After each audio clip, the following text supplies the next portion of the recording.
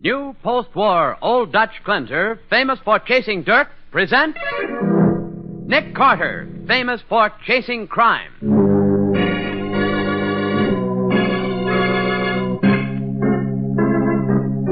Every week at this time, two great names are joined as new post-war Old Dutch cleanser brings you one of the most resourceful and daring characters in all detective fiction, Nick Carter, Master Detective.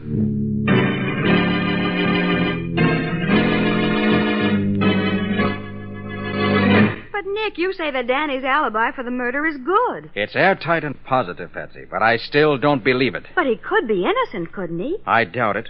He started swearing he had an alibi even before he knew what time the murder occurred. Sure, but can you do anything about that? I can, and I'm going to. I've got an earthquake machine that's going to prove that Danny is the murderer. For faster, easier cleaning, I mean really faster and easier, switch to new post-war Old Dutch cleanser made with activated seismotite. Get 2 packages tomorrow. Then see how much faster new post-war Old Dutch cuts grease. Thrill to the new, almost effortless ease activated seismotite gives new post-war Old Dutch. It cleans, polishes your sink and tub with a new, smooth, gliding action that means less work, less rubbing. New post-war Old Dutch cleans away dirt and stains with new miracle-like speed in hard or soft water. Then, snowy white, it rinses away quickly when cleaning is done. So try it, won't you, tomorrow, and see if it doesn't clean faster with less rubbing than any other cleanser you've ever used. That's new post-war Old Dutch cleanser made with activated seismotite at your dealers now in the same familiar package.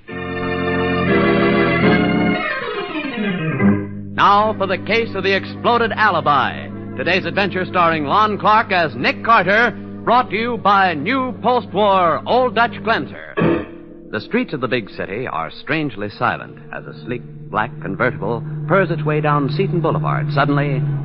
What the deuce? Oh, are we home already, Nick? No, Patsy, we're not. Then why did you stop?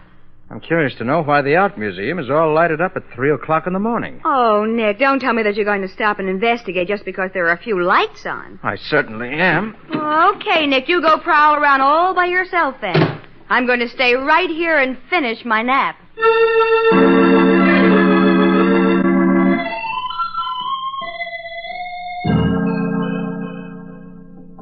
Come in.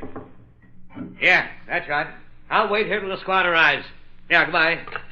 Something wrong, officer? Hey, who are you? I'm Nick Carter. I was just passing... Nick Carter? Hey, I've heard of you. Well, thanks, but what's wrong? Plenty. Sam Hildred, the night watchman here in the museum, has been murdered. Well, how'd you happen to find him? You on duty here? No. I'm on the park detail, so this is on my beat. You see, I go off duty at 2 o'clock, and I usually stop in and have a cup of tea with old Sam before going back to the station. And that's what you did tonight? Yeah. Well, Sam wasn't in the office, so I waited for him, thinking maybe he was making his rounds. Did you hear anything while you were waiting? Not a thing. But when he didn't show up after half an hour, I went to look for him. And found him dead? Yeah. Lying on the floor in the Egyptian section with 3 bullets in him. And you didn't see anybody? Not a soul. The place was deserted. So I called headquarters. Uh-huh. Do you mind if I take a look at the body? No, come on. I'll show you where it is.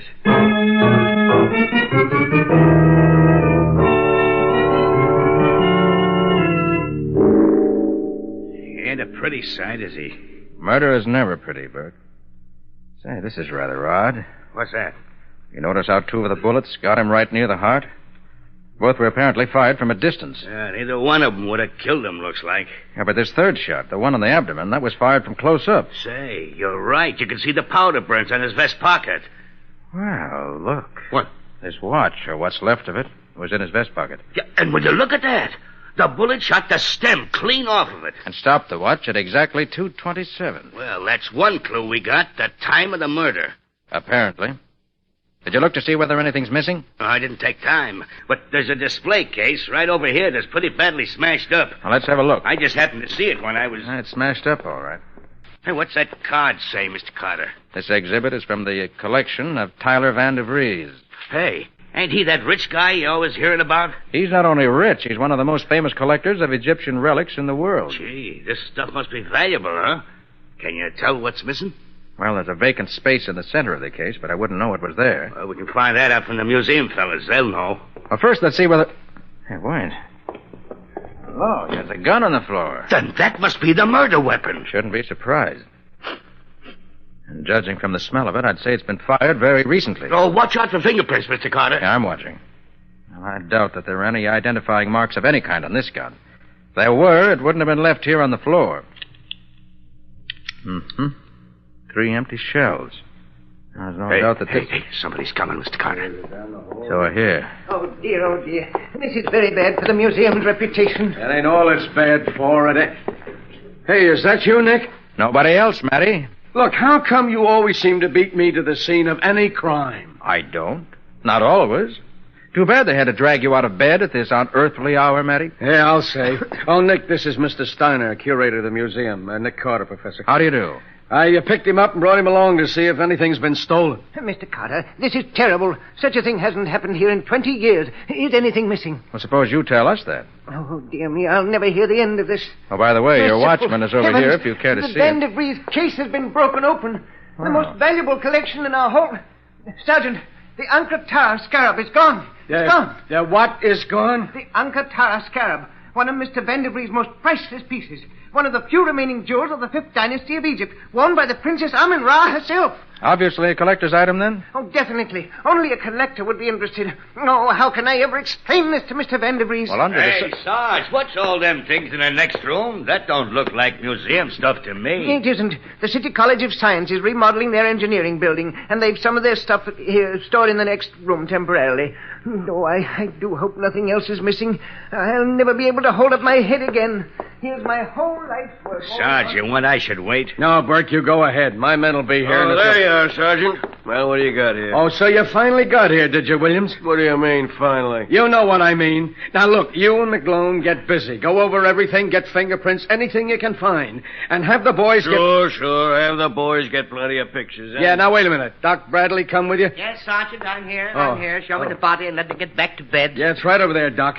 See what you can make out of it. Okay. He was shot 3 times, Doc. Yes, so I see. What is it, Doc? Any one of those bullets could have been fatal. How long do you think he's been dead? Oh, between 2 or 3 hours. Can't say for sure. Well, what about those 3 wounds? Are they all alike? No, Carter, they're not. I'll have to probe for the 2 bullets in his chest, but the 3rd one's right near the surface. It's funny. It was fired close to the body, but it didn't go very deep. That's because his watch stopped it. His watch? I don't see any watch. I have it here. Took it out of his pocket to examine it. Huh? Well, will you look at that? The stem was shot clean off. And the watch was stopped at 2:27, which may indicate Nick, what that... in the world are you... Hiya, Patsy. Who's that on the floor? The night watchman shot by a burglar. So you were right, Nick. There was trouble here. Yes, Patsy, there was. Theft and murder. Well, I guess I've got all I can get here for now. Well, let's go then. It's not getting any earlier. Very sage observation, my comely and efficient young secretary. I shall act on it at once. Good night, Matty. See you in the morning.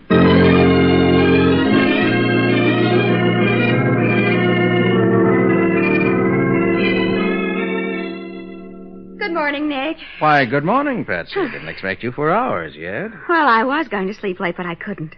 I was much too curious to find out about the murder. The true professional instinct, Patsy. What are you doing now, Nick? Oh, I've been going through our files, trying to pick out all the crooks who would be interested in stealing that precious scarab. Would that be a special kind of a crook, Nick? It would. Why? Because in spite of the scarab's value, there's a limited demand for such things. The thief would have to know where to sell it after he stole it. Oh. And there are very few crooks who would know that. How many such crooks have you found? Only 3. Who are they? Danny Mearson, Jim Peterson, and Jack Grogan. I don't seem to recognize any of those names, Nick. No, we've never had any active connection with any of them. Now, let's see. Danny Mearson stole a rare old vase from Senator Johnson's home 3 years ago and is now in state's prison. Which lets him out. Who's next? Jim Peterson. Let's see, he's doing time in Nevada for forgery and counterfeiting. His sentence has several years to run yet. Then he couldn't have done it. Which leaves Jack Grogan, wanted on a burglary charge by the Montana police. Disappeared 6 months ago, believed to be dead. And none of them could have done it. Suppose you call Matty. See whether he knows anything about any of these men. Of course, Nick. But haven't you any other clues? This seems like guesswork. Eliminating suspects is never guesswork, Patsy. Part of the routine work that solves many a case. Homicide. Sergeant Matheson. This is Patsy, Sergeant. Oh, top of the morning to you, Patsy. Sergeant, we've got 3 suspects. Yeah? Danny Mearson, Jim Peterson, and Jack Grogan. A fine collection of crooks. Would your record show where any of these men are now? Well, Peterson's still in jail as far as I know. But Danny Mearson was let out on parole 3 days ago. Nick, he says Mearson's out on parole. Oh, that's interesting. How about Grogan? How about Grogan, Sergeant? Our records show he's presumed to be dead. Yeah? Well, he ain't. He's been seen around town the last couple of days. Does Nick think he did it? Oh, Nick isn't talking yet. Not for publication. Well, tell him to hurry up. If he don't, I'll go ahead and solve the case by myself. Oh, do you have any good clues, Sergeant? Well, why, of course I do. Well, good for you. Let Nick know when you catch the murderer, will you? Why, you... Goodbye, Sergeant. What did he say about Grogan? Oh, that he's been seen around town in the last few days. Well, now, so Mearson is free and Grogan's back in circulation again. Which gives you 2 suspects. Not so good. Well, Mearson's a better suspect than Grogan. He'd be needing money if I know him. But you can't have him picked up without something to go on. True enough. But I can call on him and see what he has to say. If you can find him. I think I can. He always used to stay at the old Santley house. I shouldn't be surprised if he was staying there right now. But do you think he'd go back to an old address after committing a crime like this? From what I know of Danny, he'd be so sure he left no clues that he wouldn't even try to hide. Suppose you tell Matty to have his men pick up Grogan and to meet me at the Santley house in half an hour with a search warrant. I'll bet we get results.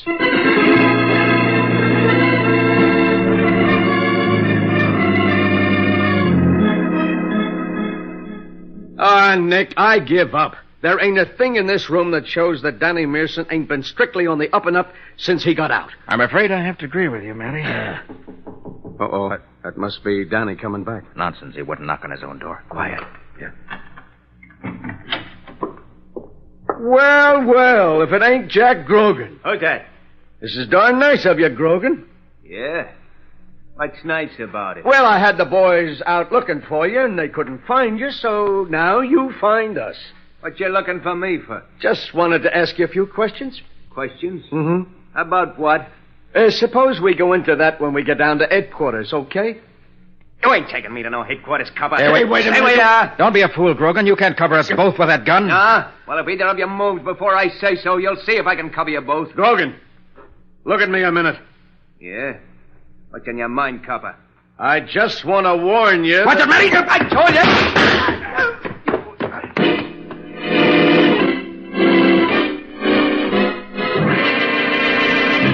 So it was Jack Grogan who showed up at Danny Mearson's room in the old Santley house. We'll see what this means to Nick and Matty in just a moment. Try it. New post-war Old Dutch cleanser made with activated seismotite. Compare it. See if it doesn't clean in less time with less rubbing than any other cleanser you've ever used. For only new post-war Old Dutch brings you activated seismotite. And that means new smooth action, new ease, new snow-white appearance. It's the first major cleanser improvement since the introduction of seismotite. So try new post-war Old Dutch on your sink, tub, pots, and pans, and see for yourself if it doesn't clean faster, easier than any other cleanser you've ever used. New post-war Old Dutch cleanser carries the Good Housekeeping seal of approval and is at your dealers now in the same familiar package. Now, back to the case of the exploded alibi. Today's adventure with Nick Carter, brought to you by new post-war Old Dutch cleanser.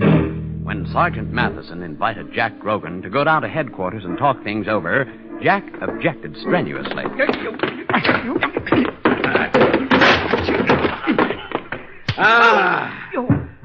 Nice work, Nick. That did it.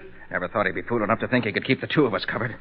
Not when we were on opposite sides of the room. Come on, Grogan. Get up. Get up. What you picking on me for, copper? You just pulled a gun on an officer of the law. Put your hands up. Okay. Grogan, what are you doing here anyway? Well, Danny and me, he owes me some money. So you dropped in to collect? When he wasn't here. Yeah.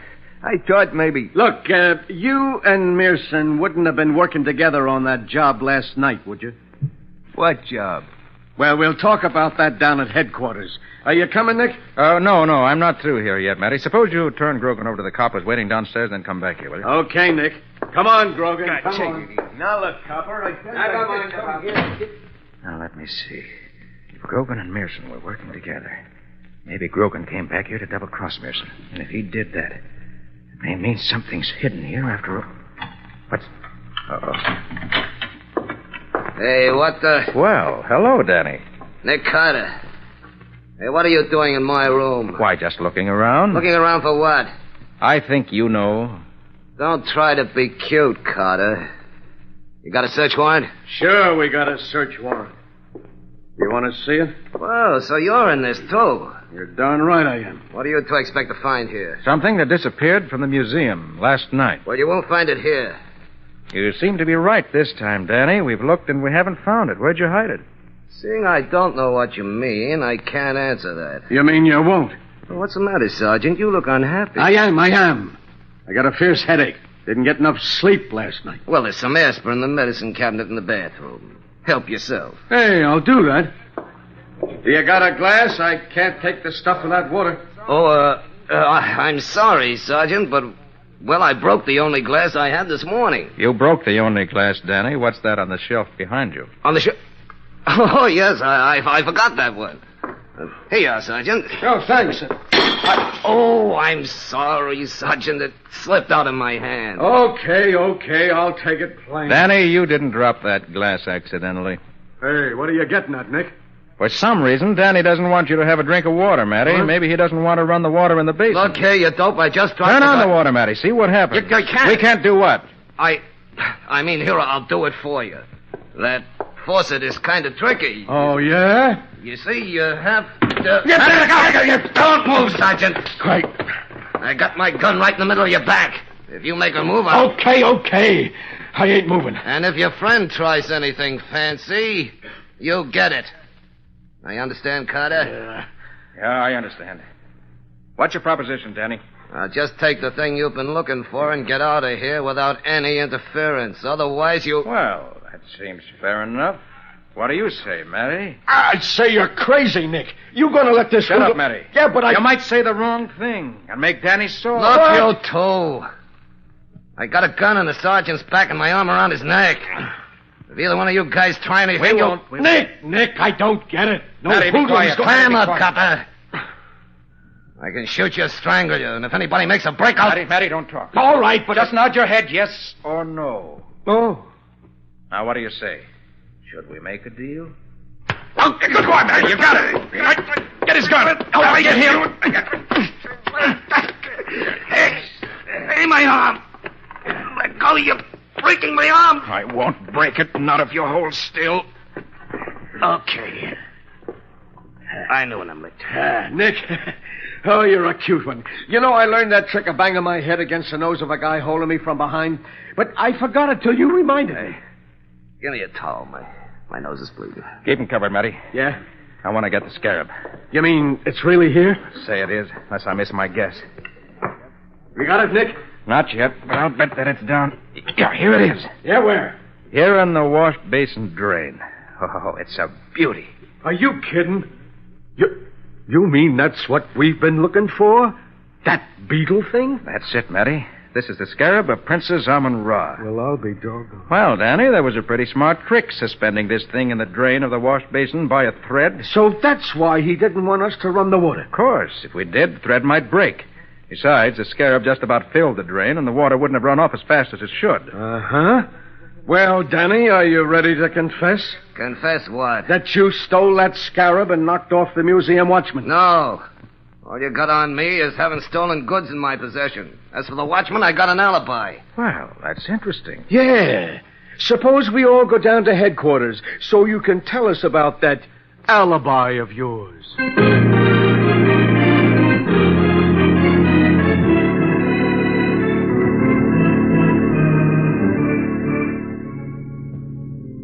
Nick, do you really think you can prove Danny killed that watchman? Oh, that depends on how good his alibi is, Patsy. Yeah, but an alibi can be faked, can't it? It can. And I'm positive Danny's is. Excuse me.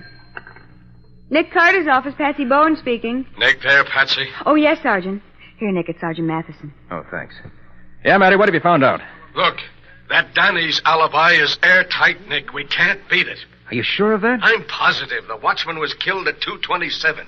Between 2:10 and 2:35, Danny was in an all-night drugstore 3 miles from the museum. Are his alibi witnesses good? Well, the drugstore clerk remembers him, but what's worse, the cop on the beat stopped in there at 2:20 and talked to him. He knows Danny and swears to the time. Matty, that just isn't possible. Well, maybe not, but look, Nick, we gotta prove we're right before we can take him before the grand jury. Okay. I'll find some way. Well, I hope you can, Nick, but make it fast. I'll try. So long. What'd he say, Nick? Danny's alibi is airtight. But I still don't believe it. Well, of course he could be innocent. Why are you so sure he did it, Nick? Because he started swearing he had an alibi before he even knew what time the murder occurred. And another thing. The watchman was shot twice from a distance, and once close up. It was the close-up shot that stopped that watch. At exactly 2:27. So what? Look, Patsy, the first 2 shots killed the watchman. Well, I understand that, Nick. Okay, so suppose the killer took the watch out of the dead man's pocket, set it ahead to 2:27, then put it back in his pocket. And then in order to stop the watch, and also to make it look as though it stopped at the exact time of the murder, he shot the watchman a 3rd time, from close up. Well, you really think that's what happened? I'm sure of it. I've got to find some way to prove it. Oh, I'll say. No jury would believe that story without proof. No. Patsy, let's go back to the museum. Okay. Maybe we overlook something that'll give us the facts we need.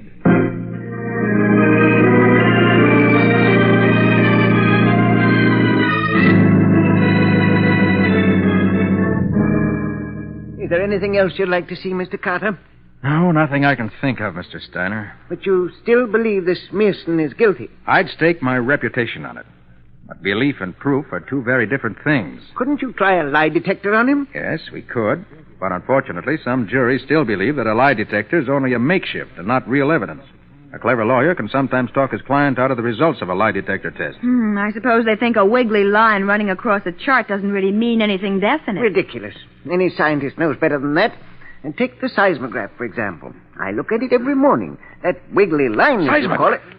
Do you have a seismograph here in the museum? Why, yes. It's part of the apparatus the City College of Science stored in the next room. Of course, I remember now that you mentioned something.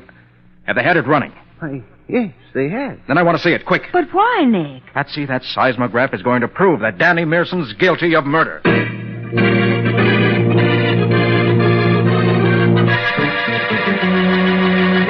Well, that's a new wrinkle. A seismograph used as proof in a murder case. Just how Nick plans to use this information, we'll find out in just a moment. It's activated, ladies. The new post-war Old Dutch cleanser is made with activated seismatite, and that means new speed, new ease in cleaning. So compare. See for yourself on your pots and pans. Notice how much faster new post-war Old Dutch cuts grease, thanks to activated seismatite found only in new post-war Old Dutch. It cleans, polishes with a new, smooth, gliding action that means less work, less rubbing. Then thrill to the ease with which new post-war Old Dutch removes dirt and stains from your sink or tub with new miracle-like speed in hard or soft water. And you'll find that new post-war Old Dutch, now snowy white, rinses away quickly when cleaning is done. Truly, here's the first major cleanser improvement since the introduction of seismatite. New post-war Old Dutch cleanser made with activated seismatite. At your dealers now in the same familiar package. Try it tomorrow.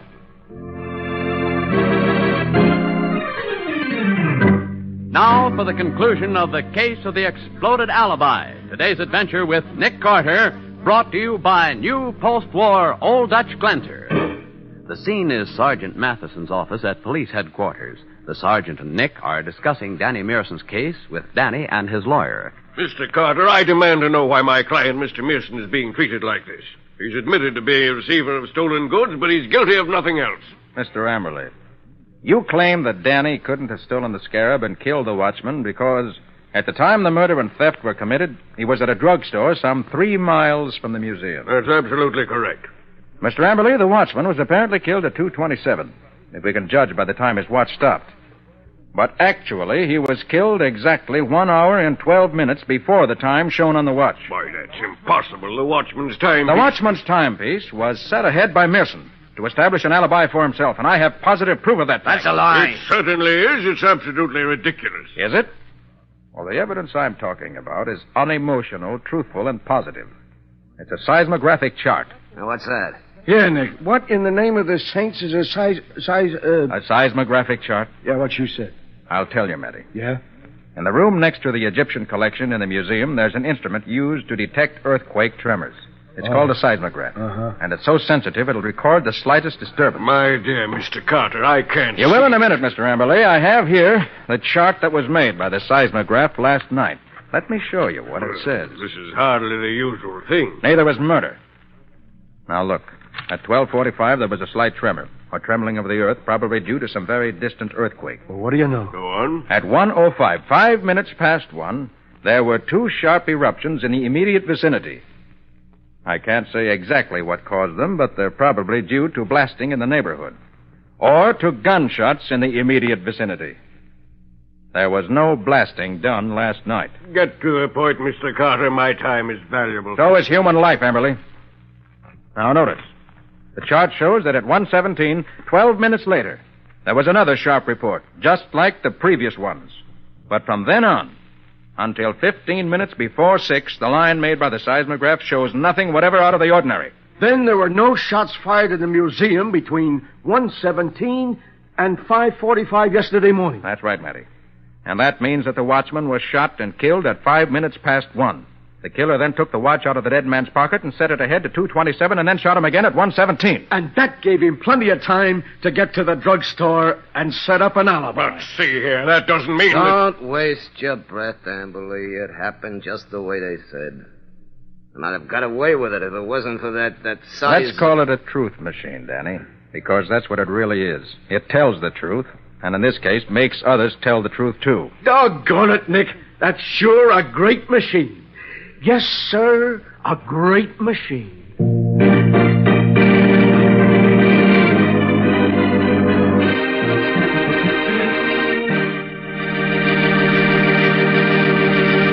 Friends, this is Nick Carter again. I want to state a couple of facts. One is that the tuberculosis death rate has fallen 80% since 1904. The other is that even so, tuberculosis still kills 1 American every 10 minutes. And with these facts in mind, let me ask you all to buy all the Christmas seals you can. I'm positive we all will, Nick. Now, how about a couple of hints about the adventure that new post-war Old Dutch Cleanser is bringing us next week? Is it as exciting as usual? Well, Bob, there's nothing usual about next week's case. In fact, in my book, it's practically unique. It's a story of an old and valuable manuscript written by a great American man of letters. A manuscript that was the cause of 3 cold-blooded murders. And for a while, we thought it was going to be the cause of 2 more, meaning our own. Well, I see why you say it's unique. What do you call it, Nick? I call it The Case of the Priceless Prose. Nick Carter, Master Detective, is presented each week at this time and over these same stations by the Cudahy Packing Company, makers of new post-war Old Dutch Cleanser.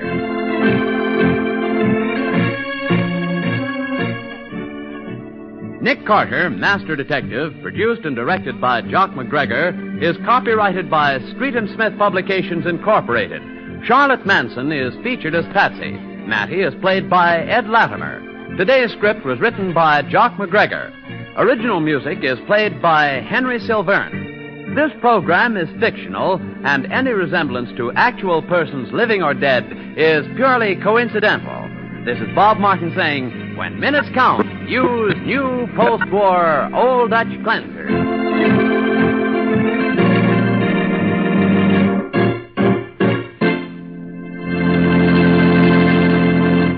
This is the Mutual Broadcasting System.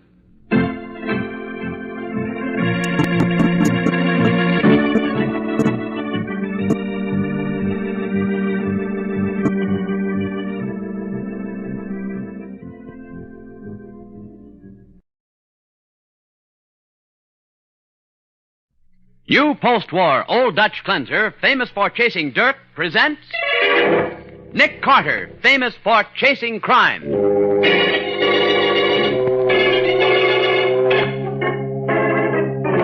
Every week week at this time, two great names are joined as new post-war Old Dutch Cleanser brings you one of the most resourceful and daring characters in all detective fiction, Nick Carter, Master Detective.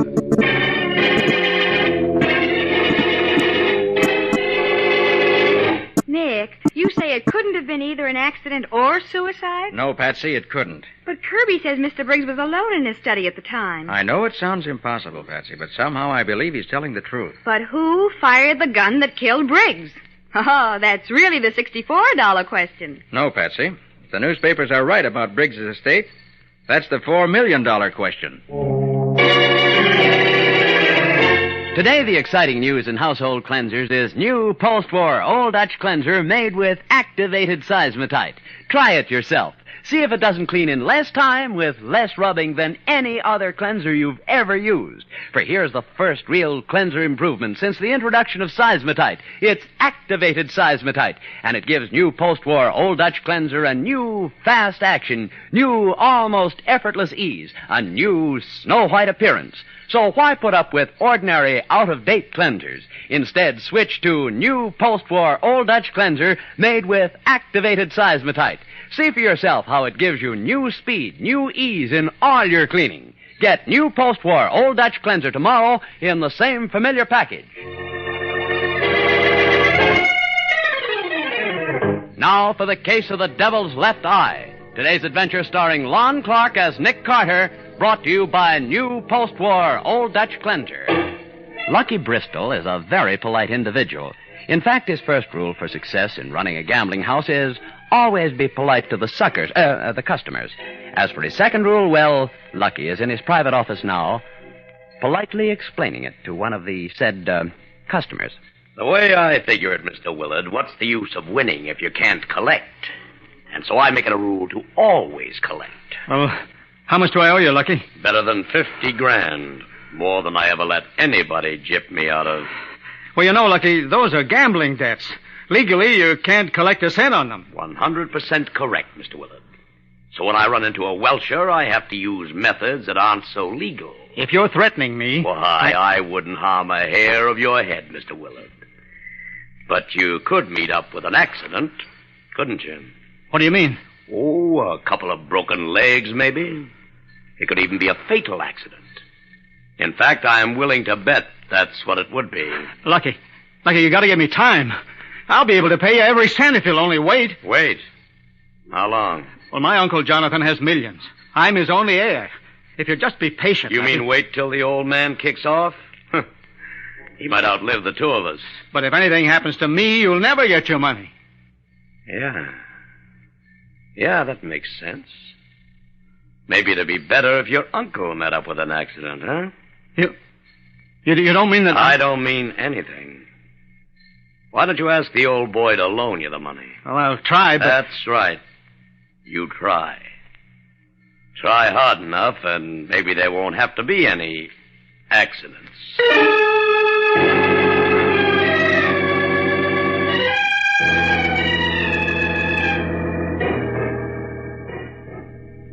Well, Mr. Willard, it was over a week ago you said you were going to ask your uncle to loan you the money.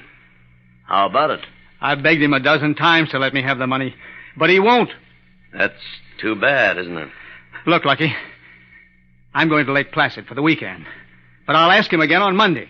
So if you'll only wait until then... I've waited a long time now, Mr. Willard. From now on, I'm making no promises.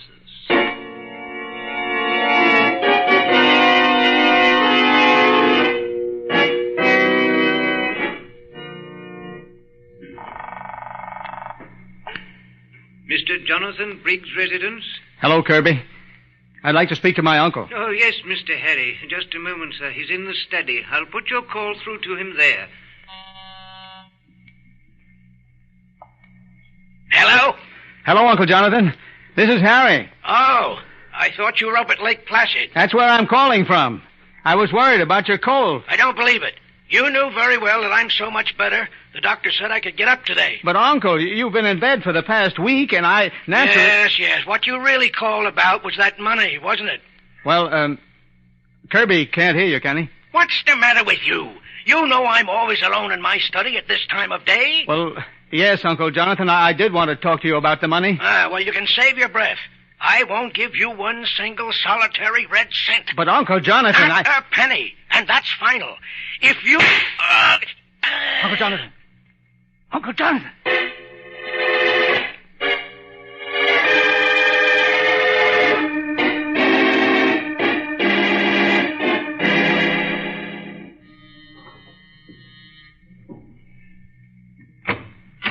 Yes, sir.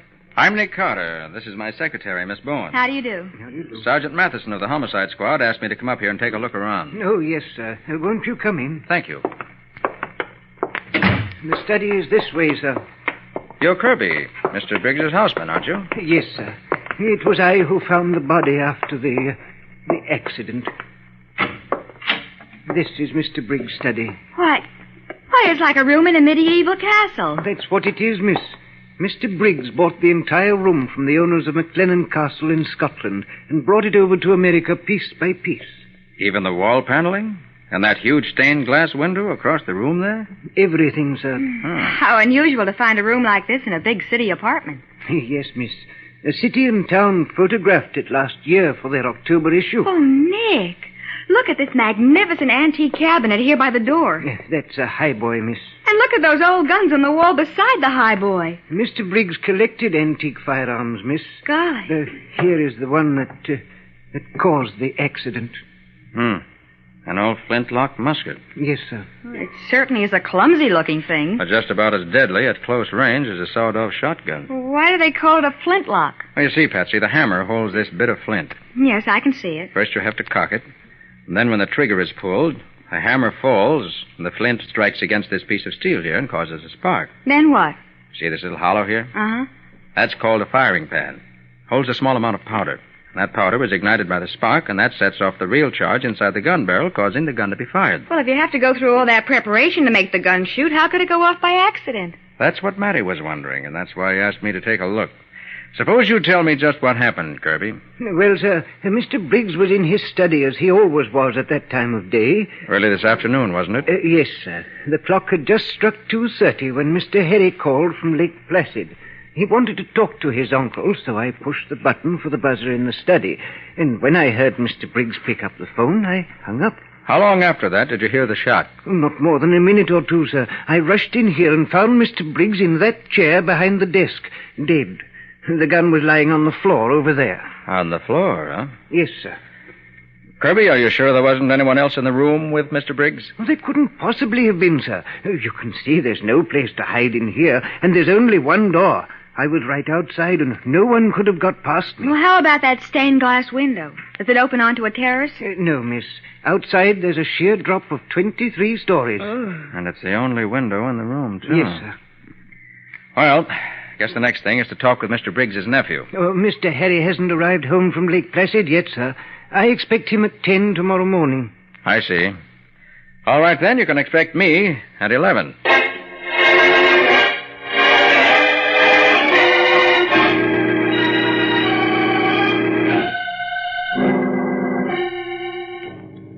Lucky, what's the idea of phoning me here at the apartment? That was a nice, convenient little accident your uncle had, wasn't it, Willard? Convenient for both of us. Look, Lucky, I can't talk to you now. I just got in from Lake Placid an hour ago, and there's some people waiting for me in the study. You called me back? Yes, of course. Goodbye.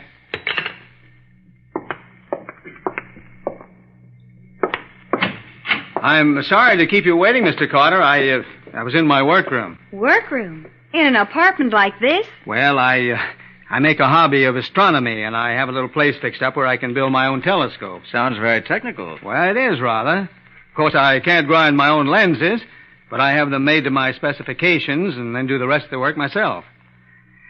Well, I suppose you want to know about Uncle Jonathan.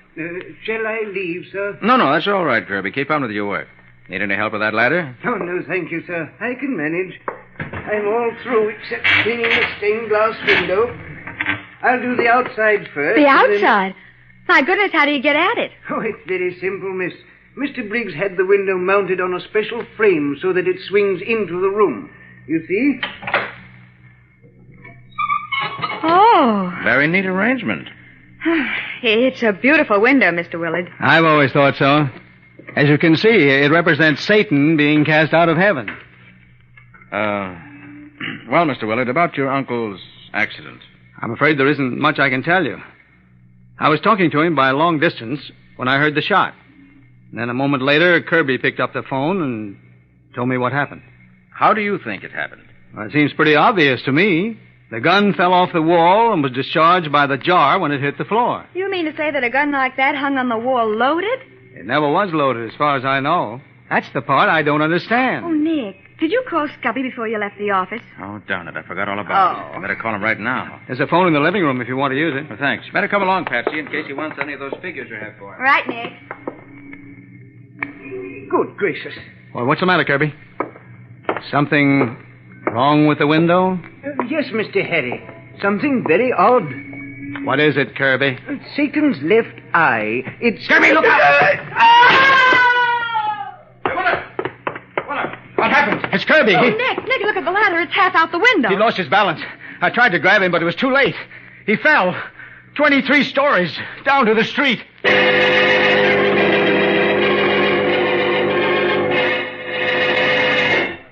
From the antique stained glass window, the evil face of Satan seems to leer triumphantly down into the room where violent death has struck twice within 24 hours. We'll see what happens in just a moment. Here's what is new about new post-war Old Dutch Cleanser. It's made with activated seismotite. New post-war Old Dutch Cleanser cuts grease on contact. Your eyes will open wide at the rubbing you save as activated seismotite, found only in new post-war Old Dutch, cleans away dirt and stains with new miracle-like speed. Yes, and there's new, almost effortless ease to cleaning with new post-war Old Dutch, for it cleans, polishes with a new gliding action that's utterly different, amazingly smooth. Snowy white, it rinses away quickly, leaves no sediment. So try it, compare it. See if new post-war Old Dutch Cleanser made with activated seismotite doesn't clean in less time with less rubbing than any other cleanser you've ever used. Now back to the case of the Devil's Left Eye. Today's adventure with Nick Carter, brought to you by new post-war Old Dutch Cleanser. A room transplanted from a medieval Scottish castle to the tower apartment of a Manhattan skyscraper has been the scene of two apparently accidental deaths.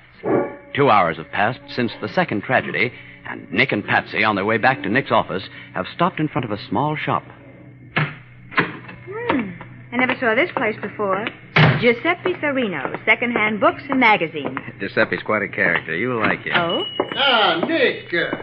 Come sta, my friend? Hello. Long time I no see, eh? How are you, Giuseppe?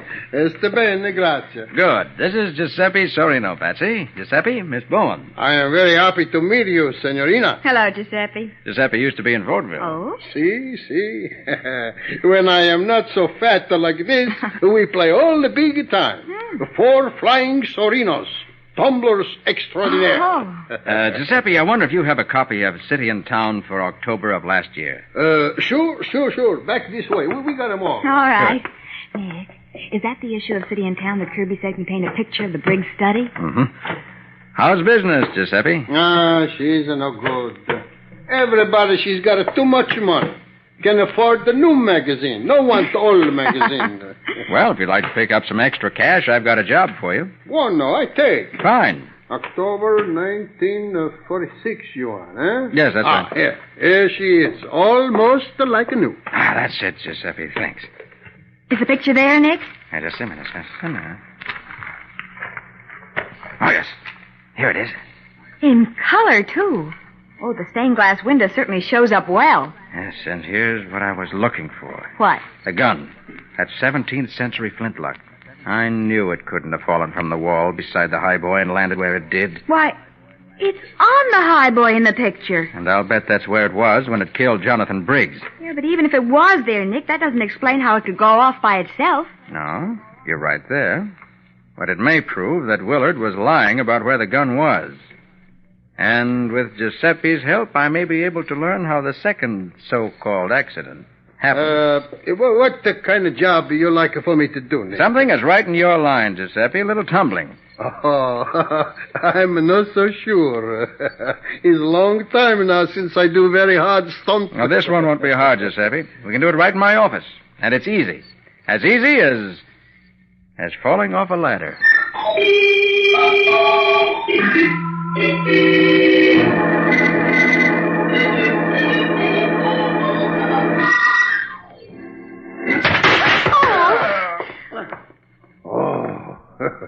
He's a hard worker for fat men like me. Oh, Nick, you've made him fall off that ladder a dozen times. First you have him lean to the left until he gets off his balance. Then you have him lean to the right. Yes, and every time he and the ladder fall in opposite directions. Huh? What do you mean? Well, Patsy, if Kirby had been leaning away from the window opening, he'd have fallen inside the room. And the ladder would have fallen across the sill the way we found it. But Kirby didn't fall inside. He fell outside. Then he wasn't leaning away from the opening. If he'd been leaning toward the opening, he would have fallen outside, and the ladder would have fallen inside the room. But why? That's what Giuseppe's been proving for me. When you fall off a ladder, your feet instinctively push it away from you in the opposite direction.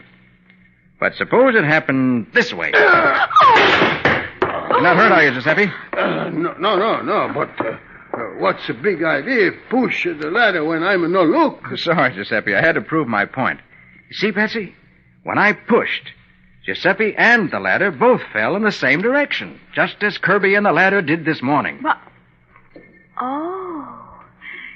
You mean you think Willard pushed Kirby out the window? From what we've seen here, I think he did. But this test of yours isn't proof that he killed Kirby. No, but when you add this to the fact that he was probably lying about the gun hanging on the wall, Mr. Willard appears to be a very suspicious character as far as I'm concerned. But Nick Willard was in Lake Placid. He couldn't pull the trigger of the gun by remote control. No, he couldn't. But he could have, shall we say, made arrangements. What kind of arrangements? Come on, Patsy. We're going to take another look at Jonathan Briggs' study. Maybe that will answer your question.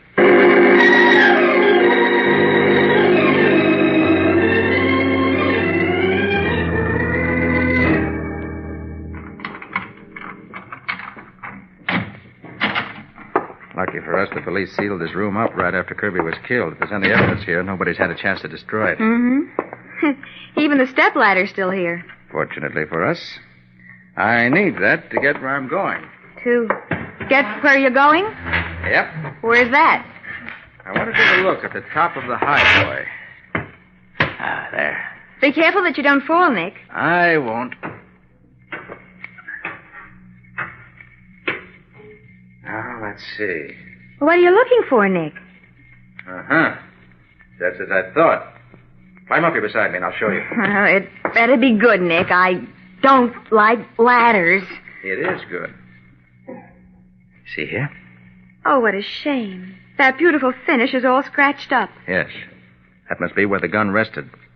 And here's a dent in the wood paneling near where the butt of the gun must have been. Meaning what? When the gun went off, the recoil threw it back against the wall where the dent is. Uh-huh. And it bounced off the highboy onto the floor. Hmm. A gun like this would have to have quite a kick. Well, what do you suppose those books are doing up here? The butt of the gun were propped up on those books, and the muzzle were resting on the edge where these scratches are.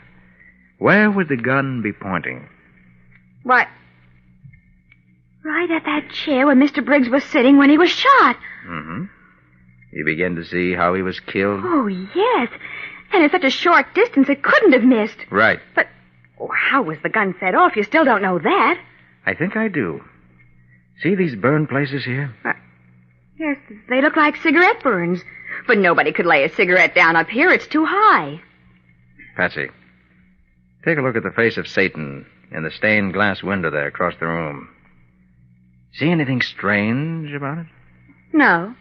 No, it's pretty badly warped, but that's just age, isn't it? Look at his eyes. Why, they don't match. Exactly. Oh. The right one is yellow, and the left one is white. Now, do you remember what time Mr. Briggs was killed? About 2:30, Kirby said. Right. And about 2:30 tomorrow, I think we can put this case in the file, marked case closed.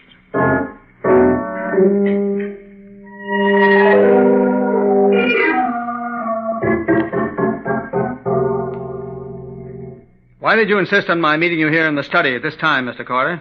I had an appointment for 2 o'clock with a friend. This is more important, Willard. Sit there behind the desk, please. All right, but what is this all about? Now, everything is just the way it was 2 days ago. You're sitting where your uncle was when he was shot. And the gun is back on the highboy, loaded and primed. What? On the highboy, Willard. Not on the wall where you said it was. And it's pointed directly at the chair where you sit. Well, I'm getting out of here. Sit back in that chair. But the gun, if it should go off. It would kill you just as it did your uncle. But there's no flint in the hammer this time, so it can't possibly go off. Can it, Willard? I won't stay here. You'll stay in that chair if I have to hold you there. What time is it, Patsy? 2:29. Carter, let me out of here. In a minute or two, it'll be too late. You're in no danger, Willard. The gun can't go off by itself. Or can it? For the love of heaven, look at Satan's left eye. In a few seconds. So you know about that left eye. You put it there, didn't you? Well, And you phoned your uncle at exactly 2:31 the next day to be sure he'd be sitting in that chair at the right time, didn't you? I don't know what you mean. You'd better know what I mean if you want to get out of that chair, and you'd better talk fast. Yes, I did it, but... How about Kirby?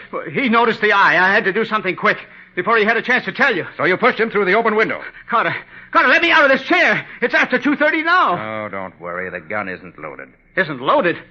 Now that we have the truth from you, nothing's going to happen. That's where you're wrong, my friend. Lucky. Things are going to happen right now. Don't move, Carter. This gun of mine doesn't have to wait for the sun.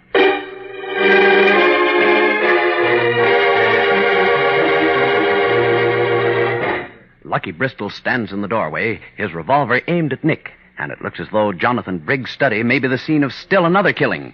We'll see what happens in just a moment. Ladies, the next time you're faced with a sink full of greasy pots and pans, simply do this. Use new post-war Old Dutch cleanser made with activated seismotite. See if it doesn't clean in less time with less rubbing than any other cleanser you've ever used. Notice how amazingly fast it cuts grease. Thanks to activated seismotite, it cleans away both dirt and stains in hard or soft water. Thrill to the new, almost effortless ease in cleaning with new post-war Old Dutch. It cleans and polishes with a smooth, gliding action that means less work, less rubbing. It's utterly different, so try it, compare it. See for yourself how new post-war Old Dutch cleanser made with activated seismotite gives you new speed, new ease in all your cleaning.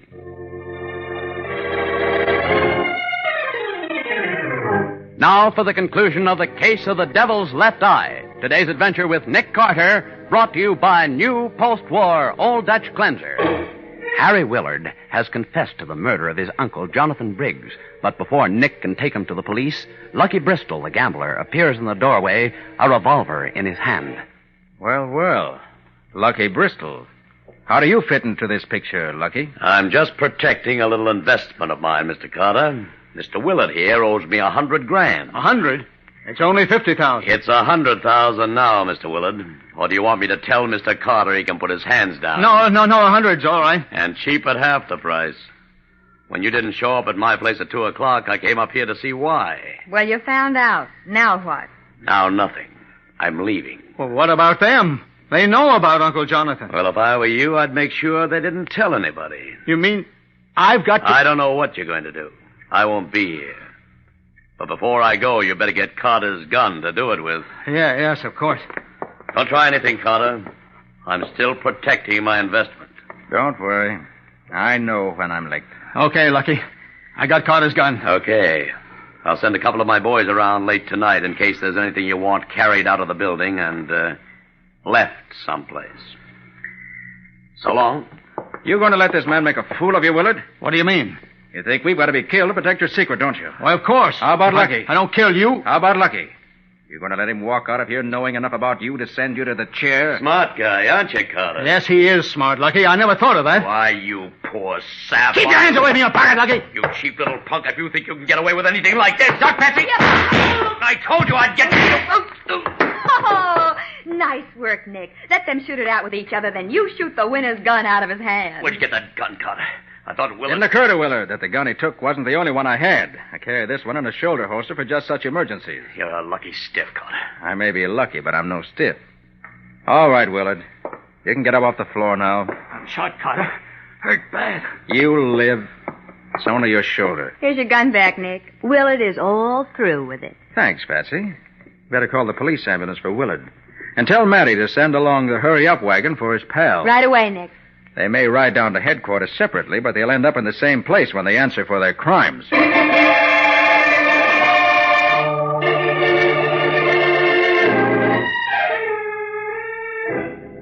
Nick, when are you going to explain what's been going on? I don't understand it at all. I didn't want to try to explain until I could show you a little experiment. Huh? Patsy, when you were a little girl, didn't you ever set a piece of paper on fire by focusing the sun's rays on it with a magnifying glass? Sure, all kids do that. So what? So you can set off gunpowder the same way. And that's just what Willard did. Go on, I'm listening. Willard replaced Satan's left eye in the stained glass window with a special lens he'd had made. A lens that would focus the sun's rays right on the powder in the firing pan of the old flintlock. You fired the gun that way? Well, I'll be darned. It was the charged spots on the top of the highboy that gave him away. You see, he had to experiment for several days at the same time in the afternoon to be sure that he had the lens set in the window at exactly the right angle. Golly, that must have been pretty complicated. Figuring the angle of the sun, the right kind of lens, the right time of day, and everything. It was, even for an amateur astronomer like Willard. But fortunately, his uncle was sick in bed for a week, and Willard was able to use the study undisturbed. So he was able to set the gun, go to Lake Placid 300 miles away, and then call his uncle on the phone at just the right time so he'd be sitting at his desk when the gun went off. Right. Now you know as much about it as I do. Oh, well. I knew Satan was dangerous, and I've heard of the evil eye. But I never expected to see a stained glass Satan with an eye evil enough to kill a man. Oh, that's really something.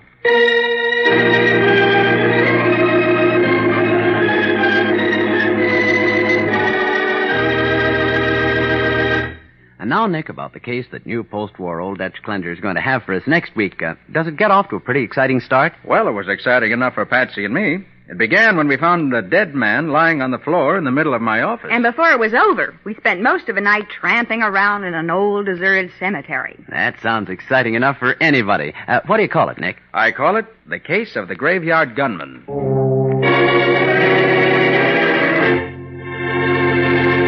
Attention homemakers. Now you don't need a mixing bowl to color margarine. The sensational new Delrich Easy Color Pack margarine ends mixing bowl mess.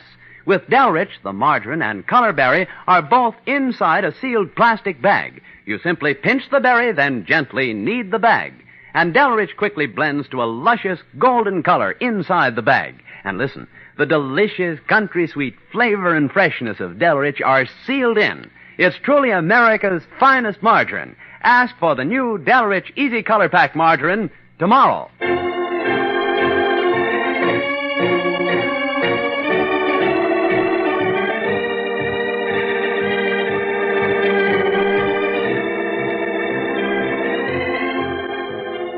Nick Carter, Master Detective, presented each week at this time by the Cudahy Packing Company. It is produced and directed by Jock McGregor and is copyrighted by Street & Smith Publications, Incorporated.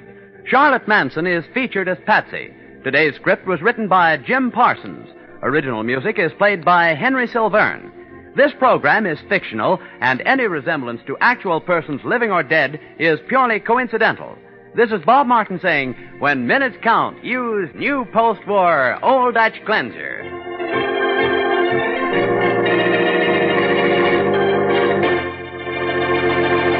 This is the Mutual Broadcasting System.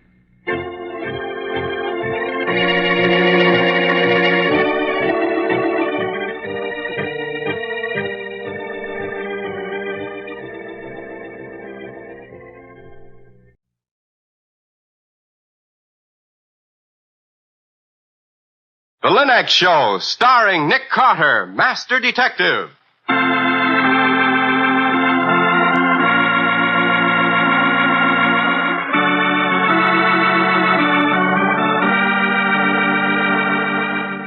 This is the story of a man known the world over as one of the most daring and resourceful characters in the history of detective fiction. A man whose name has become a symbol of the triumph of right and justice over the sinister forces of crime and lawlessness.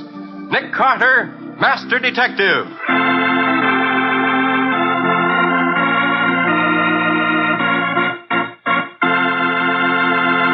Today's exciting case, Shakespeare's Ghost, in which Nick Carter tracks a disappearing corpse and a ghost is accused of murder.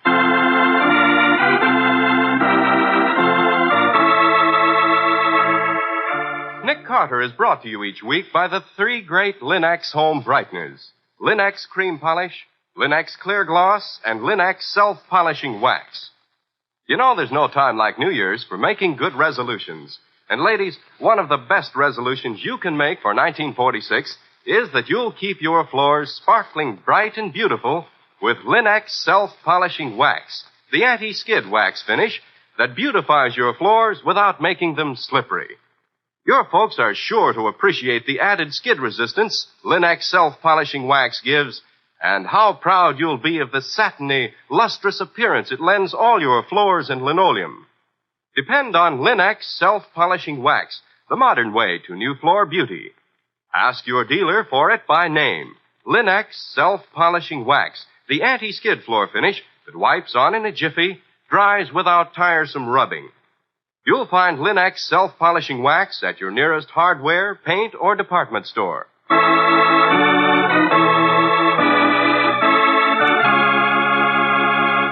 And now for today's exciting case from the life of Nick Carter. As we look in on the old brownstone mansion at the corner of 4th and 5th, Nick is clearing up the files on his desk as Patsy answers the door. Let's see. Left Phantom, convicted of arson, 15 years. Harry North. Gentlemen to see you. Mr. Carter, my name is J.T. Reed, but I don't suppose that means anything to you. Not unless you're the J.T. Reed who bought the original letters of John Keats, the poet, at the Gibson Auction Galleries on March 15th, 1920. Why, that's amazing. Absolutely right, even to the day of the month. How in the world did you know that, Mr. Carter? Oh, I've always been interested in literary memorabilia, and an important sale like that stuck in my mind, that's all. I see. Well, as you may surmise, I have quite a collection of rare books and manuscripts. Now, last week, a Mr. Rodney Stone called at my country home. He was a fully accredited representative of Blatchford and Blake. The English firm of rare book dealers? Correct. And as their American representative, he offered to sell me a copy of the Gutenberg Bible. Mm-hmm. But as all my capital is invested in books, I told Mr. Stone that at present I was more interested in selling some books than in buying. And he offered to sell some for you? Yes. His credentials were so good, I gave him my first folio Shakespeare and a few other items. He signed a receipt for them and took them to his hotel here in town. Well, Mr. Reed, you wouldn't be here unless something had gone wrong. What is it? Well, just to make sure, I checked Stone's hotel, and he was registered there. But then I sent a cable to his London office to confirm the details. And this, Mr. Carter, is the answer I just received. We have no American representative named Rodney Stone. His credentials obviously forged. Suggest you contact Nick Carter immediately to investigate this fraud. That's Ford and Blake, London. I took their advice, Mr. Carter, and came here at once. Yes, I've handled 2 or 3 cases for them. Have you been to Stone's hotel? Well, I thought I'd better see you first. I phoned, however. He's still registered there. Well, it's probably a fairly amateurish swindle case, but I don't like to disappoint people who cable a recommendation 3,000 miles. Then you'll go with me to see Stone? Yes, and there's another reason, too, Mr. Reed. I've always had a soft spot for Shakespeare. Come on. Let's go rescue old Master Will from the clutches of a rather clumsy con man.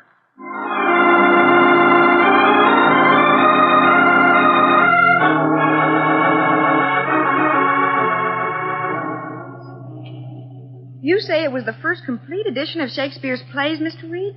Why, it must be 300 years old. 322 to be exact, Patsy. Wow. Folios were printed in 1623. And my copy is of special interest. The flyleaf is signed by Ben Jonson, Shakespeare's friend and fellow poet. A Johnson copy? Wow. Yes. Oh, there's a legend about that copy.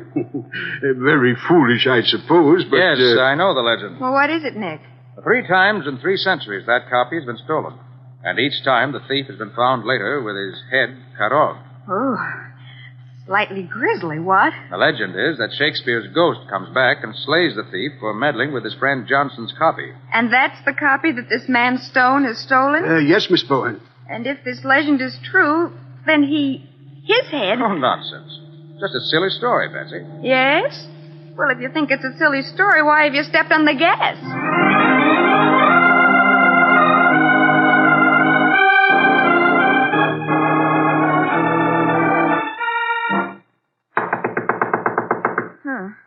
Still no answer. I'll try it. Never mind. I'll open the door. But how? I always carry skeleton keys. There. Let's go in. Nick. Great heavens. Inside, quickly. Both of you. Shut the door. That man on the floor. His head. just like the legend. I suppose that's Rodney Stone, Mr. Reed? It was. Oh, poor chap. Oh, just look at this room. There must have been a terrific struggle. Yes. Furniture overturned, blood all over, clothes almost ripped from the body. Oh, what a battle he must have put up to save himself. Well, one thing's certain. Our simple case of fraud has certainly become a lot more serious. The bedroom door's open. I'll go in and see whether there's anything in there. Are you going to examine the body, Nick? In a moment, Patsy. First, I want to get an all-over picture of the room from here. Uh-huh. I often tell a lot just from standing in one spot, getting kind of a perspective on the crime. For instance, position of the body, location of the bloodstains, the way the clothes are ripped. It looks as if the ghost of Shakespeare has struck again. Mr. Carter, come in here, quick. Right with you. Look what I found on the windowsill here, Mr. Carter. Don't touch it. Let me see. A sword. A blood-stained sword. Yes, 16th century claymore. 16th century sword. The thief's head cut off. Why, it all fits. Well, Mr. Carter, what do you think of the legend of Shakespeare's ghost now?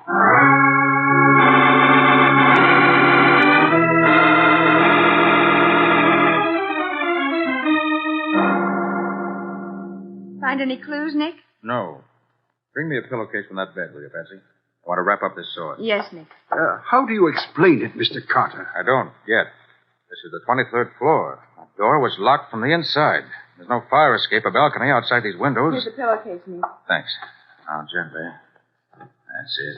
Well, it's a good thing we're all intelligent adults, because it certainly looks like the work of a ghost. That's one of the things that bothers me, Mr. Reed. It looks too much like ghosts. I think I'll go back and give the body a closer examination for it. What is it, Nick? What's wrong? Look, Patsy. Where's the body? It's disappeared. Vanished.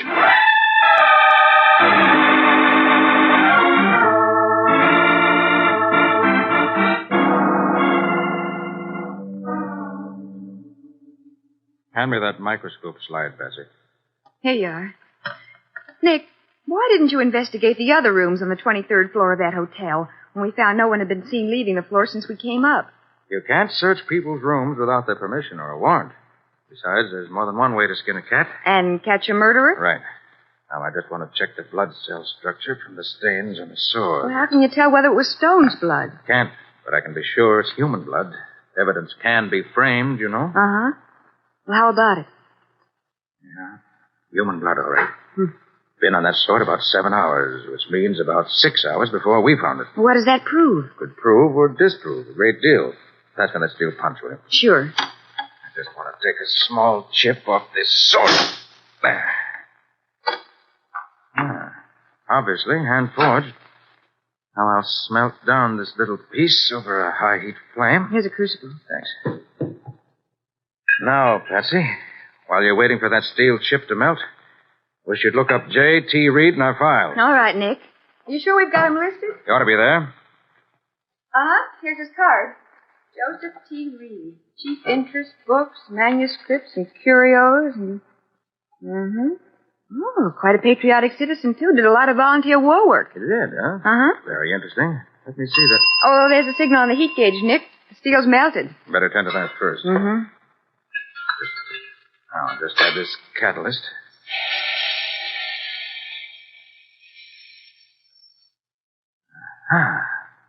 Just as I thought.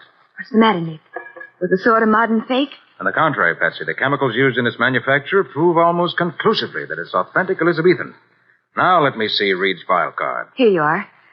Nick, why were you so anxious to prove the sword is genuine? Because it shows someone is trying to throw suspicion.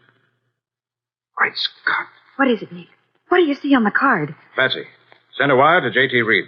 Tell him we're coming out to report to him tonight. Well, that's more like it. A little action. If Reed can tell us what we need to know, we may crack this case tonight. Oh, tell me what's on your mind, Nick, please. I can tell you two things, Patsy.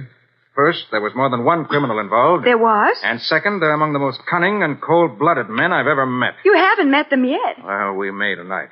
Hand me my Colt automatic. And then we're on our way.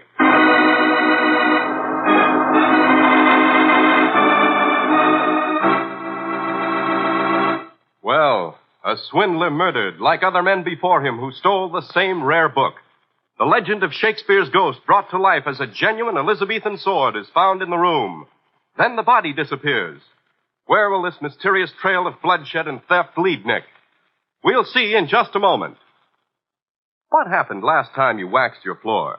Did hubby grumble because the floors were slippery? Did the youngsters use that fresh new wax job for a skating rink? Not if you used Linex self-polishing wax. For Linex self-polishing wax cuts down the slipperiness of your floors and at the same time gives that satiny beauty only real wax can give. Yes, it's true. The underwriters' laboratories have proved by test that hardwood, linoleum, and rubber tile all are less slippery after Linex self-polishing wax has been applied. Yet your floors and linoleum will look more beautiful than ever before when you use Linex self-polishing wax. And you'll find it easier to keep them clean, too, for Linex self-polishing wax gives a finish that lasts longer, so that you just whisk a damp cloth over the surface to keep them spick and span.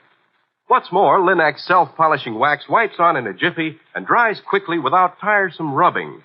So, in every way, it's the wise choice for wise homemakers. Get Linex self-polishing wax now. It's the modern anti-skid floor finish.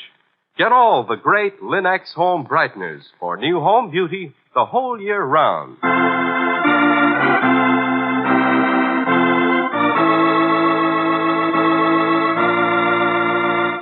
And now back to our story. Nick and Patsy are investigating a strange murder, a vanishing corpse, and the disappearance of a copy of a first folio Shakespeare. The entire crime seems to be linked to a legend about Shakespeare's ghost. They are now in a small suburban railway station waiting for their client, J.T. Reed. Nick, what do you suppose is keeping Mr. Reed? Oh, station master. Yep. Are you sure Mr. Reed got the wire we sent this afternoon? First, I'm sure. This here depots the telegraph office, too. Got your wire saying you was arriving on the 7:12 and sent it right up to Mr. Reed. Can't imagine why he isn't here. It's almost 7:30. Well, anyway, Nick, we had a cozy place to wait during the shower. It was short, but awfully wet. I'm not interested in waiting anywhere cozily. I want to get going. Well, if he's supposed to be here, he will be. Real fine man, Mr. Reed. Public-spirited. Works on bond drives. He even serves as a volunteer up to the county hospital. Well, here's a car now. It's Mr. Reed, Nick. Let's go, then. Thanks for your hospitality, station master. You're welcome. Oh, Miss Bowen, Mr. Carter. I'm dreadfully sorry I'm late. Oh, that's all right, Mr. Reed. Suppose our wire surprised you. No, it wasn't that. I had trouble starting my car. Couldn't even get it out of the garage till 10 minutes ago. Oh, no? Right this way. No. My butler Evans insisted on helping me. Every time I thought the motor was ready to run, he'd reach in under the hood to adjust something, and bang, it would stall again. Well, let's hope it won't stall on the way back. I'm rather anxious to see your place and your butler.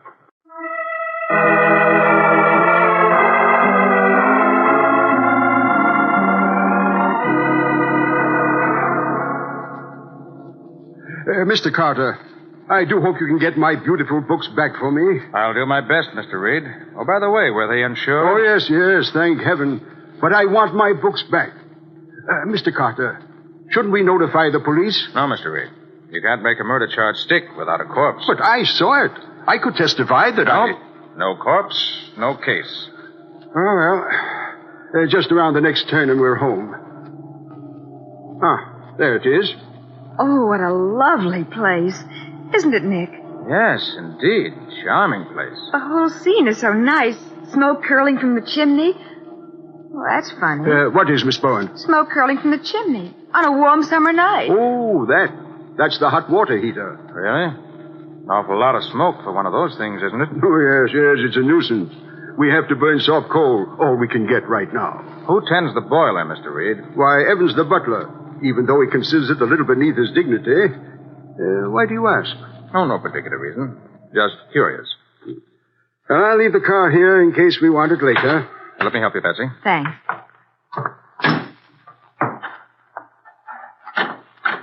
Good evening. Oh, good evening, Evans. Come on in, both of you. Thank you. Evans, this is Miss Bowen and Mr. Carter. They'll be staying the night. Very good, sir. Mr. Carter, the detective, may I ask? Yes, why? Nothing, sir. Nothing at all. Would you care to wash up, either of you? Oh, no, thanks. I freshened up on the train. I'd like to wash, please. Oh, but Nick, you... I know, Patsy. Yeah, I'll take you upstairs. Thank you. Meanwhile, Evans, will you show Miss Bowen into the library? The library, sir? Yes, the library. Perhaps Miss Boyne would like to see the garden. The hollyhocks are quite lovely now, and there's still enough light. I'll look at the garden in the morning, if I may. Oh, certainly. Show Miss Bowen to the library, Evans. Yes, sir. Very well, sir. The library. This way, please.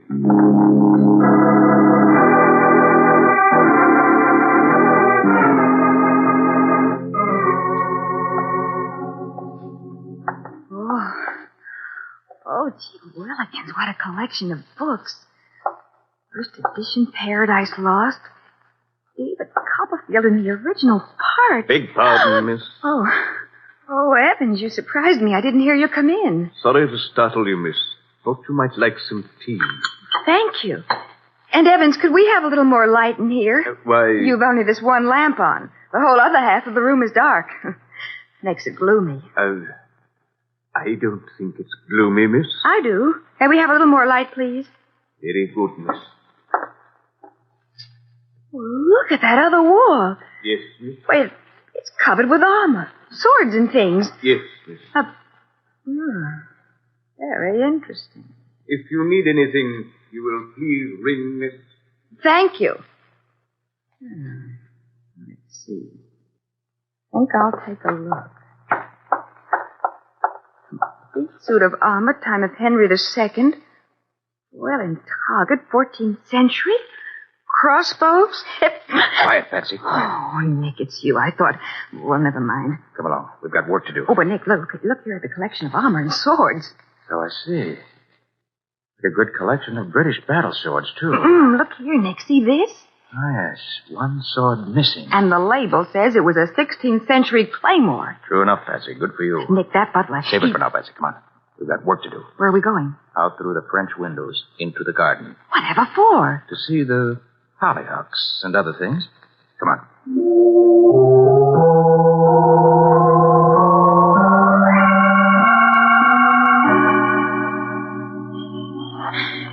The hollyhocks are beautiful, Nick, but what do we want with flowers at a time like this? You'll see in a minute. You know, Nick, I just realized why you were so excited when you saw Mr. Reed's file card. You knew that curios meant swords and armor, didn't you? Oh, did I? Oh, I knew there was some reason why that butler was so anxious to keep me out of the library. He didn't want us to notice that sword was missing. Maybe so. We ought to nab him quickly, Nick. He'll make a getaway. Not just yet, he won't. Over here, Patsy. I found what I came out for. A door. A door to the house. Oh, but why come out here to find a door going back into the house? Unless I'm much mistaken, this is a door to the cellar. Oh, the cellar. Locked, of course. Well, a curious keyhole. Now, my pick lock was made for just such unusual locks. So let's see. Well, what do we want in the cellar, Nick? Patsy, when we arrived, you noticed smoke pouring from the chimney. Reed said it was the hot water heater. Yes? Well, I made a point of going up to wash my hands. The water in the hot faucet was only lukewarm. With all the smoke we saw, that water should have been boiling hot. I see. That means... That it's not the hot water boiler that's burning. Something else is burning in the cellar. Oh. Or being burned. There. Thought that would do it. Now. Wait till I turn on my flashlight. All right. Down those steps. Easy. Right. Oh, Nick, it's hot down here. Yes. And a big fire going in that furnace. You can see it's still glowing over there. Nick, that smell. It's like... You're right, Patsy. Afraid that's just what it is. Wait. Take this slice bar and open the furnace door. Oh, Nick. Just as I thought.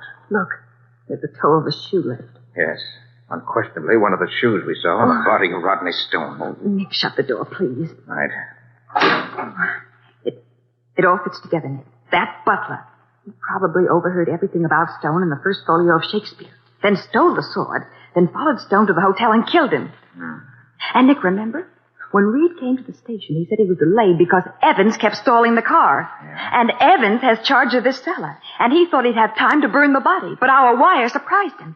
He kept delaying Reed so we wouldn't get here too soon. Certainly hangs together, Patsy, but you... Oh, someone's coming. Wait, Patsy, behind this bin. Hurry. Okay. Nick, it's Evans. Quiet.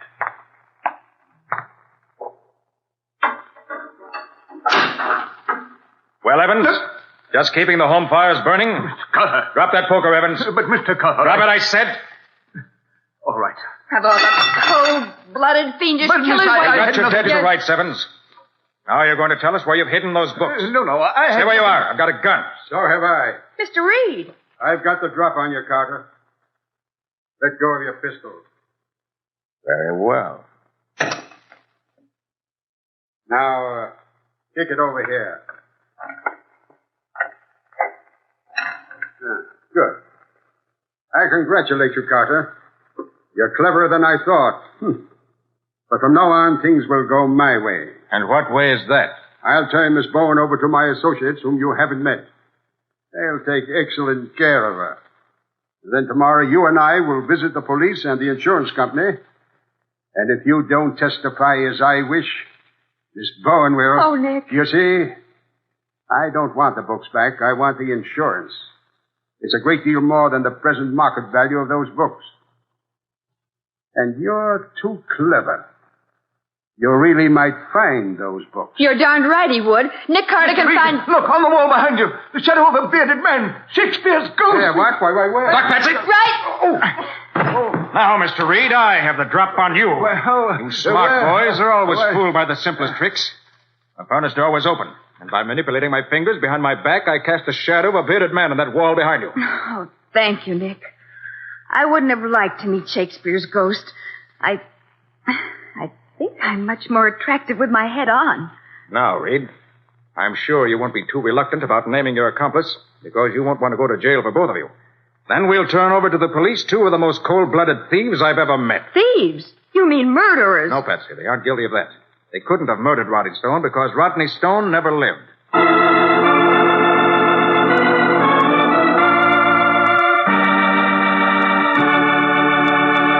In just a moment, Nick will be back to give you the final details of today's adventure and tell you how he followed the mysterious trail of Shakespeare's ghost.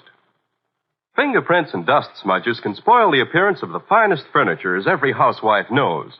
Help your fine furniture to look its best always with Linex Cream Polish, the polish which dries hard with no oily surface film to attract those ugly smudges and finger marks. You'll find Linex Cream Polish, all the great Linex home brighteners, at hardware, paint, and department stores everywhere. And remember that your dealer is headquarters also for Chemtone, the miracle wall finish that has brought sparkling new beauty to 20 million rooms in American homes. Chemtone covers in one coat, dries in 1 hour.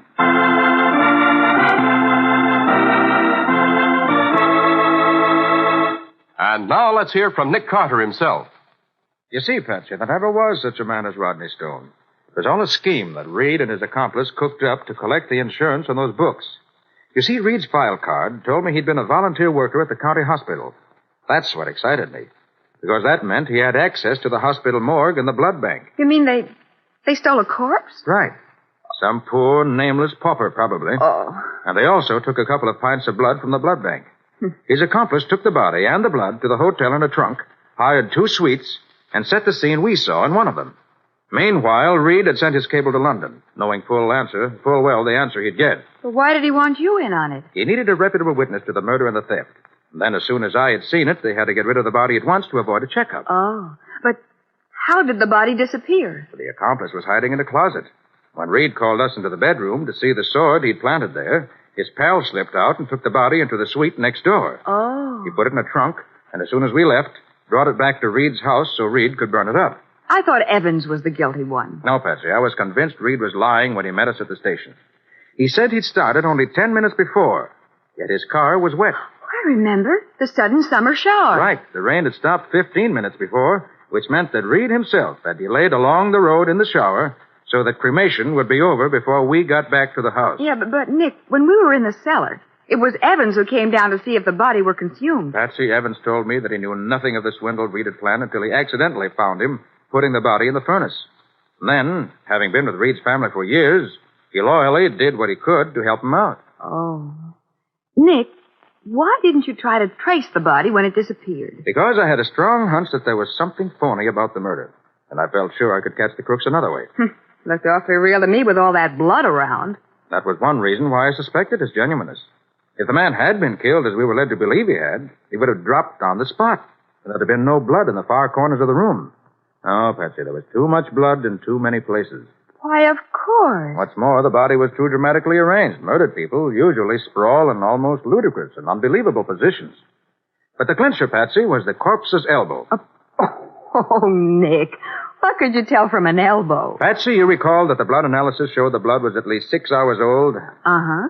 Well, when a body lies as long as 6 hours in one position, immediately after death, gravity causes the blood to settle into the parts of the body touching whatever it's resting upon. As a result, the skin becomes purplish at that point. Well, the corpse's bare elbow was touching the floor, yet there was no sign of any purple color, which meant something was not as it should be. Well, well. Work for Nick Carter and learn while you earn, I always say. And so do I. What's next week's adventure going to be, Nick? Well, Ken, next week I have a rather unusual story for you. A man came to my office and told me he'd just killed a man. Well, that's odd. I suppose he came to give himself up. Oh, no. He came to ask Nick to find the body of the man he just killed. Well, we found it all right. But it took a black mirror and a pinched bar to find the killer. Well, I thought you said he confessed. He did. And that's what makes the story. I give up. What do you call the story? I call it The Case of the Wandering Corpse.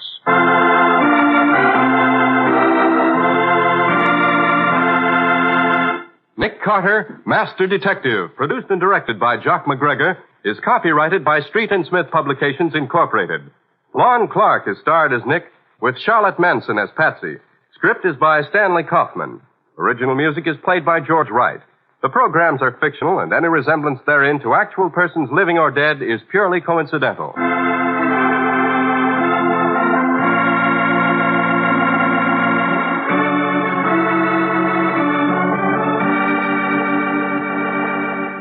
Nick Carter, Master Detective, is presented at this time and over these same stations each week by the three great Linex home brighteners: Linex Clear Gloss, Linex Cream Polish, and Linex Self-Polishing Wax.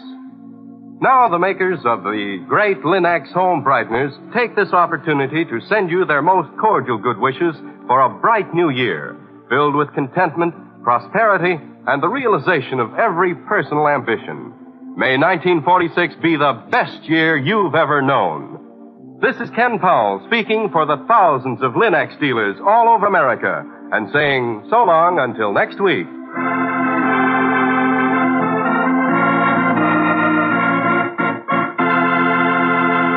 This is the Mutual Broadcasting System.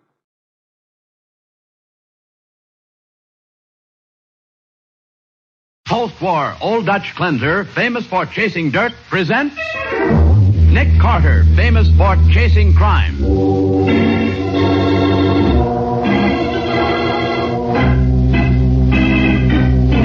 Every week at this time, two great names are joined as new post-war Old Dutch cleanser brings you one of the most resourceful and daring characters in all detective fiction, Nick Carter, Master Detective.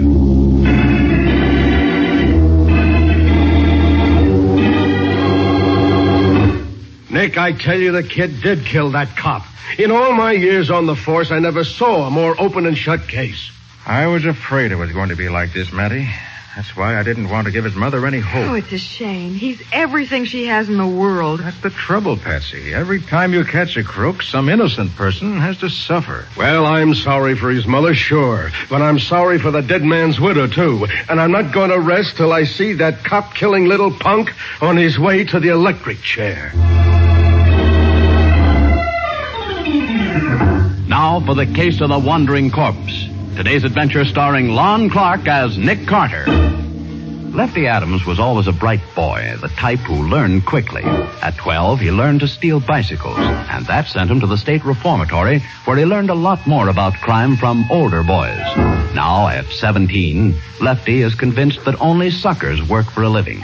It's 3 o'clock in the morning on the lower east side of the city. A lone customer from Milligan's Bar and Grill is making his uncertain way homeward. As he passes a dark doorway, a figure quickly steps in behind him, locks his arm around his neck, and pulls him back into the shadow. Just keep quiet, Mac, and you ain't going to get hurt. I said keep quiet, didn't I? Hey, that's quite a roll you got there. Thanks. Ow. Now, look, chum, I ought to conk you one, but I'm soft-hearted, see? I'm lambing out of here, but I got a rod, and if you let out one yipe, I'm coming back. You gonna be good? Yeah. Okay. So long, sucker. Help! The dirty rat, I might have known. Hey, you! It's the cops. He ain't gonna get me. Stop or I'll shoot! I ain't got far to go now if I can only...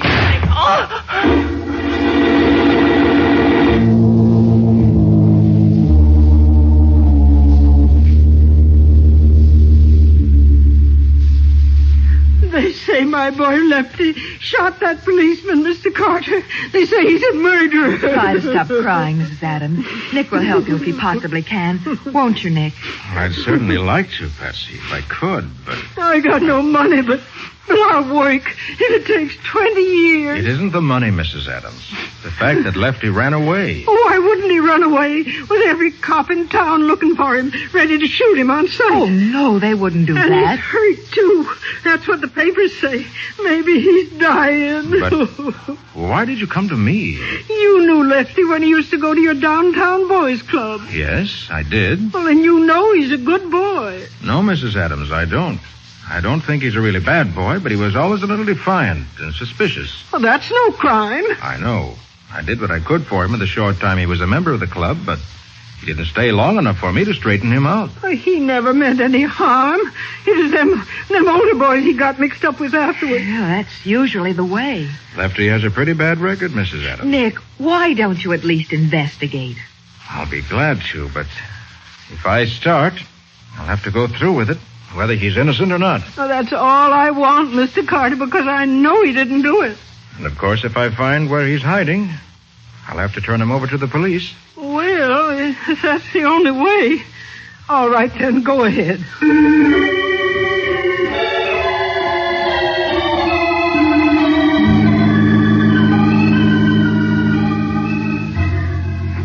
Nick, I tell you the kid's guilty. In all my years on the force, I never saw a more open and shut case. Look, Matty, will you tell me again just exactly what happened? It's a simple case, Nick. Officer O'Malley caught this Lefty Adams rolling a drunk.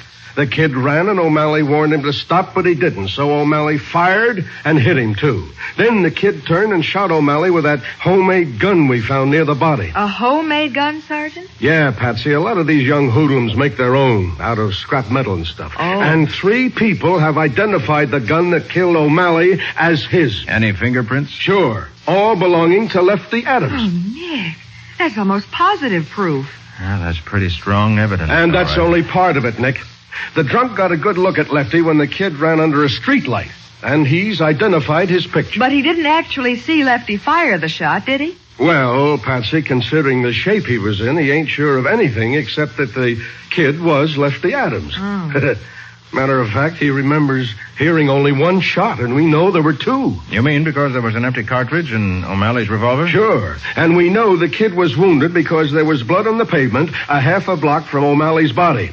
We've sent out warnings to all doctors to watch for a 17-year-old boy with a bullet wound, probably in his left arm. But what makes you think he was hit in his left arm? Because, Patsy, the fingerprints on his gun are from his right hand. Uh-huh. And Lefty is a southpaw. Oh, I see what you mean. Left arm must have been injured, or have held the gun in his left hand. That's the way I figured.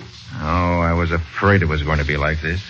That's why I didn't want to give Lefty's mother any hope. Oh, it's a shame. She has so much faith in him. That's the trouble, Patsy. Every time you catch a crook, some innocent person has to suffer. Well, I'm sorry for his mother, sure, but I'm sorry for O'Malley's widow, too. And I'm not going to rest till I see that cop-killing little punk on his way to the electric chair.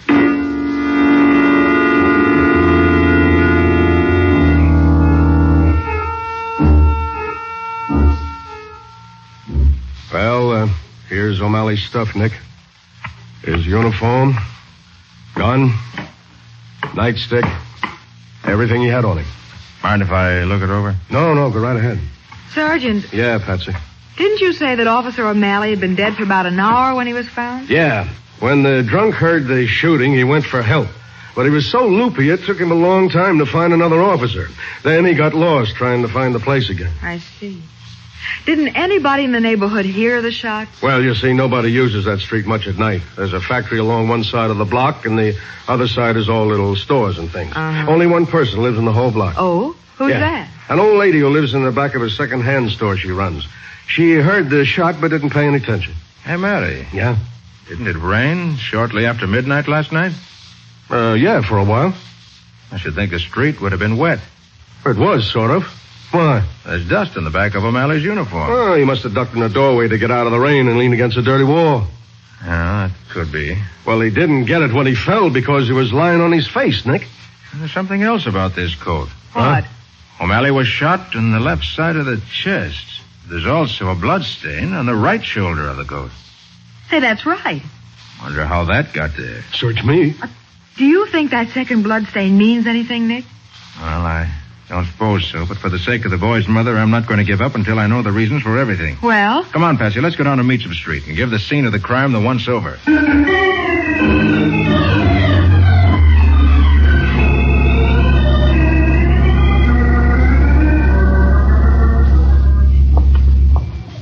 Oh, here's the second-hand store Matty was talking about. Let's go in for a minute. All right. Just a minute. I'll be right out. Okay, we'll wait. I'm in the back room.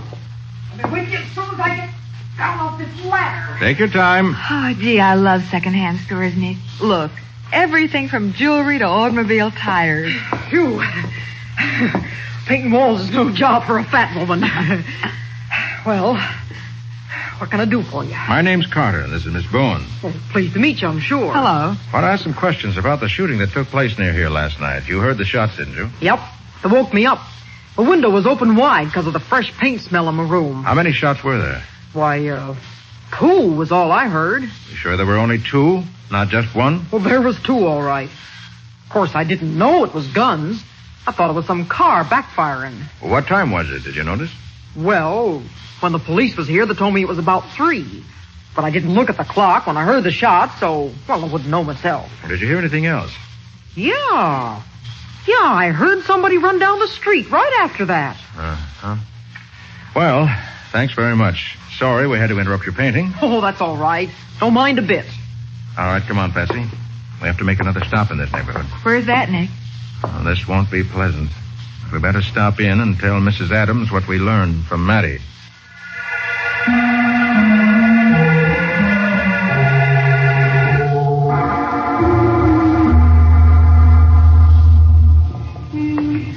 This is the right block, Nick. Must be only a few houses farther on. Hey, Patsy, get back in the doorway, quick. What's the matter?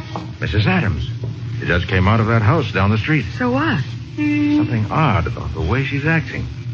Looking over her shoulder as if she were afraid of being followed. Let me see. Hey, you're right. She acts scared to death. And look at those bundles she's carrying. One of them must be clothes. She's also got something in a paper sack. That might be food. Nick, she's getting into a cab. So I see. A woman like Mrs. Adams can't afford a cab except for something very important. Come on. Yep. Taxi. All right, Patsy. Hurry up. Get in. Right. Where to, Bud? Follow that cab up ahead. There's a tank spot in it for you if you don't lose him. Oh, mister, you can say goodbye to that sawbuck right now. But, Nick... I may be wrong, Patsy, but it looks to me as though Lefty may have got in touch with his mother and that she's taking him food and clothing. Oh, but, Nick, it would be awful to use that poor woman as a means of finding her boy and turning him over to the police. I know it, Patsy, but I said I was going to follow through on this case even if what I find sends Lefty to the chair.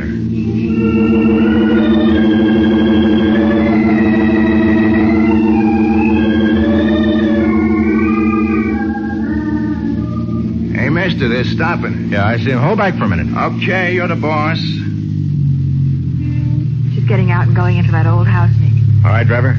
Let us out at the same house. Right. Maybe I shouldn't feel this way, Nick, but I hope Lefty isn't there. I'd rather the police caught him than us. Murder's nothing to be sentimental about, Patsy. I know. Here's your 10 spot, driver, and wait for us. Sure. Come on, Patsy. Let's see where Lefty's mother goes.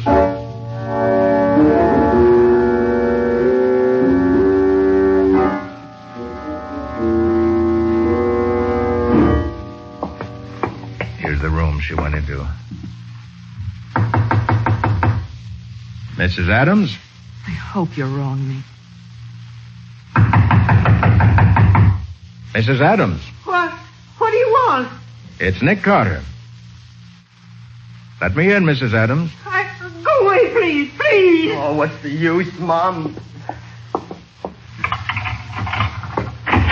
Okay, so you found me. Now I hope you're satisfied. He didn't do it, Mr. Carter. He couldn't have. Lefty, tell him he didn't kill anybody. Gee, I'm sorry, Mom. I can't. I did shoot that cop, just like the papers said. Nick, look at the wound on Lefty's head. Yes, I noticed it. But I thought... So did I. Mom, will you... Maybe we've been all wrong. While Lefty's heartbroken mother sobs convulsively, Nick and the 17-year-old criminal leave for headquarters. We'll see what happens in just a moment. Now, back to the case of the wandering corpse. Today's adventure with Nick Carter. Lefty Adams has admitted killing Officer O'Malley, but Nick still wants to clear up a few points. So after delivering Lefty to headquarters and waiting while a doctor attended to Lefty's wound, he now questions Lefty in his cell. How you feeling, Lefty?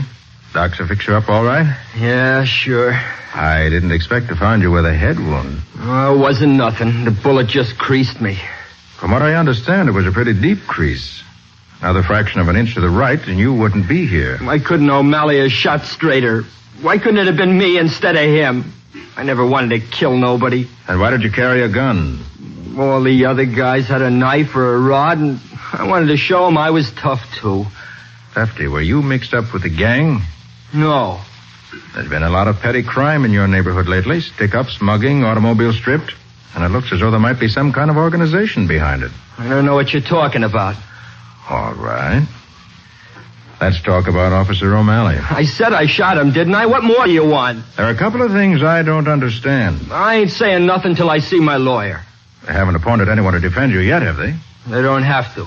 I'm getting J.B. Fenton. J.B. Fenton? You'll find he costs a lot of money, Lefty. I'll get the dough, all right. I got friends, see? Friends?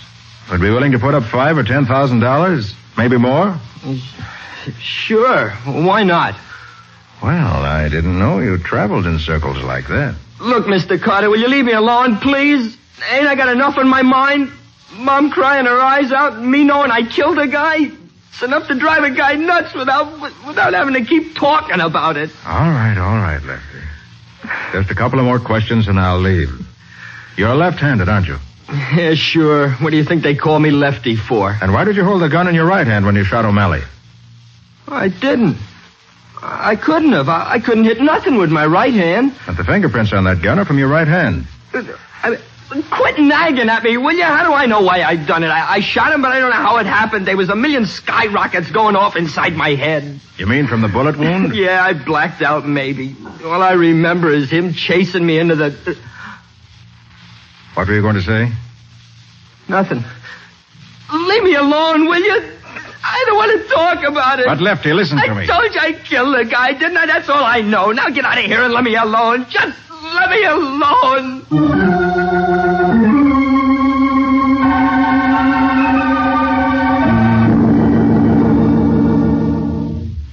Nick, I've been waiting here in this taxi for over an hour. I thought you were never coming. Took longer than I expected, Patsy. Oh, downtown, driver. Corner of 4th and 5th. Right. Did you find out anything? I found out that Lefty's lying. He's lying? About what? I'm not sure. It's almost as if he were taking the blame to protect somebody else. Well, he wouldn't do that. I wouldn't think so either, but that's the way it looks. Another thing, it doesn't seem to be the actual shooting he's lying about. Well, what is it then? Oh, I don't know, Patsy. It doesn't make sense. There's something wrong somewhere. Hey, mister. Was that kid we brought down the clink the one that bumped the cop last night, huh? Yes, he's the one. Hey, you know, it's a funny thing. I almost seen that fracas. What do you mean you almost saw it? Well, it happened in my territory. You know, I picked you up only a couple of blocks from there. Yes, I know. Well, like I was saying, I drove through the street with a kid killed a cop about half an hour before it happened. About 3:30 it was. What? Sure. The paper said the cop's body was found about 4 o'clock. And I went through there not half an hour before. You sure you drove through that same block on Meacham Street this morning at 3:30? Sure, I'm sure. I picked up a fare right after that, and I got it down on my book. 3:37. Maybe your watch was wrong. Ah, nuts. This ticker of mine ain't been off 2 minutes in 10 years. What are you so psyched about? Because it was 4 o'clock when they found the body. But the killing took place at 3. Ah, you're nuts. If that cop was laying dead in the street, I'd have seen him, wouldn't I, huh? You bet you would. Turn around, driver. We're going back to headquarters.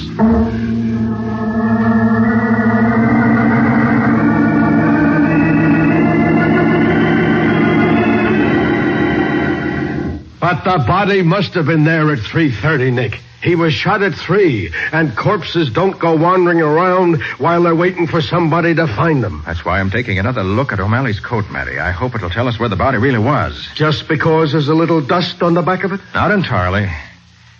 Matty, take another look at this stain on the right shoulder. Oh, Nick, we've talked about that before. I admit it's a funny place for a blood stain when he was shot on the other side. Well, if you take a closer look, you'll see that the blood stain isn't dried blood at all. What? On this dark blue cloth, it's hard to tell the difference, but that particular stain is paint, Matty. Brown paint.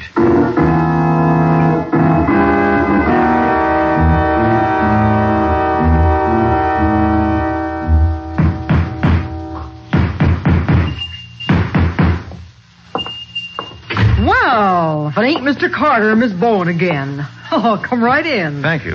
Still fixing the place up, Mrs. Trimmett? Yeah. Oh, like they say, woman's work is never done. These shelves clear up to the ceiling is nice, all right, but, they was never made to hold the heavy junk that collects in a second-hand store. So today you're a carpenter instead of a painter. Well, I just thought I'd put in a couple of nails to hold them to the wall. If these shelves was ever to tip over, it'd be worse than Fibber McGee's closet. Where does all this stuff come from? Well, people bring it in and sell it to me like in any second-hand store. Boys like Lefty Adams?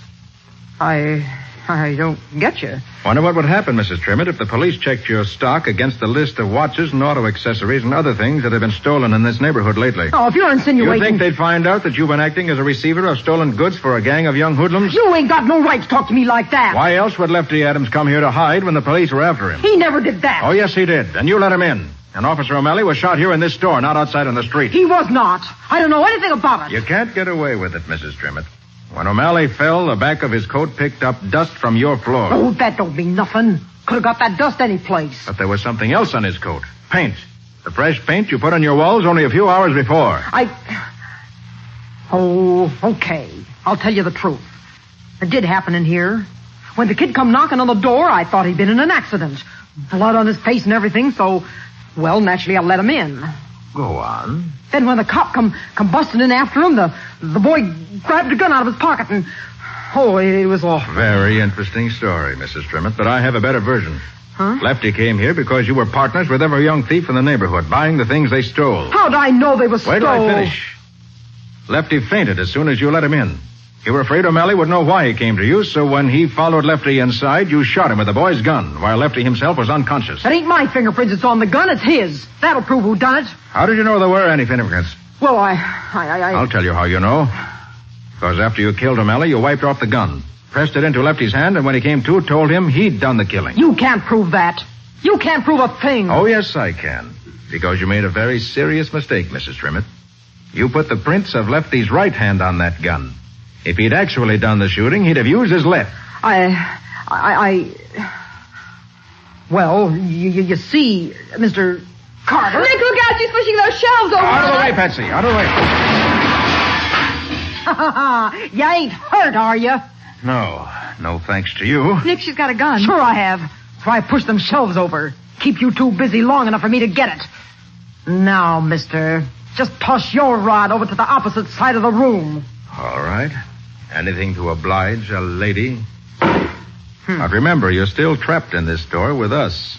The factory across the street is changing shifts, and the street is full of people. Think you can get through that crowd without being caught? Who said I was leaving? Go on, both of you. Get to the back of the store. Say, what do you think you're doing? Well, dearie, there's a cellar to this joint that ought to be darn near soundproof. We all three are going down there. But I'm the only one that's coming back. Now get moving. At the point of a gun, Nick and Patsy move slowly toward the door of the cellar, which Mrs. Trimmett intends to be their grave. We'll see what happens in just a moment.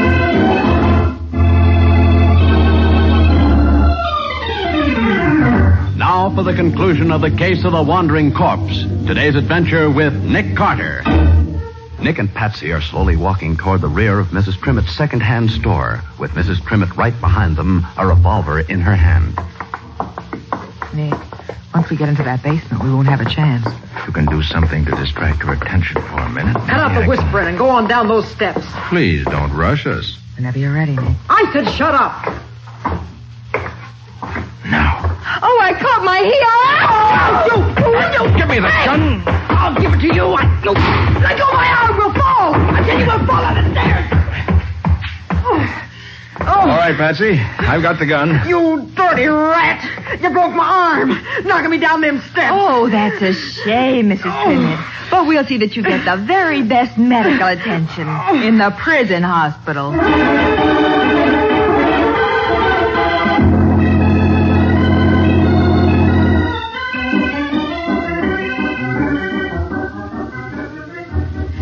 Nick, what gave you the idea that Mrs. Trimmet killed Officer O'Malley? That taxi driver, Patsy. Huh? When he said the body wasn't lying in the street at 3:30, half an hour after O'Malley was shot. As Mattie said, a corpse just doesn't go wandering around. Yeah. So I figured the killing must have taken place somewhere else. But what made you decide it happened in Mrs. Trimmett's store? Because she was the only person who lived in the block, and therefore the only person who could have been there at that time of night. So that's the only place Lefty could have found shelter. That's right. And I also remember that other stain on O'Malley's coat and the brown paint Mrs. Trimmett had been using on her walls. So you checked and found it was paint on the coat. Right. And then everything fell into place. Mhm. All that junk in her store, the same type of things that had been stolen in the neighborhood, provided me with a reason why Lefty might have thought she'd help him. Well, he went to her because she was a sort of partner in crime. Exactly. And if we assumed that, it was easy to reconstruct the whole thing. I see. Lefty admitted that he'd passed out and didn't remember shooting the officer. Mm-hmm. Then there was the fact that the fingerprints on the gun were from his right hand. That suggested a frame-up. I suppose Mrs. Trimmet dragged the body out into the street. With Lefty's help. Of course, she also bribed him into saying the murder happened out in the street by promising to pay for the best lawyer in town in case he were caught. So that's why he didn't want to bring her name into it. By the way, what's going to happen to Lefty? Oh, I'm trying to get him paroled to my custody. Oh. Then you think Lefty has really learned a lesson this time? I do. He's promised to go straight from now on. And I believe him. Well, I'm glad. For his mother's sake as well as his own. So am I, Patsy. Oh, incidentally, that was a beautiful fall you took down those cellar steps.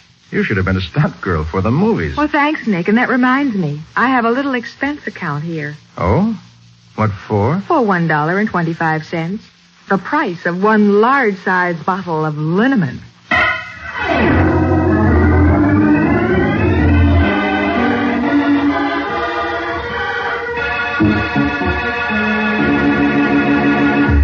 And now, Nick, will you tell us something about the adventure that new post-war Old Dutch cleanser is going to bring us next week? Well, Bob, for one thing, it's a case that really started 1,300 years ago in China during the Tang Dynasty, when two Chinese families started a feud over a dagger. Must have been a very unusual weapon. It certainly was. Very unusual and very deadly, as Nick and I almost discovered the hard way. Well, it sounds like a case that promises lots of excitement, to say the least. What do you call the adventure, Nick? I call it the case of the Kwong Li dagger.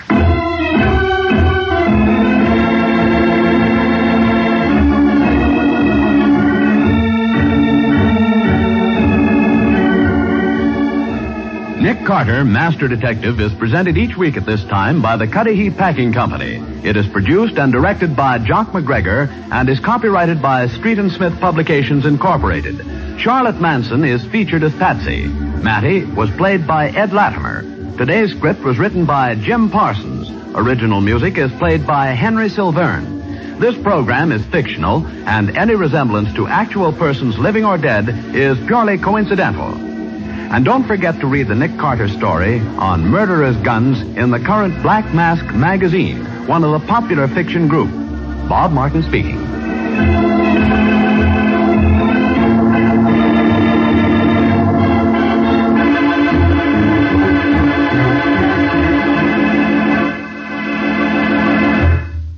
This is the Mutual Broadcasting System.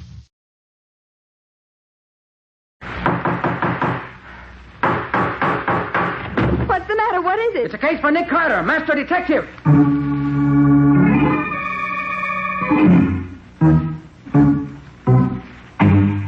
Yes, it's the case of the clumsy forgeries.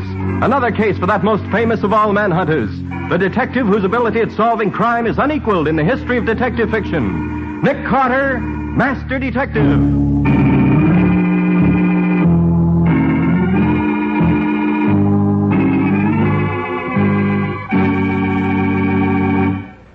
Nick, do we have much more to do on this report? Not much, Patsy. Why? Well, it's after 5, and I have an appointment with my hairdresser at 6. Well, you'll make it all right. I'll see that you do. Far be it from me to prevent you from making yourself as beautiful as you can. Nick, what a thing to say. No, I was only joking, Patsy. Really, you're a fine-looking girl. Oh, Nick, do you mean that? Well, yes, of course I do. Oh, that's the first personal compliment you've paid me in all the years I've been working for you. I didn't know you ever noticed me, except as your assistant. I notice a good many things I don't mention, Patsy. Oh, don't I know that by now? Well, I can... Oh, darn it. I bet I don't keep that date with the hairdresser after all. Nick Carter's office, Patsy Bowen speaking. Is Nick there, Miss Bowen? This is Dr. Bradford. Oh, yes, just a minute, Doctor. Here, Nick, Dr. Bradford. Oh, thanks. Hello, Doc. Where you been keeping yourself all these months? I haven't seen you in a dog's age. I know it, Nick. That's the old story. Shortage of doctors makes double work for the rest of us. Especially good ones like you. Well, what's new? Well, Nick, I've just run into a very peculiar thing, and I think you can help me. I'm glad to if I can. Let's have it. Well, I've been treating old Gerald Gould for years. Mm-hmm. He's been in bed with a very bad heart for some time now, due to pop off almost any minute. Well, this afternoon, when I dropped in for my regular visit at 5 o'clock, I found him dead. Heart failure? To the best of my ability to determine so quickly, yes. But when I started to straighten out the body so it wasn't as twisted as it was when he died, I found a piece of paper under him, on which was scribbled, "He killed me. He gave me." That's all. Looks as if he started to write something and died before he could finish it.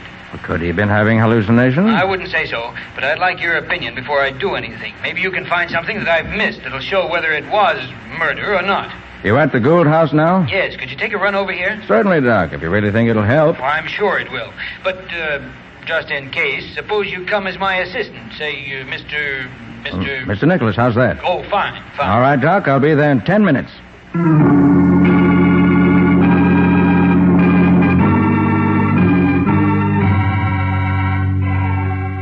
You see, Nick, this note was under his shoulder, just as if he'd rolled over on it in his last moments.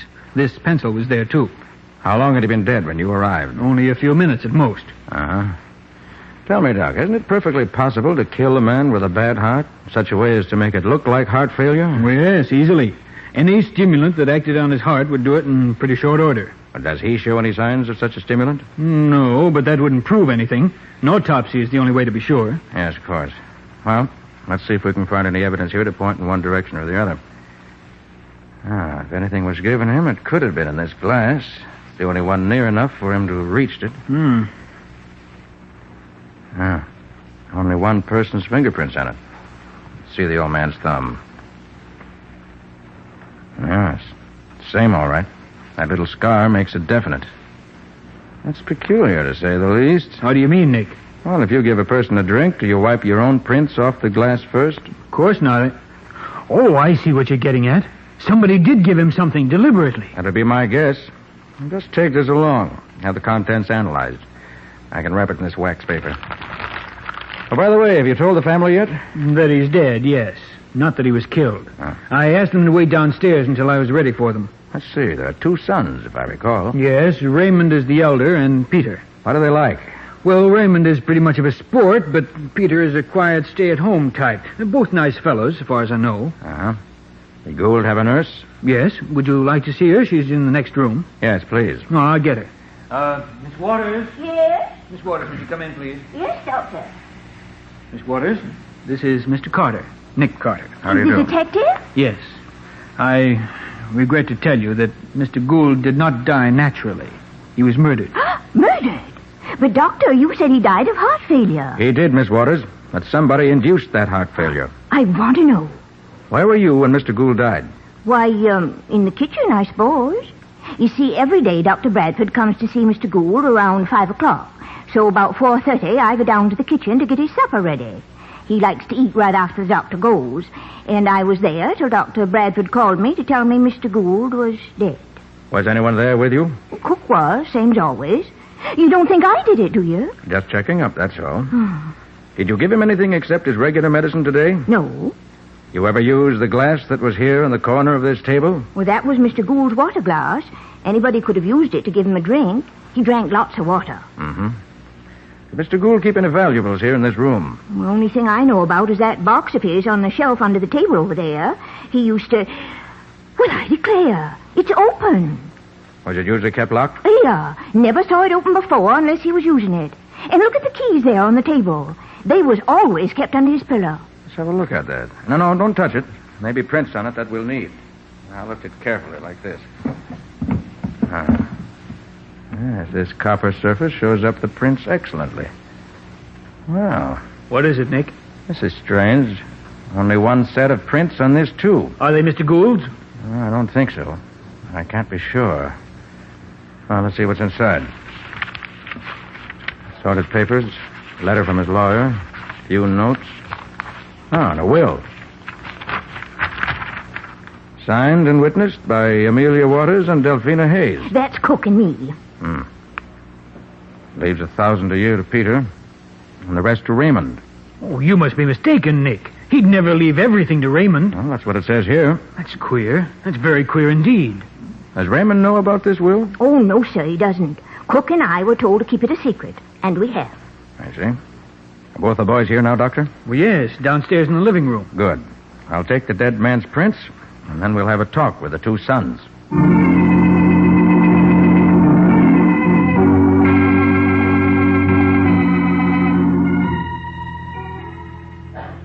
You know the law says you have to report a murder as soon as it's discovered. Why ask me a fool question like that? I just wanted to be sure, Matty. Oh, for the love of Pete.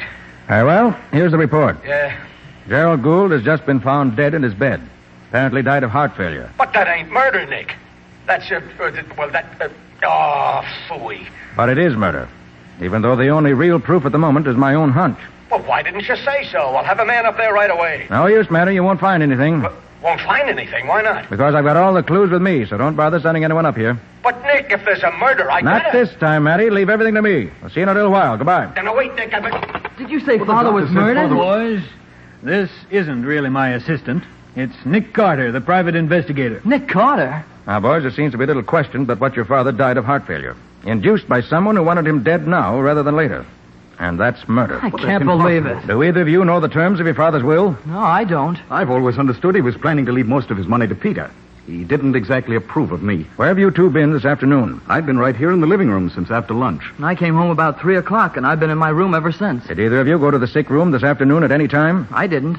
I didn't leave my room. I haven't been near it. Have there been any visitors? No, if there had been, I'd have seen them come in. Mr. Carter, what makes you think Father was murdered? He left a note which said so. And also, there's additional evidence to support that fact in the fingerprints on the glass he used and on the strong box he kept in his room. Could you explain what you mean, Mr. Carter? Not just now. Then I suppose that if no one came in from outside, all of us here in the house, the cook, the nurse, Raymond, and I, are all suspects? You are. I'd like to take your fingerprints, if I may. Why? I'll need them as evidence. Just put your fingers on this ink pad. So. And on this paper. Like this. Good. All right, Peter, you don't mind? Not at all. That's right. All right, thank you, both of you. Now, neither of you will leave town until I say so. All right, sir. But how do you go about finding a killer in a case like this? Routine investigation to start with. Look into the backgrounds and personal lives of everyone concerned. That brings out the motives and frequently gives us information that'll help determine guilt or innocence. Together with actual clues present at the scene of the crime, of course. Sounds pretty complicated to me. Sounds complicated to me, too, but there's one thing about Nick Carter. He has a reputation for always uncovering the guilty party once he gets on a case. Nothing gets away from him. Well, I wish you luck, Mr. Carter. You better let me wish you luck, because it won't be lucky for whoever killed Mr. Gould. All right, Doc, you ready? Right with you, Nick. Good day, boys. Goodbye, Dr. Bradford. Well, Nick, where do you start this investigation of yours? Well, I think that before I do anything else, I better turn these documents I found in the strong box over to Mr. Lind, Gould's lawyer. Oh, I can take them down for you. I'm going that way. Oh, would you? Thanks. I'm glad to do it. That'll let me get to police headquarters a little sooner. Matty must be ready to hang me by now.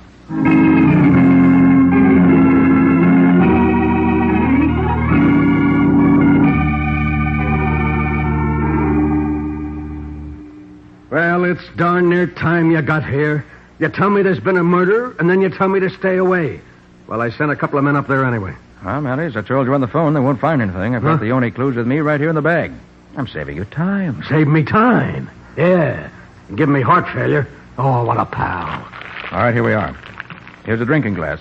Contents unknown, with only the dead man's prints on it. Have it analyzed to see what was in it, will you? Yeah, all right, Mr. Carter. Whatever you say. Thank you. Yes, Sergeant. Come in here. Yes, sir. Now, what else, Nick? Here's a copper box with some fingerprints on it. Gould kept his will and some other papers in it. Yeah? And here for comparison are the prints of the dead man and his two sons. See if the prints in the box can be identified. Yes, Sergeant. Yeah. Take this glass to the chemist. Tell him I want to know what was in it. And have the fingerprint boys look this box over. Right, Sergeant. And here, Matty, is a note. Found under the dead man's body. Here, let me see that. He killed me. He gave me... Huh.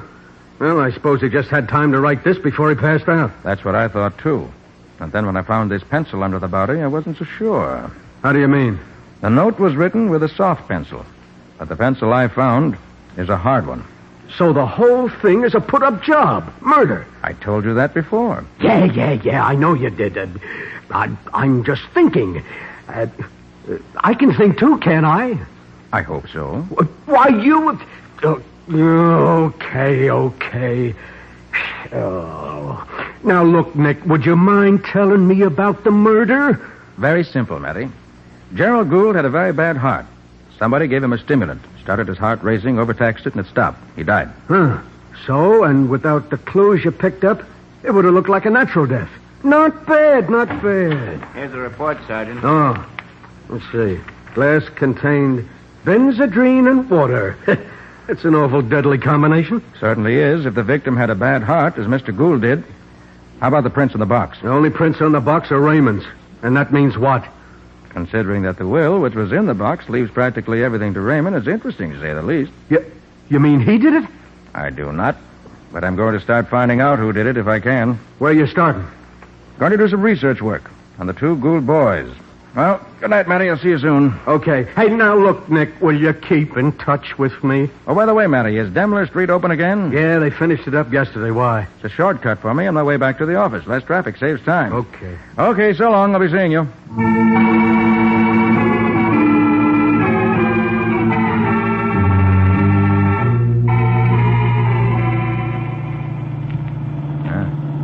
Even less traffic here than usual.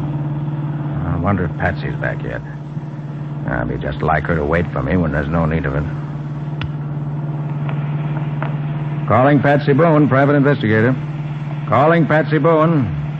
Patsy Boone. Patsy speaking, Nick. Are you in trouble? No, indeed. Just wanted to tell you to go on home. Oh, did you get your hair fixed? No, I've been waiting here. I never know when you're going to need me. Oh, sorry, Patsy. Go on home, go to bed. I'll tell you all about it in the morning. Okay, Nick. Good night.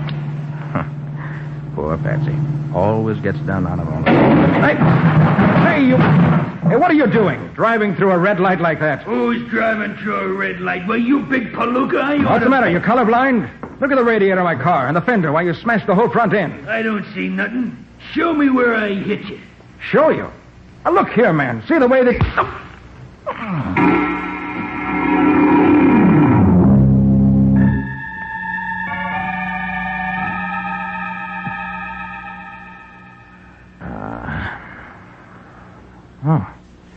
Oh, is that you, Patsy?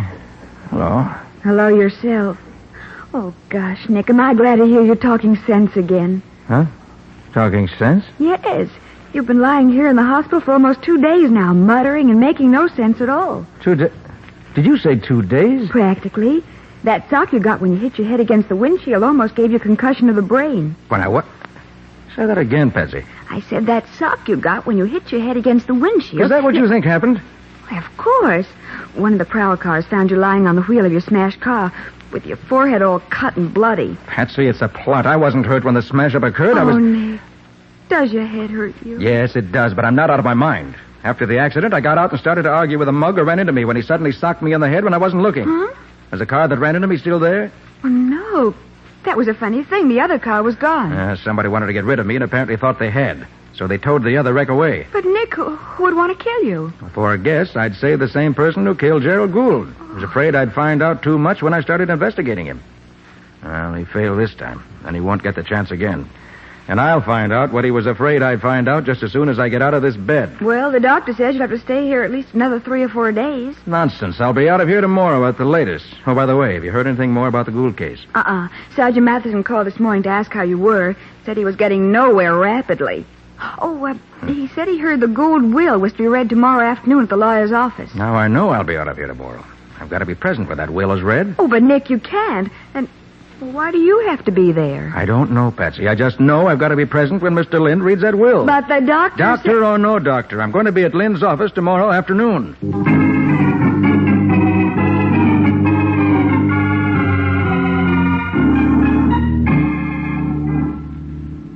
Now that Mr. Carter has arrived, I shall proceed to the reading of the will. What's the idea of having a detective and a cop here? This is a family affair. Raymond, Mr. Carter and Sergeant Matheson are here at my invitation. And now, if you're ready... All set, Mr. Lind. I shall be brief. This will, drawn up by Mr. Gould 6 days ago, directs that his funeral expenses and all other outstanding debts be paid first. He then directs that $1,000 a year for life be paid from his estate to his youngest son, Peter. What's that? I said he leaves you $1,000 a year for life. That's a dirty jip. He always said I was to have it all. Please, Peter, this is no time for an argument. But I can't live on that. Who gets the rest of the money? To his elder son, Raymond, Mr. Gould leaves the balance of his estate. Father never wrote that will. This is amazing. Father always said I'd get practically nothing. I'll bet you had a hand in this, Ray. Father would never do a thing like that to me. Not unless he'd been influenced. Peter, how can you think that? You had much more influence with Father than I ever did. Let me see that will. Certainly. Here it is. See? I told you something was wrong. That's not Father's signature. Wait a minute. I tell you, Father never signed that will. That signature is a forgery. Are you sure, Peter? Of course I'm sure. Get an expert. He'll tell you. Now that I look at it closely, it does look wrong. Excuse me a moment. I know. Father would never do a thing like that to me. Was this why you wanted to hear the will read? Did you expect this? Well, I expected something, Patsy, but I wasn't sure what. Nick, this changes the whole case around. Yeah, it certainly puts a new light on things, doesn't it? I think I begin to see where we're headed. Oh, for goodness sake, Nick. Why? Here's Lind again. There's no question about it, gentlemen. This will is a forgery. I see it now. Ray forged the You're will crazy. and forged the will and then killed Father to get the money. I did no such thing. It was you who killed Father. I? Why should I kill him? I don't get anything out of the will. The boy's right. And it was Raymond's fingerprints on the strongbox. Raymond Gould, I arrest you. You don't arrest me. Hey, come back here. Aren't you going to help catch him, Nick? No, Matty will get him. He's got the whole police force at his command. I'm more interested in something else. Well, don't you think Raymond is guilty? Certainly looks that way, doesn't it? Oh, Mr. Lind. Oh, Mr. Carter, this is terrible. Never before has such a thing happened in my office. Mr. Lind, did you ever see this will before? Yes, and that's why I can't understand it. I stopped in to see Mr. Gould the other afternoon, and he showed me the will he had just drawn up by himself. He bragged about saving a lawyer's fee by using his own typewriter and copying a will I had drawn for him some time ago. He said he'd changed the names of the heirs around, but otherwise it was just the same. Was it this will you now have? To the best of my knowledge, it was and is. And yet the signature... Did he say why he'd changed the will? Simply said he'd learned something about his son he never knew before, and that he'd be darned if he was going to leave his money to a cheat like that. So this fake will is a copy of Mr. Gould's own will as he drew it up? I think so. As far as I can remember. Oh, it's incredible. Well, Patsy, let's go back and talk to Miss Waters again. Mr. Gould's nurse? Right. The situation has changed somewhat since I last saw her. Oh, by the way, Mr. Lind, you mind if I take this phony will along with me? Not at all. If it'll do any good in finding out what's happened. I think maybe it will. Thanks. I'll see you as soon as I learn something.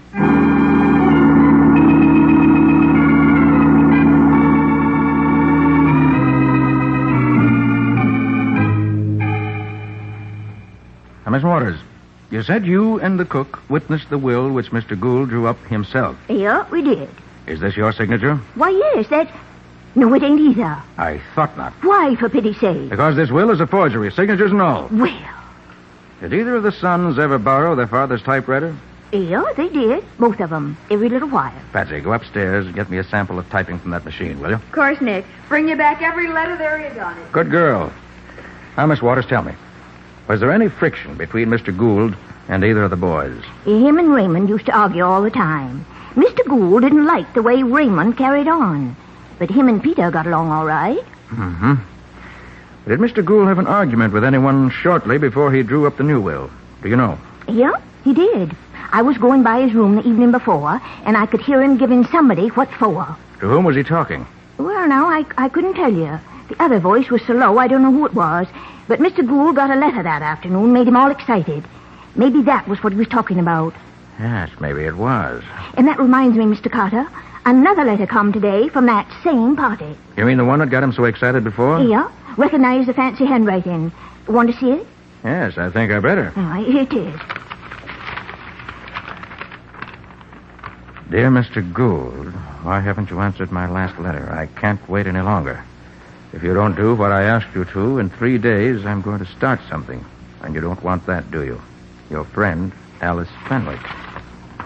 Return address, 35 Gladstone Place. Here's your typing sample, Nick.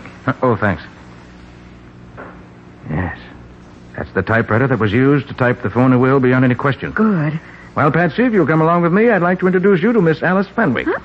Who in the world is Alice Fenwick? Well, after I introduce her to you, you can introduce her to me. I don't know her either, but I expect to shortly.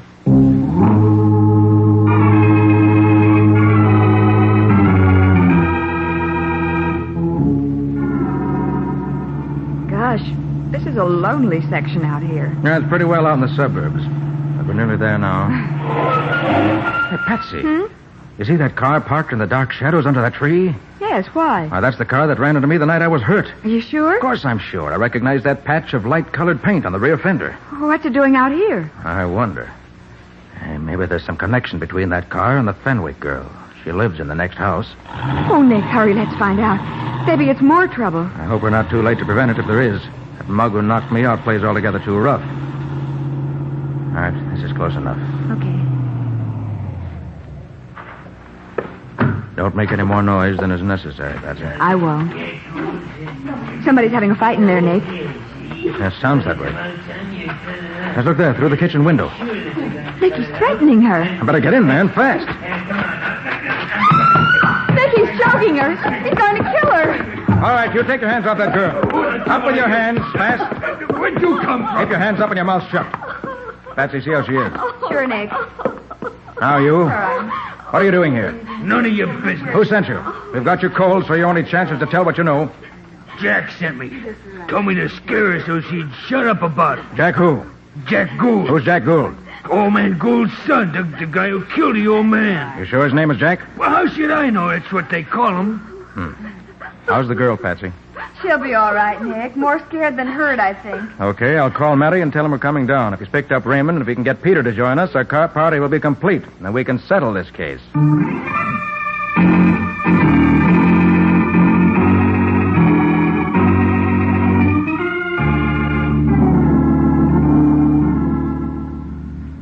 So you caught Raymond, eh, Matty? Yeah. Excellent. Didn't get far, did he? I'll say he didn't. I'm glad you didn't let him get away. He has to pay for what he did. I didn't do it, I tell you, no matter what you say. All right. You know what, Nick? Raymond here says he only ran away because the evidence looked so black against him that he was afraid he'd be convicted. And that's just the way the murderer wanted it to look, Matty. What? You mean he didn't do it, Nick? He did not. Peter killed his father. No, better sit right where you are, Peter. I want to check my story for me. You haven't got anything against me, not a thing. There's a cop outside the door, son, so I wouldn't try nothing. Are you sure you don't want those other two brought in, Nick? Not yet, Matty. Now, here's the story. About a week ago, Mr. Gould got a letter from a girl named Alice Fenwick telling him Peter had promised to marry her, and that on the strength of that promise, she had loaned him almost every cent she had. Several thousand, she says. Yeah? Peter gambled it away, and then told her he was through with her. She told him there was a baby coming and insisted he marry her. He laughed at her, so she wrote his father. After a row with Peter, which Miss Waters overheard, Gould changed his will. Somehow, Peter found out about it and got the idea that if he copied the will, which left everything to Raymond, copied it just as it was and forged the signatures, he could claim just what he later did, that Raymond had forged the will and killed his father to get the money. Nick, that's just what he said in the lawyer's office. That was part of his plan, too. Raymond's running away was the action of an innocent man who was scared. So Peter faked the will, then killed Father. Correct. And if the plan had gone as Peter had expected it to, I would have been executed for Father's death. And Peter would have inherited all the money. You can't prove a word of what you said, Carter. I can, or I wouldn't be saying it. It was you, not your father, who wrote the note saying he'd been murdered. You did that to be sure nobody thought he had died a natural death. And you might have gotten away with it, but you left the wrong pencil with the note. Do you call that proof? And after my interview with you two boys that afternoon, you hired a thug to kill me. And it was just pure luck that he failed. That's a lie. And then this afternoon, when you saw me up and around again, you got panicky that Alice Fenwick might be found and tell her story. So you sent this same thug to kill her, too. Peter did all that? He did. The thug didn't know your correct name, so I asked him to come down here and identify you. All right, get him, will you, Patsy? Of course, Nick. Will you come in, please? Okay. All right, you. Is this man sitting here the one who hired you to bump me off and kill the Fenwick girl? Yeah, that's the guy. You lie. I never saw you before. Oh, so that's the way it is. You're gonna leave me to take the rap alone, huh? Nothing doing, Jack. You're in this as deep as me. Now, wait a minute, you. Nick, you're a wonder. But there's one thing that bothers me. Why were the only fingerprints we found on the strong box Raymond's? That's easy, Matty. If you were a criminal and wanted to be sure you didn't leave any prints on a shiny copper surface, would you wipe off the box before or after you handled it? Oh, that's a silly question. Why, after, naturally. Well? Huh? Oh, yeah. Yeah, I see what you mean. It was the guy who handled the box ahead of Raymond who was really the guilty one. No one ever wiped the box off before he handled it. Raymond, as a matter of curiosity, when did you touch that box? Right after Father's death, while the doctor was phoning. Mm-hmm. I looked in the room and saw the box was unlocked. So I sneaked a quick look at the will. That was all. Well, all I gotta say is, son, that your curiosity almost got you executed. If it hadn't been for Nick here. Suppose you watch out next time you feel nosy. You may not get off so easy.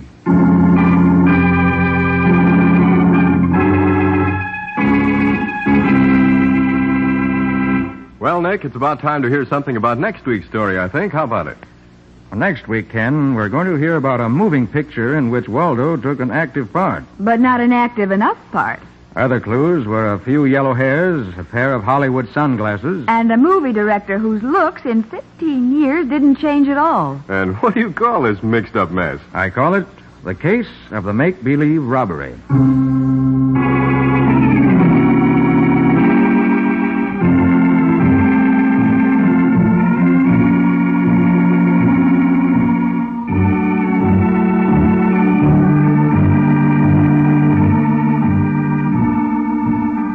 Nick Carter, Master Detective, which is produced and directed by Jock McGregor, is copyrighted by Street and Smith Publications, Incorporated. Pictured stories of Nick Carter appear in every issue of the Shadow Comics.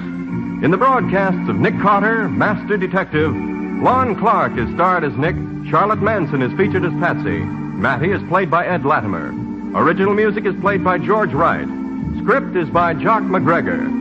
Any resemblance in these programs to actual persons living or dead or to actual places is purely coincidental. Nick Carter, Master Detective, is presented over most of these mutual stations each week at this same time. This is Ken Powell saying so long until next week.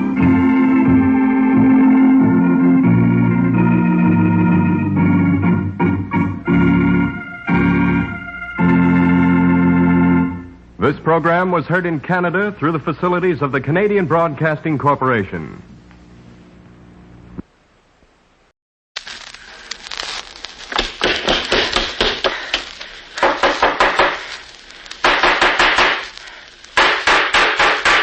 What's the matter? What is it? It's a case for Nick Carter, Master Detective.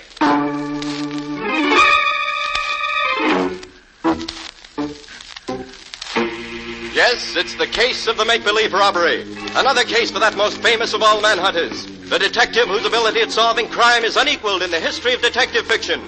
Nick Carter, Master Detective.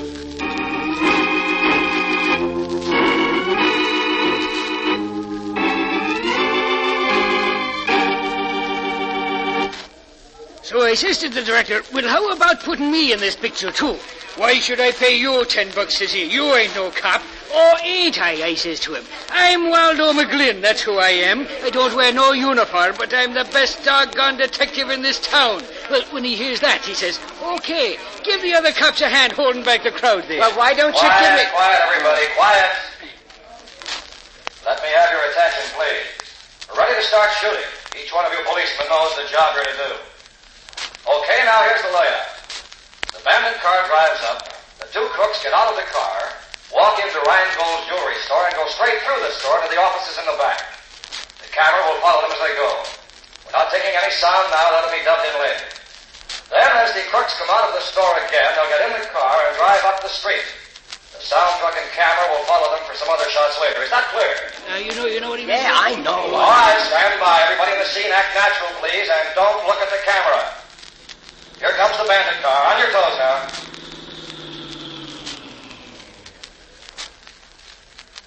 All right, you two crooks, look around. Now walk into the store. Don't hurry. Now, straight down the main aisle to the rear. That's it. Now go into the office. You know what to do there. All right, now stand back. Don't shove. Take it easy, will you? Gee, McGlynn, this is exciting being part of a real moving picture. Oh, I don't know. It's all right if you ain't never done it before. Have you ever been in a picture before? Have I been in a picture? That's what I said, have you? You know, this ain't a bad way to make $10 just standing around watching some other guys work. I bet you've never been in a picture. Hey, those were pistol shots. Come on. Hold it, you dope. Those were part of the moving picture, remember? Oh, yeah. I just wanted to find out what you'd do if Who are you, kid? Look, when I was out in Hollywood, I used to be the The two bandits are coming back now. All right, you two, now just take it easy. Nobody's going to stop you. That's it. Now get into your car and drive off down the street. We'll follow you for the other scenes. Now get going. We'll be right behind you. You policemen hold back the crowd until we get well down the street, and then you can let them go. You'll get your checks at headquarters tonight. Thanks, and so long. Well, that's that. I sure wish I could make $10. Hey, what is it, lady? The cashier's been murdered. They shot him down in cold blood. Take it easy, lady. He ain't dead. This was He just is dead, I tell you. Shot through the head. He's really dead.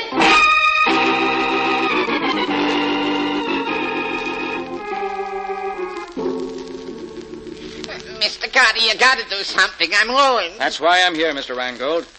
Mary, I'm amazed that at least one of your cops wasn't bright enough to have seen through this phony moving picture business. Oh, don't rub it in, Nick, please. Was headquarters ever approached at all? Never. The individual cops were the only ones they contacted. $1 million worth of beautiful stones they took right out of the main safe and killed my cashier. Oh, don't you carry insurance on your jewels, Mr. Rheingold? Oh, sure, I carry insurance, but I lose all my stock stones. Ah.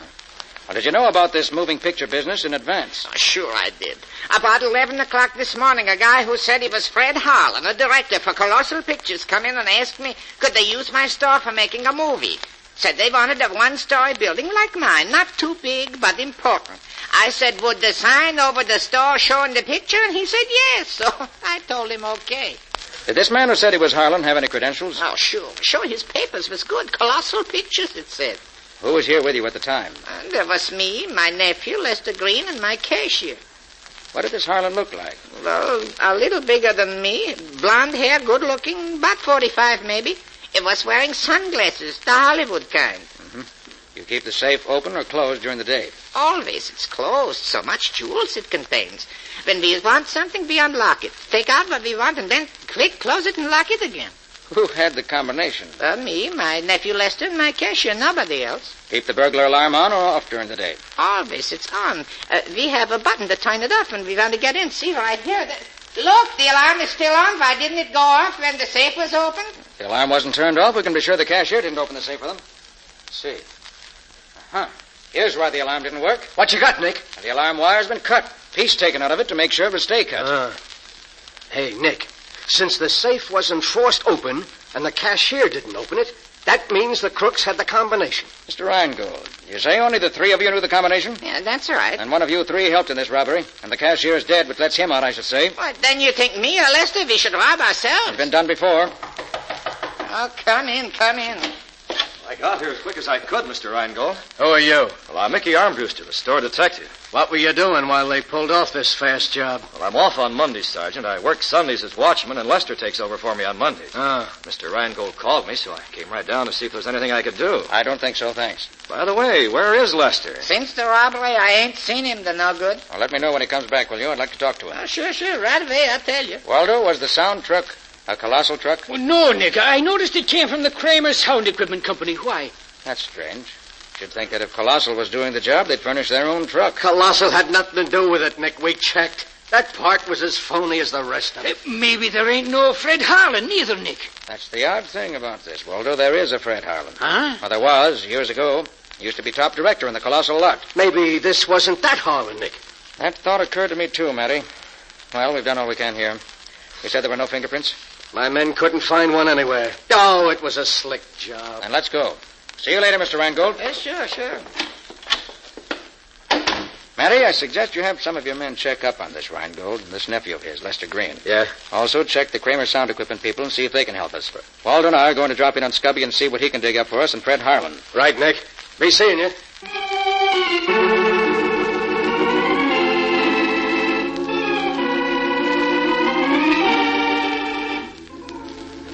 Now, Mr. Kramer ain't here now. When'll he be back? I don't know.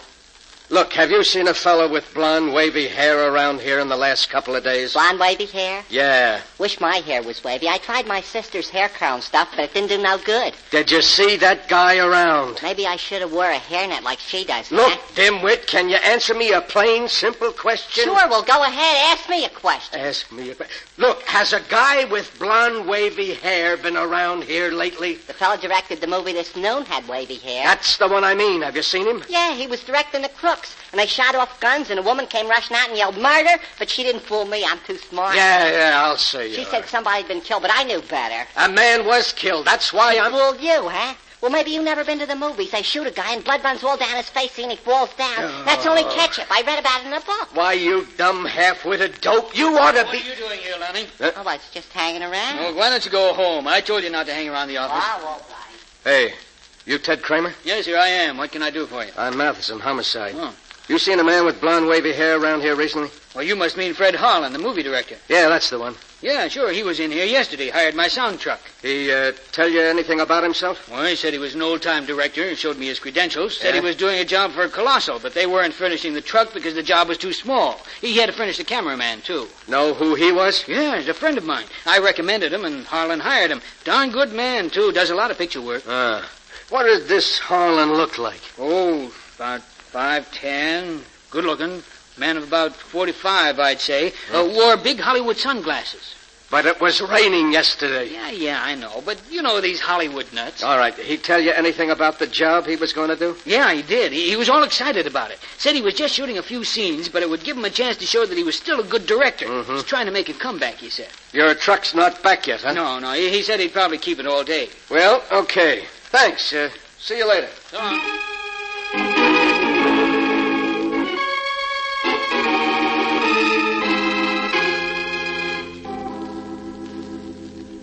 Well, here you are, Nick. This is everything I can find in the files about Fred Harlan. Thanks, Scubby. Hey, look at the bunch of stuff he's got there. That Harlan must have been quite a guy. Oh, he sure was.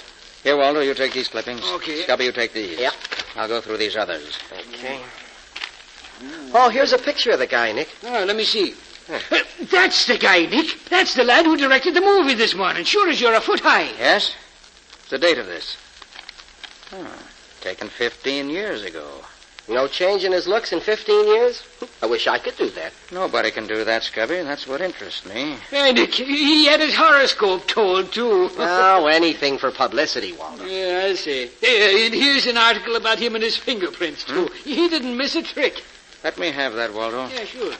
Oh, here are the last ones, Nick. Reports of his accident and the follow-up stories. Accident, huh? Serious? Almost fatal. Doctor said he suddenly cracked up while he was driving. Went over an embankment and was badly broken up. Let me see those, will you? Oh, sure. Here you are. Thanks. Ribs broken, arm broken 2 places, leg cracked, bad cuts on head, long jagged cut under right ear. Cut under right ear. Yes, I seem to remember seeing a scar like that very recently. You mean Harlan still has it, Nick? I've never seen Harlan, Scubby. But I've seen that scar somewhere today. Where, Nick? I'm not sure. Spent months in the California Medical Hospital under the care of Dr. Edward Wilson. That all, Scubby? Yeah, that's all. He dropped out of sight after that. All right, thanks. That helps a lot. Now I'll call the office and see what's happened there. Then we'll look up Harlan himself if we can find his address. And if there is such a person...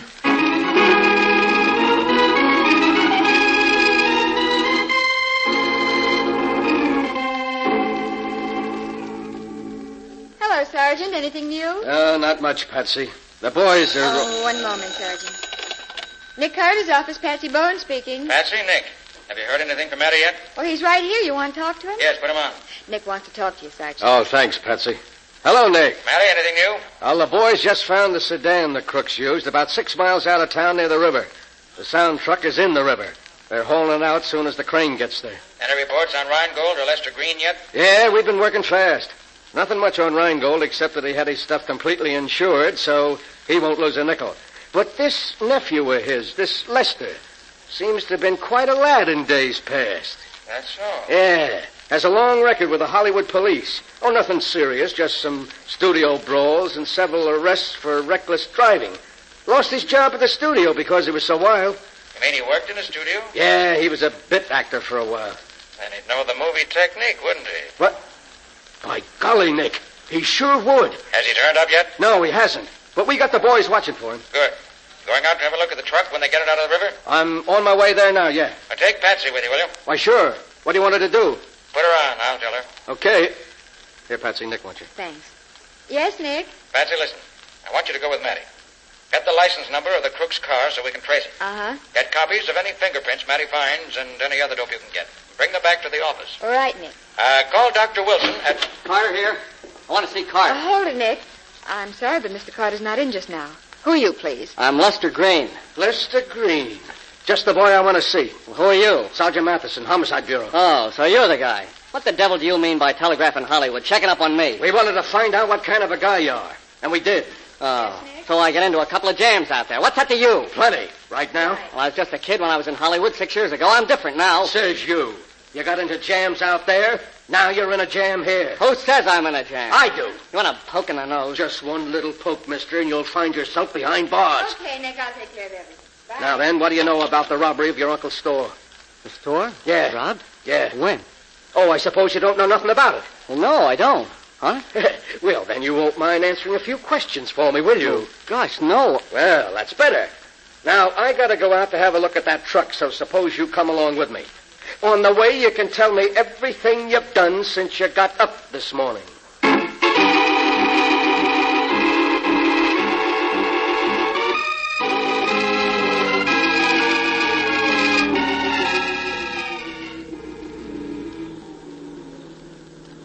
Nick, we must be way out in the sticks by now. Are you sure we're going right? That's what the cop said. Straight ahead to the next gas station and turn right. Yeah, maybe this address we're going to is a phony, Nick. Just because Harlan gave it to the man he rented the sedan from, don't prove he really lives there. It doesn't prove he doesn't either.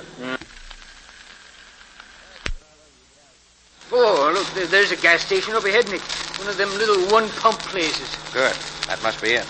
I hope he's got something to eat there. I'm starved. How many you want, please? Fill it up. Should take about 5 gallons. Okay.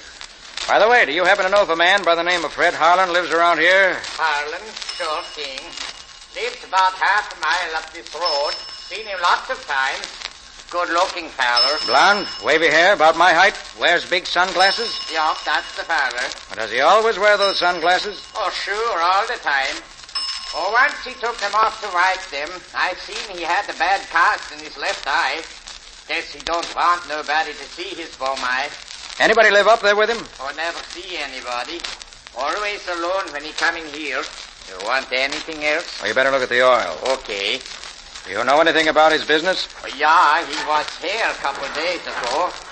Told me he was movie director. Said he was going to have chance to make a picture and get his yacht back again. It's the same guy, all right, Nick. And it is Harlan. Maybe. Have you seen him in the last few hours? No.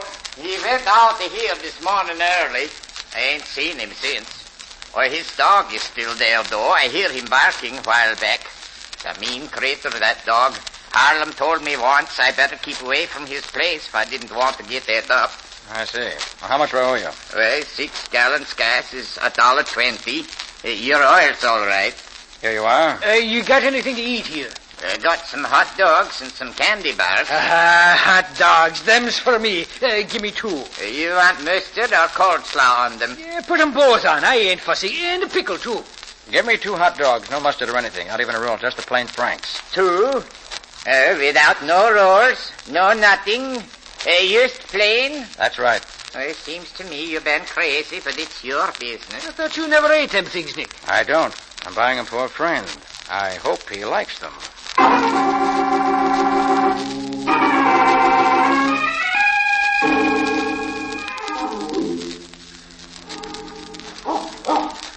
Hey, Nick, it's almost dark here under these trees. Yes. It isn't a very attractive place Harlan lives in. That must be the dog you told us about. Yeah, the dog. I hope he don't decide to take a bite out of my leg. Well, if my plan goes right, Walter, this dog won't take a bite out of either of us. Now, let's see if Harlan is home.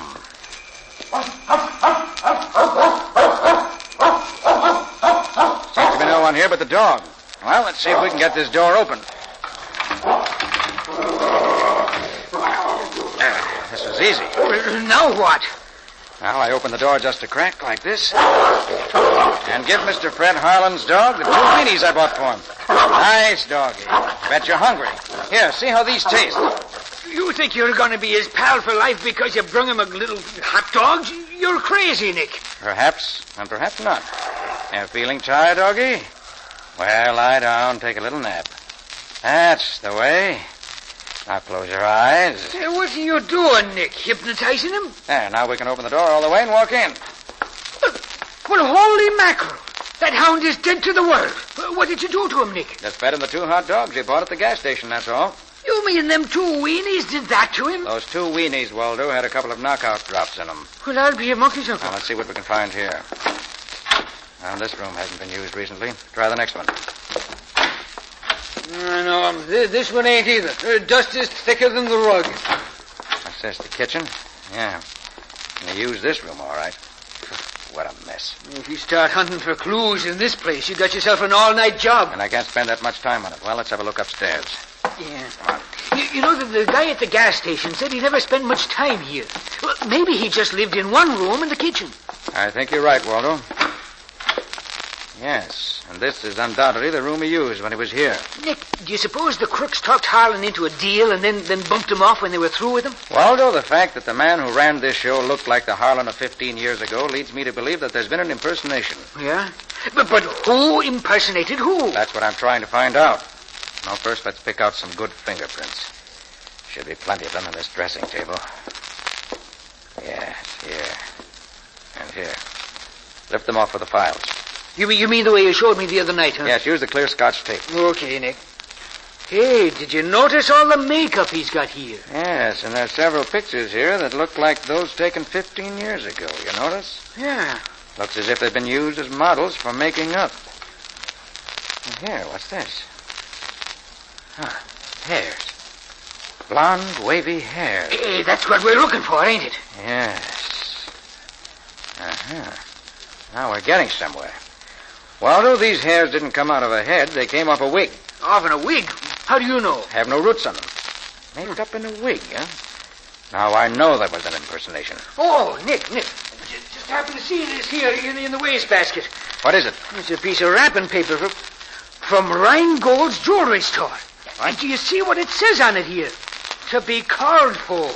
Yes. And look at the name of the one who was to do the calling. Yeah. Well, what's the connection between him and Harlan, Nick? A very strong one, I believe. You got any ideas? I have. Right now, we're going back to the office to gather up what loose ends we can. And you're going to bring Harlan's dog along with you. Bring the dog?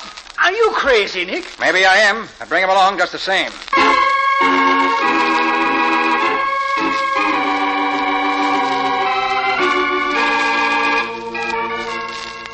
And when they hauled the truck up out of the river, they found this megaphone in it. And it has fingerprints on it. You mean the water didn't wash him off? Water doesn't hurt prints, Waldo. Patsy, did you get a picture of them? Uh-huh. Sergeant Matheson gave me one. Here. Now, where did I put that news picture? Ah, yes, here it is. Now, let's see. Ah. The prints on the megaphone matched the picture of Harlan's prints exactly. Then, by golly, Nick, it was the original Harlan who did the job. Is that good or bad, Nick? Anything that helps solve the case is good, Patsy. And if Harlan himself did it, it's certainly one step nearer the end. Nick Carter's office, Patsy Bowen speaking. Oh, yes, just a moment, please. I'll put Mr. Carter on. And Nick, it's Dr. Wilson of the California Hospital. He's the one who treated Harlan after his accident. Oh, yes. Hello, Dr. Wilson. Yes. Uh-huh. I see. Wouldn't have recognized him, huh? Yes, of course. Well, Doctor, do you know where he went after he left the hospital? Oh, he did? I see. Well, thanks very much, Doctor, for taking the time to call me like this. I really appreciate it. Goodbye. Well, Nick? Just as we suspected. When Harlan left the hospital, it would have been difficult for even his old friends to have recognized him. He was badly cut about the head and had lost over 50 pounds. Dr. Wilson said he was in pretty bad shape. And he came back here to live. Nick, I'm getting all balled up here. If Harlan actually is Harlan, he couldn't look the way he did 15 years ago before the accident, but if he does look the way he did then, it can't really be Harlan, which it is. Oh, boy, you are tangled up, aren't you? Patsy, call Matty and tell him to meet us at Rhinegold's store. Waldo, how's the dog? Still sleeping, Glory be. He's a mean son of a gun, that one. Okay, put him under your arm and let's go. Put him under your arm and let's go. It's all I can do to lift the brute off the floor. No, don't gripe, Waldo. Just be glad it isn't a Great Dane. A Great... Oh, nuts. Come on, you.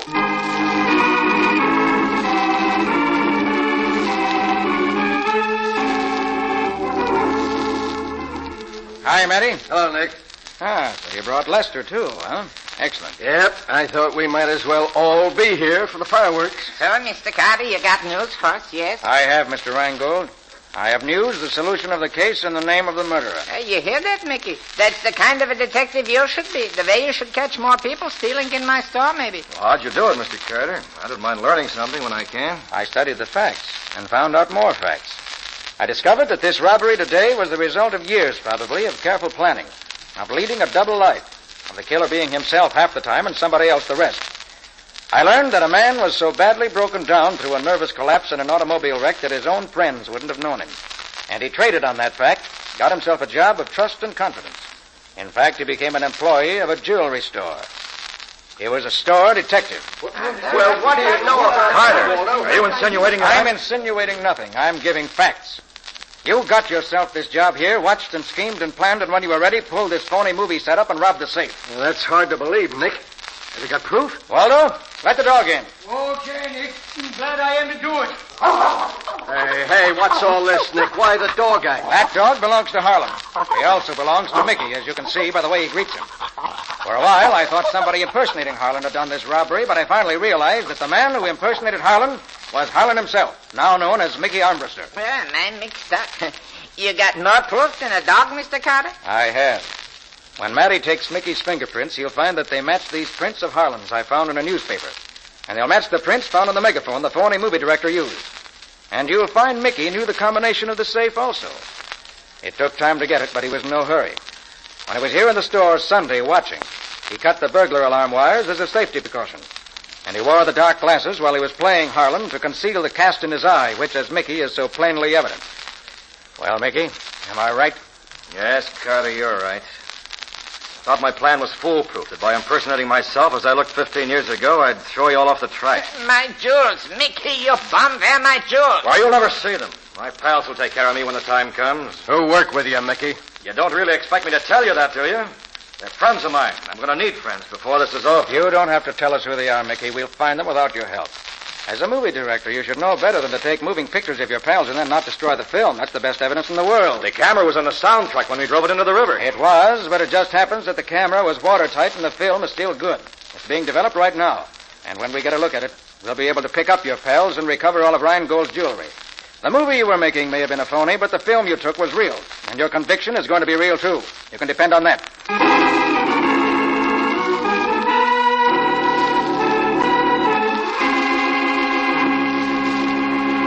Well, Nick, before you give us a peek into your story for next week, I want to talk for a moment to the young men of America.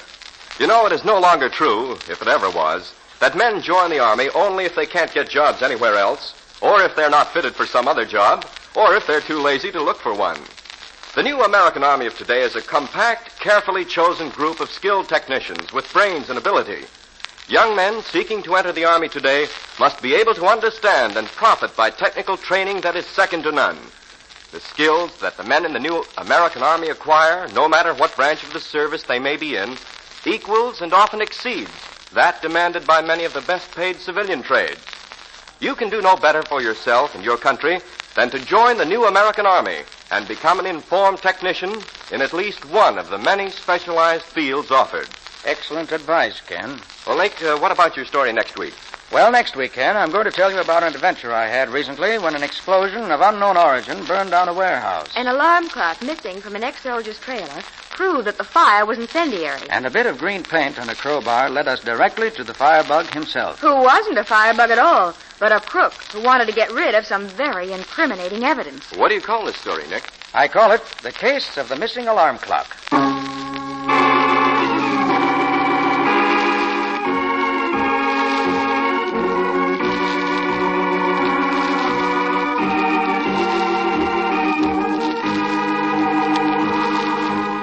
Nick Carter, Master Detective, which is produced and directed by Jock McGregor, is copyrighted by Street and Smith Publications, Incorporated. Pictured stories of Nick Carter appear in every issue of the Shadow Comics.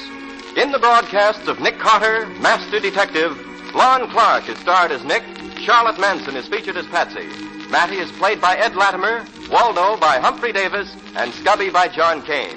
Original music is played by George Wright. Script is by Jock McGregor and Peggy Mayer. Any resemblance in these programs to actual persons, living or dead, or to actual places is purely coincidental. Nick Carter, Master Detective, is presented over most of these mutual stations each week at the same time.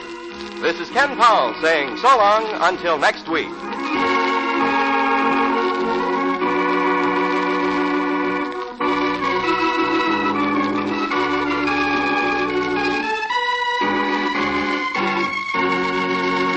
This program was heard in Canada through the facilities of the Canadian Broadcasting Corporation. This is the Mutual Broadcasting System.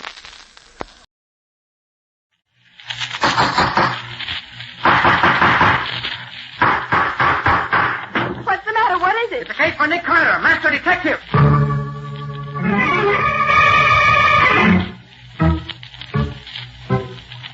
Yes, it's the case of the Red Goose murder. Another case for that most famous of all manhunters, the detective whose ability at solving crime is unequaled in the history of detective fiction, Nick Carter, Master Detective.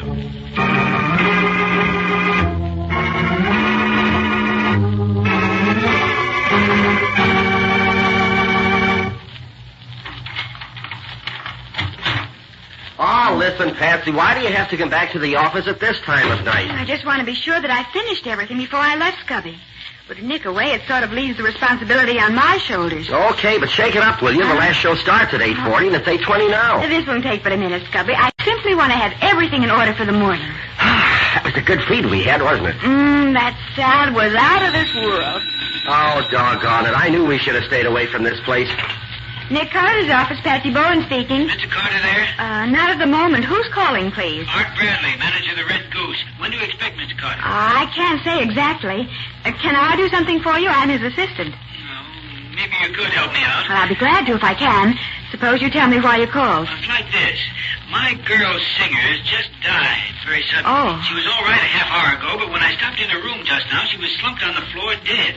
Looks very odd to me. Well, why don't you call the police? Well, I was going to, but the police visiting my nightclub would hurt business. And she may not have been killed, so I wondered if Mr. Carter, you see, I met him the other evening at one of his lectures. I see. I wondered if he wouldn't come over and see what actually happened before I do anything further. If you have any suspicion that her death wasn't natural, Mr. Bradley, you'd better call the police. Yes, I suppose I had. Who shall I call? Can you tell me? Look, Mr. Bradley, leave it to me. I'll take care of it for you. Oh, well, that'll be fine. Thank you so much. Goodbye. Goodbye. Now what, more trouble? Oh, not for us, Scubby. I have to call Sergeant Matheson. Then it's us for the movie. Oh, swell. I thought for a minute we were going to miss that Western. Oh, no, sir. Homicide. Sergeant Matheson. Oh, hello, Sergeant. This is Patsy. Oh, hiya, Patsy. What's up? Art Bradley, manager of the Red Goose on West 7th Street, says his girl singer is dead, and he thinks maybe she didn't die naturally.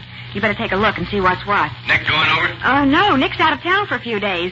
You'll have to solve this alone, if you can. What do you mean, if I can? I solved murder cases before you was born. Just because Nick has helped me out once or twice. I apologize, Sergeant. Happy hunting to you. Yeah. Bye. Come on, Patsy. We just got time to make it. Right with you, Scubby. Let's see how the movies do it, just for a change.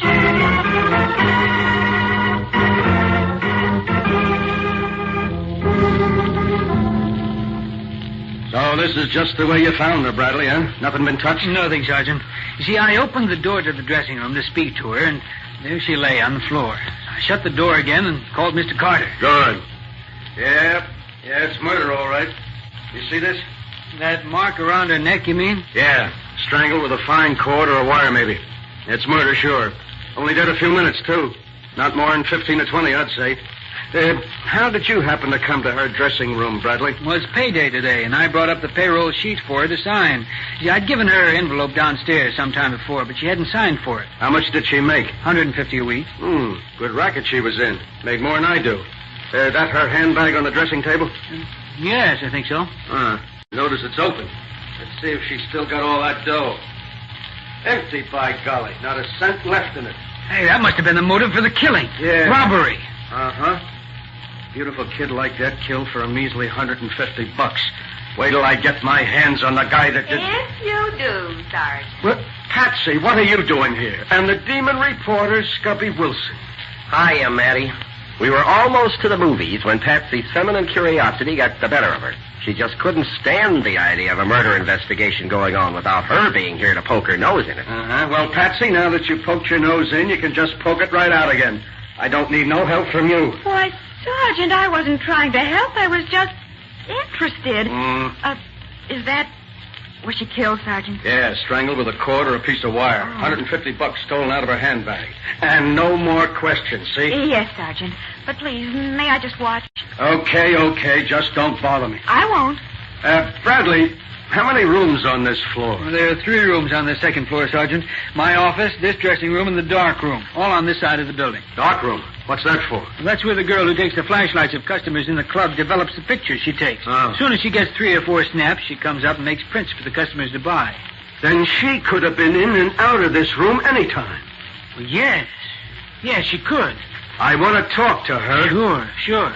Hey, if all 3 rooms are on this side, they must all look out onto that roof next door. Yes, they do. The adjoining building is a 1-story flat-roofed affair, same length as this one is. Windows always kept open, Ollie? Oh, on hot nights like this, yes. You ever see anyone on that roof? From this club, I mean. No, I don't ever remember any of our people ever going out there. No reason why they... Marie, just a minute. Yes, Mr. Bradley? Sergeant, this is Marie, the girl who takes the pictures. You said you wanted to talk to her. Yeah, I do. Marie, when did you see this girl? Paula! What's happened to her? Is she... Yes, Marie. She's dead. Been killed. Poor Paula. When did you see her last? Well, it was just after her first show, maybe half an hour ago. Was she all right when you saw her? Oh, yes. She was as happy as anything. She came upstairs just as I finished printing my last batch of photos. I asked her for an autographed picture of herself. And she said that if I'd take one, she'd autograph it for me. You took one, did you? Yes, I snapped it right then. You developed it yet? No, I was just going to now. Well, let me see it as soon as you get it done. Might get some ideas from it. I'll have it for you in 10 minutes, officer. And may I watch you, Marie? I used to take pictures when I was a kid. I'm Patsy Bowen, Sergeant Matheson's assistant. My assistant, my pain in the neck. Well, Miss Bowen, I'm glad to have you. Did you ever develop your pictures when you took them? Oh, no, I couldn't do that. Yeah, women. They give me a pain. Mr. Bradley, how many employees do you have here in the Red Goose? Why, there are 12 in the kitchen crew, 7 in the orchestra, 5 front men in the lobby and inside, check girl, flower girl, and Marie. I want to talk to them, all of them. Get them up here. Now, look, Sergeant, couldn't we sort of take it easy? Just talk to them one at a time, kind of private-like? And don't want to upset the whole club. Give a club bad name, you know. Oh, don't give it another thought, Mr. Bradley. Sergeant Matheson is the soul of discretion and the epitome of integrity. Hey, are you calling me names again? Oh, not at all, Matty. They were compliments, if you only knew it. Well, pipe down, will you? Okay, Bradley, I'll take it easy, but I want to talk to every one of them. Alone or together, I don't care. Now, come on, let's get started.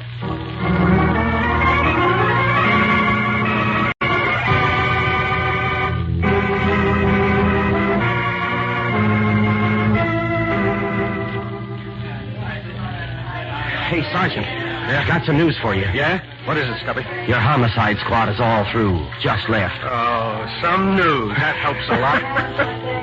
You finished your checkup? Yeah, we've accounted for all but 2 waiters and 1 of the front men. And all 3 of them have been with me for years. They can't be mixed up in this. Who says they can't? Anybody could be mixed up in it. But we'll let him go for now. I want to ask that Marie a few questions.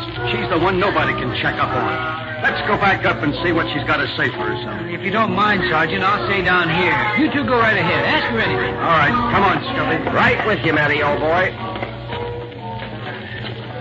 Bradley says she only makes $35 a week. What she can get out of the customers. She could have needed that money. Oh, she seems like a nice kid, Matty. I don't think she'd be You mixed up. too? When will you guys learn that appearances don't mean a thing? Oh, there you are. Oh. I was going to look for you. Marie's been waiting to show you the picture she took of Paula. Here it is, officer. Yeah. And just think, she'll never autograph it for me now. Looks happy enough. And look at this one, Sergeant. What? That's the picture Marie took while Paula was singing her last number. See her in the background? Yeah. And see whose picture it is. Hey, that's Allworth Van Keppel, the millionaire playboy. Uh-huh.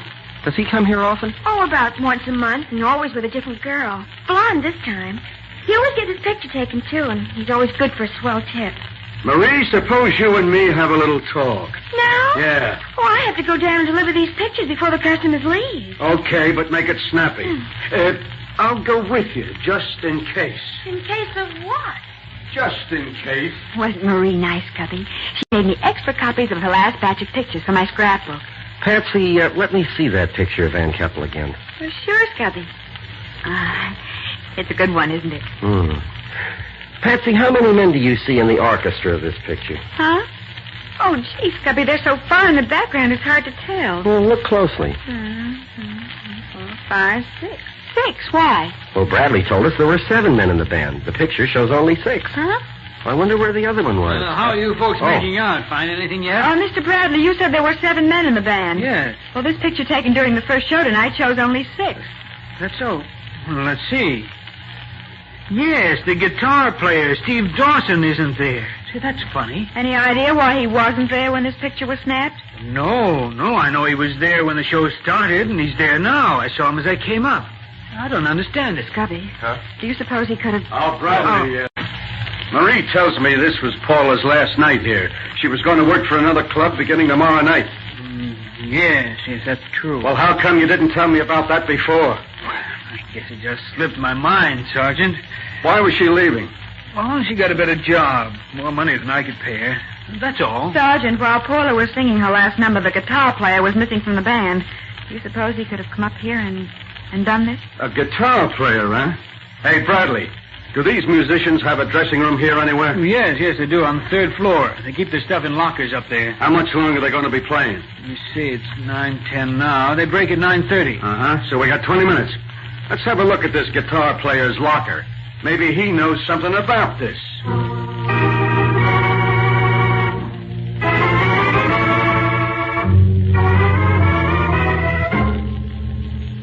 Which one is this, Steve's locker? It's the 3rd one from the left. It's got his name on it. Good. Oh, not locked. That helps. Nothing in this old jacket. Just the racing form. Hey, what's that written on it? Huh? Oh, Central 8740, Mike. That's probably his bookmaker. Yeah, probably. These boys play the horses pretty heavily, I understand. Oh, yeah? Then this Steve could need money, maybe, if the nags weren't running for it. Anything else there, Sergeant? No, Patsy, only this old guitar case. And that's empty. Gosh, they use nice velvet for the lining, don't they? Well, maybe it was nice once, but it's pretty well shot now, Patsy. Oh, yes. Look at this big tear in it. Oh, Sergeant, look at this. What? Money. Hidden in the lining. Right. 7 20s and a 10. Say, that's what I paid Paula tonight. What? So Steve took it, but why did he have to kill her to get it? He could have gotten it without that. Well, we don't know that he did kill her, Mr. Bradley. The guy that got the money is the guy that did the killing, according to my book. Hey, Bradley, get Steve Dawson up here. We'll see if he can get out of this. Certainly, Sergeant. I'll have him meet you in Paula's room right after the band breaks for intermission. And you can bet I'll keep my eye on him until then. Mr. Bradley, do you have a phone we could use? Yes, of course. There's one in my office. The room right next to Paula. Thanks. Come with me, Scubby. I've got a job for you. Anywhere with you, beautiful. Just lead the way.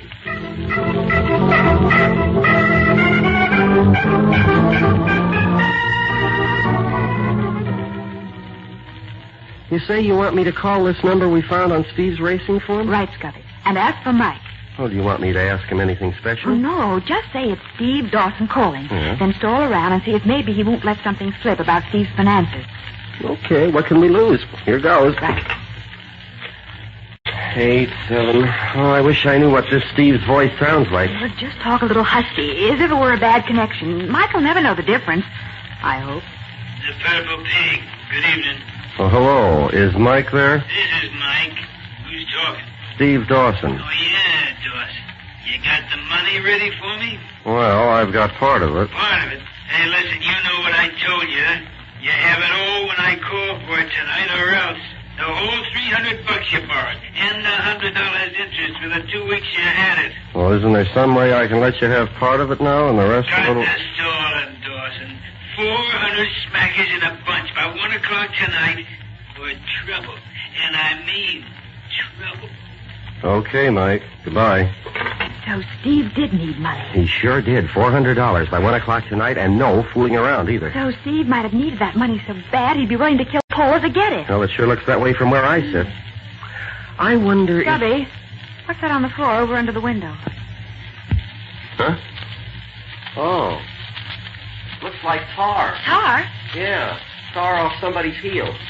Maybe somebody was out on the roof and got some on her shoe. Mr. Bradley said nobody ever went out there. But look here. Here's a smudge on the windowsill, too, Scubby. Do you suppose... Have you got a flashlight, Patsy? Yeah, my swirl one's here in my bag. I think I'll have a look at the roof outside this window. There might be footprints or something. If you're going out there, I am, too. Give me a hand. Okay, beautiful. Here. Easy now. There you are. Hey, tar on this roof is soft, isn't it? Yeah, tar roofs generally get that way on warm days. No, I don't see any prints here anyway. Well, that doesn't prove anything, of course. Soft tar wouldn't hold prints very well. Scubby, this fireplace must fire escape. Oh, I'm getting all mixed up. Must be the one that goes up to the musician's locker room. Well, it probably is. I remember seeing one when we were up there before. Is Paula's body still in the room? No, they took it away after the homicide boys finished their investigation. Oh, I'm glad of that. I don't... Oh, What's the matter? I tripped over something. Caught my toe in it. Why, there's nothing here, Patsy. Oh, wait. Huh? Ah, here's an old guitar string. Maybe you tripped on that. An old guitar string. And Steve plays the guitar. Funny, isn't it? How do you mean funny? The sergeant says Paula was choked with a cord or a piece of wire. Of course. And finding this guitar string here is no coincidence at all. I wonder. What do you mean, I wonder? Huh? Oh, I don't know, Scubby, but that's what Nick always says when he's not sure of something. Oh, his master's voice, huh? Something like that. Uh-huh. I'm just trying to think the way Nick would do it if he were here. Oh, I wish he were here, too. Oh, I don't know. It looks pretty open and shut to me. I know it does, but that's always the time Nick says to... Scubby, there's one of the musicians just coming into Paula's room. That must be Steve Dawson. Yeah, come on. I want to hear what he has to say. You want me, Sergeant? Yeah, come on in. Have a chair. Mind if we join you, Sergeant? For the love of Pete, what are you two doing out there on the roof? Oh, just looking at the stars, that's all. Do you mind if we come in? I don't mind what you do so long as you don't get in my way. Thanks. Help me up, Scubby. Right, here you are. Now, easy. Watch the sill. Thanks, Scubby. Won't you come in, too, Mr. Wilson? Oh, delighted, Miss Bowen. So kind of you to offer me. Will you two ever stop clowning? This is a murder case. Murder?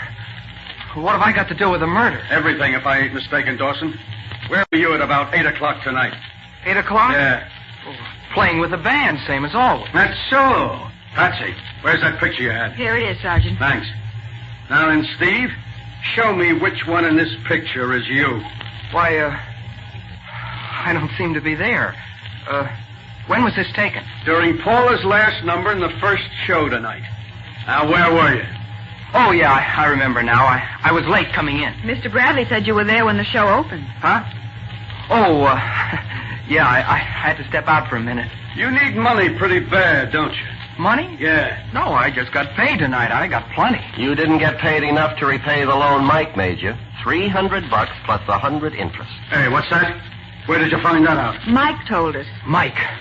What do you know about Mike? And he's calling for it at 1 o'clock tonight, isn't he? I don't know what you're talking about. No? Then why did you kill Paula Windsor tonight and then swipe $150 from her purse? And don't try to lie out of it. We found the money in that old guitar case in your locker. I didn't kill her. I swear it. Sergeant, we found this on the roof just outside the window. What's that? A string for a fiddle or something. So what? Could be a guitar string, Matty. What? That settles it, Dawson. You saw Bradley give Paula her salary earlier tonight, so you sneaked off the bandstand during her last number, came up to her room, and tried to sneak her purse. She caught you, and you killed her. No, I didn't kill her. I didn't. You strangled her with a guitar string you happen to have in your pocket and threw it out the window. I didn't kill her. She wasn't even in the room when I took the money. Oh, so you admit you stole the money. Yeah. Yes, I stole it, but I didn't kill her. She was just finishing her song when I got back downstairs. No good, Dawson. If you can make a jury believe that, you're a better man than I think you are. But I tell you, I didn't kill her. Look here, Scotty. I took the money. Here's a slip of paper on her dressing table with that same number on it that we just called. CE8740. I wonder what she was doing with that.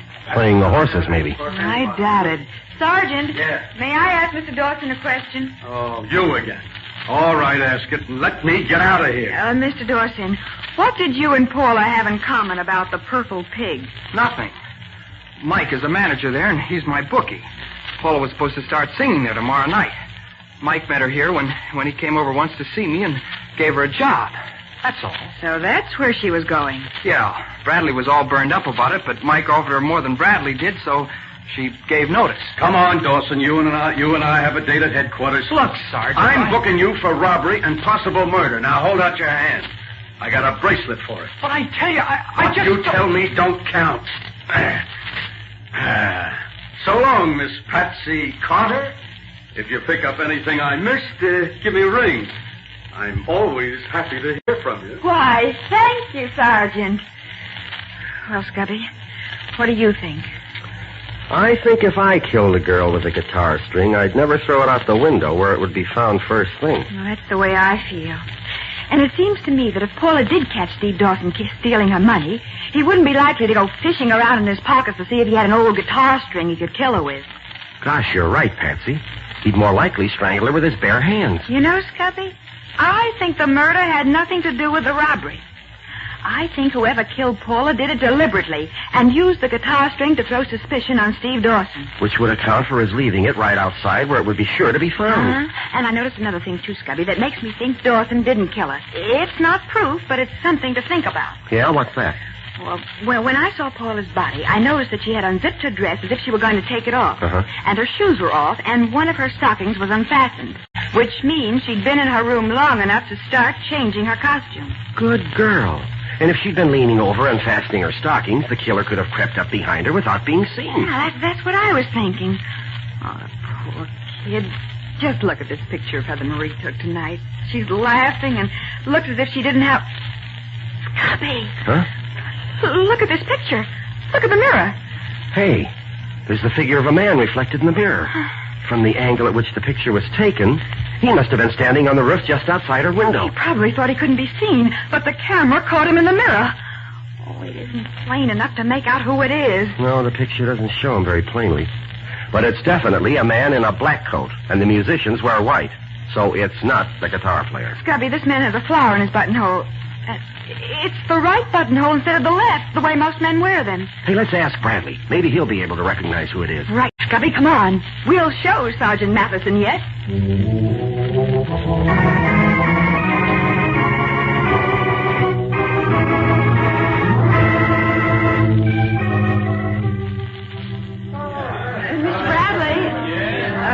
We've got something to show you. Can we go somewhere where it won't be so noisy? Yes. Suppose you go right in here. With the door closed, you can at least hear yourself think. Yes, this is better. Now, what have you found that would interest me?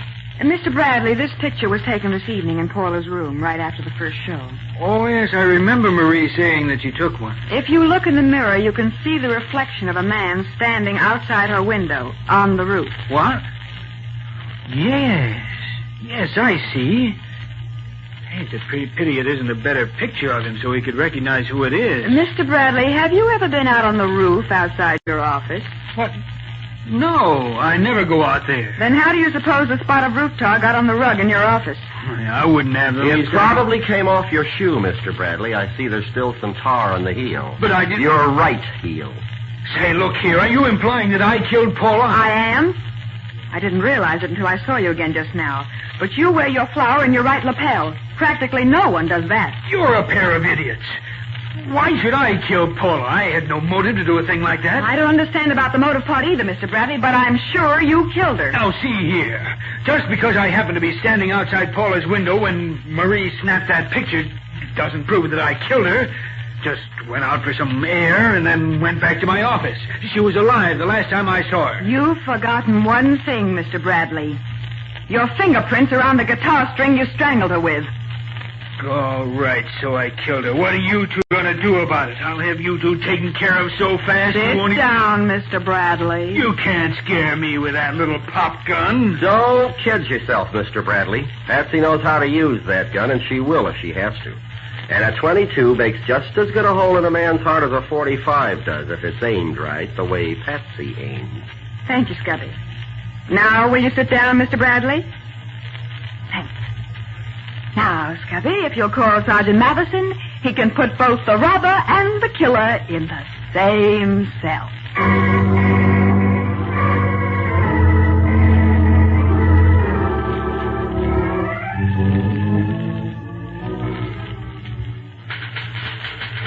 You mean you're going to be at that typewriter for another hour yet? I'm sorry, Scubby, but I have to have a full report ready for Nick when he comes back. And I want to get it down in black and white while it's still fresh in my mind.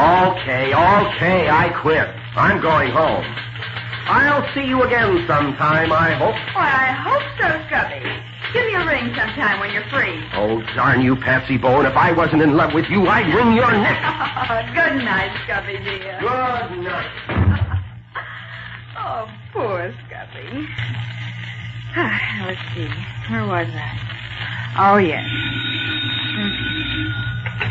Nick Carter's office, Patsy Bowen speaking. This is Matty, Patsy. Oh. I just wanted to tell you, Bradley made a full confession. He did? Yeah. Oh, that's good. I'll put that in my report, too. What'd he say? He said he planned to kill Paula tonight, so he waited on the roof outside her window for her to come back from the floor show. Uh-huh. It was while he was standing out there that he saw Steve Dawson swipe the money out of her purse. Oh. Well, that gave him the idea that he could have a perfect alibi by making Steve the goat for the killing as well as the robbery. So he went up the fire escape to the musician's room, found an old guitar string Steve had thrown out, and got back outside Paula's window just in time to see Marie snap her picture. I see. And then, while she was changing her clothes, he crept up behind her and strangled her. And threw the guitar string out on the roof where it'd be found by the police. Or by someone else. Yeah. Did he say what his motive was? Yeah. He loved Paula, but she turned him down cold. Oh. He discovered this. He gave her her first job. He felt she owed him something, but she told him to his face that he had done nothing for her and that she was leaving him for a better job with a better man. Well, that made him so mad, that and the fact that he really loved her desperately, that he decided if he couldn't have her, nobody else was going to. Oh, the poor guy. Love is an awful thing sometimes. Yeah. Especially if it's not returned. Yeah, but look, Patsy, there's one thing I don't understand. You said you told him his fingerprints were on the guitar string. Now, what was the idea of that? Well, Nick always has something to clinch the case with, so I happened to think of that. But you ought to know a guitar string wouldn't take any fingerprints. Well, sure, Sergeant, I knew it. But Mr. Bradley didn't.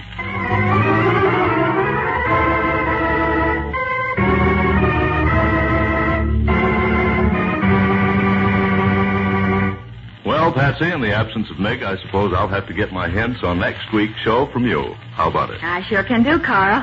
The case started when both Vince O'Neill and Otto Lerner found they were married to the same girl. What did Nick do about that? Well, he started out to find the girl and straighten things out, if he could. And he found her, I suppose, knowing Nick? Oh, yes, he did. But when he located her finally, she could no longer give him any information. She'd been using a new jar of cold cream and taking a bath. Well, what did that have to do with it? Why, everything. That and the fight on the train. Yeah. All right. What's the name of the story? We call it The Case of the Extra Husband.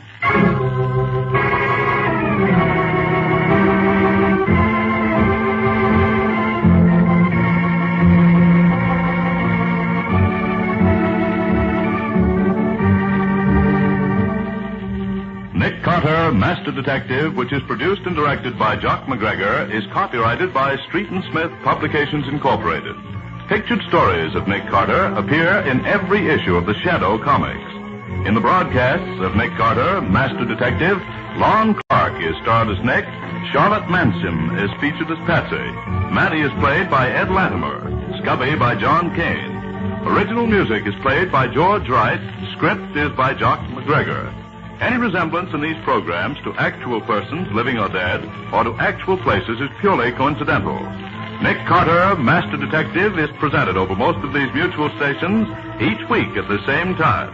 This is Carl Caruso saying, so long until next week.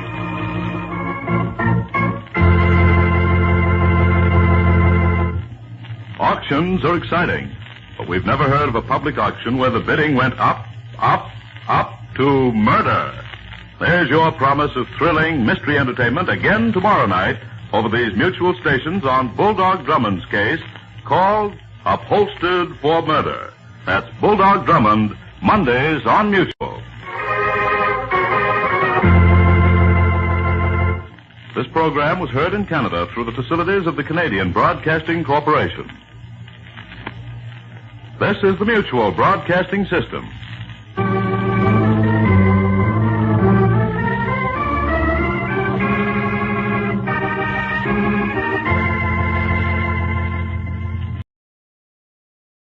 Old Dutch Cleanser, famous for chasing dirt, presents Nick Carter, famous for chasing crime.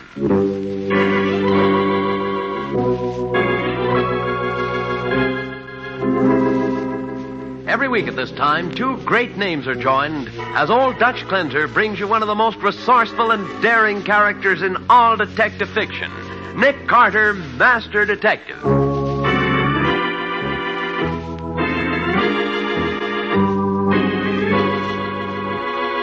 Nick, finding that imitation diamond in the crook's pocket is certainly proof that he was in on the robbery. Certainly would be, Patsy, if I had found it there. But you must have. I saw you take it out of his pocket. You did.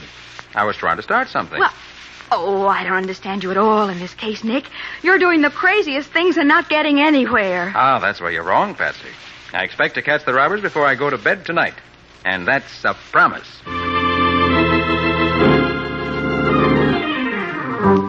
Now, the case of the imitation robbery. Today's exciting adventure with Nick Carter, brought to you by Old Dutch Cleanser. As our story opens, Nick and Patsy are in the jewelry shop of Nelson Stroud, talking to the proprietor. It is late fall, and there's a hint of snow in the afternoon air. The Jewelers Protective Association tells me you reported that you're being systematically robbed, Mr. Stroud. It must have been going on for weeks, Mr. Carter. So many of my best unset stones have been stolen. Then it wasn't from holdups, Mr. Stroud? Holdups? No. It's a lot slicker than that. Oh. You see, it's like this. Day before yesterday, Saturday, I happened to see an imitation diamond in the tray with a dozen or so real diamonds. So I became suspicious. Uh-huh. You say you just happened to spot the phony stone? Yes. So yesterday, Sunday, I came down to the store and checked through all the trays. And I found 29 paste stones mixed in with the real ones. Well, how much will the 29 diamonds that are missing be worth, Mr. Stroud? At a rough estimate in the neighborhood of $65,000. Golly. And you think somebody brought 29 imitation gems in here and walked out with 29 real ones? I know it. Well, how does it happen none of your clerks spotted the fakes? These fake stones are too good, Mr. Carter. That's the trouble. Here, look at this one. Why, Nick, that looks genuine to me. Yes. It is an excellent job, I must admit. A close inspection would, of course, reveal them at once. But about all the clerks do as a rule is to run their eye rapidly over the tray after serving a customer and check the number of stones before putting them away. Mm-hmm. Well, do you have any ideas how this substitution might have taken place? I don't think. I know. Some crook or gang of crooks has come in here time after time asking to see our unset stones and palmed the real ones, leaving the fakes in the tray. Oh, but that would have taken weeks, Mr. Stroud. It couldn't be done too often. And even then, the criminal would be taking a long chance of not being recognized. But it must have been done that way. Oh, not necessarily. No, it looks to me as if the crook or crooks had inside help in this. Nonsense. All three of my clerks are fine men with good references. That remains to be seen. Show me what you have here in the store in the way of burglar alarms. Of course. You see, there are counters on each of the three sides of the store. Each counter has an alarm buzzer under it, operated by pressing a button with your foot. Then the vault where the unset stones are kept has a special alarm on it. Well, how is that operated, Mr. Stroud? Well, if the dial that works the combinations turned back to 10 first, it automatically rings an alarm. They're all connected direct to police headquarters and the Protective Association. Uh-huh. The unset diamonds are kept in that vault? Yes. Here, I'll show you.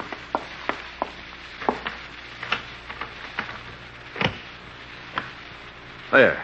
You see, this vault is filled with little trays, only about an inch high. Each tray is numbered to identify the different grades of stone. Oh, golly, Nick, look at that. There must be 100 trays in there. Just about. Mr. Stroud, I think I have a plan that'll test the reaction of your clerks. Tomorrow afternoon should be a good time. I'll let you know definitely the exact hour because I'll need your cooperation. Of course, Mr. Carter. What are you planning to do? It's a little unconventional, but it's been done before. Now, here's the plan. About 4 o'clock, I'll send Miss Bowen here to see...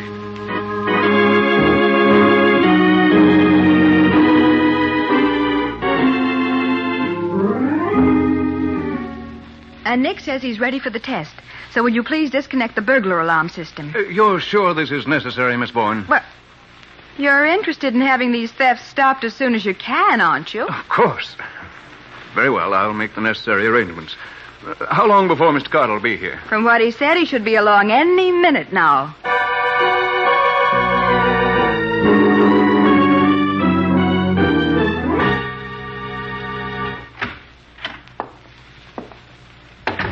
Something I can do for you, sir? Oh, a gun. Put your hands on the counter. All three of you, and keep them there. But This is a stick-up. No monkey business. Hands on the counter there, you with the black hair, and quick. That's better. Now, you two, get on the other side of the store with Goldilocks. Now, look here, you can't... Shut up, Goldie. And keep your trap shut. All right, you other guys, get over with Goldie, I said. And walk slow.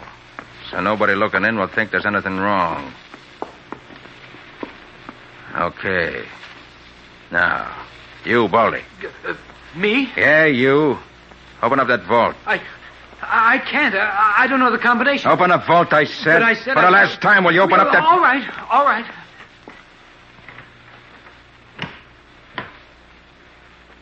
Now, haul out all those trays so I can get at them. Wait a minute, Baldy. Don't be picking out just the tray with the cheap stones. I want them all. Yeah, all right. Okay, that's enough. You can put them back now. What? What All right, Mr. Stroud. Well, Mr. Carter, I hope you learned something. Yes, all three of your clerks passed with high marks, Mr. Stroud. Baldy here turned the vault dial the wrong way, which would set off the alarm. The other two stepped on their alarm buzzers. I watched their feet. Then if the alarms had been connected, there would have been 3 separate alarms rung in headquarters, Nick. Right, Patsy. Oh, by the way, Mr. Stroud, you better connect the alarm system again, just in case. Mr. Stroud, what's been going on here? I don't get it. This is Mr. Nick Carter of the Jewelers Protective Association. He just wanted to be sure you boys were on your toes in case of real trouble. You through now, Mr. Carter? All through, thanks. Then let's get back to my office. You can put the trays back, boys. It's all right, sir. This all seems very silly to me, Mr. Carter. Did you really learn anything from that little stunt? I did. Who's the young fellow with the blonde hair? That's my nephew, Bill Devlin. And the middle-aged man with the bald head? Well, that's Arthur Ryan. Been here for 6 years. Darn good clerk. And who's the good-looking chap with the black hair slicked down so neatly? Chap by the name of Robert Hill. He's new here, but as far as I know, he's absolutely okay. I called the firm he's been with, and they gave him excellent references. Maybe so. But he instinctively reached for a gun and a shoulder holster when I first drew my guns. Nothing against him yet, of course, but I'd keep an eye on him. Well, maybe he's used to having a job where he needed protection, Nick. Entirely possible, Patsy. I wouldn't want to say until I knew more about him. You said yesterday you thought this was an inside job, Mr. Carter. Well, I think now that you're wrong. What do you mean, now? I'll show you. Here. I found this under the silverware counter this morning. That's so. Well... Well, what is it, Nick? Wad of chewing gum, Patsy. And there's a diamond inside it. Diamond in a hunk of chewing gum? Yes. It's an old game. Cook comes in, palms an unset stone, and when the clerk's not looking, sticks the stone to the underside of the counter in the chewing gum. Then, a few days later, he comes in and scrapes the gum off and walks out. That way, if the stone's missed when he steals it, he can submit to a search and there's nothing on him. And I bet that's how all 29 of my stones disappeared. It's possible, Mr. Stroud, but I doubt it. I still think it's an inside job. And I'll tell you what... Uncle Max, you said to let you know if anybody I'd seen before came in to look at unset stones. That's right, I did. Why? Well, there's a man out there now who's been in at least twice before. Ryan's waiting on him.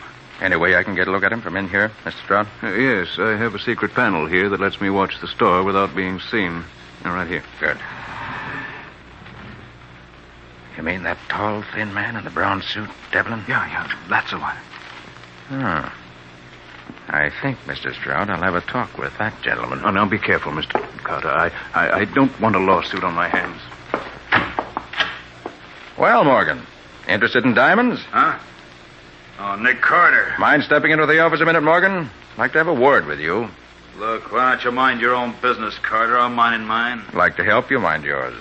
This won't take but a minute. And I think you better do as I suggest. Okay, Copper. If there's any funny business, I'm telling you... Save it, Morgan. Right in here. Look, I don't know what right you got to drag me in here like this. A lot of diamonds have been taken out of this store lately without being paid for. You've been in here several times to look at unset stones. So I just want to see if any of those stones have stuck to your fingers. Wouldn't be the first time. Well, you cheap two-for Now, look nickel here, Carter. Carter. We simply can't go We searching can in this customer- case. Morgan's long record at headquarters makes me very suspicious. All right, stand still, Morgan, while I see what you have in your pocket. I'll sue you for this. I'll sue the store, too. See if I don't. Well, what's this? Huh? Here in your vest pocket. A diamond. So he is I never saw that before. I swear. Now, will you confess, or must I I never take it saw out that before. Look, there's something wrong, I tell you. Yes, something is. Let me see that stone. Certainly. Here you are. I thought so. It's a fake. You're sure? Of course I'm sure. And I still say I never saw that thing before. But it don't make no difference now, see? You can't arrest a man for having an imitation diamond in his pocket. No, Morgan, you're quite right. You can't. You can go now. I'm going fast enough, but I ain't through with this. I'm going to sue this store. You'll hear from my lawyer later. But you can't let him go like this. Genuine or imitation. He's at the bottom of this. Yes, I think you're right, Mr. Stroud. Then why did you let him go, Nick? Finding that imitation diamond in his pocket is proof, isn't it? Well, yes, it would be if I'd found it there. Well- What? You mean you didn't? No, I put it there and then pretended to find it. What? It's a fake stone Mr. Stroud showed me yesterday. I hope you know what you're doing, Mr. Carter. This is all Greek to me. Yes, Nick. What in heaven's name are you doing? Playing games? Why, Patsy, you know me better than that. Well, I thought I did. Oh, by the way, Mr. Stroud, didn't you tell me none of your clerks knew of these thefts?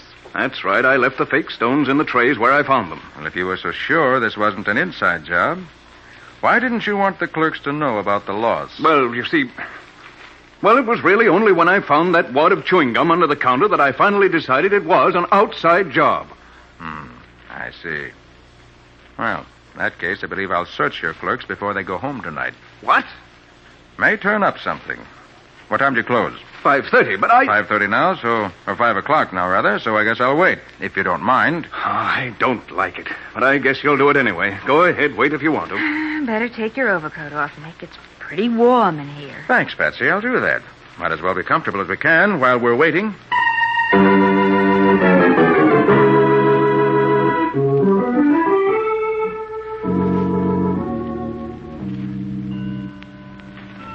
They ought to be through in the store by now. I told them to come in here when they were ready to go home. I can wait.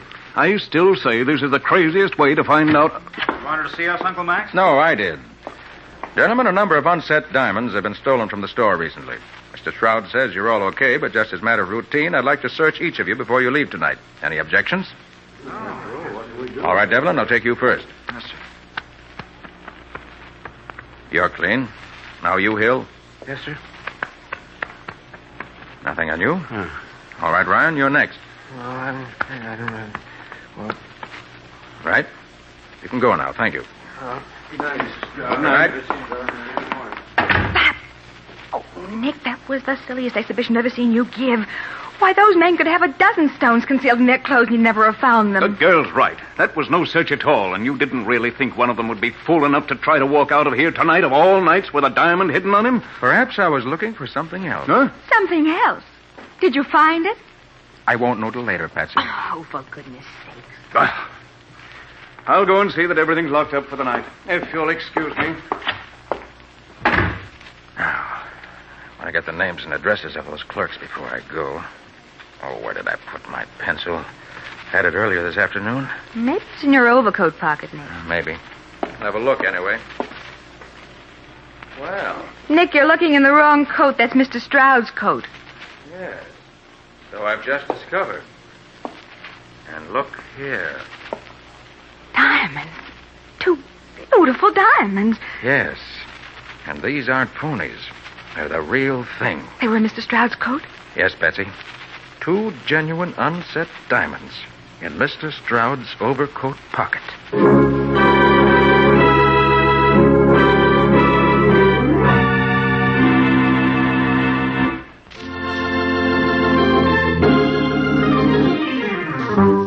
Now back to the case of the imitation robbery. Today's exciting adventure with Nick Carter, brought to you by Old Dutch Cleanser. It's a few minutes after Nick found the 2 real diamonds in the overcoat pocket of Mr. Stroud, the jeweler, and Stroud has just returned to his office and is locking up the store for the night. Anything else, Mr. Carter? If not, yes, just one more thing, Mr. Stroud. Will you give me the addresses of your 3 clerks? There they are on that phone list. Oh, yes. Copy them down for me, will you, Patsy? Of course, Nick. And will you let me look in your vault once more before we go, Mr. Stroud? I suppose so. But I'd like to get home sometime tonight. You'd like to stop the robberies, too, wouldn't you? Naturally. By the way you're going at it, I can't see... There you are. Now what? I'm going to pull out certain of these drawers of unset stones. This, these 2, this, and these 2. Now, Mr. Stroud, will you tell me, please, whether or not there are any phony stones in any of the drawers I have not pulled out? Let me see. I know you pulled out every tray that has a fake stone in it. How did you know? I have a good memory, Mr. Stroud. You can close the vault now. Ready to go, Nick? Yes, Patsy, all set. Good. How could you tell which trays had the phonies in them, Mr. Carter? Those 7 trays are the ones Ryan pulled out first when I pretended to rob the place. Well, that shows he's a good man. Wanted to get rid of the bad stones and keep the good ones if he could. Well, that's really clever. Now, look, I don't want to hurry you, Mr. Carter, but I'd like to get my dinner. If you need me, you can reach me at Deal's Restaurant. I eat there every night. Well, that is, unless you'd care to join me. No, thanks, Mr. Stroud. I have something else to do right now. Come on, Patsy. All right with you, Nick. After you, mademoiselle. Oh, merci, monsieur. Expect any results in the near future, Mr. Carter? I do. In the very near future. I hope so. Well, good night. Good night. Get in touch with me when you have anything definite. Good night. It certainly doesn't sound very optimistic, Nick. And I can't say I blame him much. The way you've been acting today. It isn't like you, Nick. Well, this case isn't like any other either, Patsy. It's always a good idea to fit your methods to what you're trying to do. Well, good night. I'll see you in the morning. But you're not going back to the office? No, indeed. I expect to finish up this case this evening. I have something else I want to do tomorrow.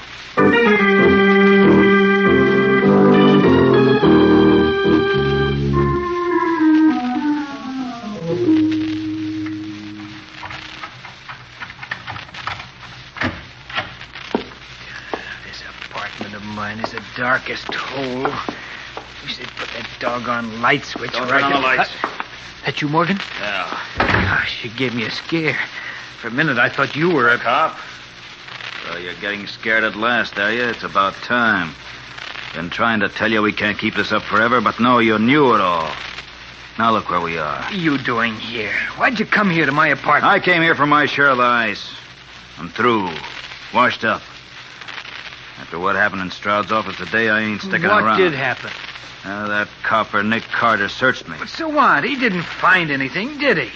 That's the beauty of the way we got this racket fixed. They can search any time they like and find nothing. Yeah, you know so much, Ryan.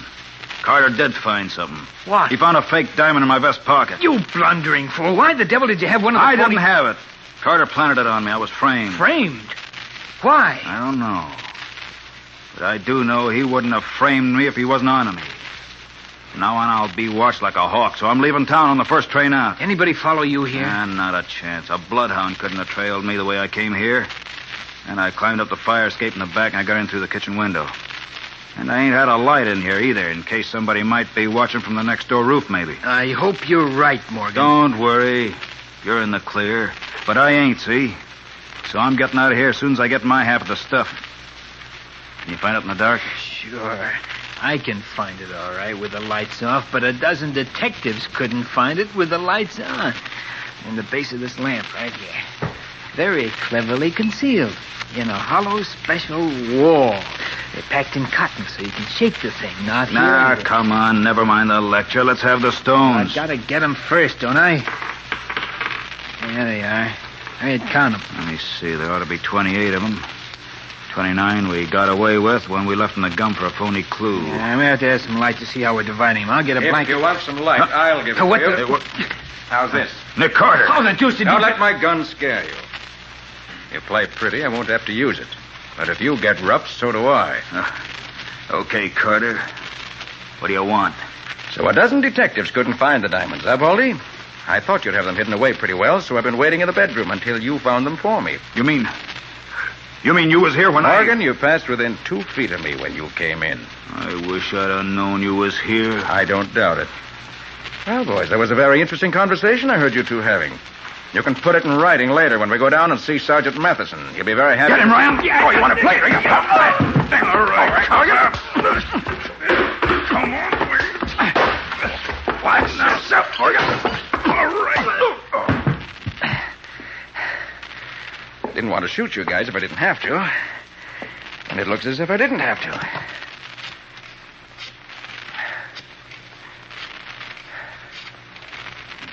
Homicide, Sergeant Matheson. Hi, Matty. Nick, got a couple of crooks for you. You want them for a Christmas present? Sure, I want 'em. Tell me more, Santa Claus. Tell me more. All right, send the squad car up to 1753 North Garvin Street.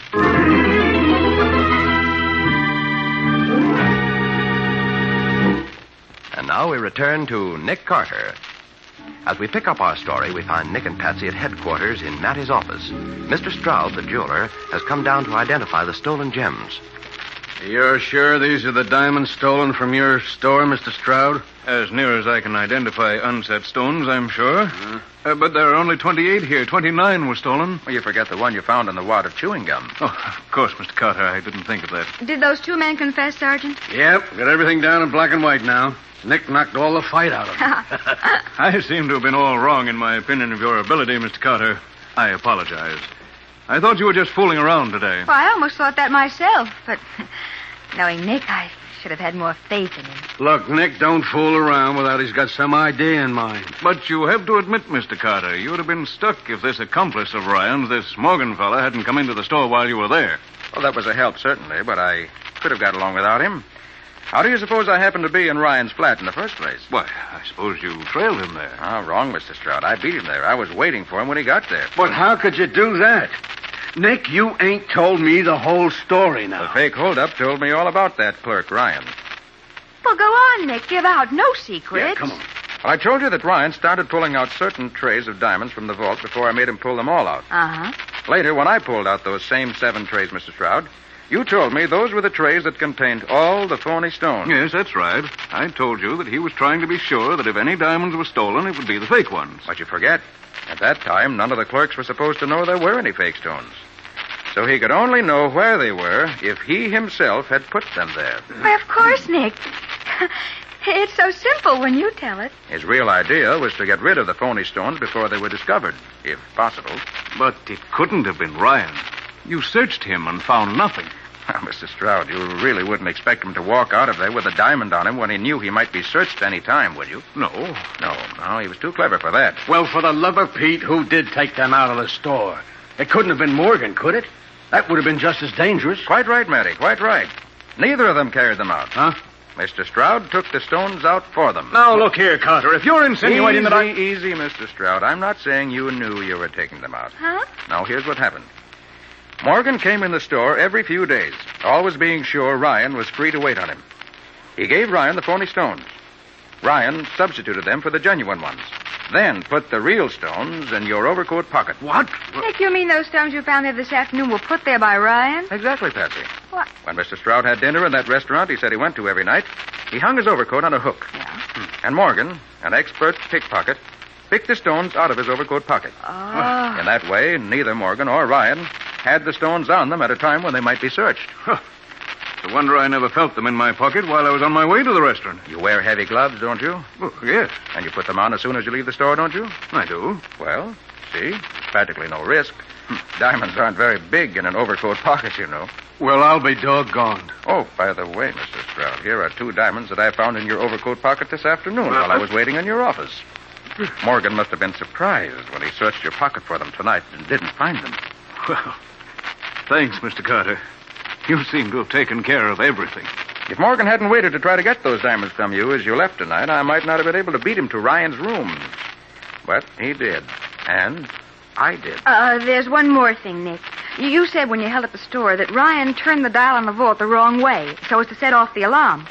Well, why should he do that if he really wanted the fake stone stolen? Patsy had nothing to lose. He knew the other 2 men had already pressed the foot buzzers and sounded the alarm that way. And it was safer for him to do it the way he ought to in case either of the other clerks was watching him. Oh, I gotta admit it, Nick. You're a wonder.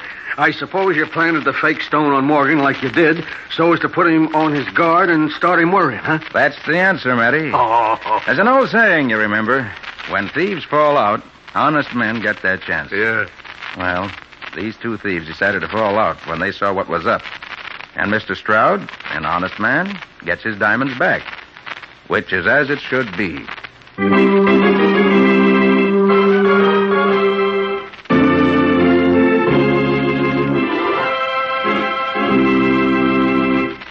Quite a tale, Nick. What happened to Ryan and Morgan? They were brought to trial, Bob, and sentenced to spend many long years behind bars. And believe me, they'll be a lot older than they are now when they get out. I'm glad to hear it. But what about the clerk who reached for his gun during the fake holdup? Did you ever find out about him? Oh, yes. It seems that he used to be in the state police out west when he was younger. Really very simple when you know the answer, as Patsy says. Now, what can you tell us about the adventure that Old Dutch Clencher's going to bring us next week?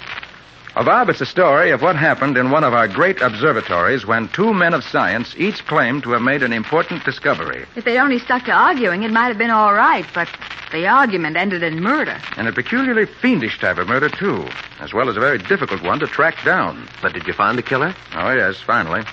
With the help of a mad old man who didn't even know what he was telling us. What do you call the story, Nick? I call it The Case of the Heavenly Body.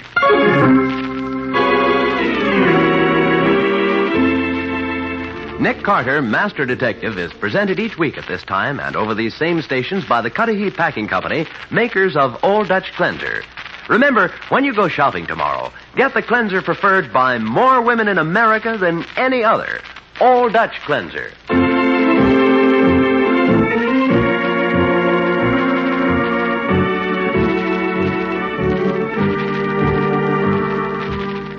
Nick Carter, Master Detective, produced and directed by Jock McGregor, is copyrighted by Street & Smith Publications, Incorporated. Lon Clark is starred as Nick, with Charlotte Manson featured as Patsy.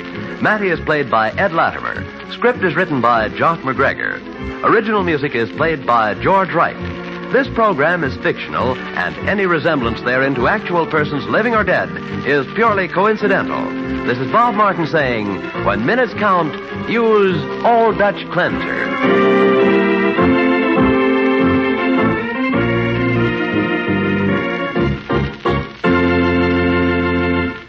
This is the Mutual Broadcasting System. Old Dutch Cleanser, famous for chasing dirt, presents Nick Carter, famous for chasing crime.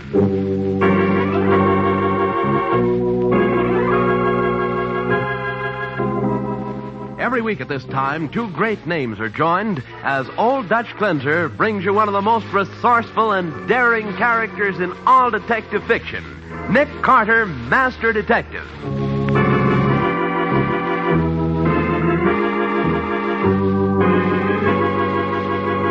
But, Nick, this panhandler syndicate must be headed up by someone far more intelligent than Big Louie Arkin. Obviously, Patsy. But who? I don't know yet. But whoever it is, he's made a mistake. What kind of mistake? Murder.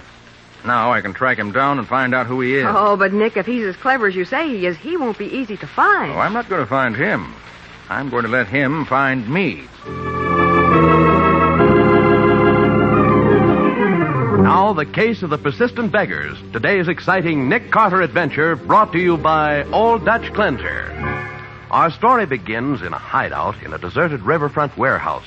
A masked man, whose Confederates fear and know him only as the boss, watches silently as his lieutenant, Big Louie Arkin, opens a large bag of currency and dumps it on the table.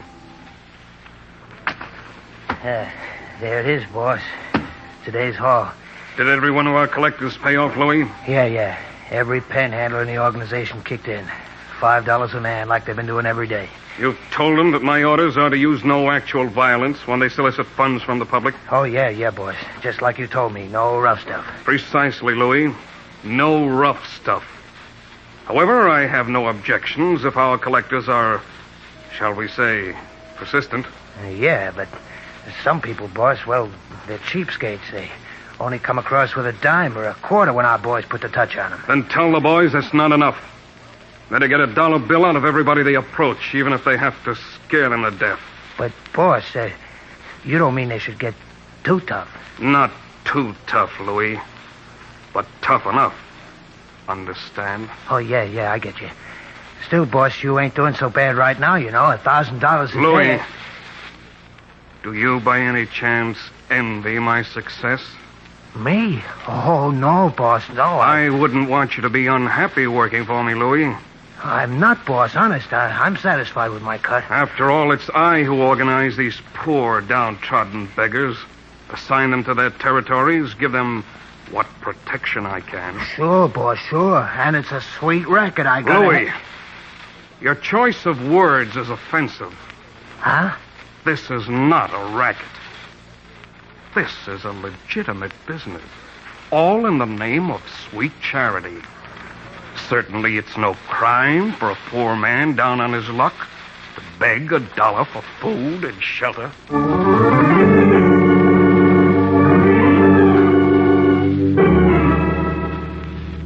Lady, can you let a hungry man have a little something to get a bite to eat? Oh, well, here's a dime. A dime? Well, yes, Give me that dollar bill. I gotta have money.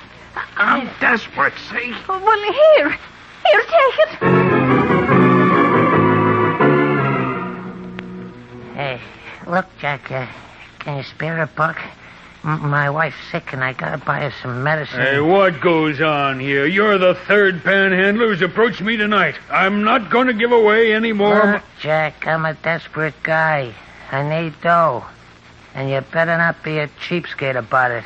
Understand? All right, here you are. A buck ain't enough, Jack. Not enough? I got a lot of medicine to buy. Better make it 2.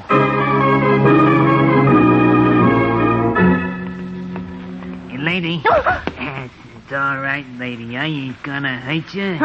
Well, it's so dark in this street, and I didn't see in that doorway. Look, lady, could you stake a hungry guy to $1? I'm down on my luck, see? I'm starving. No work. Oh, yes. Now, just a minute. I've got $1 here in my purse. You got a lot more than that in your pocketbook, well, lady. Look, I'm pretty hungry, lady. I could use all that dough. Oh, no, please.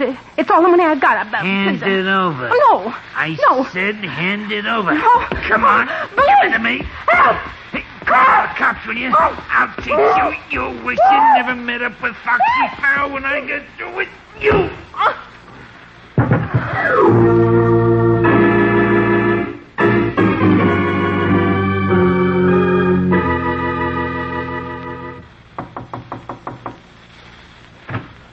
Oh, come in, Sergeant. Thanks, Patsy. Hi, Mary. Hiya, Nick. Hey, what's on your mind? Plenty, Nick. You know those panhandlers that have been mushrooming all over town lately? Yeah? I'll say we do. Well, you can't walk 2 blocks these days without one of them approaching you. Yeah. Well, the pressure's on down at headquarters. Newspapers are after us hot and heavy to clean up the city. So is the mayor. And every day of the week we get our ears beaten off by the Citizens Reform League. Oh, yes. That's headed up by John Prentice, the big real estate man. Yeah, Prentice. Sergeant, can't you pick up these beggars on a vagrancy charge? Sure we can. We do pinch a few of them, but we can't arrest them all.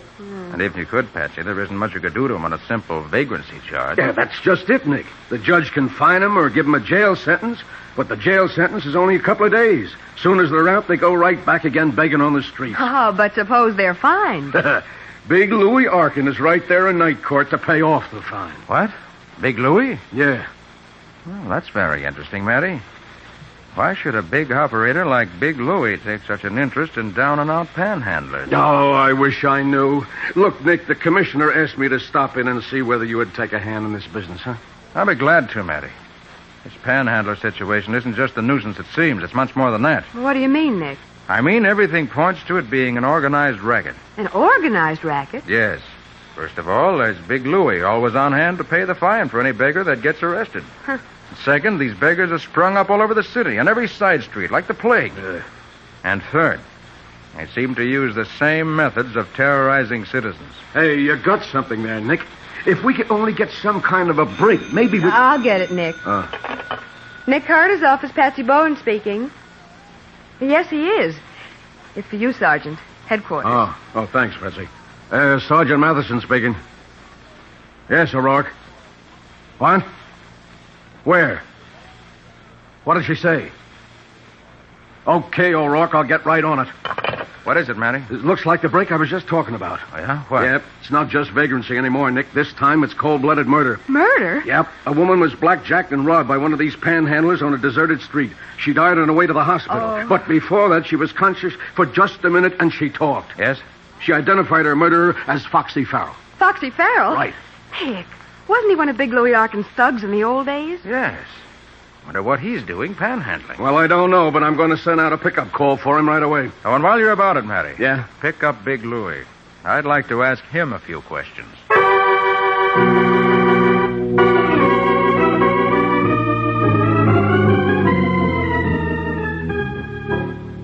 Now, look, Louis. There's a homicide rap that goes with this. You better come clean. Now, for the last time, where's Farrell hiding out? Now, Sergeant, you're looking for Foxy, not me. Why don't you find him? Louis, you're up to your neck in this, and we know it. Then prove it, Sergeant. Why, you... Hey, wait a minute, Matty. No use getting upset. If Louis is in this, we'll find out sooner or later. Louis, why have you been paying the fines of these panhandlers when they come into court? Well, Carter, I'm a sentimental kind of guy, and a lot of these drifters used to be old friends of mine.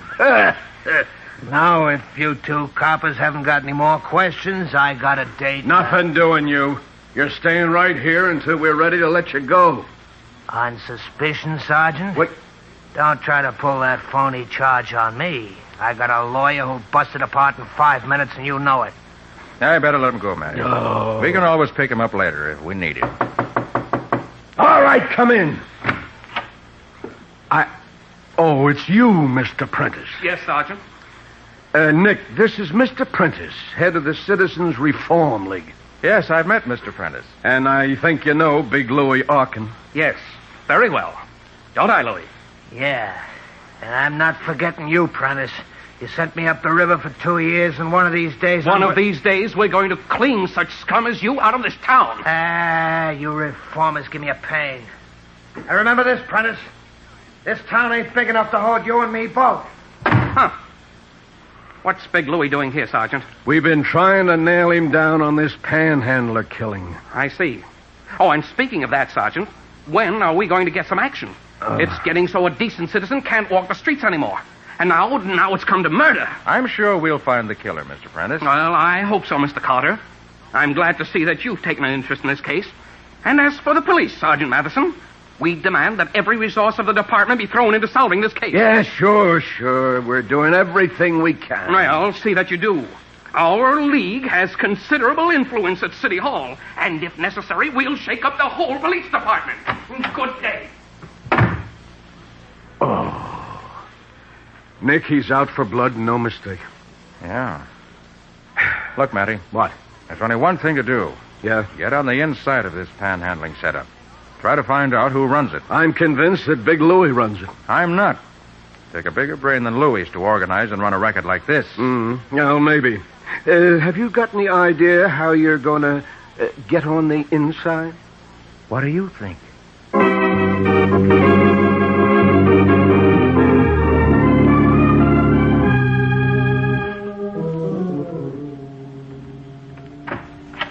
Hello, boss. Big Louie said you wanted to see me. Sit down. Yeah, thanks. What's it all about? Foxy, you shouldn't have killed that woman. Oh, now, listen, boss. You knew my orders. No violence. Yeah, but boss, when I hit her up for the touch, she started to put up a fight. Gee, you can hear her yell for the cops a mile away. Her purse was gone, Foxy, and you took it. Oh, boss, I run a legitimate business, Foxy. The collection of money for the poor and downtrodden, not robbery and murder. You know the rules of my syndicate. Yeah, but Boss, what are you going to do? To use the underworld expression, Foxy, you're hot. The police are after you, and worse than that, Nick Carter has been brought into the case. Yeah, but boss... Foxy, I have no use for bunglers in my syndicate. I'm going to have to dispense with your services. No, but boss, let me get out of town. I don't know who you are. You're always wearing that mask. Let me get out. It's a pity, Foxy. You let your greed overcome your good judgment.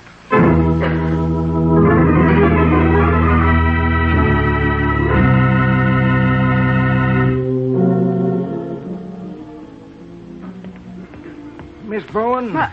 Miss Bowen? What?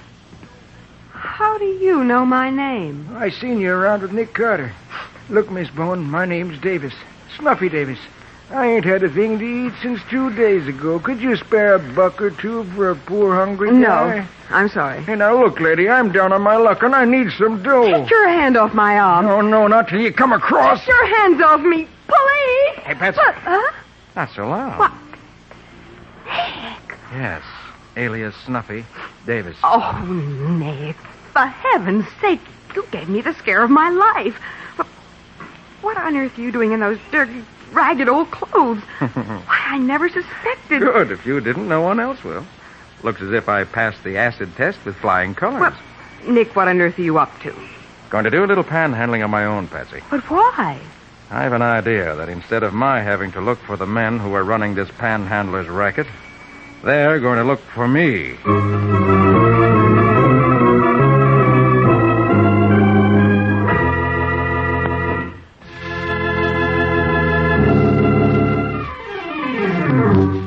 And now back to the case of the persistent beggars. Today's Nick Carter adventure brought to you by Old Dutch Cleanser. It is afternoon now, and as we rejoin Nick, now Snuffy Davis, he is panhandling his way up the busy city street. Suddenly, he finds a hand on his shoulder. He turns around to see a tough-looking vagrant with hard blue eyes. You're mooching out of your territory, ain't you, Jack? What you talking about? It's a free country, ain't it?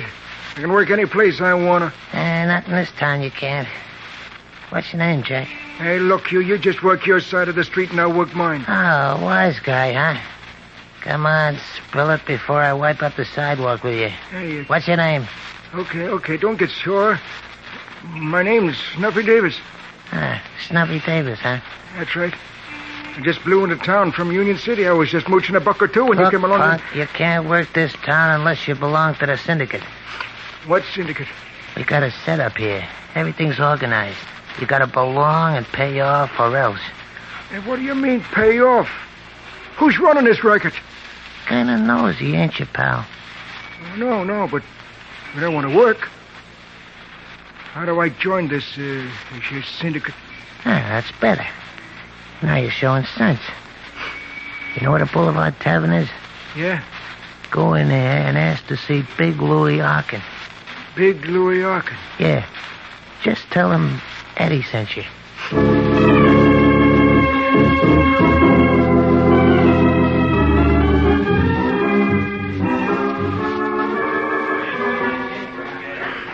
Hey, you Big Louie Arkin? That's right, Bum. What do you want?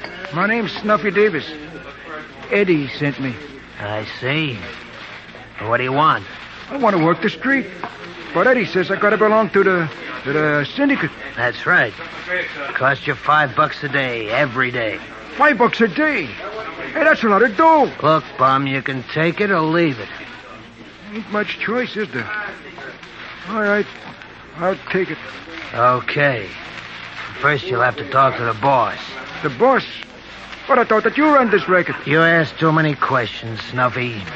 Keep your trap shut and come with me.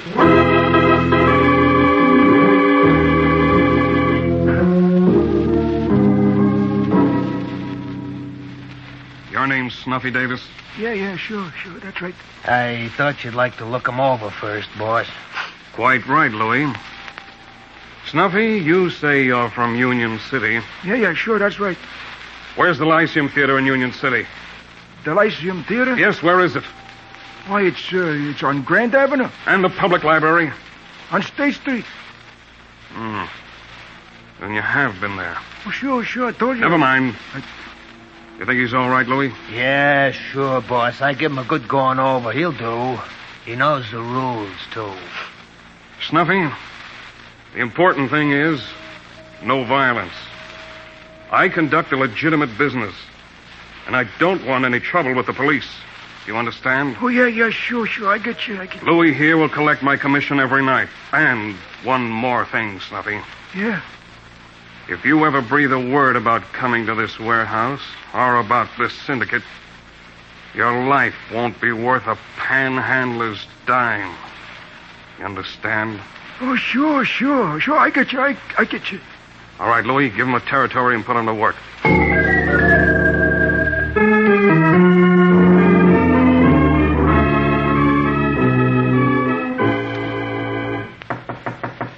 Come in. Oh, Mr. Prentice. Yes, Miss Bowen.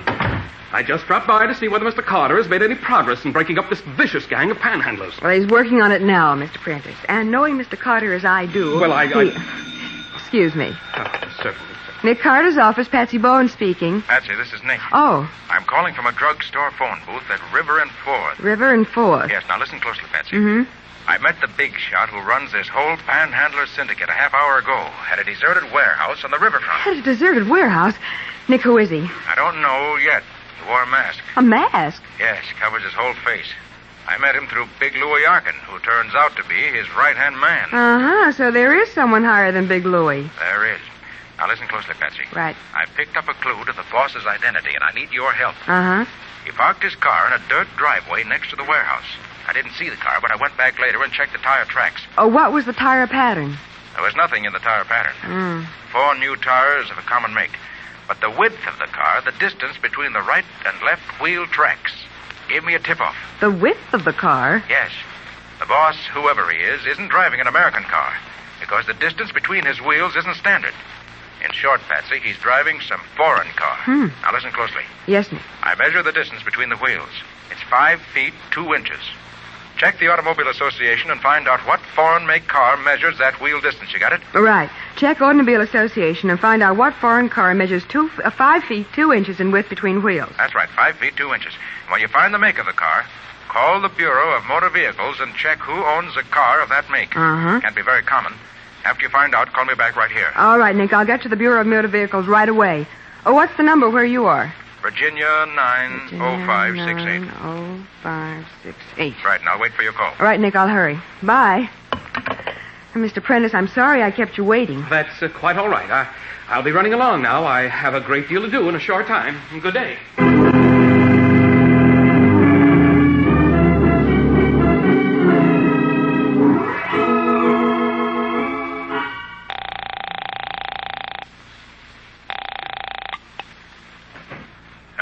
Nick, I've got news.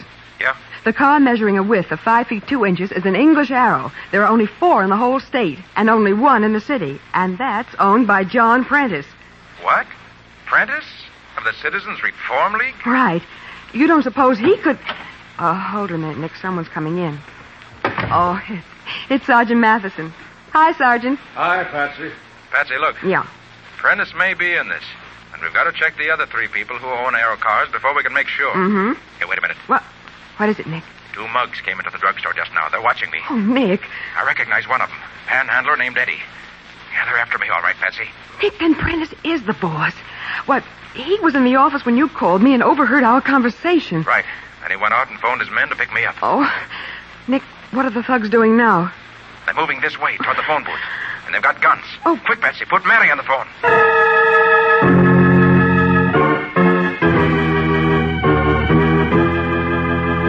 Well, Nick is in a real spot.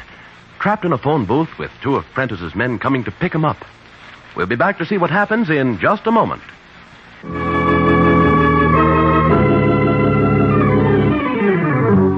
And now for the conclusion of the case of the persistent beggars. Today's Nick Carter adventure brought to you by Old Dutch Cleanser.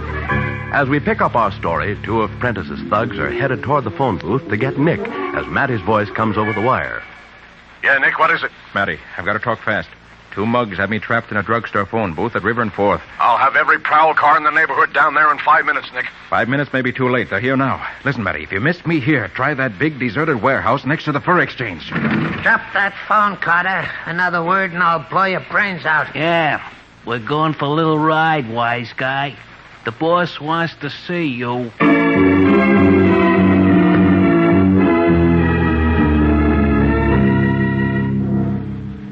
Well, Carter, it looks as though you've outsmarted yourself. On the contrary, Prentice, you've outsmarted yourself. Your racket is ended. My dear Carter, my work may be ended, but so is yours. Wait a minute, Carter. You say the boss here is Prentice? That's right, Louis. Prentice, head of the Citizens Reform League, the man who sent you up the river. Why, you double-crossed... Don't make a move, Louis. The same goes for you, Carter. As you see, I've got a gun. Take off that mask. Why not, Louis? There you are. So you're Prentice. That Citizens Reform stuff was just a blind. Exactly, Louis. I'm about to retire with my earnings. Naturally, I intend that both of you will retire also. And permanently. You'll have to work fast, Prentice, if you expect to carry out your plan. Mr. Carter, you underrate me. I have plenty of time. First a bullet into each of you. Then through this window. And up... What's that? The police, Prentice. Police? Okay, Prentice, But I warned you, Louis. Thanks for the opening, Prentice. Smash the light, will you, Carter? That won't help you. Miss me. Hard to hit what you can't see, isn't it, Now that your gun's jammed, I'll show you that this is the most effective way. Okay, boys, break it down. Nick, where are you? Over here, Matty. Are you all right? Sure, I'm all right. Turn on your flash. Yeah. Hey, what's Prentice doing here? Prentice? He's the big boss of this whole panhandling racket. What? And the other one with the bullet wound you already know. Big Louis Arkin. Right. I'll say I know him. He looks in bad shape, Matty. You better get what you can out of him while he can still talk.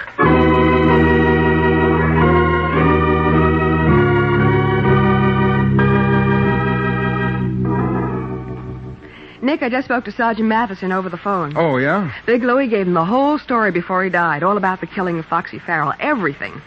You know, Patsy, it's funny how Prentice masqueraded as a respectable citizen for so long. Why, Big Louie, whom Prentice sent up the river, never knew who his boss in this racket was. Well, anyway, Nick, the sergeant tells me this panhandling racket is definitely finished. Oh. Speaking of panhandling, Patsy, I've got something on my conscience. On your conscience? Yes, $7.25. It's the money I mooched while I was Snuffy Davis, remember? Hey, what'll I do with it? Well, why not give it to your boys' club, Nick? Ah, Patsy, you would think of a nice thing like that. That way, the money will really go to help those who need it. And that's what it was given to me for.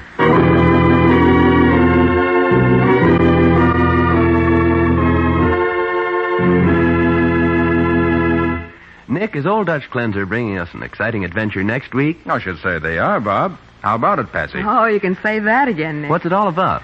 Well, all of a sudden, there are a series of accidents way up in the skyscrapers of the city. Yes, men fall to their deaths, and a mysterious killer roams the buildings. Not to mention a pail on the wrong side of a windowsill in an empty office. And a bad dream that Patsy had. Oh, but you haven't heard the best part of it, Bob. If you knew what Nick did to catch the killer... Whoa, that's enough for now. What do you call this story, Nick? I call it The Case of the Careless Employees. Nick Carter, Master Detective, is presented each week at this time and over these same stations by the Cudahy Packing Company, makers of Old Dutch Cleanser.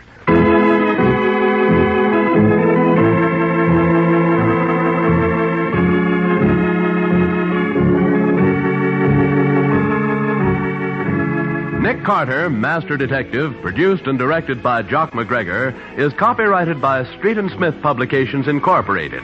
Lon Clark is starred as Nick, with Charlotte Manson featured as Patsy. Mattie is played by Ed Latimer. Today's script was written by Max Ehrlich. Original music is played by George Wright. This program is fictional, and any resemblance to actual persons living or dead is purely coincidental. This is Bob Martin saying, when minutes count, use Old Dutch Cleanser.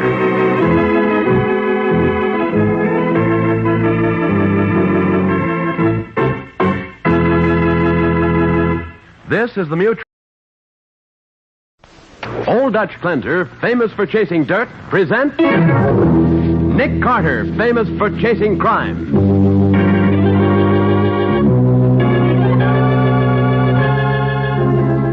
Every week at this time, two great names are joined as Old Dutch Cleanser brings you one of the most resourceful and daring characters in all detective fiction, Nick Carter, Master Detective.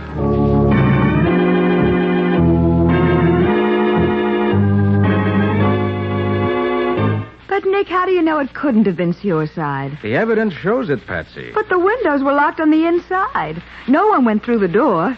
If it was murder, how was it done? The same evidence, Patsy. The bottle tells how and why it was murder.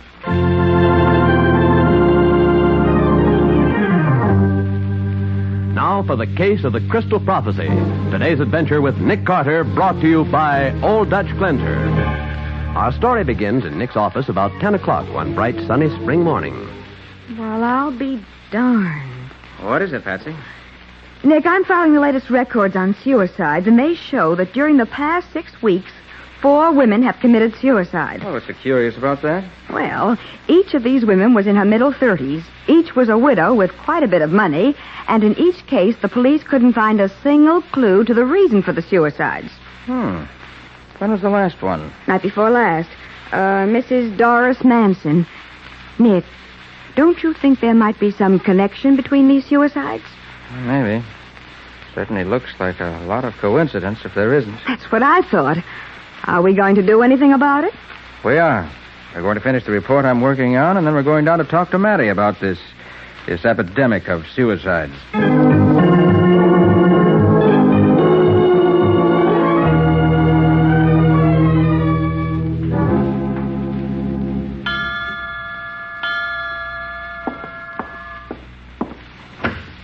Good afternoon, Hassan. I hope I'm not late. Please to enter, Mentaib.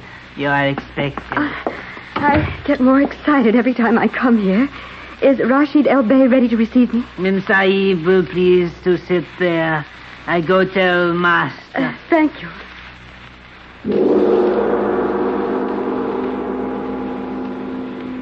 Good afternoon, Mrs. Langdon. It is well that you arrived. Oh, I couldn't be late to see you, Master. I do so want to hear more. Then what you have heard has pleased you? Oh, yes. Everything has happened just as you said it would. Just after I left you the other day, I dropped my purse and a man picked it up for me. It was a man named Robert Winter, just as you said it would be. This Robert Winter, he pleased you? Oh, yes. He's a perfect gentleman and so handsome. I think that he's romantically inclined, and I thought perhaps... I understand, madam. Please to draw near and look into the crystal. Do not allow your attention to wander for an instant. O ball of ever-knowing light, bring to your surface the truth about Robert Winter and Martha Langdon. Make the future clear that we may read it.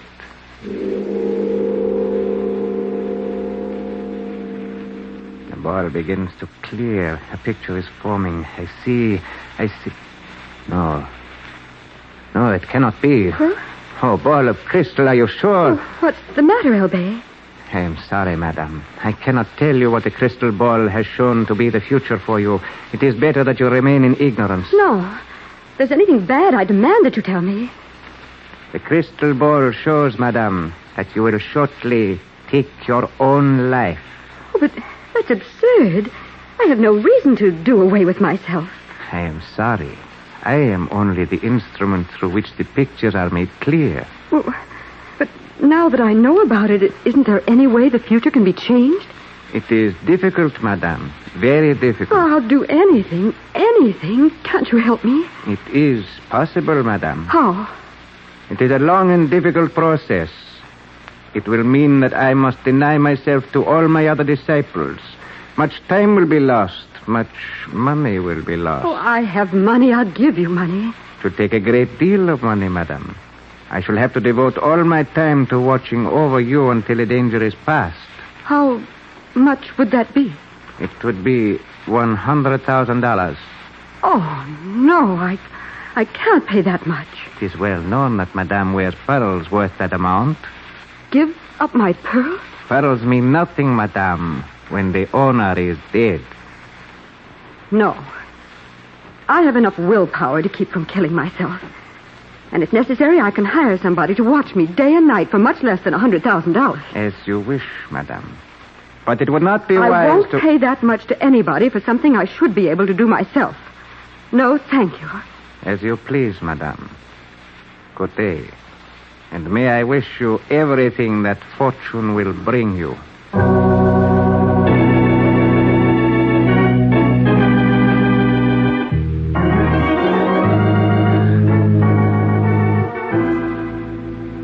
You know as well as I do, Nick, that suicides run in waves. I know, that's true, Matty. But it seems to me that there's too much coincidence in these four. Each of them is too much like the other. Oh, that's crazy, Nick. The first one drove her car off a cliff. The next jumped off a building. The third fixed herself up in a closed garage with a car motor running. And this last one jumps in front of a subway train. But, Matty, did you notice that each of these suicides was a woman in her middle 30s, a widow, and that each had a considerable amount of money? Sure, I know all that, but what's it prove? Now, look, Nick, my squad investigated every one of these deaths, and we didn't find anything but suicide. Okay, Matty, okay. Ah, Nick, you're getting all hot and bothered about something. It's just a coincidence, and that's all.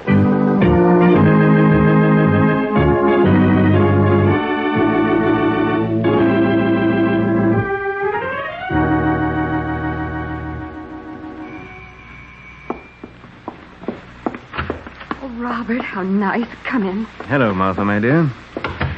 I hurried over as soon as I got your phone call. What's wrong? It's Rashid El-Bey.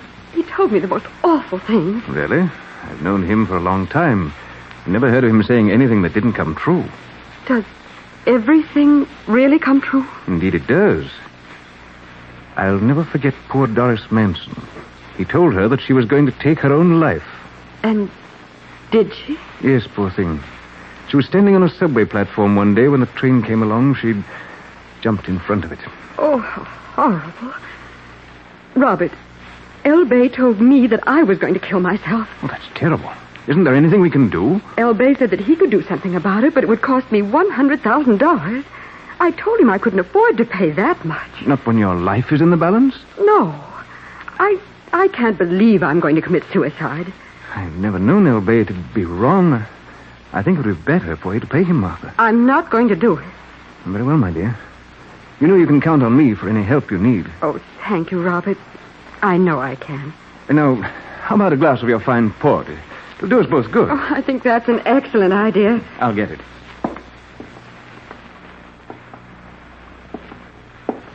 I must say I admire your courage, my dear. Oh, I'm not brave. I just won't part with all my money for something I don't think will happen. Well, the wine will make you feel better. Wine always helps.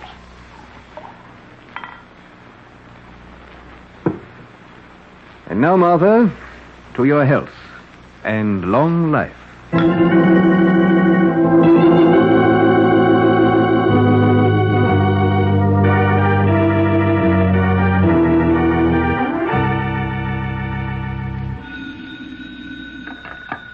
Hello? Hello, Martha. This is Camellia Huntington. I just called to see if you'd received my invitation. Yes, it's lying here in front of me. I just know you're going to enjoy Rashid El-Bey. He's such an interesting person. Yes, he is. But whatever's the matter, my dear?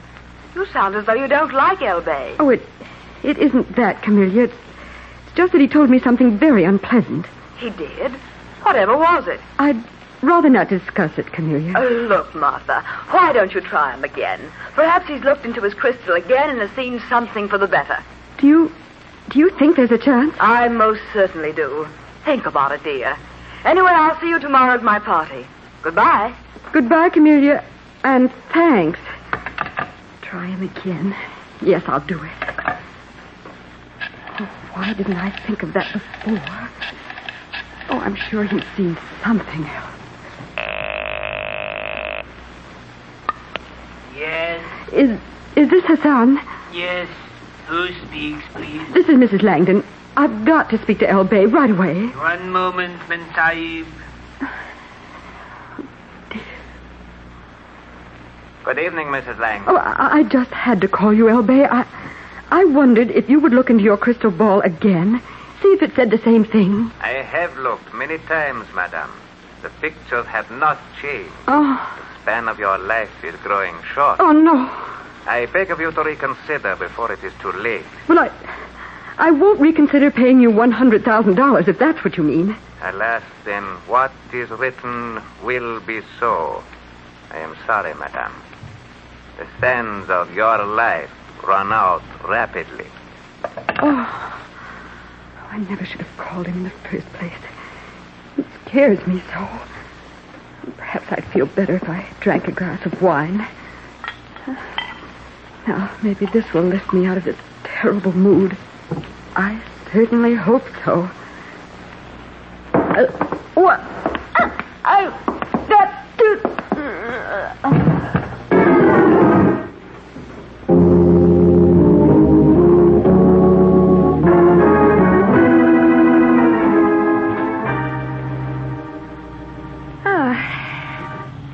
It was awfully nice of you to pick me up this morning, Nick. It's all right, Patsy. I just happened to be going by. Oh, switch on the radio, will you? Police band? Sure. Oh, gosh, it's a beautiful morning. Car 18, go to Hemlock and Third, reported burglary. Car 43, go to 54th and 9th Avenue. Traffic light out of order. Oh, what a charming radio personality. Cars 256 and 257 get to 1485 North End Avenue. Assist Sergeant Madison and Homicide Squad in suicide on premises. That is all. Nick, you don't suppose that could be another... I don't know, Patsy, but I think we'll find out. We can be there in less than 5 minutes.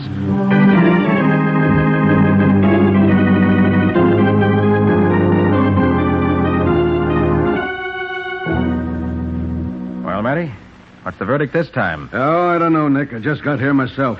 Only had time to find out that this is the same kind of case as the ones we were talking about. What? You mean the one who committed suicide was a woman? Yeah. In her 30s and wealthy? That's right, Patsy. I suppose we'll go in and take a look. Yeah, sure, Nick. She's right in here, in the library. Right. Well, there she is. The late Martha Langdon. Say the cause of death was cyanide, judging by the smell. Yeah, I noticed the bitter almond smell, too. Did she leave a note, Sergeant? Not that I've been able to find. She didn't leave a note, Patsy. But it looks as if she tried to leave us a message. Yeah. What do you mean? I don't see anything. Oh, look, Matty, in her hand. Oh, I've already looked at that. It's nothing but an invitation to some swank tea party coming off this afternoon. Well, let me see. Mrs. Camellia Huntington requests the pleasure of your presence at an afternoon tea in honor of Rashid L. Bey, noted analyst of the outcasts, so on and so forth. Yeah, well, what makes you think that means anything, Nick? Well, how does she happen to be holding it in her hand when she died? Well, she could have picked it up before she knocked herself off. No, I don't think so, Matty.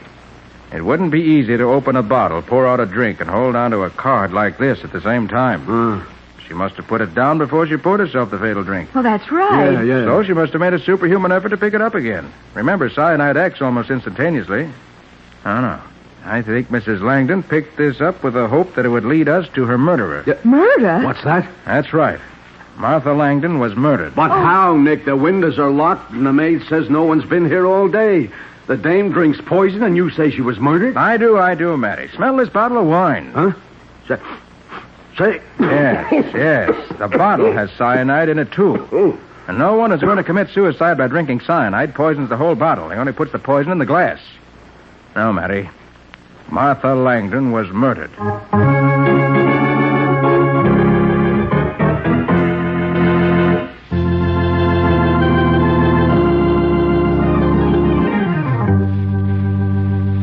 Now back to the case of the Crystal Prophecy. Today's adventure with Nick Carter, brought to you by Old Dutch Cleanser. As we pick up our story, Nick and Matty are talking to Robert Winter, who says he hurried over to Martha Langdon's home as soon as he heard of her death. Mr. Winter, Do you know anything about this tea Mrs. Camellia Huntington is giving this afternoon? Why, yes, I'm attending the party myself. Well, can you think of any reason why Mrs. Langdon should have picked up this invitation in her dying moments?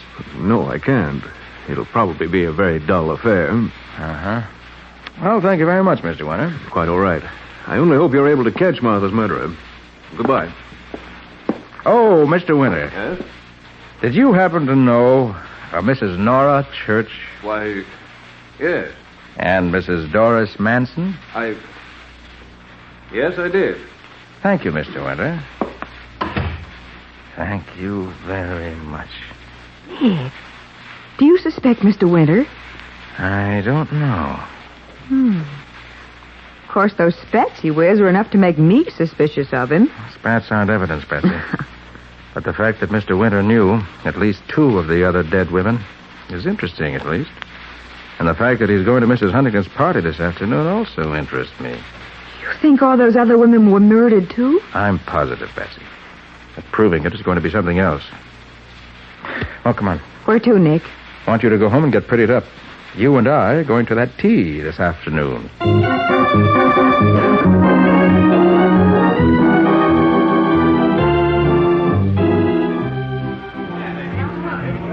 Well, quite a party, isn't it? Nick, you haven't explained how you happen to know Mrs. Huntington so well. Oh, I've known her a long time, Betsy. Apparently. When we showed up at the door, she acted as though you were a long-lost relative. All right, I'll confess. It's very simple. I recovered some jewels for her some years ago. Oh. Well, looks as if I'm not going to make good on my promise to Matty. Huh? Told him I'd keep an eye on Winter, but he seems to have disappeared in the crowd. Well, nobody can get out of this room without passing us. Yeah, that's right. Mm-hmm. Your attention, please, Effendi. Oh, something's going to happen, Nick. Yeah. Effendi, it is the time for the appearance of my master, the master, Rashid Del Bey. Oh, Nick, isn't that a beautiful beard El Bey has? And what a gorgeous costume. Yes, that is quite a costume. Good afternoon, my friends. I am much pleased that you have gathered here to do me honor. I will say no more than tell you it is impossible for me to read my crystal ball before all of you. But I shall be happy to conduct individual readings in a room which our charming hostess has made available. I will retire now to that room. Come on, Patsy.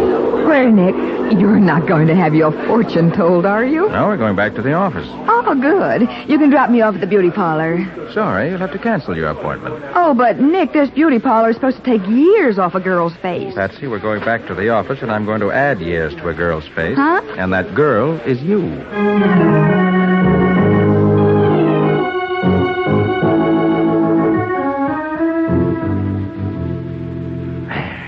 There you are, Patsy. Oh, I hope I don't look as funny as I feel. You don't. Your makeup's fine. You look at least 35. That's the worst compliment I ever had. Now, Patsy, remember, whatever happens, I want you to play along. And when you enter the master's presence tonight, don't forget whom you're supposed to be. I won't, Nick. Well, here I go. Good luck. And don't worry. I'll be around somewhere.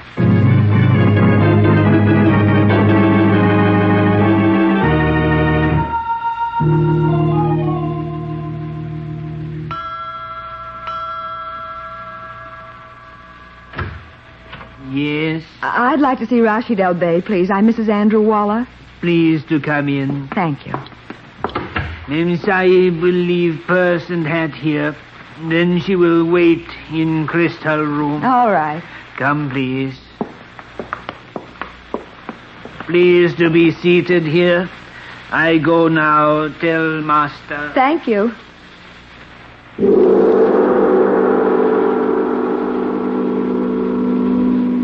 You are Mrs. Andrew Waller, who has come to seek advice from the all-seeing crystal. You are the holder of driver's license number 74592, issued in this city 18 days ago. Your original home was in Brightwood. Why, that's wonderful. It is wonderful only because through this power given to me, I am able to give help to those who come here to seek the answers to those things which they cannot know. Then maybe you can help me. It's very important. Very well, madame. Please to draw near and look into the crystal. Do not allow your attention to waver for an instant. O ball of ever-knowing light, bring to your surface the future of the one who seeks the answers to questions as yet unknown. The wall begins to clear. Picture is forming. I can see you, madame. You are wondering about a man. The man is nearly 35 years of age. He is over 6 feet tall, good-looking. He's engaged in a very dangerous occupation. His name is Nick Carter.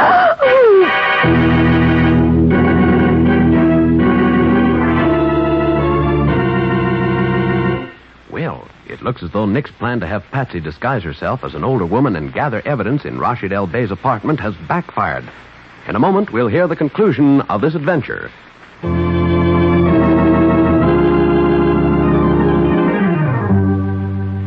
Now back to the conclusion of the case of the Crystal Prophecy. Today's adventure with Nick Carter, brought to you by Old Dutch Cleanser. As we return to the story, Rashid El Bey says, If you move, I shall be forced to use this gun. Oh. You are very foolish to come here, my dear young spy. How did you know who I was? A very regrettable mistake on your part. You were careful to place forged documents in your purse, but you also left the real one in it. Your appointment at the beauty parlor in your real name. Oh, no. Oh, yes. And now I find it necessary to dispose of you. Well, you wouldn't dare. You know that Nick will get you for it if it's the last thing he does. If Nick Carter tries to get me, it will be the last thing he ever does. I am much too skilled in the art of having people commit suicide to be caught by a mere detective, even a detective of Mr. Carter's reputation. Then you did kill those women. Of course, my dear. Why? What have they done to you? They were stubborn. They refused to pay to keep from committing suicide. So they did kill themselves, as I arranged. Oh. Hassan. Hassan. Yes, master. What kept you? I was in the rear, master. Take this girl out to the car. I will join you. Miss Boyne is going to commit suicide. You're making a mistake. Nick knows all about you and what you're doing. I doubt that. But even so, it will do no good. You are on your way to your grave. Oh, no. Hassan, take her away. Yes, master. Nick. You know what to do, Hassan. Yes, master. Go away. I am going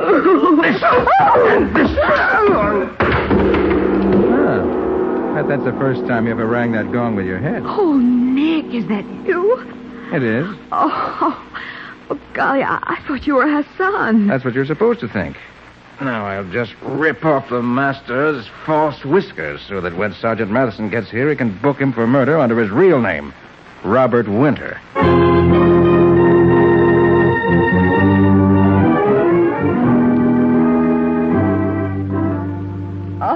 I tell you, Sergeant, I was never so glad to hear Nick's voice. But it was certainly queer to hear it coming from the man I thought was Hassan. Yeah. How'd you do it, Nick? I told Patsy I'd stick close to her, Matty. It was the only way I could manage it. Well, I got into the apartment, knocked out Hassan, made it a quick change so I could pass for him. Well, you certainly looked like the real thing to me. I thought you were going to take me out and boil me in oil. Oh, Patsy, you know I wouldn't do that to you. Oh, Nick. Tell me, how did you know that El Bey and Robert Winter were the same man? Well, you were partly responsible for that. Huh? I was? Yes. Don't you remember you said his spats were enough to convict him as far as you were concerned? Yes. Well, they did convict him. When the fake El Bey appeared at Mrs. Huntington's party, he made the mistake of wearing his spats under his robe. I caught a glimpse of him. Well, I'll be darned. And, of course, Mrs. Langdon gave us a lot of help by grabbing up that invitation when she knew she was dying. Thus calling attention to the party where I could find El Bey and his spats. So Robert Winter would advise these women to consult El Bey, and then as El Bey, he would tell them they were going to commit suicide unless they paid him off. That's right. If they paid, they were all right. But if they refused... He killed them as a lesson to the others, huh, Nick? That's right, Matty. Well, that proves that no one should ever believe the things that are seen in a crystal ball.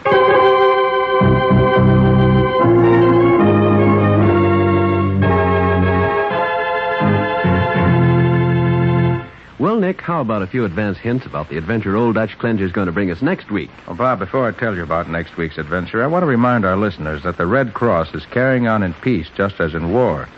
In any disaster, flood, tornado, hurricane, or epidemic, you'll find the Red Cross on hand with shelter, food, clothing, and medical care.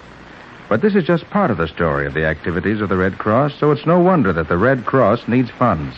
And I want to urge everyone to give, and to give generously, to the Red Cross. And I'm sure they will, Nick. So am I. But now, Nick, about next week's adventure. Okay, Bob, I'll give you a few highlights. A man telephoned me, greatly excited about a discovery he just made. And before Nick could get any details, the man had hung up. Which made me curious. And from then on, we got mixed up with red pencil lines in a phone book, a list of perfume shops, a junkyard, a trip to sea in a crowded barge, and a... Whoops, Patsy. Huh? Save something for next week. What do you call the story, Nick? I call it The Case of the Smuggled Perfume.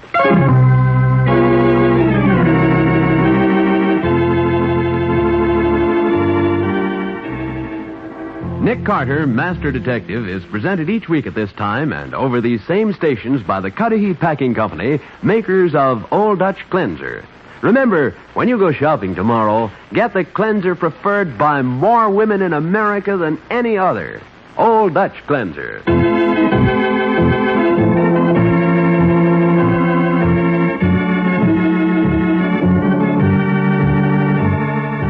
Nick Carter, Master Detective, produced and directed by Jock McGregor, is copyrighted by Street & Smith Publications, Incorporated. Lon Clark is starred as Nick, with Charlotte Manson featured as Patsy. Mattie is played by Ed Latimer. Today's script was written by Charles Stubblefield. Original music is played by George Wright. This program is fictional, and any resemblance to actual persons living or dead is purely coincidental. This is Bob Martin saying, when minutes count, use Old Dutch Cleanser.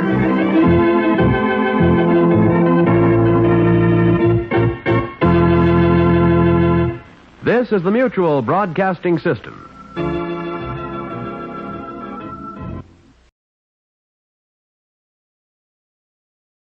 Old Dutch Cleanser, famous for chasing dirt, presents Nick Carter, famous for chasing crime.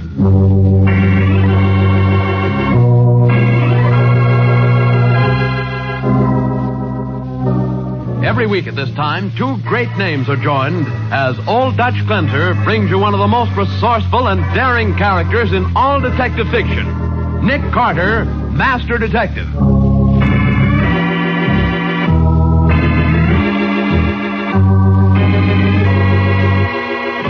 Patsy, get every boy belonging to the club into the gymnasium. Why? What's up, Nick? I've got to make a speech to one of them. To one? Then why make it to 120? Because one of the boys knows the killer in this case. And I don't know which boy it is.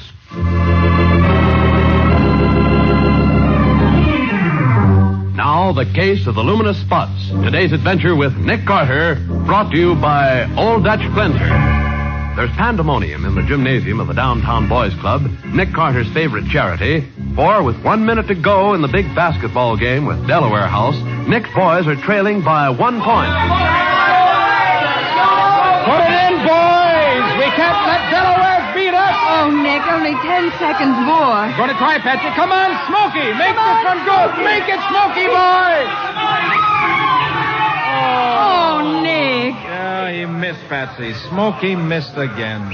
Oh, and that's the end of the game. Well, we took a licking. I'd sort of hoped that Smokey Bates could help us lick Delaware this year. It looked like a flash when he joined the club last month. Oh, well. Oh, don't look so sad, Nick. Think how much worse Smokey Bates feels.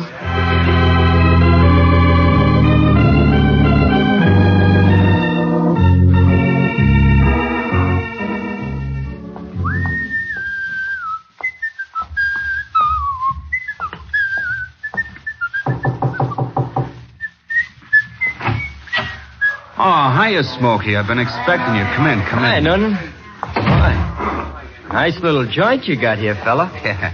Place upstairs used to be a dance hall. This is the basement. Costs us $3 a month rent.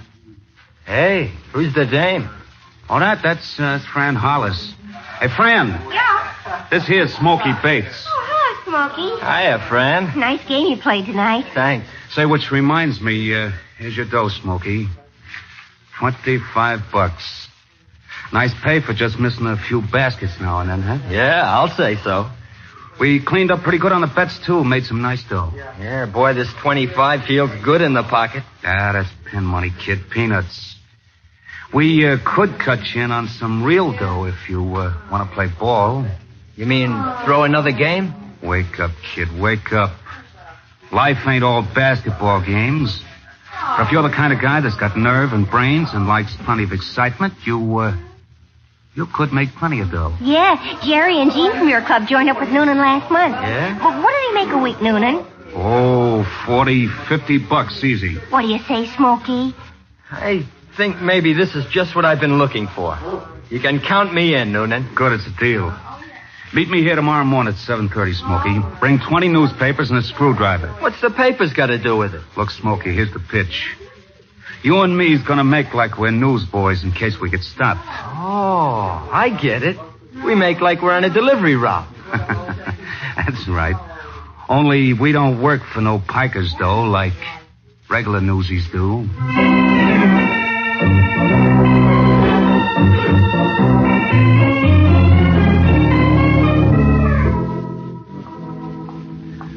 This apartment house is next, Bates. What do we do here? Same as the last place? Ah, no. We use a different technique in here. The first apartment on the right. Ring the bell. You kidding? Ring it, I said. This is another of the joints I've been casing. Like I said, it's a cinch to look into first-floor apartments and get the dope. The guy lives here alone. Goes to work every morning at 7. That's why you rang the bell? Yeah, just to make sure. Well, he ain't in. Give me that screwdriver, kid. I'm going to show you a fancy way to open locks. Light a match. I want light. Okay. This guy keeps his dough in the kitchen. In a sugar can. Watch it, Smokey. What are you kids doing there? Nothing, mister. We're just delivering papers. Who do you think you're fooling, Mac? I saw you working at the lock of that screwdriver. You're a couple of sneak thieves. Oh, no, you don't get away, Sonny. Get your hands off me. Go. Cheap little tin-horn gangsters. You got us wrong, mister. We ain't crooks. Watch out, Smokey. Get out of the way. Don't try nothing funny, son. What do you got in your hand there? A gun, mister. That little toy pistol. I don't think I'll fall for that, Sonny boy. You're falling for it, but good, Grandpa.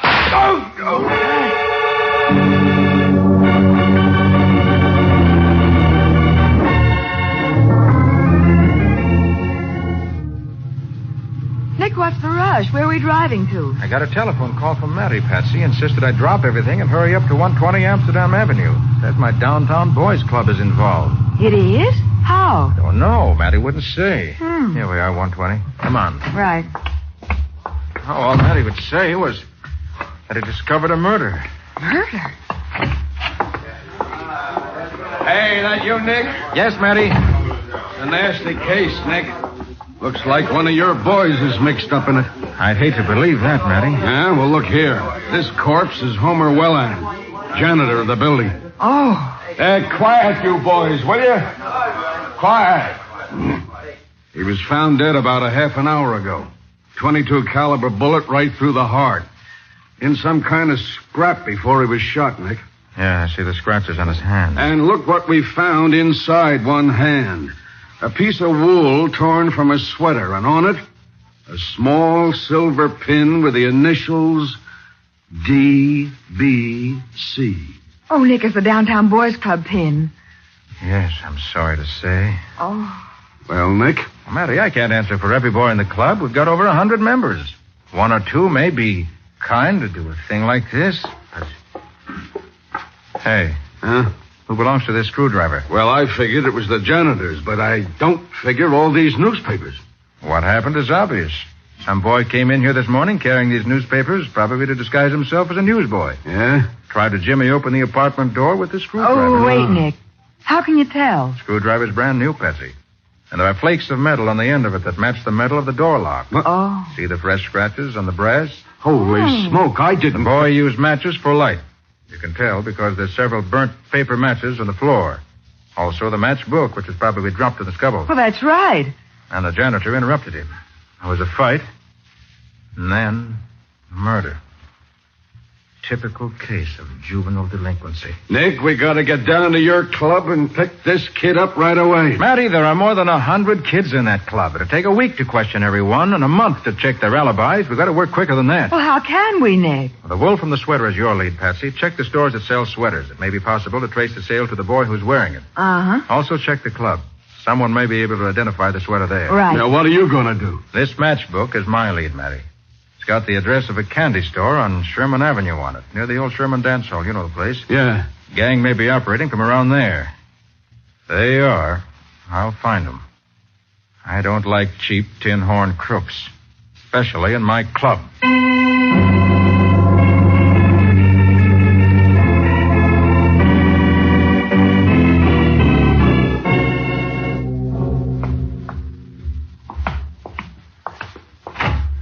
Close the door, Smokey. Okay, Noonan. Hi, Noonan. Hi, Jerry. Hi, Gene. Fran ain't here, huh? Nope. Hi, Smokey. How'd you make out? Lousy. Are you kidding? Took $33 in cash and some jewelry. You call that lousy? I call murder lousy. Murder? Yeah, it's like I've been telling you, Noonan. It's okay swiping a few bucks, but I don't go for killing. I'm getting out of here right now. Running out to squeal to Papa Nick Carter, huh? Like fun you are. Oh! You need a little slugging around to wise you up, pal. Okay. You're talking up, too, Noonan. But I can take you anytime. You win, bad Noonan. You're weak. Why don't you play a little basketball, huh? Easy, Smokey, easy. You'll knock your head off. Watch out, Smokey. He's reaching for his pistol. Noonan! Yeah, I dropped him. He'd have squealed on me sure as anything. Listen, Noonan. Now, look, you guys got to help me get rid of the body. Yeah, get rid of it yourself. I'm getting out of here. Me too, and don't wave that gun at us, Noonan. It only holds one shot. We'll be gone before you can reload it. You're in on this killing, too. Remember that. We're in, but we're getting out. Like Smokey said, bucks is one thing, but murder's something else. If you guys start to We talk... ain't gonna squeal, Noonan. Don't worry about us. Just start worrying about Smokey. He'll do more talking dead than he'd ever done alive.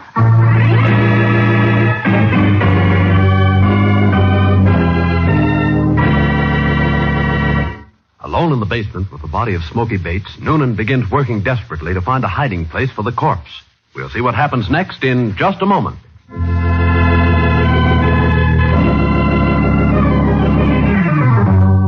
Now, back to the case of the luminous spots. Today's adventure with Nick Carter, brought to you by Old Dutch Cleanser. An hour after the murder of Smoky Bates, Nick and Matty cautiously descend the steps leading to the basement of the Sherman Dance Hall.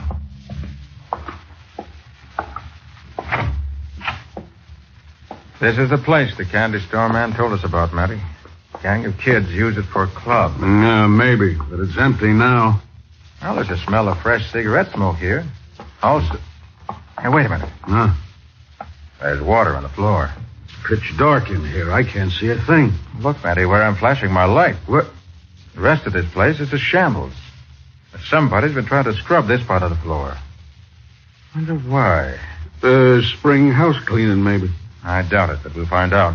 I'm going back to my car to get my portable lab kit. While I'm doing that, you get some policemen. What for? To watch the entrance of this cellar. Tell them to let anyone in, but not to let anyone out. When I come back, I may have something interesting to show you.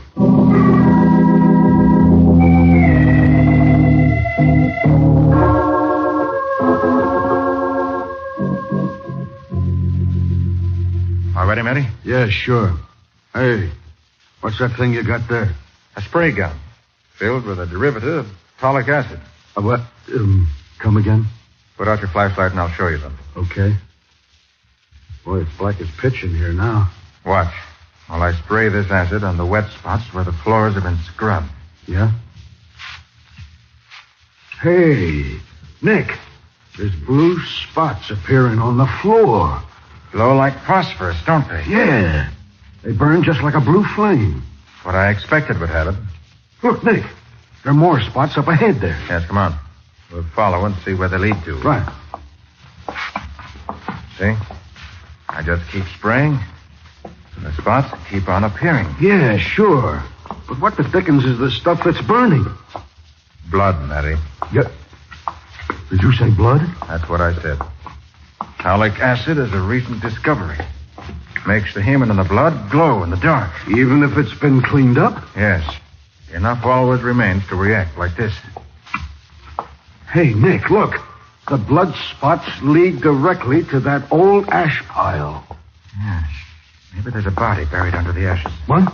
There's a shovel, Matty. Take a look. Yeah, sure, as fast as I can. I'll hold the flash for you. Okay.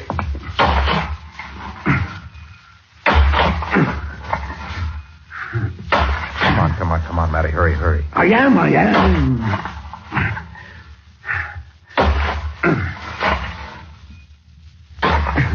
Wait a minute. Yep. What's that? Good grief, Nick. It's a body. Yes. Let me uncover his face. Oh, good heavens. Nick, you know who he is? It's Smokey Bates, one of the kids in my downtown boys club. Oh, that's too bad. Poor kid shot through the heart. Probably by the same murderer that killed Welland. Nick, he's wearing the sweater that matches the piece of yarn found in Welland's hand. Yeah. Hey, fellas, what are you doing back there? Hey, Nick, it's a girl. Yeah, I'll douse the light so she can't see us. Yeah, sure, but when she comes close, I'll flash the light in her face. Stella's doing back in the ash bin. Hello? Oh, you're blinding me. Looking for someone? Who wants to know? This is Sergeant Matheson of the Homicide Squad. I'm Nick Carter. What's your name? Friend, Francis Hollis. Looking for someone in particular, Miss Hollis? Oh, no. Oh, well, that is a friend of mine wanted me to meet her here, and Her? You usually refer to your girlfriends as fellows? Oh, sure. It's kind of a gag. What's the name of the friend you're supposed to meet here? Sally Brown. You usually meet her here? No, I've never been here before, Mr. Carter. And you know nothing about a gang of boys that hang out here? What's the gang? Oh, no, Mr. Carter. How old are you, Miss Hollis? Oh, almost 17. It's 2:00. Why aren't you in school? Well, I had a study period, and I kind of slipped out. I guess Sally must have been playing a trick on me. Yeah, look, you better go back to school, Miss Hollis. You might get into trouble. Yeah, sure. I'd hate to get caught playing hooky. Matty. Yeah. Have one of your men follow that girl. Okay, Nick. And tell him to let her see she's being followed. Also tell him to make sure she goes to school. Then he's to wait and follow her home after school. Right. In the meantime, I'll do a little checking on her and then rush down to the club. If Smokey Bates was mixed up with this gang, there's a chance some of my other boys may be, too. Okay. Between Francis Hollis and the Downtown Boys Club, we ought to be able to pick up the killer.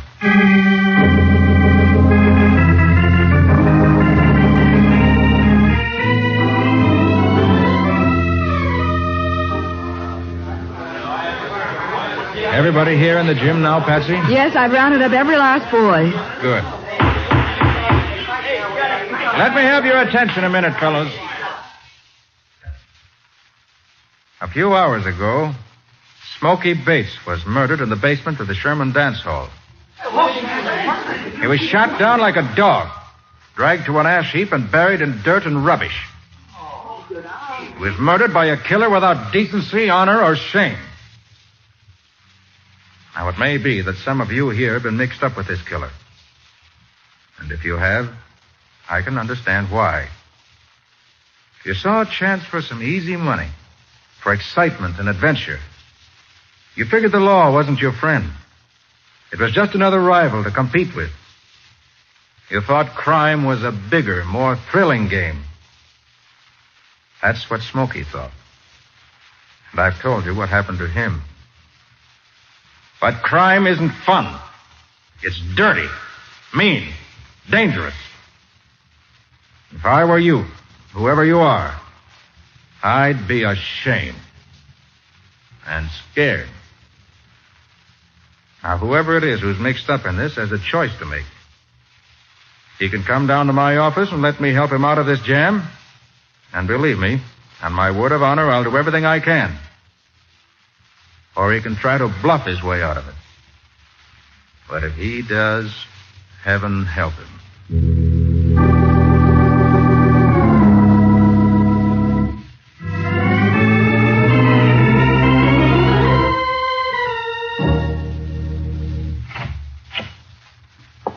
Mr. Carter. Oh, hello, Jerry. Come on in. Come in, Jane. We're the guys. Yeah. Well, fellows, I'm glad you came to me. You're in a bad mess. This is the only way to work it out. Yeah, I guess you're right. I guess it's like you said, Mr. Carter. We just started off doing it for fun. But when he killed Smokey... Who killed Smokey, Gene? I can't tell you, Mr. Carter. Oh, look, Mr. Carter, we'll tell you everything we did. We'll pay back every nickel we swiped. We'll do anything you say. But we can't squeal on this guy. We gave him our word we wouldn't. Okay, Jerry. If that's the way you feel, I'm not going to insist. I'll get him, without your help. But there's one thing I do insist on, fellas. And it's not going to be easy for you. You're going to the police. You're going to confess everything you've done. You're going to take what's coming to you. Understand? Yes, Mr. Carter. Sure, Mr. Carter. Good boys. And if it'll give you any satisfaction, Miss Bone and I are driving to Fran Hollis's home right now. And inside of an hour, the killer of Smoky Bates is going to get what's coming to him.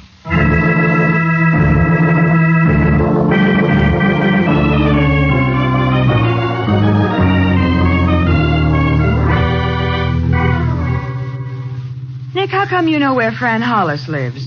Did a little checking before I went back to the club, Patsy. Ah. Mattie should be here to meet me by now. This is it. The White Clapboard house. How much does Fran know about the murders, Nick? I don't think she knows anything.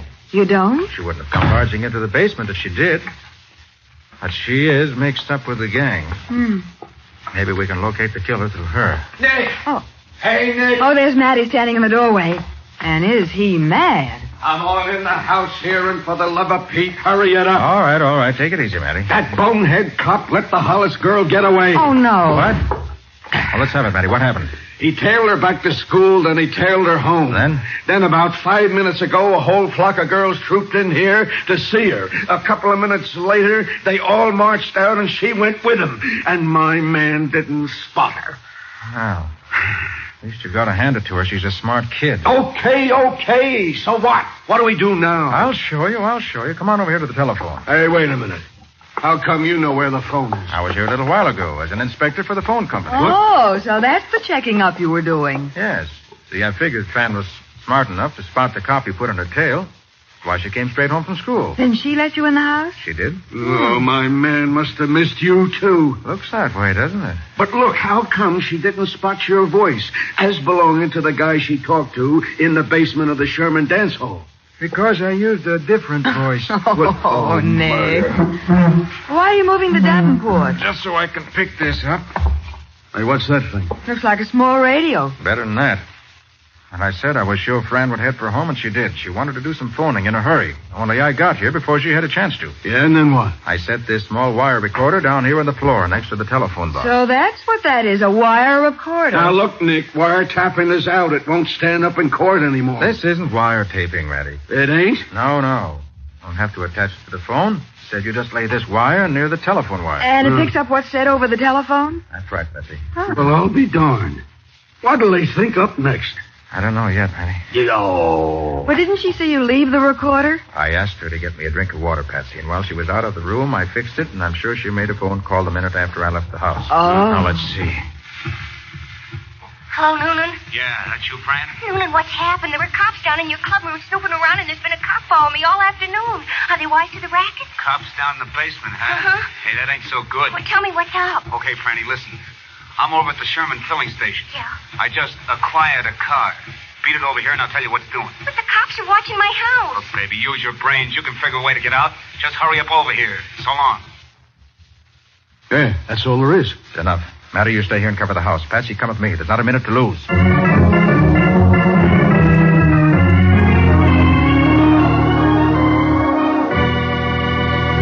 Nick and Patsy dash out of Fran Hollis's house, hoping to meet her and Smoky Bates' killer.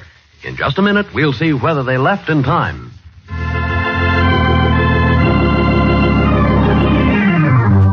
And now for the conclusion of the case of the luminous spots, brought to you by Old Dutch Cleanser. At the curb in front of the Sherman filling station, Joe Noonan sits impatiently in a new sedan. As he sees Francis Hollis approaching, he calls out softly. Fran, over here, in the car. Get away, Noonan. Nobody followed me. What kept you so long? I'm in a hurry. I told you on the phone I've been followed all afternoon. Then I had to get rid of some kids, and I had to duck in and out of alleys to make sure nobody followed me here. Okay. How do you like the car, baby? Oh, it's a beauty, Noonan, but... Now, listen, kid, the car's taking you and me right out of town for good. Sure, Noonan, but I gotta work fast, baby, so the explanations will have to keep.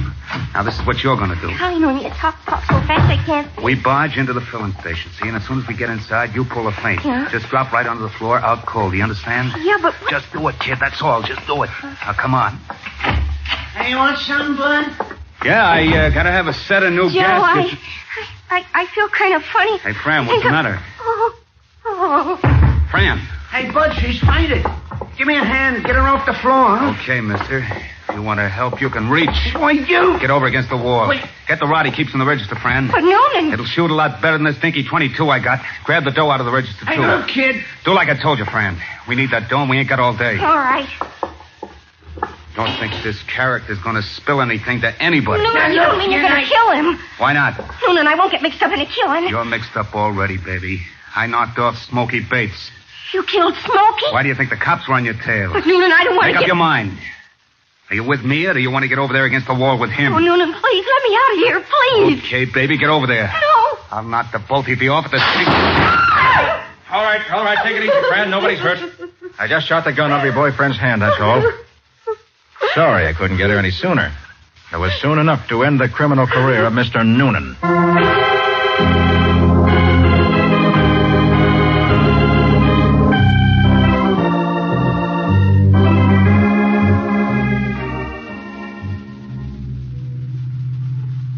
Well, that's about all there is to the case, Patsy. We've got Noonan for 2 murders, and we've got him cold. Yeah, but how did he kill Smokey and Welland, Nick? One of the reasons he held up the gas station was to get a revolver. He had a small single-shot pistol that fires a .22 caliber shell.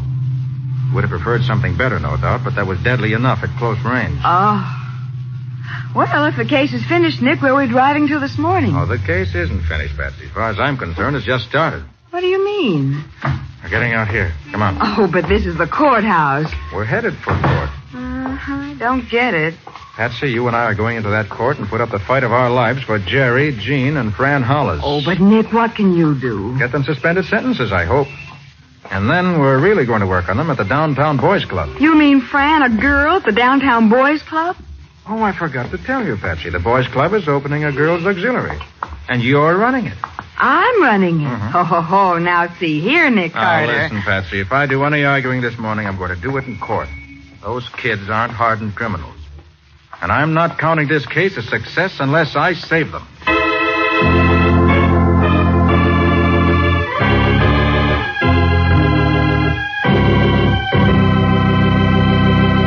Well, Nick, can you tell us something about the adventure Old Dutch Cleanser is going to bring us next week? Next week, we're going to meet a young war veteran who decided to turn me into a detective college. Only he unfortunately turned himself into a #1 murder suspect.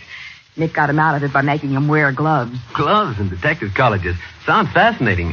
What do you call the story, Nick? I call it The Case of the Missing Thumb.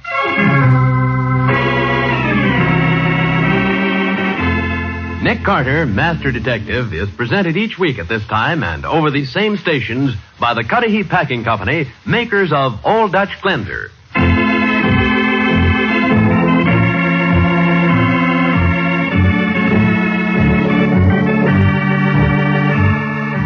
Nick Carter, Master Detective, produced and directed by Jock McGregor, is copyrighted by Street and Smith Publications, Incorporated. Lon Clark is starred as Nick, with Charlotte Manson featured as Patsy. Mattie is played by Ed Latimer. Today's script was written by Alfred Bester. Original music is played by George Wright. This program is fictional, and any resemblance to actual persons living or dead is purely coincidental. This is Bob Martin saying, when minutes count, use Old Dutch Cleanser.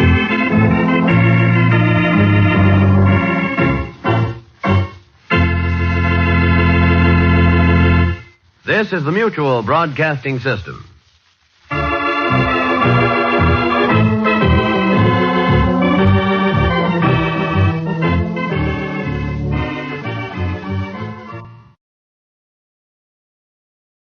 New post-war Old Dutch Cleanser, famous for chasing dirt, presents Nick Carter, famous for chasing crime.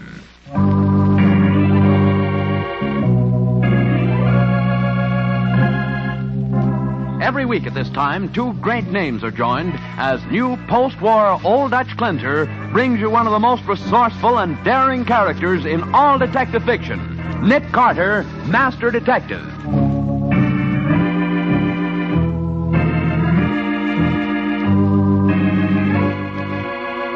Nick, isn't there any way out of here? I've gone over every inch of it, Patsy. There's not a chance. It's like being buried alive. I almost wish he had shot us. It would be better than dying like this.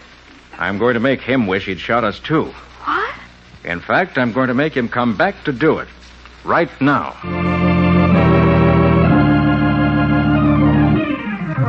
And now, the case of the Bearded Queen. Today's adventure with Nick Carter, brought to you by new post-war Old Dutch Cleanser. Today, Scubby Wilson, reporter on the Globe Gazette, finally got delivery on his new car, and is preparing to give Nick's secretary, Patsy Bowen, his one and only girlfriend, the first ride. Wait till we turn this corner and you get a look at it, Patsy. The slickest, smoothest little convertible that ever came out of Detroit. No more riding the elevated, eh, Scubby? No, ma'am. When Scubby Wilson drives by, strong men will turn green with envy and fair ladies will swoon with delight. Oh, you going to let me drive? Well, I might let my wife drive if I ever get one. So if you'd care to qualify. For the umpteenth time, Scubby, no thanks. Oh, I mean it, Patsy. With a car like that, think of what a honeymoon we could have. Canada, maybe, or the Rockies. Thanks, Scubby, but I think I'll stay single and a pedestrian. That's only because you haven't seen the car yet. Oh, and now before we turn the corner, maybe you'd better shade your eyes. It may prove a bit dazzling at first. Well, let's turn the corner and see. Okay, my good woman, but don't say I didn't warn you. Now, behold the pride of the motor car industry, the glory of... Well? Holy cats! My new car is gone. Somebody's stolen it.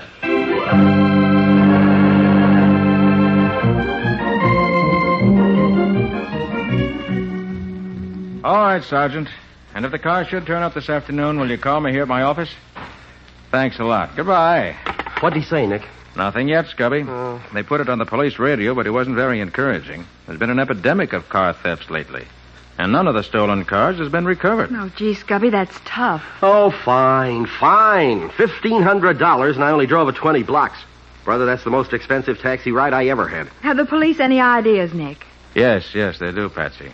I think it's the work of a gang of boys about 16 or 17. Why, kids that age wouldn't be able to sell the cars if they did steal them, would they?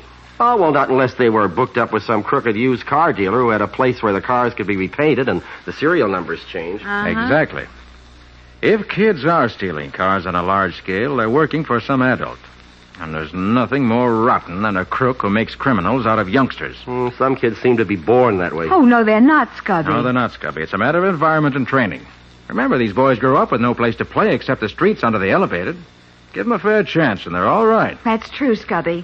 Nick proved it with the Downtown Boys Club. Right. Why, some of those fellows down there had pretty bad records, and we got them. But now I'd trust them anyway. Oh, I know, but at the same time... Oh, let me get it. Hello. Yeah, speaking. Huh? Oh, hey, that's great. They found it. They did? Good. Not even scratched, huh? You sure?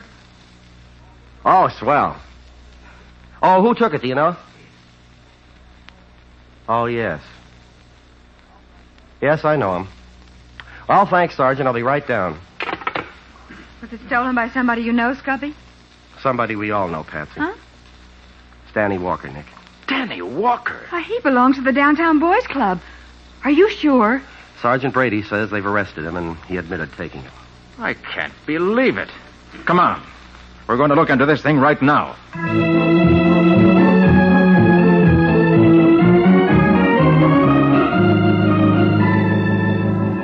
Oh, lay off, will you, Nick? I told you if I'd known the car belonged to a friend of yours, I wouldn't have took it. It's you I'm interested in, Danny, not the car. I don't like to see you here in jail. You're the first member of the club who's got into trouble in more than a year. I want to find out why and help you if I can. I don't belong to your club no more. I quit a month ago when my folks moved over to the west side. Oh, is that so?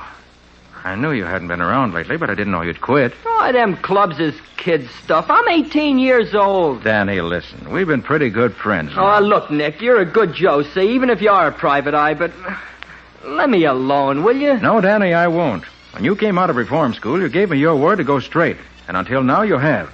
What's changed you, Danny? What's happened to you? Well, I lost that job you got me, and I had to get some money quick, see? It was kind of a debt.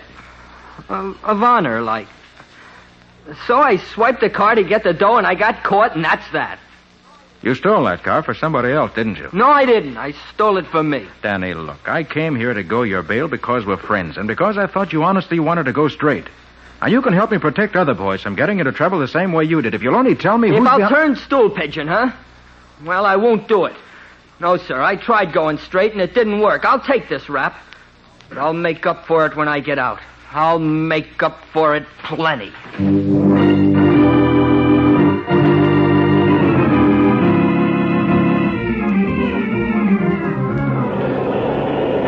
Those elevated trains make so much noise, it's a wonder anyone gets any sleep around here. You can get used to anything, Patsy. Oh, there's Scubby in front of that delicatessen. And there's the space where we can park. I hope he's been able to find out something. Hello, beautiful. Hello, Scubby. Hiya, Nick. You have any luck, Scubby? No, not much. There's a gang in this neighborhood, all right, but the kids wouldn't talk to me. They have any regular place to meet? There's no settlement house and no boys' club. But some of them hang out at the West Pine Street garage. A garage? Now, don't get excited. I know it sounds like a perfect lead, but I met the boss. And if he's a crook, I'm Jesse James. Well, I'd like to talk to him anyway. What's he like? Nice old fellow. Name of Bainbridge, and everybody calls him Pops. I think you and he will have a lot in common. What? Not you, Nick. What? I said I think you and Pops Bainbridge will have a lot in common. Oh, never mind. You'll see for yourself. Come on.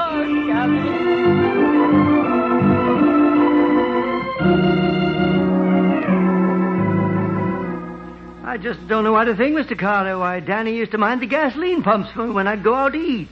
Maybe there'd be $30 or $40 in the cash register, and he never touched a cent of it. I'll swear to that. I see. Oh, Pops. Any calls? No, not a thing, Joe. Hey, I want you to meet my friends. Yeah? Miss Bowen, Mr. Wilson. Hello. Mr. Carter. Hello. Oh, yeah. Nick Carter. How do you do? This is Joe Ferner. He keeps his taxi here, and I take his calls for him. Nick Carter, the private eye, huh? Uh-huh. Heard about you. I'll be up front, Pops, in the office. All right, Joe. Come on, Mr. Carter. And you folks, too. I want to show you something. I didn't tell Nick about this, Mr. Bainbridge. I thought you'd like to do it yourself. All right, in here. We'll ride down the elevator. Now, will you push the button, Mr. Carter? The one marked B. We'll go in the basement. Oh, certainly. But what's this all about? You'll see in a minute, Nick. Oh, a cigarette, Mr. Bainbridge? The name's Pops. No thanks, I don't smoke. Scubby, don't you see the no smoking sign on the wall? Oh, sorry. Golly, these garage elevators are big things, aren't they? Well, we park cars on the upper floor and use this elevator to take them up. Oh. There now. Now, wait till I find the light. There we are. Why, it's a club room. Oh, look, Nick, a handball court, and there's a dart game. Yeah. And a radio, checker games, and chess. Hey, you've done all right here, Pop. Well, it isn't much, but I've seen a lot of boys get into trouble hanging around the streets, so I... Hey, here's a deck of cards.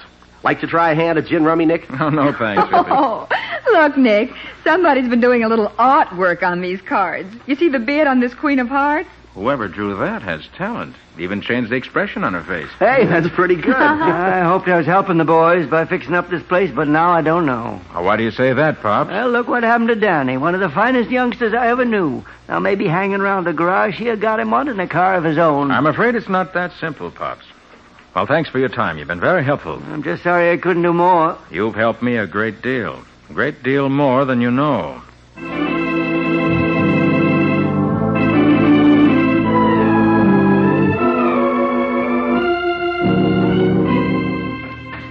What's the gag, Nick? You didn't come to the jail just to play cards with me. Oh, yes, I did, Danny. Let me deal your hand. Okay. You know how to play poker, don't you? Sure, but I ain't got no money. I'm playing for higher stakes than money. Wait. Huh?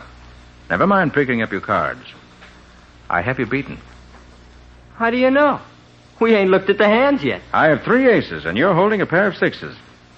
You a mind reader or something? Turn them over and see. Well, Hey, what is this? You stacking the cards on me? No. I was reading the backs of the cards, Danny. A mark deck, huh? So what? See this card? Yeah? 5 of clubs, isn't it? Yeah? Hey, show me those marks, will you? In a minute. This is the 10 of diamonds, right? Right. And the 7 of spades? The Queen of Hearts? Wait a minute. That Queen of Hearts. It's got a beard on it. Has it? Pete Krovic put that beard on there. I seen him do it. Oh. So you played with this deck before? You bet I played with him before. Where'd you get them cards? Don't you know? Who gave them to you? Come on, quit holding out on me. You're holding out on me, aren't you, Danny? Yeah, I guess I have been. I guess I've been a sucker, ain't I? Taking the rap for somebody who... Who what, Danny? Listen, Nick. Did you mean that about going my bail if I helped you crack this case? Danny, the minute you tell me who's behind these car thefts, you're on your way out of here. Oh, no. Get me out first, then I'll talk. All right. May take me a couple of hours to make the arrangements, and I have to see a client at 8. But if I can't be here, I'll send Scubby to bring you to my office. That's okay. And don't worry about your case, Mr. Carter. I'll crack it for you. Good boy. Brother, I'll crack it wide open.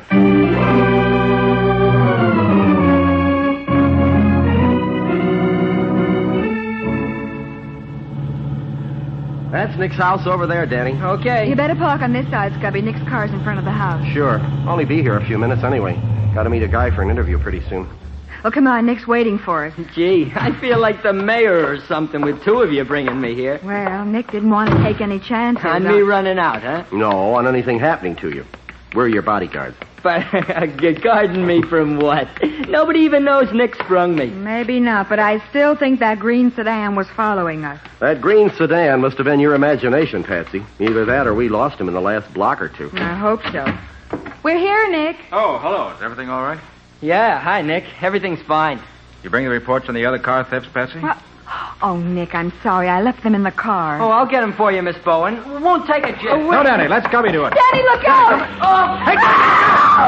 Good grief! He ran into him on purpose. Come on. It was that green sedan I saw following us before. Patsy, call an ambulance. Right. Scubby, head off any traffic. Sure, Nick. Here, Danny. Let me put my coat under your head. Danny, can you hear me? It's Nick. Nick. It was him, Nick. I know, Danny. Don't try to talk. Got to tell you about those cars. All right, son. What about them? The eye. What eye? What do you mean, Danny? Look for the eye in the L. Danny.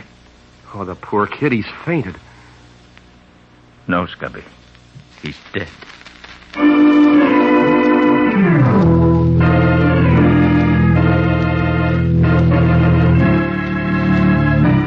The I in the L. Can Danny's dying words be the clue that will lead Nick to the head of the car thieves and Danny's killer? We'll see what happens in just a moment. Now, back to the case of the Bearded Queen. Today's adventure with Nick Carter, brought to you by new post-war Old Dutch Cleanser. Back at the office, Nick, Patsy, and Scubby are puzzling over the connection between the automobile thefts and Danny Walker's dying words, look for the I in the L. Nick, the only way I can figure it must be some detective on duty around the elevated trains. Naturally. Scubby, look Brady. And ask him confidentially if any L detective has shown sudden prosperity since these car thefts started. Sure, Nick. If only we could have got the license number of that green sedan. Yes, well, at least we have the fragments of glass from that shattered headlight. That may help us to identify it. And the police are checking every garage in town for a green sedan with a broken headlight lens. I felt sure that car was following us, but I didn't see it when we got here. Probably parked the car up the street with his lights off and his motor running just in case. And when Danny started to cross the street alone, the murderer saw his chance and took it. Right. Well, the next thing is to find out if any older men sat on those card games with Danny. You think the leader of this gang played cards with the boys? Not only played cards with him, he cheated. Oh. Danny realized it when he saw the bearded Queen of Hearts in that marked deck. So-called debt of honor he stole Scubby's car to repay was a gambling debt. Well, then maybe the same trick was played on some of the other boys. That might account for the rest of the stolen cars. The way I figure it. After a boy had stolen one car, it wouldn't be hard to frighten him into stealing more by threatening to expose him. Well, that's the lowest trick I ever heard of. I agree with you, Scubby. Yes. Well, when we find out who won with that marked deck, I think we'll have the leader of the gang and Danny's murderer. Pops Bainbridge ought to know. Right, Patsy, and that's where we're going. Scubby, as soon as you've talked to Sergeant Brady about the detectives, phone me at the West Pine Street garage.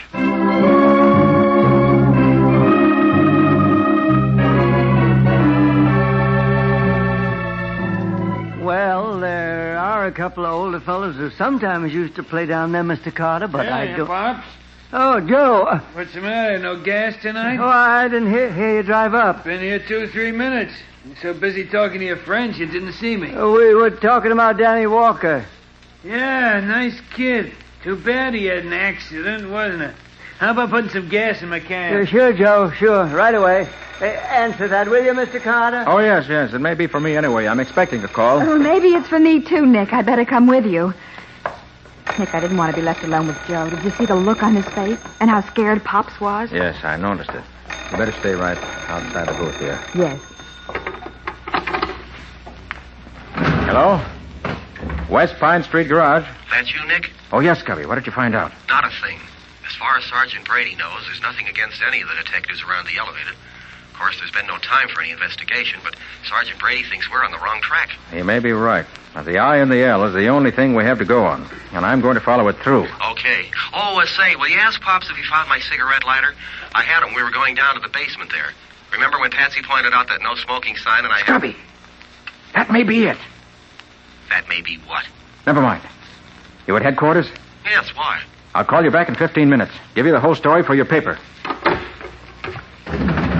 Did he find out anything, Nick? Wasn't anything to find out. Where are Pops and Joe? They went out to the gas pumps. Good. I want to take another look at that elevator. Are we going down to the club room? Not this time. Must have been blind not to have seen it before. Seen what? An elevator made of steel plates riveted together, push-button controls, and a no-smoking sign painted on the wall. Well, what's unusual about that? Here's the elevator. Step in, I'll show you. Uh-huh. See, Patsy? One of those rivets is right in the middle of the I in no smoking. The I and the L. The letter I and the no smoking sign in the elevator, of course. Danny died before he finished the word. But, well, how does that... This elevator is run by push-button controls, Patsy. A button for each floor. I know, but... There were another floor, a secret floor. The control button for it would have to be concealed, too. And that rivet in the letter I may be it. Push it, Nick. Let's find out if... Nick, we're going down to the boys' club room. Think you'll find we're going past the club room, Patsy? But we can't go past the basement. No? Ever hear of a sub-basement? Huh? Why, of course. Yes, we're passing the club room. There is a secret floor. Maybe we're going to discover a lot of secrets. Well, this seems to be it. Whatever it is. Gosh, it's dark here. Well, there should be a light switch near the elevator. Yes, here it is. Nick, it's another garage. A complete paint shop. And mechanical equipment for working over stolen cars. Look, at the other end of the room, a green sedan with a broken headlight and the fender all dented. That's the car, all right. The one that killed Denny. Stop her. You too, sister. Joe, I thought you were... I came down while you was telephoning. I've been standing right behind this pillar waiting for you, baby. You and the boyfriend. Now, look, Joe. Carter, take your rod out of your pocket and drop it on the floor. No, don't turn around. Whatever you say. But you're not playing this very smart. Smarter than you, Flatfoot. And take that pocket too, sister, just in case you might be packing some heat. Where's Pops? Have you done something to him? Me? I don't do nothing to nobody, unless it's an accident. Of course, I do have an awful lot of accidents. Hit and run accidents, Joe? Sometimes. But I'll be able to do better than that for you two. Something real neat and artistic. Now, wait. You don't realize the police know we came here. So you come here, then you left, see? Nobody will find this cellar, and nobody will ever find you. So long, suckers. I'll see you again tomorrow, the next day. And when I do, you're going to have one of the neatest little accidents that ever happened. Nick, isn't there any way out of here? No. There's just this one big bare room. Nothing but the pillars that support the building. These workbenches and garage equipment. And the elevator shaft at the other end. But it's like being buried alive. I almost wish he had shot us. Patsy, I'm going to make Joe wish he had shot us. What? In fact, I'm going to make him come right back to do it right now. Nick, why are you taking off your shoes? I may want to walk quietly before I'm through. Hand me that monkey wrench there. Oh, that won't be any good against a gun, Nick. Better than nothing. Let me have it. Okay. Now, you get inside that green sedan. Lie down on the floor. You'll be as safe from bullets there as any place. All right, Nick. This switch box on the wall contains the main electrical switches for the entire building. One for the lights and one for power. We've got to keep the garage going upstairs as a blind. But it can't operate without lights. So we cut the lights. Oh, Nick, be careful. I will. I'll be behind this pillar next to the switch box.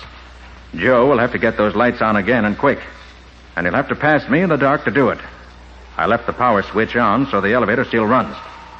He's coming. Oh, Nick. I'm afraid. Don't worry. It'll be over in a minute. One way or the other.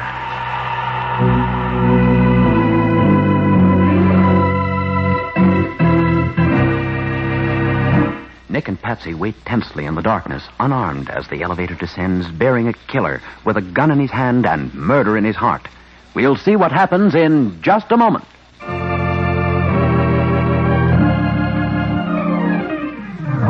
Now for the conclusion of The Case of the Bearded Queen. Today's Nick Carter adventure brought to you by new post-war Old Dutch Cleanser. Trapped in the dark sub-basement of the West Pine Street garage, Nick, armed only with a monkey wrench, waits behind a concrete pillar near the light switches for a killer. Across the room, the elevator comes to a stop. The beam of a flashlight cuts the pitch blackness, and a voice says, That was very clever to turn off those lights, Mr. Carter. Clever, but fatal. You leave us no choice but to dispose of you and Miss Bowen. Now. Come on along with that flashlight, Pops. We'll turn the switch on again. Yeah, not so fast, Joe. Carter probably intends to ambush us, even if he doesn't have a gun. Yeah. I'll stay here by the elevator and keep the flashlight on you just in case. Good idea. When the lights is on, we can finish him off nice and easy. I'll get the switch. Remember, I have a gun, Mr. Carter, so don't think you can... Joe! Hey, Pops!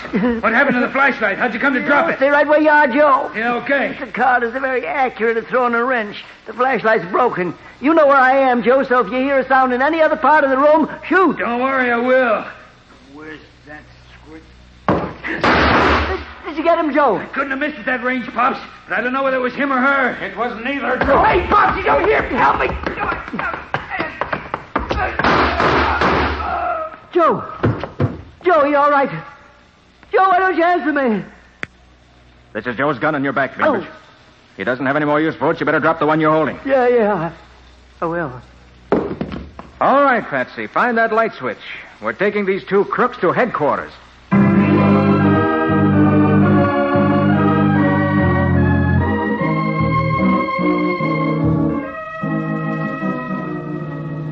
Straight ahead on this street, Scubby. You can't miss the sign out front. The West Side Boys Club, grand opening tonight. Okay. Oh, say, Nick, when you jumped on Joe Ferner in the dark, how'd you know exactly where he was? By the flash of his gun when he fired at something across the room. Oh. But I still don't know what he was shooting at. I do. Huh? When I heard Bainbridge tell Joe to fire at any sound, I threw my shoe out of the window of the car I was hiding in. And sure enough, he shot at it. Good for you, Patsy. Very clever. It distracted Joe's attention just long enough for me to jump in. Great stuff, Patsy. Will you marry me? Oh, Scubby, please. Oh, okay, beautiful. And then after I had Joe's gun, it was easy to find Bainbridge in the dark. He kept calling to Joe, so all I had to do was to follow the sound of his voice. Uh-huh. This is it, Nick. The new West Side Boys Club. Just look at the crowd. You have your speech. In my pocket. Good. You know, I'm prouder of being asked to speak at the opening here tonight than I would be if I were asked to address Congress. I guess the other boys who were mixed up with Bainbridge and Ferner will be here, won't they? Well, of course, Cubby. Nick got them all suspended sentences because of the trickery used to make them steal those cars. And thanks to clubs like this, those boys will now have a chance to grow up right. Hey, Patsy, you know what? What, Scubby? I just realized. Now that you've ridden in my new car, maybe you'll change your mind about marrying me. Oh, well, Scubby, I must admit I'm in love with... Me? No, darling. Your car.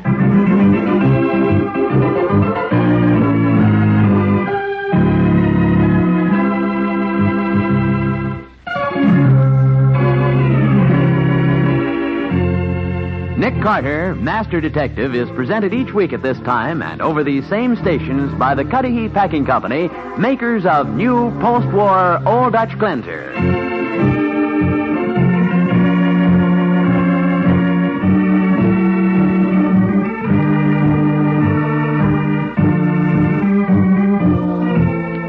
Nick Carter, Master Detective, produced and directed by Jock McGregor, is copyrighted by Street and Smith Publications, Incorporated.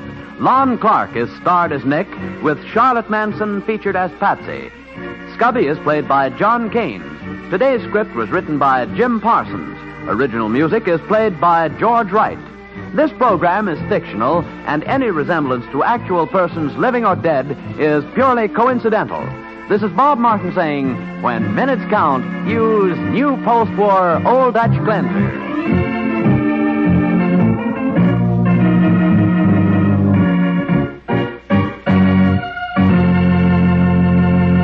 This is the Mutual Broadcasting System.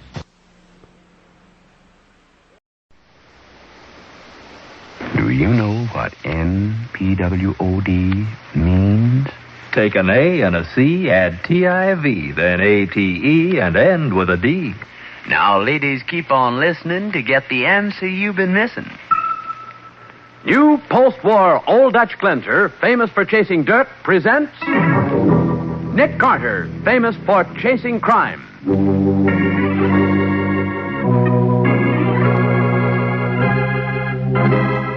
Every week at this time, two great names are joined as new post-war Old Dutch cleanser brings you one of the most resourceful and daring characters in all detective fiction, Nick Carter, Master Detective.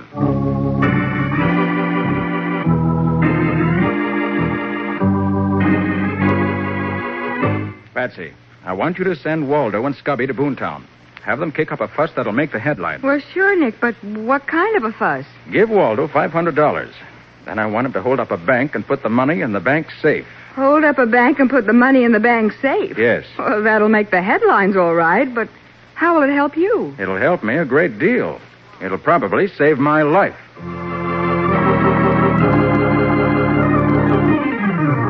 Now, the case of the two-faced firemaster. Today's adventure starring Lon Clark as Nick Carter, brought to you by new post-war Old Dutch cleanser. Two boys in their teens walk up to a small hardware store on the west side. It's after 10 and the store is dark, but one of them pushes the door open, enter, and walk cautiously to the rear, where a small naked light bulb burns dimly. I'm here, Mr. Gerard. Oh, hello, Johnny.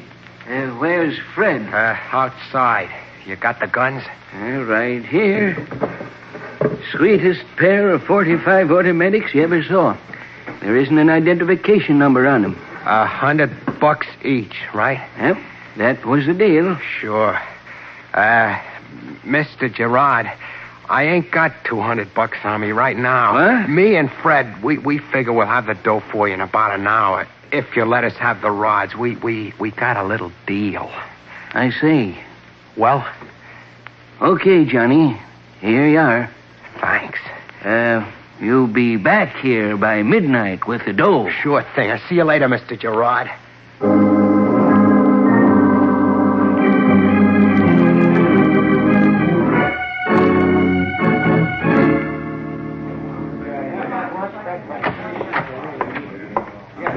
This is a stick-up. Don't nobody move. This is a stick-up. You hear me? This is a stick-up. Why, you young squirt, you can't... Hey! I told no one to move. Get over against the wall or you'll get the same as he got. Hurry up. Fred, check up the back of the store before you hit the register. Maybe there's someone back there. Who turned on that alarm? Who did it? For the love of God! Yeah, there was somebody back there, kid. He got your pal. Now drop that gun. You don't get me so easy. Stay back against the wall, you. Stay inside, all of you.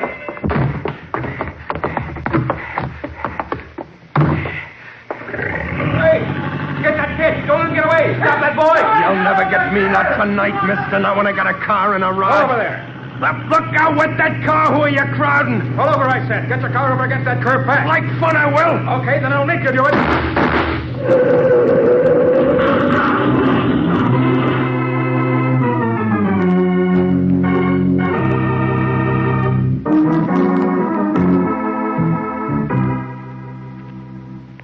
Nick, you get mixed up in everything. Were you born that way, or is it a result of practice? I don't know, Brady. Patsy and I were driving down Central Avenue last night, minding our own business. We just finished the Kendall case, Sergeant. And that was the moment when Johnny Macklin came tearing out of the place and jumped into his car. And someone from the store yelled, "Stop him." And I was the closest, so I cut him off. Well, Nick, why should you be interested? One kid's dead. We've got the other one cold for attempted robbery. There isn't any case. It so happens, Brady, that there is a case. Oh, yeah? The guns the boys used. What about them? Every identification mark and serial number has been removed, and in a professional manner. So what? Somebody's in the business of preparing and selling firearms to crooks. and potential crooks be. That somebody's got to be put out of business. You're right about that. So, with your permission, I'm cutting myself into this deal. Okay, Nick, where are you going to start? Going down to the hospital for a talk with Johnny Macklin.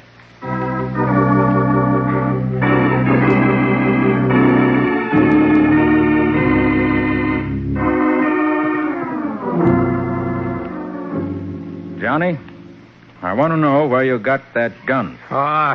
Go fly a kite. Now listen, Johnny.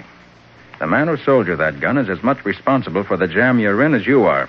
And I want to know his name. Go scram. You know, I can trace the gun. Like fun you can. There ain't no number on it. I said I can trace the gun, and I can. And I can get the man who processed it and sold it to you. But you can save me a lot of time if you'll answer my questions. It'll make things easier for you, Johnny. You can't trace that rod, and you know it. You're bluffing. You think so? Let's have the lab kit, Patsy. Right here, Nick. You see, Johnny, the serial numbers are stamped into the metal of a gun, and they're stamped with a lot of pressure. But even if someone very carefully removes those numbers with a file and acid, they can't change one thing. What, for instance? The fact that the stamp has hit the metal so hard, it's permanently changed the crystalline structure of the metal. What do you mean? I mean that I can drop some of this chemical reagent on the gun where the serial number was originally. Like this. I'm watching. And you'll see the original serial number of the gun, your gun, showing up. Fuzzy, but distinct enough to read. You mean? There. See? Y28437. For the love of 'em. So he lied to me. The dirty, lousy crook, he lied to me. Who is he, Johnny? Pop Gerard over on 10th Avenue. The Gerard hardware store. Go get him, Mr. Carter.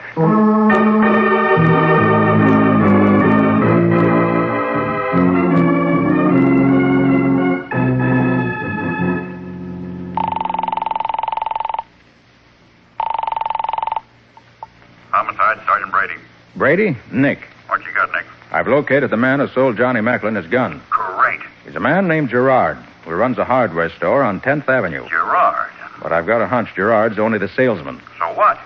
I want the manufacturer. Sure, but how are you going to get him? Going over there and place an order for guns. Big enough to stir things up. And when I order 'em in my best gangster voice, it's going to start things popping. I hope.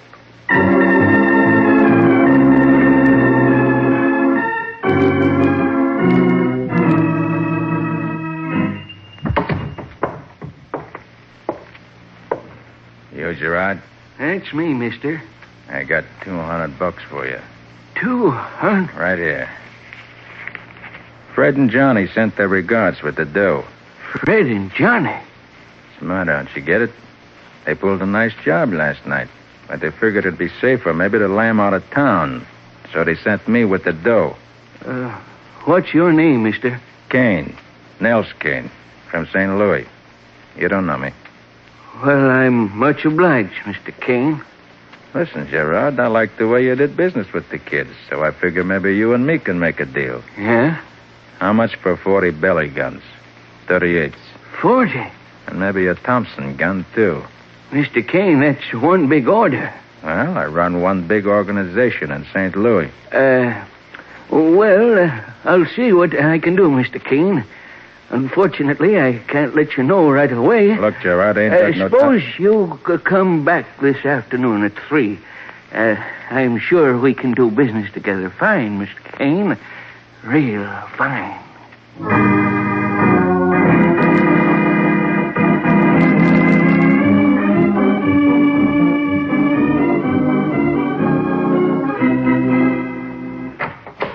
Patsy, I think we're in. Is Gerard your man, Nick? No, my hunch was right. He's just a salesman. So I gave him a big order in my best gangster dialect, and he said he had to find out whether Mr. Manufacturer had enough stock to supply me. And? I'll get to the manufacturer through Gerard this afternoon. Uh-huh. Oh, golly, I forgot. Brady called 10 minutes ago. He said you asked him to keep the story quiet. I did. Well, one of the police reporters got hold of the boys' names. Oh, for the love of... And they'll be in the paper tonight. Oh, Nick, if Mr. Manufacturer sees it, your case is shot. That's no lie. What do you do now? Well, I don't know. I only know I've got to find out who's supplying the underworld with guns.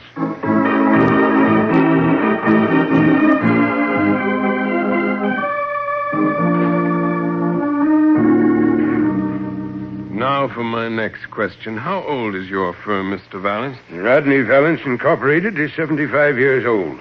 I'm the third Rodney Valance to head this old and respected firm as firemaster. Firemaster? What's that, Mr. Valance? The firemaster invents and creates the new types of fireworks that are manufactured each year. Oh, that's very interesting indeed, sir. Excuse me, Mr. Valance. Yes, Linda? Mr. Gerard to see you. He says it's urgent. Very well, my dear. If you'll excuse me a moment, Mr. Oh, that's all right, Mr. Valance. I'll wait here. Well, Gerard? I think we got a new customer, Mr. Valance.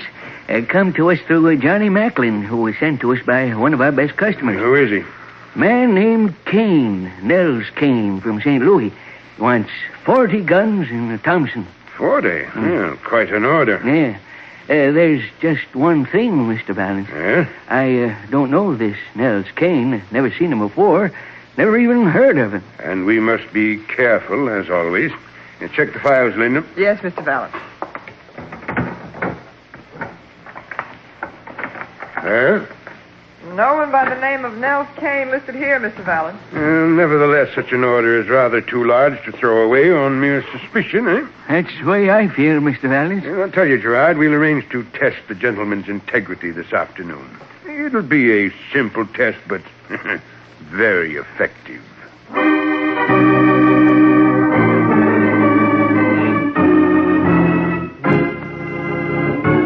Well, now that Johnny and Fred's names will be in the newspapers, and Valance is already suspicious of his new customer, it looks as though Nick Carter may be up against a tough problem. We'll see how he meets this challenge in just a moment.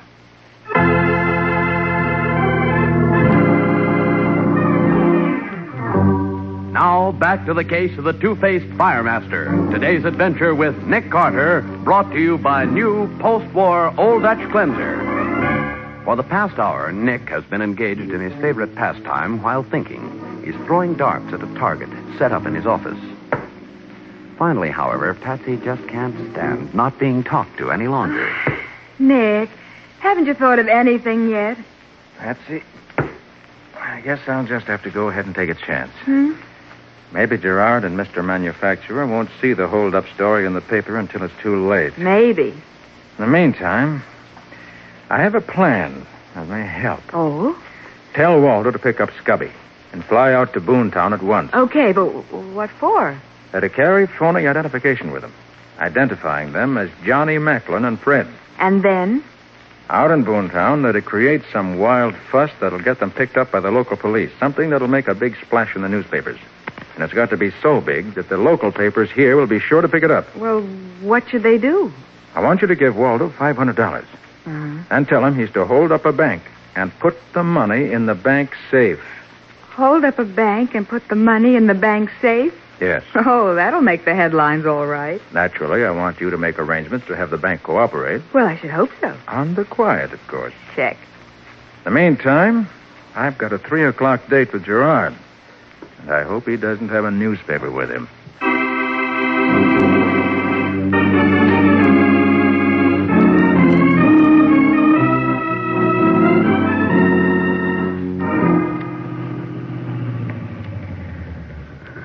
All right, Peterson, we've arrived.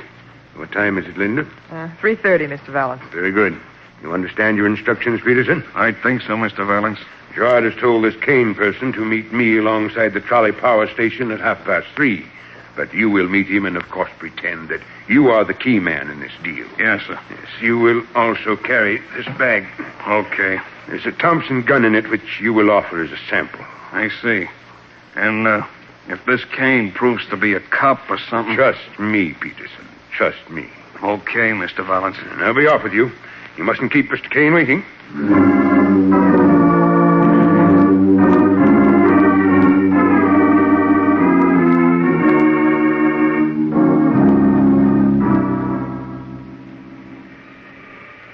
Been waiting long, Mr. Kane? Huh? Oh, yeah. Gerard said... I know. I'm a little late. Sorry. You're the big boy? That's right, brother. Go ahead. You carry the ball. What do you mean? I'm a stranger in town, mister. I'm not taking no chances. You want to do business with me, go ahead and talk. Okay. Touchy, ain't you? I got a sample here to show you. Now, this here's our Thompson special. It's a rebuilt job, no identification. Are you crazy?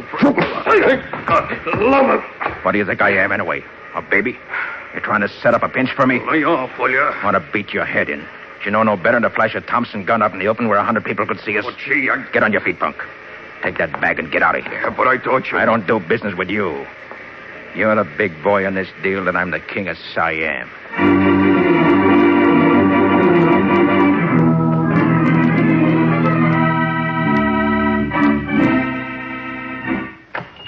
Hey, Gerard. I want a couple of words with you. What's the idea of sending that mushhead to meet me at the power station? Come right in, Mr. Kane. Hey, who are you? The name is Valance, Rodney Valance. This is Linda. How do you do, Mr. Kane? Hi. Permit me to shake your hand, sir. You positively thrashed poor Peterson. He had it coming, Mr. Kane. He was clumsy. Hey, I'm beginning to get it. You're the big guy. That's quite so. You sent that mug to try me out, huh? We have to be careful, Mr. Kane. Yeah, sure. Now, to get down to business, you spoke of 40 revolvers and a Thompson gun? That's right. And the price will be $5,000 on delivery. All firearms are guaranteed to be in the best working condition and warranted free of all identification marks. Okay, the price is all right. Where's the stuff? Well, at my plant, naturally, you couldn't expect me to carry all that around with me. All right, how do I get to the plant? We'll take you there this evening, Mr. Kane. Suppose we pick you up in front of Gerard's shop at, say, 7 o'clock.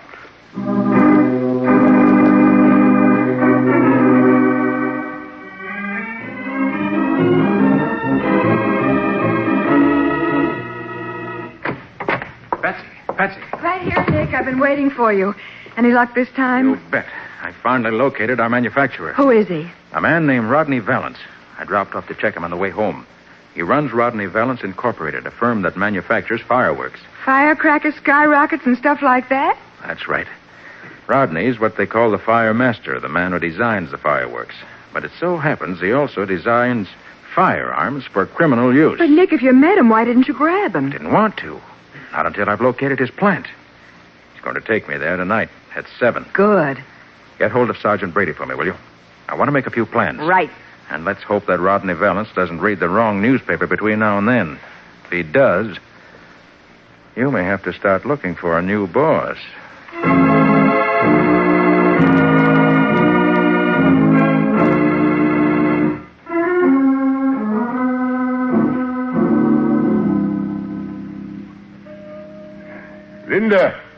Linda, it's 6:45. Time to be on our way.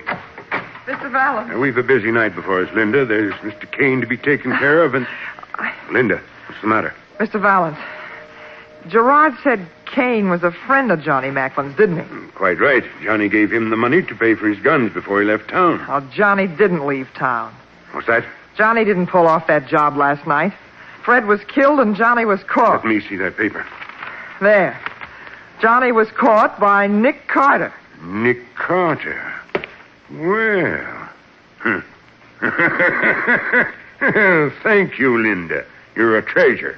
Although I don't think Mr. Nels Kane Carter will think so after we've finished with him tonight, eh?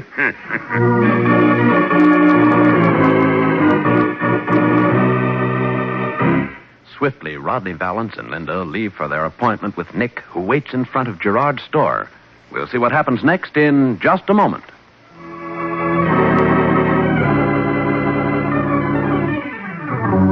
And now for the conclusion of the case of the two-faced firemaster. Today's adventure with Nick Carter, brought to you by new post-war Old Dutch Cleanser. It's 10 minutes after 7. A long black sedan has just pulled up before Gerard's shop on 10th Avenue, and Nick Carter, the collar of his overcoat up close around his neck, has jumped in. Swiftly, the sedan starts its drive through the city. Sorry to have kept you waiting, Mr. Kane. I hope you'll forgive me. Yeah, sure, that's okay. You know, just before I come here, I read in the paper about Johnny Macklin and Fred. No, did you? Yeah, them crazy kids. Sure get themselves into the goofiest jams. You read what they did out in Boontown today? Boomtown? Yeah, that's right. See on the paper. Read it to me, Linda. Now, turn on the light. Thanks.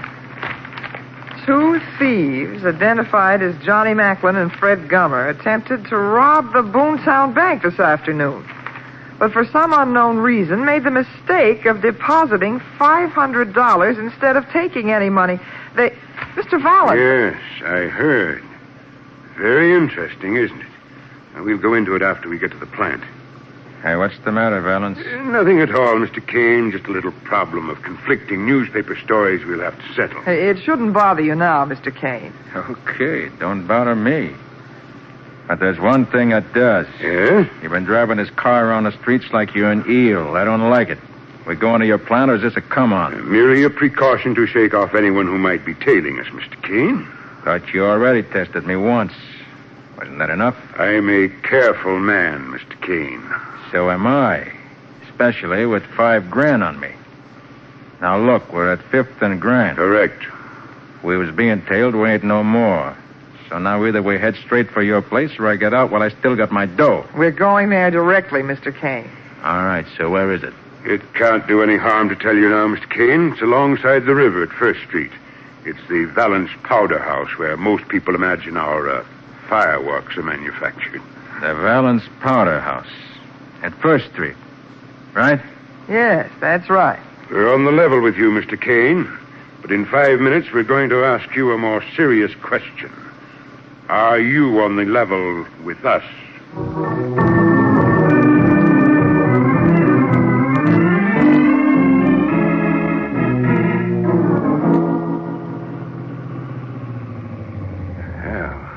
Here we are. Will you get out, Linda? Yes, Mr. Valance. Now you, Mr. Kane. Sure, pal. Should have let me help the lady out first, though. Hey, don't move, Mr. Kane. Don't raise your voice, please. I won't, sister. Not with a gun in my back. Mr. Kane, I'll be honest with you. Up until the time you got into our car, I was positive you were Nick Carter. Nick Carter? That joker? A certain item in the paper made us think so. But you showed us another story that seems to confuse the issue.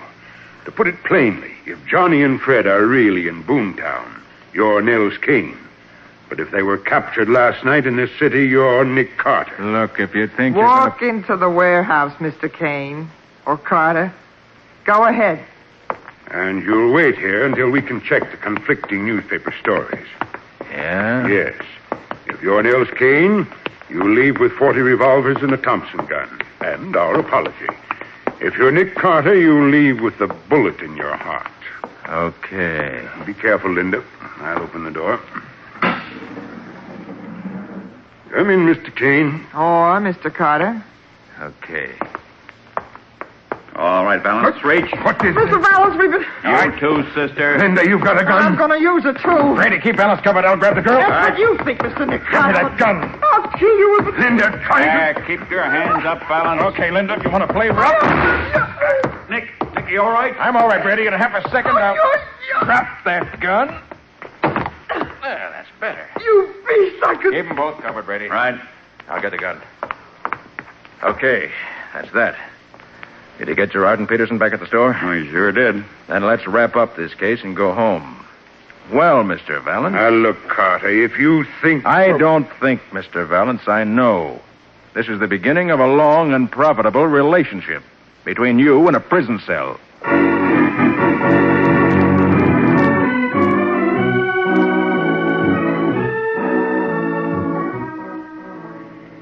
Nick, I don't get it. What, Patsy?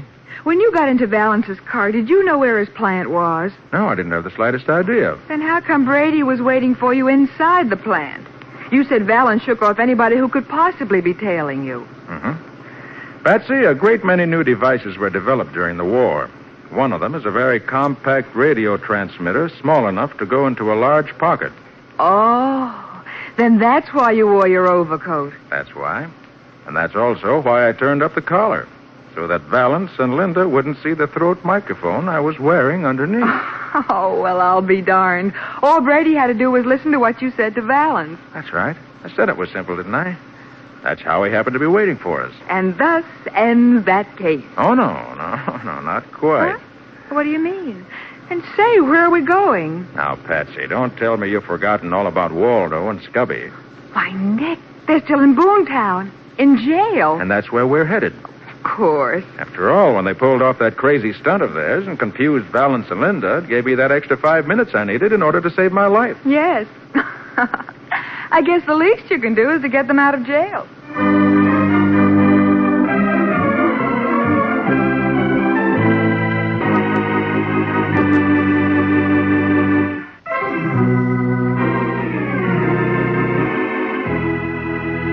Nick Carter, Master Detective, is presented each week at this time and over these same stations by the Cudahy Packing Company, makers of new post-war Old Dutch Cleanser.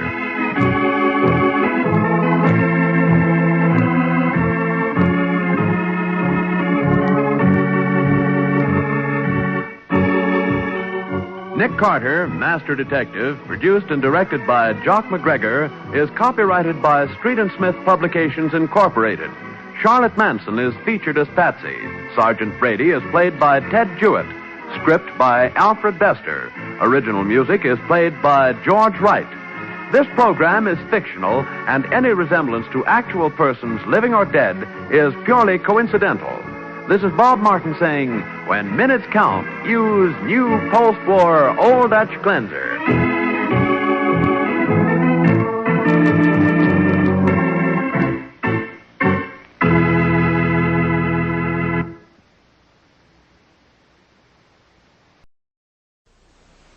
New post-war Old Dutch Cleanser, famous for chasing dirt, presents Nick Carter, famous for chasing crime.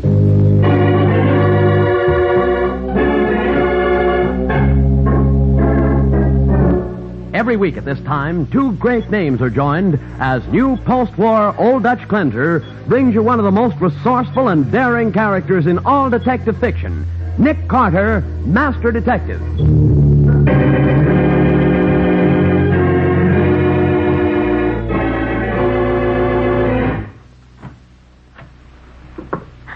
Nick, someone's coming down here in the basement. So I hear. Oh, Nick, I'm scared. Take it easy. Have you got your gun? I'm all set. Nick, is it... I'm not positive, Betsy. But if my hunch is right, it's the murderer we've been looking for. Now for the case of the Hermit Thrush. Today's exciting adventure starring Lon Clark as Nick Carter, brought to you by new post-war Old Dutch Cleanser. Our story begins outside an imposing edifice, which 70 years ago was considered beautiful and luxurious. Today, with its boarded windows and air of decay, it is ugly and ominous. A tall, distinguished-looking man stands on the dark porch of the mansion, banging away with the heavy bronze knocker. Mr. Kavanaugh! Miss Drew, open the door! Mr. Kavanaugh, do you hear me? Hey, you! What? What's going on up there? Oh, policeman, good. Don't you know it's the middle of the night? People are trying to sleep, and here you are. Officer, you've got to help me get into this house. Are you crazy? That's Mr. Otis Kavanaugh's house. Nobody goes in there. But, officer, Mr. Kavanaugh locked himself up in there 15 years ago, and he's never come out. I know that, And what's but... more, he don't let nobody in. Nobody except his housekeeper and his lawyer. But I'm Otis Kavanaugh's lawyer, Leonard Kelsey. What? You say you're his lawyer? Yes, and I've got to get inside this house, even if I have to break in. Well, you're not breaking in, mister. Not as long as I've got anything to say about it. But I'm afraid Mr. Kavanaugh has met with foul play of some kind. Well, what makes you think that? I phoned here half an hour ago, officer. Eleanor Drew, that's Mr. Kavanaugh's housekeeper, answered the phone. So what? She was very excited. She said that she and Mr. Kavanaugh had been quarreling, and she refused to let me speak to him. Yeah? Then, when I called back a few minutes later, no one answered the phone. Well, that is funny, seeing as how Mr. Kavanaugh never goes out of the house. Officer, please. Miss Drew is a woman of violent temper. She hates Mr. Kavanaugh, even though she continues to work for him. We've got to get in there, I tell you. She may have killed him. Did you try the door? Of course not. It's always kept locked. Officer, I am... Wait. The door ain't locked now. What? Hey, maybe something funny is going on in here. Come on, let's have a look. Here, let me find the light. Here it is. Now we can... Good Lord. Holy smoke. It's Miss Drew. And it looks like you've been worrying about the wrong party. It's the housekeeper that's met with foul play, Mr. Kelsey. She's been murdered.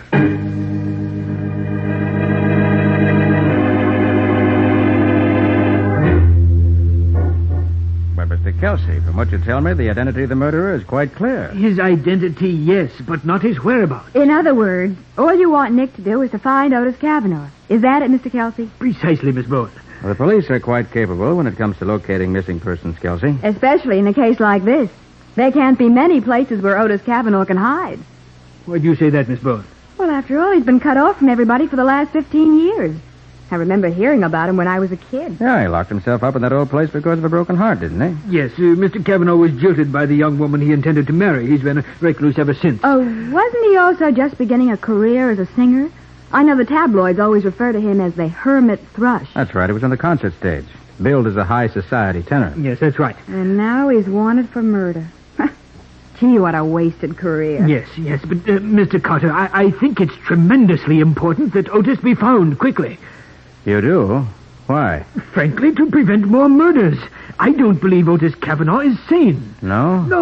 No man who locks himself in a gloomy mansion and refuses to come out can be in full possession of his faculties. And I'm very much afraid that Otis' derangement has become permanent and violent. Well, and there's real danger if he isn't caught. That's exactly my point, Miss Bowen. What do you say, Mr. Carter? Very well, Mr. Kelsey. I'll do my level best to find him. And I hope it won't be too late.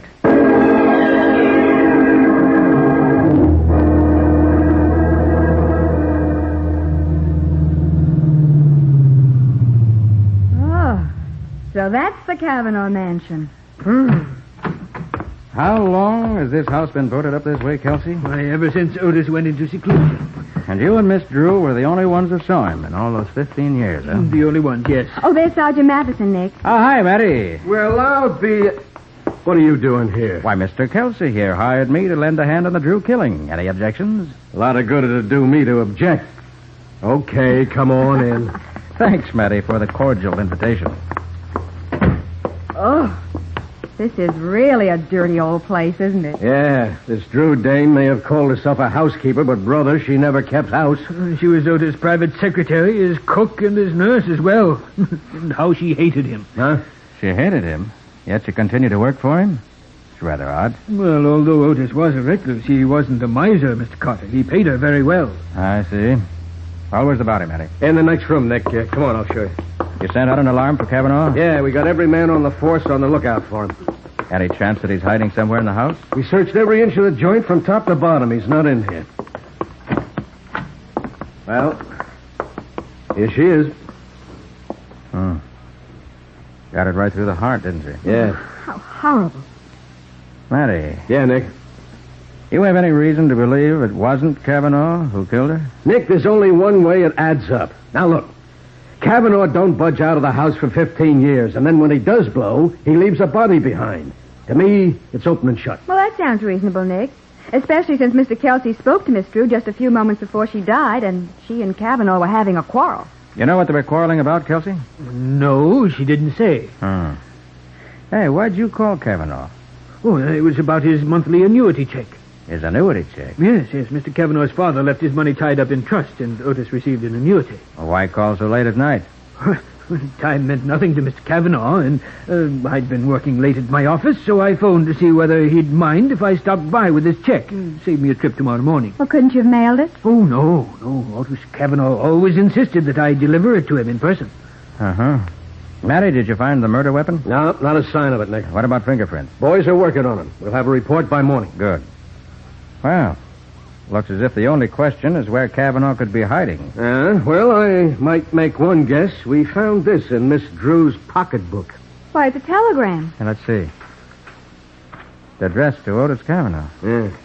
Says, arriving steamship Montevideo Monday. Monday? Well, that's today. We'll go straight to Granger's tourist camp on Highway 47. Must see you. Signed, Oliver. Oliver? Who's Oliver, Kelsey? Why, I don't know, Mr. Carter. I never heard Mr. Kavanaugh mention anyone by that name. Well, whoever he is, what made him think Kavanaugh would leave the house even to meet him somewhere? I don't know, Matty. But there's one place where we might get the answer. Sure. Granger's tourist camp. Right. Come on, let's go.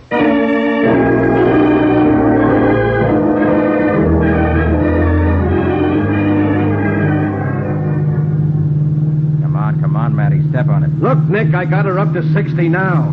I want to get there in one piece. Okay. But if you hadn't been so bullheaded about phoning headquarters before we left the Kavanaugh place, Nick, how many times do I have to tell you? I ain't one of you private eyes. When I start going places, I gotta let people know. Well, I suppose you're right, Matty. Nick, what do you expect to find when you do get to this camp? Otis Kavanaugh, I hope. Maybe we should have brought Kelsey along to identify him, huh? If you don't mind, I'd rather work without Kelsey around. Why? You think he's mixed up in this? I didn't say that. Ah, Nick, the whole deal's as plain as the nose on my face. Kavanaugh and the dame had a fight. Kavanaugh plugged her and then beat it. And that's that. Maybe, Matty. Maybe. But then again... Matty, look out! Huh? Those headlights coming out from that side road. Slow down, Matty. He's cutting right out in front of us. Yeah, that darn... Oh, Nick, he's shooting at us. Watch it, you two!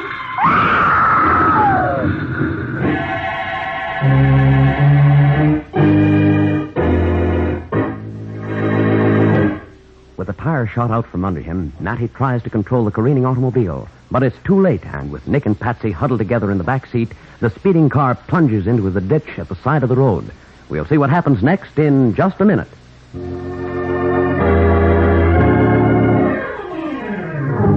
And now back to the case of the Hermit Thrush. Today's adventure with Nick Carter, brought to you by new post-war Old Dutch Cleanser. As we pick up our story, Nick, Patsy, and Sergeant Matheson are just recovering from the shock of having their car skid off the road at high speed. Patsy. Patsy, are you all right?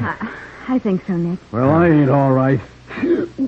Look at this bump on my head. Oh, golly. Well, thank heaven whoever was shooting at us wasn't a better shot. I don't think those shots were meant to kill us. Huh? They were supposed to delay our arrival at Granger's camp. Well, they certainly succeeded. We'll have to wait until morning to get out of this ditch. We can't wait until morning. I don't want to take a chance of having a homicidal maniac like Kavanaugh running around loose. Well, maybe we can hitch a ride out to Granger's. That's just what we're going to do, Matty. If necessary, we'll commandeer a ride. Come on.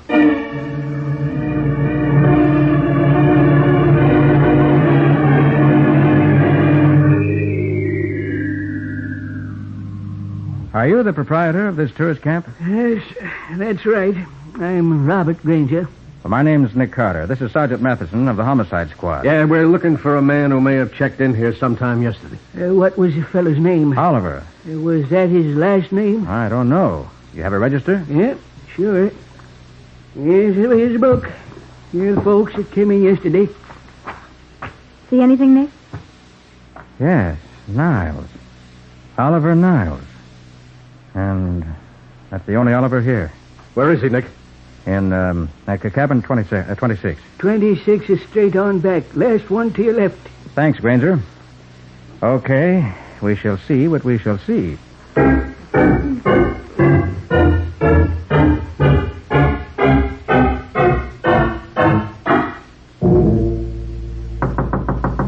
Mr. Niles!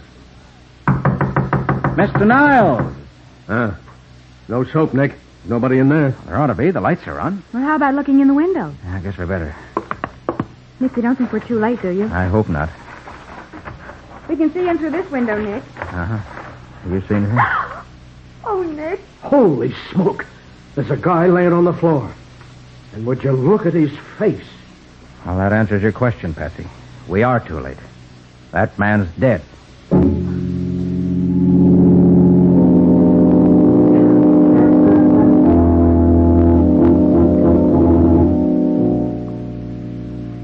And you say you're not sure whether this man is Oliver Niles, Ranger. No, I ain't, Mr. Carter.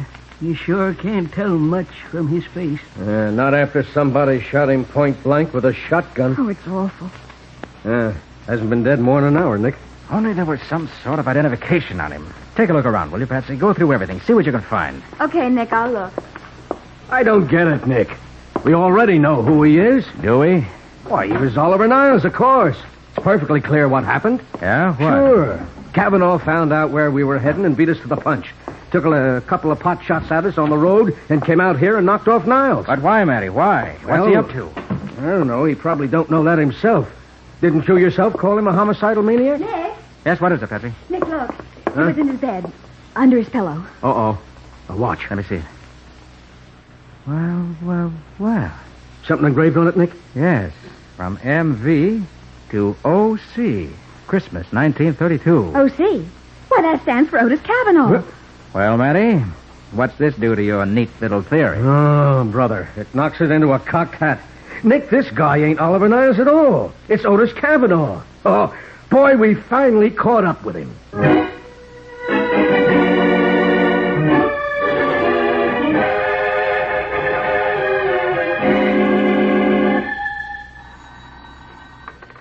Nick Carter's office, Patsy Bowen speaking. Miss Bowen, this is Leonard Kelsey. I've just come from the morgue. Oh, yes, Mr. Kelsey. Will you tell Mr. Carter that there's no doubt in my mind whatsoever about the man's identity? It is Otis Cavanaugh. I see. Well, thanks, Mr. Kelsey. I'll tell him. Thank you. Well, Nick, it looks as though you're out of a job. Kelsey identified him, huh? Uh-huh. And since we were hired just to find Cavanaugh, it looks as though we're about to be fired. Patsy, I don't like it. Don't like it one little bit. What do you mean? It doesn't add up. There's something wrong someplace. I don't see what's wrong. No? Tell me again what happened, Patsy. Start from scratch, and I think you will see. Well, Cavanaugh had a quarrel with Eleanor Drew and killed her. Yeah, go on. Then he lit out for the tourist camp, planning to lie low there. When he found out we were heading for the same place, he tried to stop us. But how did he find out where we were going? What? Gee, I don't know. And why didn't he kill us when he had the chance? Well, and why did Niles shoot Cavanaugh in the face with a shotgun? Do killers usually do that? No, of course not. No. Now, Patsy, there are too many holes. Too many murders and attempted murders for no apparent reason. There's something missing. I want to find what that Wait something... a minute. Nick Carter's office, Patsy Bowen speaking. It's me, Patsy. Let me talk to Nick. Oh, just a second. Here, Nick, it's Sergeant Matheson. Oh, thanks. Hiya, Matty. I suppose you know Leonard Kelsey identified the body, Nick. Yeah, I know. Well, I just thought I'd check with you before I gave the story to the papers. Hey, Matty, what about the fingerprints? Fingerprints? Yes, you have a report on the ones your boys found in the Cavanaugh house? Oh, those? Yeah. Any of them jibe with the dead man's? No, they don't, Nick. None of them? No. I don't see why you're getting so hot and bothered about that. After all, the body's been identified by the man who knew Cavanaugh best. Look, Matty. And what's what? Huh? How could Cavanaugh live in that place for 15 years and not leave a single fingerprint? Hey, you got something there. I think I have. And I don't think we've found Otis Cavanaugh.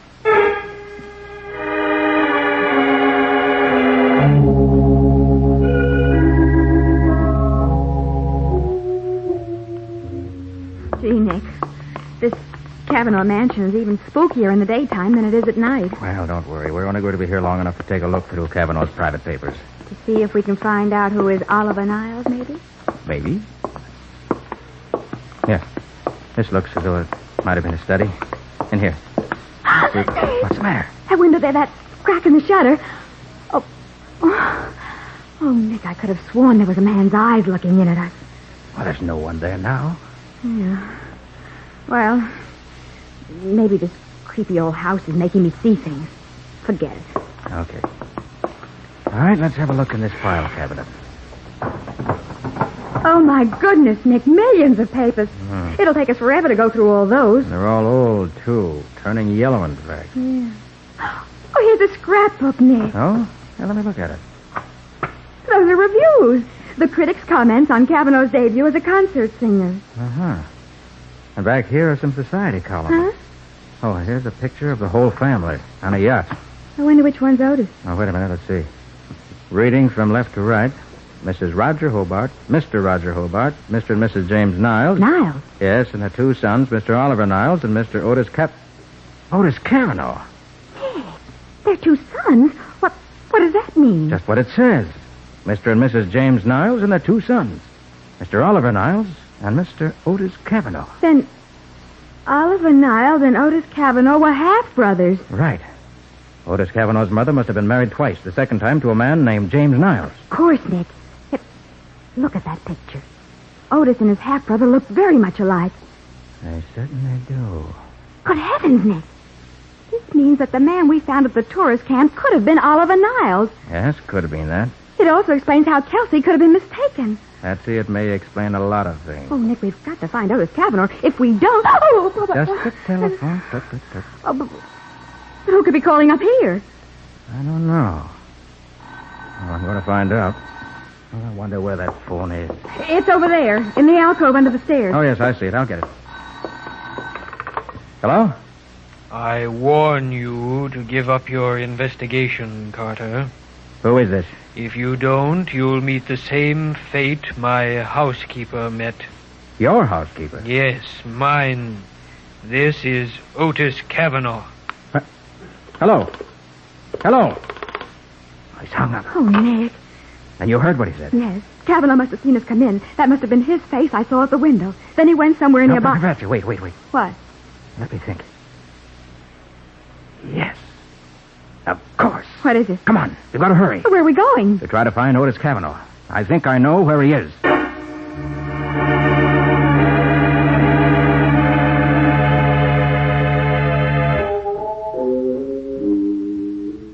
Nick, are you crazy?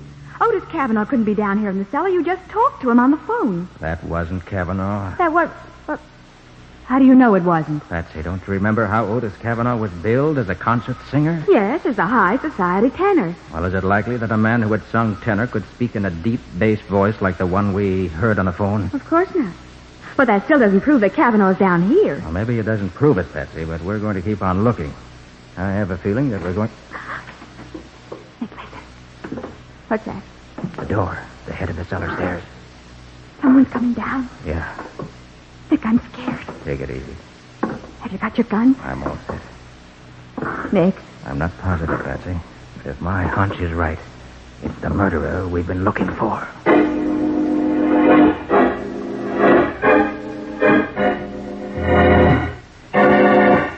Nick and Patsy wait tensely in the basement of the old Kavanaugh mansion while someone descends the cellar stairs.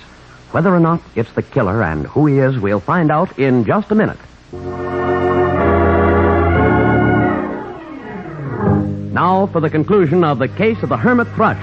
Today's adventure with Nick Carter, brought to you by new post-war Old Dutch Cleanser. Huddled closely together in the basement of the old Kavanaugh mansion, Nick and Patsy wait as someone slowly descends the stairs. Here he comes, Nick. Aren't you going to let him know we're here? I think he already knows it. Hello there. What? Why, it's not Otis Kavanaugh at all, Nick. It's Mr. Kelsey. Yes. Come on in, Kelsey. Oh, Mr. Carter. And Miss Bowen, too. What in the world are you doing down here? We've been looking for Otis Kavanaugh. In the cellar? I'm afraid you'll never find him here. You're mistaken, Kelsey. You mean you found his grave? So he is buried down here. Yes. Nick, look out, he's got a gun. My hunch was right, Kelsey? You and Eleanor Drew buried Kavanaugh down here 15 years ago. Knowing that won't do you any good now, Carter. Nick, please, he's got us covered. And I'm going to kill you both. I can't afford to have my secret known. That why you killed Miss Drew and Oliver Niles? You figure everything out, don't you? All right, I did kill them. Doesn't matter that you two know now, because neither one of you will live to testify against me. I'm not so sure of that, Kelsey. Okay, Sergeant Matheson, you can come out now. Here's your killer. Sergeant Matheson? Okay, Kelsey, go! Why, you go! Patsy, get his gun. Okay, Nick. Gosh, he's out cold. Well, just the same, pick it up. Oh, gee. He sure fell for an old gag, looking around when you call Sergeant Matheson, who isn't within 5 miles of this place. Oh, they do it nearly every time. Now, our next job is to get our murderous little friend here down to headquarters and have him booked for murder.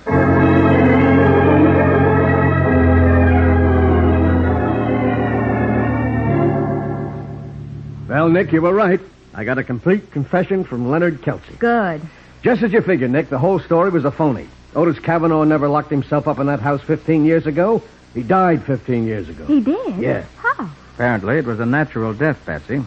But Kelsey, who was the executor of the Kavanaugh estate, saw a chance to keep on collecting Kavanaugh's large monthly annuity. That's right. But where did Eleanor Drew come in? Well, Kelsey apparently needed her help.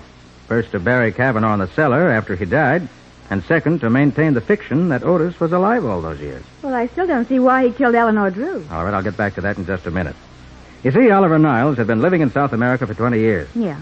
So he, like everybody else, thought Kavanaugh was alive. But then when he returned to this country, Kelsey's game was threatened. He had to kill Niles. But the Drew dame wouldn't go for that. That's right. She probably figured that fraud was one thing, murder another. So they quarreled, and Kelsey killed her. And he saw a perfect out for himself by claiming Kavanaugh killed her. All he had to do was murder Niles and identify Niles' body as Kavanaugh. Sure, that way the case would be closed, he thought. The reason he came to me was to be sure Niles' body would be found. Yeah, but that telegram in the Drew woman's purse, didn't he know that would be found? Yeah, that's where he slipped up. Yeah, he probably thought she destroyed it. Yeah, and Kelsey was the only one who could have known we were headed for the tourist camp, wasn't he? That's right. And then there was that watch. was the only identification in the cabin. Sure, Kelsey planted it there. And that's what made me ask myself why somebody wanted me to think that Otis Cavanaugh was dead. But what about that phone call, Nick? Why did Kelsey call you? Because if he succeeded in killing me, he wanted you to testify that I'd been threatened by Cavanaugh. Oh. Nick, I'll never forgive you for one thing. Why, what's that, Patsy? For not telling me that Otis was dead, and for not pointing out his grave in the cellar. I didn't find his grave. Then that was all a bluff? Sure. Well, I thought I was right, but I didn't know. I had to get Kelsey to tip his hand. Of course, I'm sure Cavanaugh's grave is down there now. Yeah, it is, Nick. We found it. Ah, good for you, Matty. But, Patsy... What, Nick? Don't ever accuse me of holding out on you again. After all, you wouldn't be able to stand me if I were the kind of guy who knows everything all the time.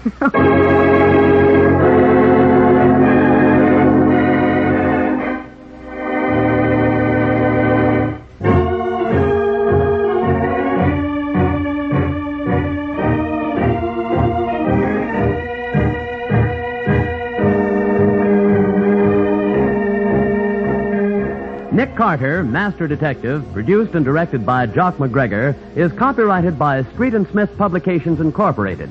Charlotte Manson is featured as Patsy. Today's script was written by Ken Pettis and Lou Schofield. Original music is played by Henry Silverne. This program is fictional, and any resemblance to actual persons living or dead is purely coincidental. This is Bob Martin saying, when minutes count, use new post-war Old Dutch Cleanser.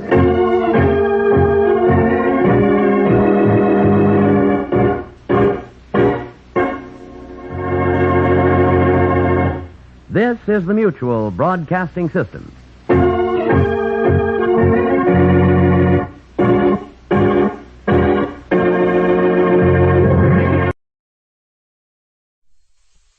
New post-war Old Dutch Cleanser, famous for chasing dirt, presents Nick Carter, famous for chasing crime.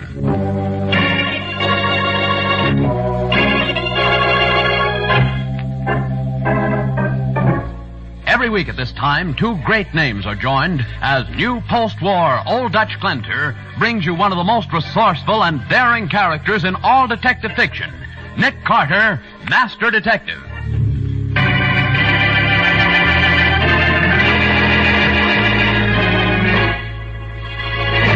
Nick, you just took a $10,000 fee from a client and then accused him of murder. That's right, Patsy. But I don't understand. How could he have committed the murder? I don't know, but I'm going to find out. But he was with us when it happened. Yes, I know. You and I, Patsy, are his alibi. And yet I'm positive he killed William Lasher.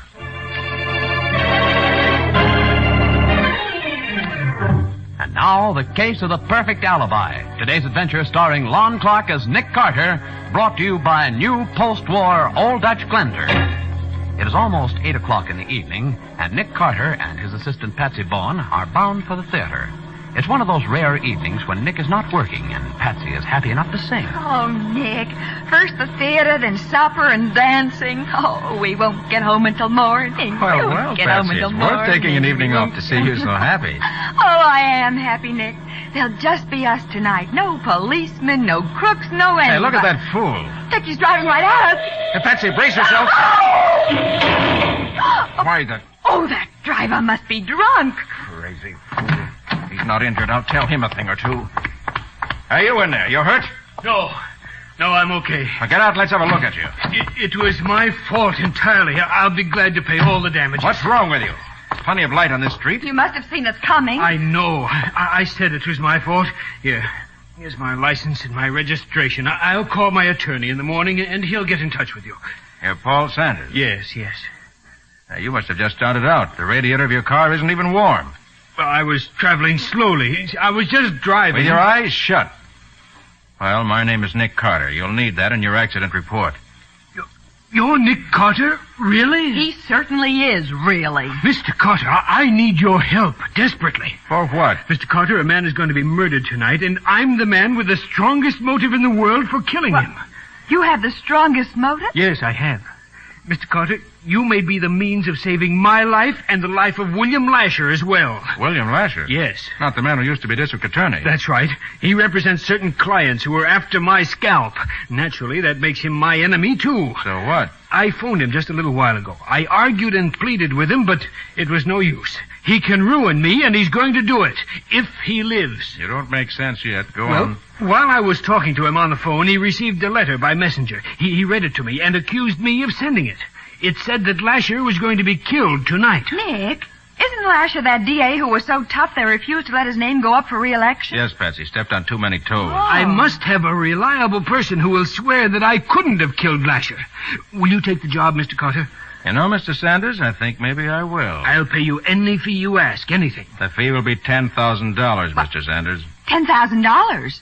Well, that's pretty steep, but okay, I'll pay it. All right. First thing to do is to establish the fact that Lasher's alive right this minute. Suppose we use my car, Mr. Sanders. Mine will run. Yours doesn't look as if it would. Very well. I don't like this, Nick. Neither do I. Why do you think I accepted this case? Well, come on, Mr. Sanders. Let's look into this murder you say is going to happen.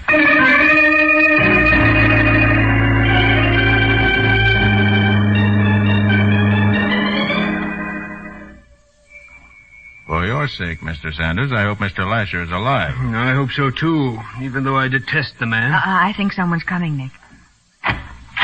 Yes? I'd like to see Mr. Lasher. I'm Nick Carter. You're Nick Carter, the detective? Yes, may I see him, please? Well, gee, I'm sorry, but he left strict orders that he wasn't to be disturbed under any circumstances. In spite of his orders, I want to see him whether he's all right.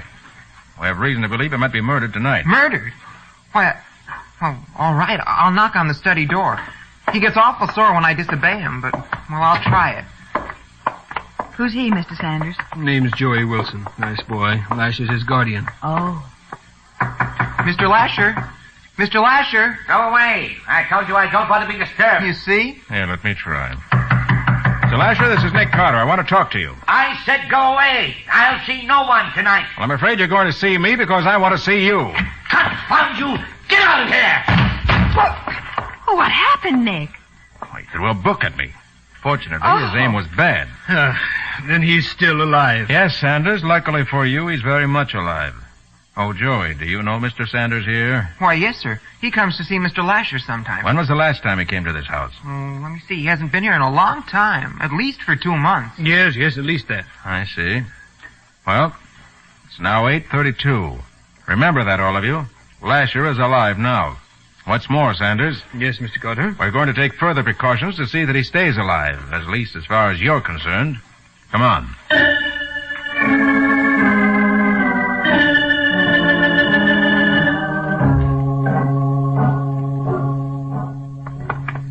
But, Carter, what's the idea of bringing me here to police headquarters? Because I want to look in on my friend, Sergeant Matheson, before we go back to Lasher's place. Well, at least the last 2 hours have passed quickly. Seeing your offices and laboratory was quite an experience, Carter. Well, at least it was one way of killing time while we were establishing your alibi. Here's the sergeant's office, Nick. Hi, Matty. Oh, hi, Nick. Patsy. Hello. This is Mr. Sanders, Sergeant Matheson. Hiya, Sanders. You. Any further word from Lasher, Nick? No, Matty. I called Joey half hour ago. He reported Lasher was still very much alive. Good. I sent 4 men up there, as you suggested, just to cover the house and sort of keep a watch over Lasher. Thanks, Matty. I also did some checking down here. You know, Nick, Lasher was about the toughest DA we've ever had. Yeah, so I recall. One of the boys he put away, and one who hated Lasher like poison, got out of prison yesterday. Well, that's interesting. Who is he? Pete Arnold. Lasher got him sent up for 15 years for armed robbery. And the day he was sentenced, Arnold swore he'd get Lasher for sending him up. I think I remember him. Wasn't he a big, powerful fellow? Yeah, mean and dangerous, too. You know, Nick, I think we ought to go see Lasher again, whether he likes it or not. I think you got something there, Matty. Let's go. Come on, Sanders. All right. Where you go, I go. For tonight, at least.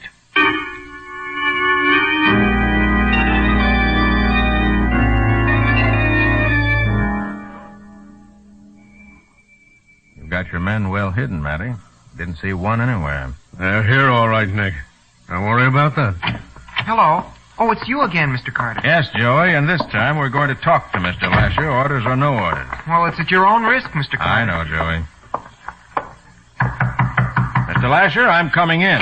I want to talk... Hey. Nick, he's dead. Oh, no, he can't be. He's dead, all right. Dead, is he? Well, everyone stay right where you are. Don't touch a thing. Hey, let me see. There's no blood, Nick. No. No sign of a struggle either. Just that terrible expression on his face. To me, that means just one thing, Patsy. Lasher was poisoned. Nick, someone was here with him. Look at that bottle of liquor, and there's 2 glasses here on the desk. And the glass beside Lasher's hand is empty. But the other one's full. I'll call the medical examiner and the homicide boys. Now, you 4 go back in the living room. I don't want anything disturbed in here, intentionally or otherwise.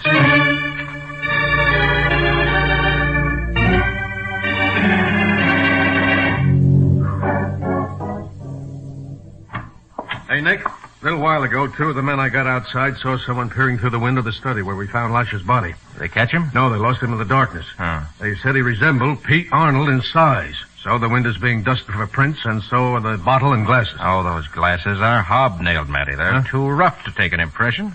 Yeah, I'm afraid you're right. Well, I'm going back in the study, Nick. You carry on, huh? Okay, Matty. Joey, why did Mr. Lasher insist upon being alone tonight? I don't know. All I know is that every once in a while he'd clear everybody out of the house except me, and my job was to see that nobody disturbed him. Mm-hmm. When was the last time that happened? Well, I'm not sure. About a year ago, I guess. Hey, Nick.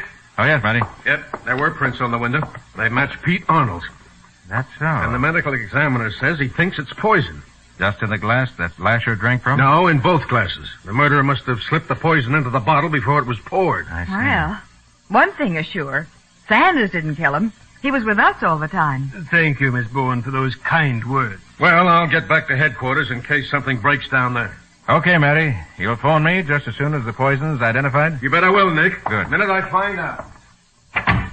Well, 2 lucky things happened to me tonight. That's so. Lasher is dead, and I'm saved from bankruptcy. Also, I ran into Nick Carter, who furnished me with a perfect alibi. I'm not even suspected of the murder. Well, you're a lucky man, Mr. Sanders. Now, there was something said about a fee? The fee? Oh, yes. Uh-huh. Yes, I've got the cash right with me. Here, in $500 bills. Oh, looky. Yes, there you are, Mr. Carter. $10,000 for 3 hours' work. Sanders, how does it happen you're carrying all that money around? Well, I always carry a lot of cash. Wouldn't be that you purposely had that much on you so you could wave it under my nose if I didn't want to take the case. Why, I didn't even know I'd meet you. No?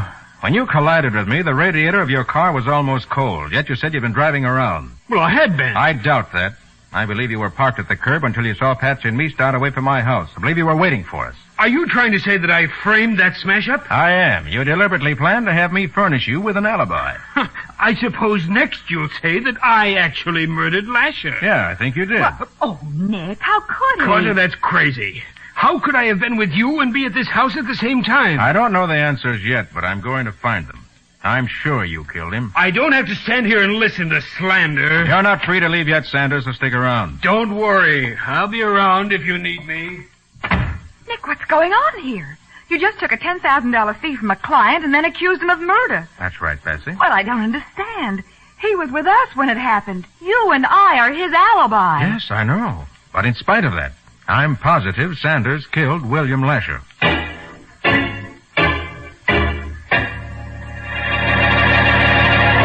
As the case moves swiftly to a climax, Nick and Patsy serve as the alibi for the man Nick accuses of murder. In just a moment, we'll learn whether Nick can make this accusation stand.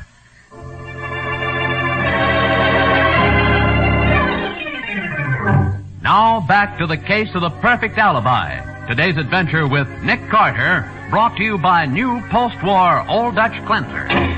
It is a short time later. The police are gone. Nick and Patsy are upstairs investigating Lasher's bedroom. Well, nothing here that gives us any clue. You really think he murdered Lasher? I do. Well, what about Pete Arnold? He swore he'd kill Lasher someday. Pete Arnold didn't do this job. Well, how can you be so sure about that? Look, Patsy, Lasher knew Arnold was dangerous. Would he have invited him in for a drink? No, I don't suppose so. Besides, men like Arnold don't use poison when they kill. Yes? It's me, Joey. Oh, come on in. Yes, Joey? Well, I thought I'd see if there was anything I could do. Oh, yes, perhaps there is, Joey. Lasher was obviously a hot-tempered man. Was he always that way? Oh, no, sir. That was just on the surface. Underneath, he was a swell guy. Oh, that's so. Why, he built a new wing on the hospital and it cost him $250,000. That's the Blythestone wing. Why'd he use that name? Because he didn't want his own name on it. He didn't even want anybody to know he'd paid for it. Well, who was Blystone? Anyone special? Oh, yes. Mr. Blystone saved Mr. Lash's life in the First World War, and he was nearly killed doing it. Oh. He used to come here every year to talk about the war and old times and stuff. It was sort of an anniversary. You know where Blystone is now? Oh, he died 5 years ago. Must be Matty calling about the poison, Patsy. Oh, I'll get it. Okay, thanks. About this Blystone. I'm coming.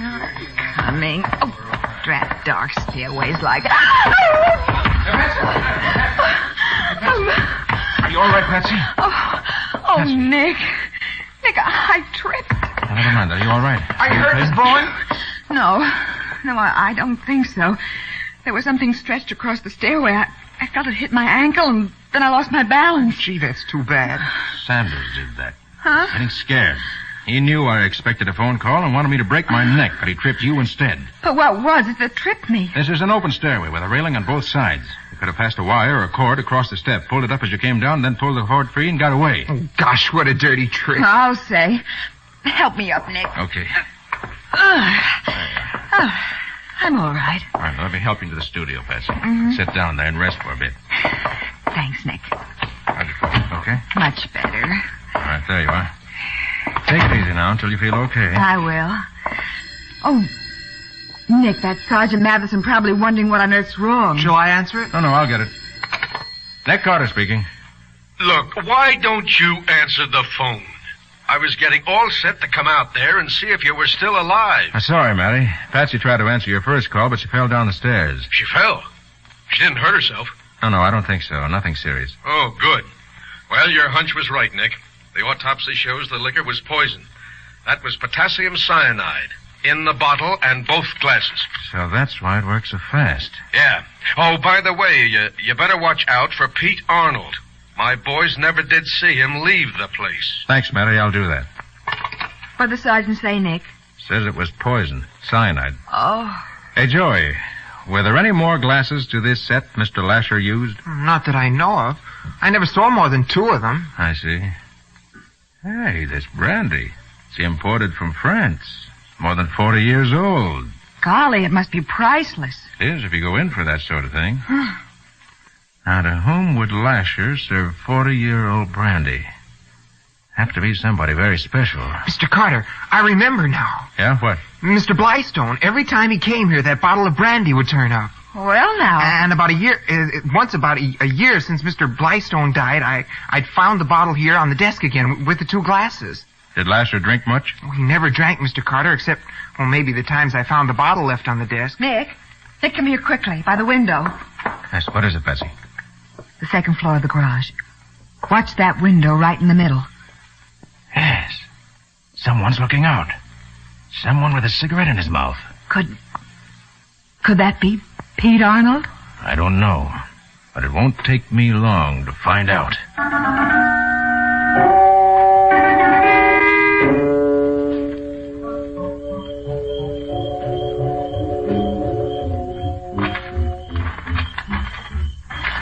Watch it now, Patsy. You may... Get down. Nicky! Look, you stay right here. Don't move. But what are you going to do? I'm going around the other side. He's out of the garage now and around the west corner. I saw the gun flash. Oh, Nick, please be careful. I'll be careful. Now, if I can just make it to the... Still shooting over the other way. Now, if I jump in fast... Drop that gun! Why, you... That'll hold you. Nick, did you get him? I did. He'll be with us as soon as he wakes up. Oh.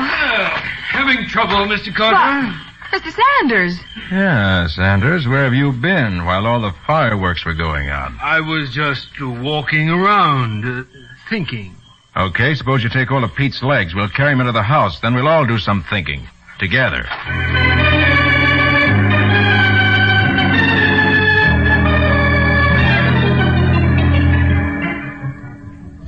Okay, Okay, one handcuff around this wrist, the chain behind the steam pipe, and the second cuff on his other wrist. Which takes care of Pete Arnold for the time being. Carter, why did you bring Arnold upstairs? Why not just turn him over to the police? Because there are no police here at the moment, Sanders, Matty took his men away. Figure that whoever had been prowling around had gone by now. Pete's waking up, Nick. Where am I? All right, cut it, Pete. You're not fooling anyone. I'm Nick Carter. You try to kill Patsy and me. Oh, what a sap I've been. What a sap. Pete, did you kill Lasher? No, I was going to, but when I looked in the window, he was sitting there, dead.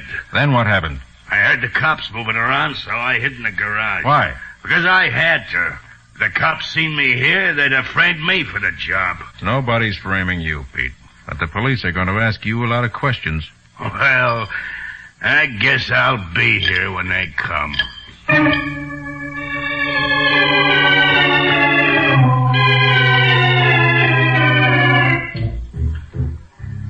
Is this all you're going to do, Carter? Sit here in the study and wait? Aren't you going to send for the police? I'll be glad to, Sanders. You decided to confess? You're crazy, Carter. Here you have a man who swore he'd murder Lasher, who even tried to shoot you. Don't you know when you've caught a killer? Sanders, there's an old photograph hanging on the wall here behind Lasher's desk. Huh? Looks like some of the men from Lasher's old infantry company. Yes, that's what it is, Mr. Carter. Oh, I know that picture. I've got a copy of it. Uh-huh. You're the third one from the left, aren't you? Yes. Who are the others? Can you name them? Yes, most of them. Brown, Morrison, Kelly, Blystone. Then you knew Blystone. Of course I did. He's my sergeant. But if you're trying to tie him into this, you're wrong. He's been dead for 5 years. Yeah, so Joey told me. Oh, Patsy. Huh? Come into the living room a minute, will you? Of course, Nick. You too, Joey. Sure, Mr. Carter.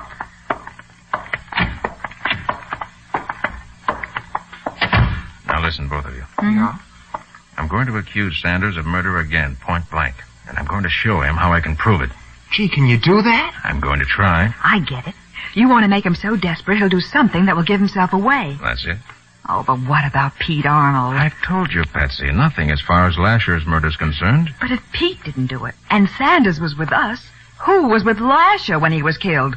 Somebody had to be. Patsy, when Lasher died, there was no one with him except possibly a ghost. What? A ghost? Nick, are you trying to tell me this is a supernatural case? No, simply the work of a murderer who planned every move well in advance. Oh. Now, let's get back to the study while I tell Sanders how he murdered Lasher without even being present. Well, be careful, Nick. Sanders may have a gun. I shouldn't be surprised. That's where Joey comes in. Me? Oh, gosh, I'll do anything I can. Okay, Joey, take one of those heavy bookends off that table. Go out of the house and around to the back. You have 3 minutes to reach the windows looking into the study. But then what do I do? Joey, when the time comes for you to act, you'll know it without me telling you. Oh.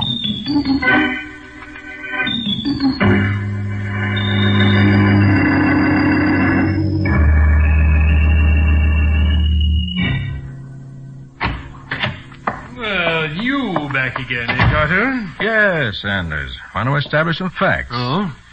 You knew Lasher and his dead friend Blystone from World War I. Suppose I did. You knew that Blystone saved Lasher's life, and that Lasher and Blystone made a pledge after the war was over to meet once a year and celebrate the rescue. Does that make me a murderer? Now, Lasher never used liquor except once a year, when he and Blystone each drank a small glass of this fine old brandy, and that celebration always took place on the same day, the date of Lasher's rescue, a date you knew because you were there when it happened. So, 2 men celebrate an anniversary, and that makes me a murderer. It does because you knew about it. Joey tells me the bottle and the 2 glasses were kept in plain sight in the cabinet over the desk. You must have seen them many times. It's been very easy for you to come here to see Lasher, and then, while you were waiting here in the study for him... So that's it. Get it, Patsy? Of course. Sanders poisoned the bottle of brandy when he was here over 2 months ago. He knew it wouldn't be used until tonight, and he planned to set up an alibi for the exact time when Lasher would be killed. All right, both of you, put your hands up fast. Oh, I told you he had a gun, Nick. Get him up. Thank you. So you found out about me. I did. You were too anxious to have Patsy and me be your alibi, and you were too eager to pay too much money for such a small job. I'm admitting nothing, Carter. But don't move, either of you. I have plans for you.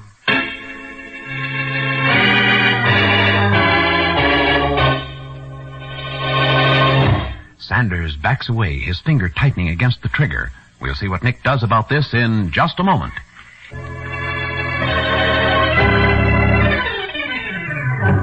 Now for the conclusion of the case of the perfect alibi. Today's adventure with Nick Carter, brought to you by new post-war Old Dutch cleanser. Sanders slowly levels his gun at Nick and Patsy as he says, "Here's where you and Miss Bowen get it. I hope you're ready." Lay down, Patsy. Oh, nice going, Nick. That was some haymaker you landed on his jaw. Well, he won't do any more shooting for a while. Was it okay, Mr. Carter? Ah, you were marvelous. You were wonderful, Joey. Oh, gee, thanks, Miss Bowen. Boy, is he out cold.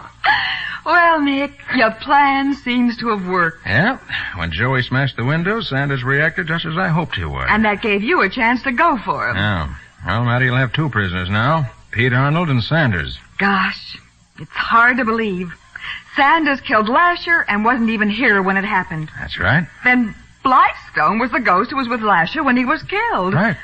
Oh, gosh, Nick, that was a clever scheme. Yes, and safe, too. The brandy was never used for anything else. He simply set a murder trap and waited for the reunion to set it off. Right. Which is murder in the first degree, as he'll find out very shortly.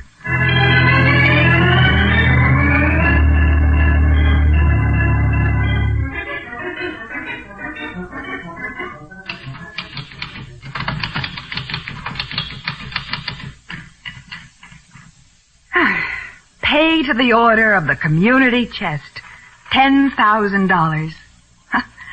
Nick, this is the first time in a long time a murderer's money has helped a worthy cause. A murderer's money? Well, I like that. That's my money, Patsy. I earned it by giving Sanders the alibi he wanted. Oh, that's right, you did. Now, if you'll just sign the check, I'll get it into the mails right away. All right, then you can go home. It's too bad you had to miss the play, Patsy. Yes, it's a shame. It was a mystery, Nick. Honestly, I love mystery plays more than any other kind.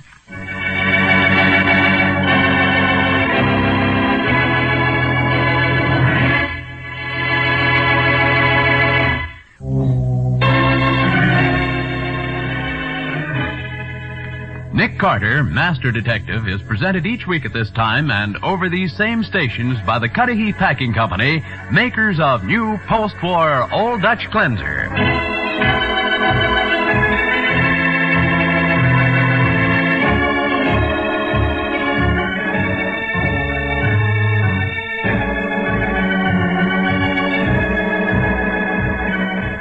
Nick Carter, Master Detective, produced and directed by Jock McGregor, is copyrighted by Street & Smith Publications, Incorporated.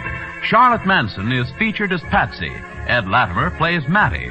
Today's script was written by Norman A. Daniels. Original music is played by Henry Silverne. This program is fictional, and any resemblance therein to actual persons living or dead is purely coincidental. This is Bob Martin saying, when minutes count, use new post-war Old Dutch cleanser.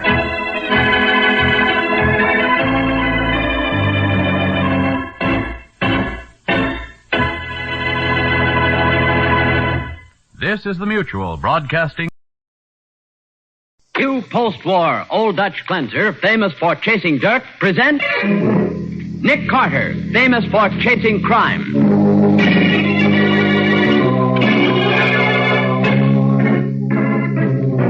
Every week at this time, two great names are joined as new post-war Old Dutch cleanser brings you one of the most resourceful and daring characters in all detective fiction, Nick Carter, Master Detective.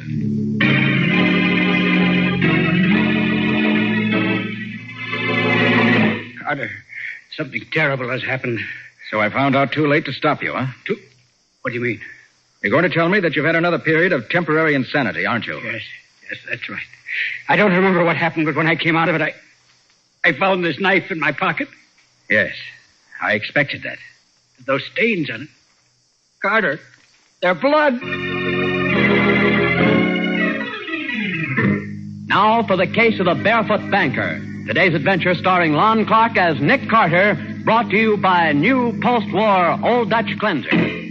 It's 4 o'clock on a Monday afternoon, and Arthur Colby, portly, dignified, and respected, walks through the huge bronze doors of the Colby Trust Company and crosses to the curb where a uniformed chauffeur opens the door of his limousine. I won't need the car just yet, Marvin. I think I'll walk a few blocks before going home. Yes, Mr. Colby? Don't close the car door yet, though. I want to get in for a moment to take off my shoes.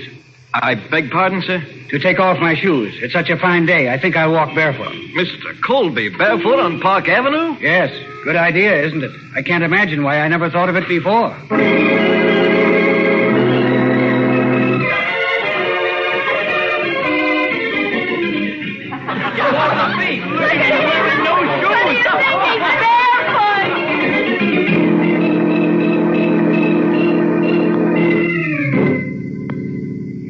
Arthur, why did you do such a thing? You, of all people. I tell you, I don't know, Lorna. I can't even remember it.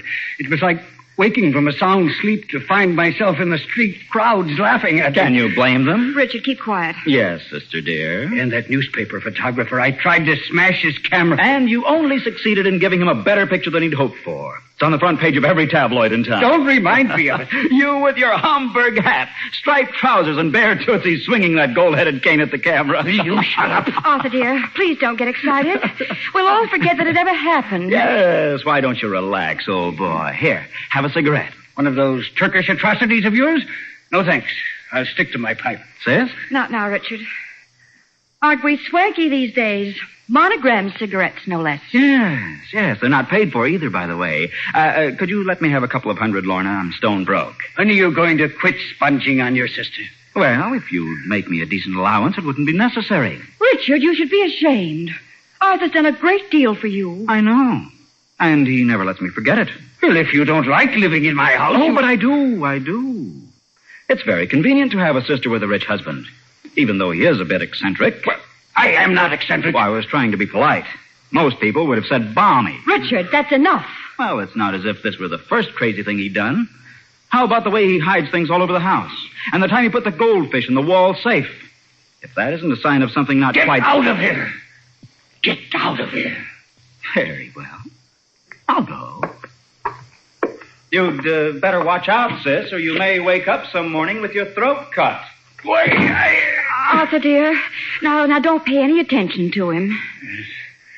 Maybe he's right.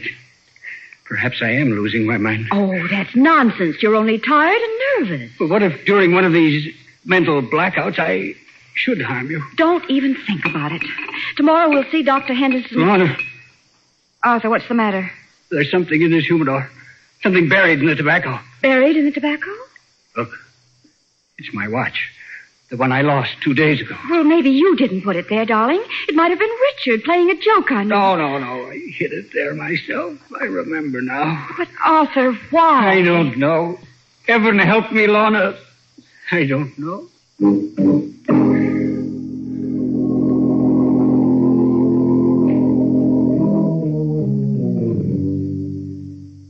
I should like to buy a knife. Is it? A kitchen knife? I believe so. Yes, a kitchen knife should do nicely. What kind, sir? What kind? Oh, yes, sir. Paring knife, butcher knife, carving knife? Butcher knife. Yes, a large butcher knife. Please. Of course. Now we have them at various prices. The price doesn't matter. Just so it has a sharp edge. A very sharp edge. You see, it's for my wife.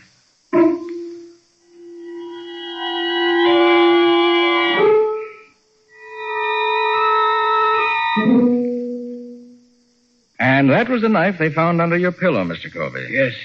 I don't remember putting it there. I don't even remember buying it. And you aren't Nick to protect your wife against what you might do in the future, Mr. Colby? No, I told you all this, Carter, so that you'd understand the circumstances. What I want you to do is find the sum of money I mislaid during another of these spells. Oh? How much money? $20,000. Wow, quite a bundle. When did you lose it? Yesterday. Teller at my bank said I drew a personal check for $20,000 at about 2:30. And did you? I examined the check this morning. It's my signature, all right. But you don't remember signing it? I don't remember anything from about 2 o'clock until I arrived home at 5. Go on. The bank guard saw me leave the building at 3, but where I went or what I did, I don't know. Then you don't know whether you were robbed or lost the money? Or gave it away? I'm more inclined to think that I hid it somewhere. I do hide things lately. Well, I'll see what I can do. But frankly, I think there's only one thing that'll get your money back. What's that? Luck, Mr. Colby. Just plain sheer luck.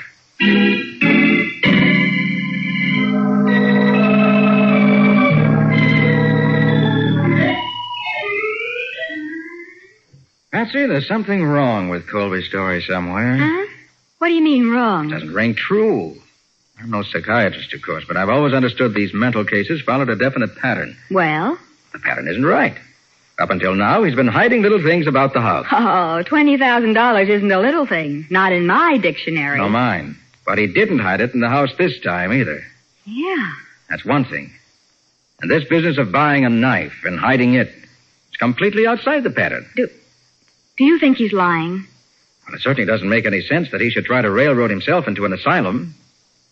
Unless what, Nick? Unless he's planning something big. And all this is just a build-up so that he can plead temporary insanity. You mean something like murder? Well, could be. You have the name of Colby's psychiatrist? Yes, it's Dr. Miles Henderson. He has an office in his home out in Eastview. Try to get me an appointment with Dr. Henderson. Let's find out whether he thinks Colby might be faking. Okay. Oh, and ask him to have Mrs. Colby there, too, will you? Perhaps she can tell us how her husband acts during these so-called periods of forgetfulness.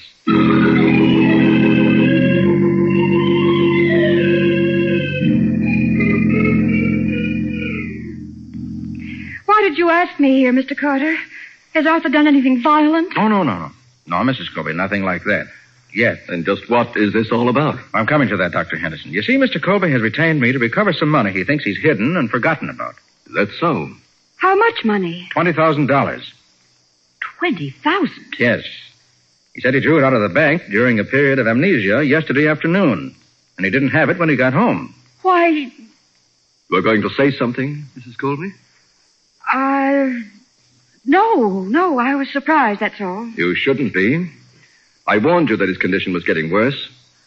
Will you have a cigar, Mr. Carter? Oh, no, thank you. I believe I will. It's a rather large knife to use as a cigar cutter. Oh, I don't think so. I picked it up in the Orient several years ago. Oh, I see. Yes. Dr. Henderson, you've been treating Mr. Colby for some time, haven't you? Only about 2 months. At first, he complained of headaches and absent-mindedness. Then he began to find his personal belongings in odd places with no recollection of putting them there. Well, how about these periods of amnesia? They started 3 weeks ago, and they're getting progressively worse. At first, he did silly things, but now his actions are becoming more ominous. Such as buying that butcher knife and hiding it under the pillow, you mean? Exactly. For her own safety, I've been trying to persuade Mrs. Colby that her husband should be placed in an institution. And I can't believe that's necessary. I won't believe it. Not until... Until it's too late, perhaps. Richard keeps at me about it, too, until sometimes I think I'll go mad. And who's Richard? My younger brother. He lives with us. Well, I'm afraid Richard's right. He isn't right. You know what he's thinking of, Doctor. Money. Hey, just a minute. I'm afraid I don't follow this. I love my brother, Mr. Carter, but I know his faults. He thinks if Arthur were in an asylum, I'd control Arthur's money. I see. Tell me, Dr. Henderson, have you ever observed a case quite like Mr. Colby's before? In my own experience, no. But the pattern of behavior is... it's not really unusual. That's what I was really wondering about. Up to this point, Mr. Colby's condition corresponds exactly to that of a French editor, described by a Dr. Wilhelm Schweigert, in his book, Psychopathic Phenomena and Aberrations. Oh, this other case, did it start and develop in the same way? Step by step, they are exactly similar. That's why I'm so positive Mr. Colby should be confined. Why? What happened to the French editor? He murdered his best friend.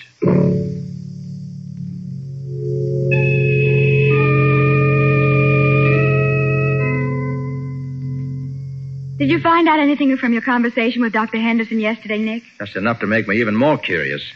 Patsy, I want you to get me a book. It's called Psychopathic Phenomena and Aberrations by a Dr. Wilhelm Schweigert.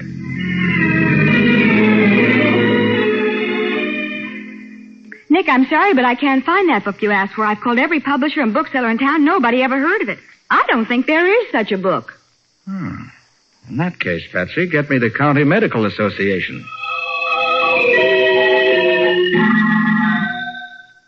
I see. Thank you very much, Dr. Wilson. What'd he say, Nick? You're right, Patsy. There is no such book. And there never was a Dr. Wilhelm Schweigert. Well. Not only that, the Medical Association has no record of any such person as Dr. Miles Henderson.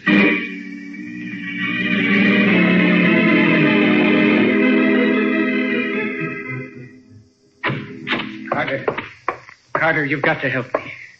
Something terrible has happened. So I found out too late to stop you, huh? What are you talking about? You're going to tell me that you've had another period of temporary insanity, aren't you? Yes, last night. I started for my club about 8, and I don't remember any more until I awakened in my own room this morning. And during this so-called period of forgetfulness, what did you do? Murder your wife? No, thank heaven Lorna's all right. But look what I found in my pockets this morning. Why, that's Dr. Henderson's paper knife. I saw it on his desk yesterday afternoon. Yes, I must have been there last night. And these stains on the knife. They're blood. That's what I mean, Carter. I'm afraid I killed the doctor.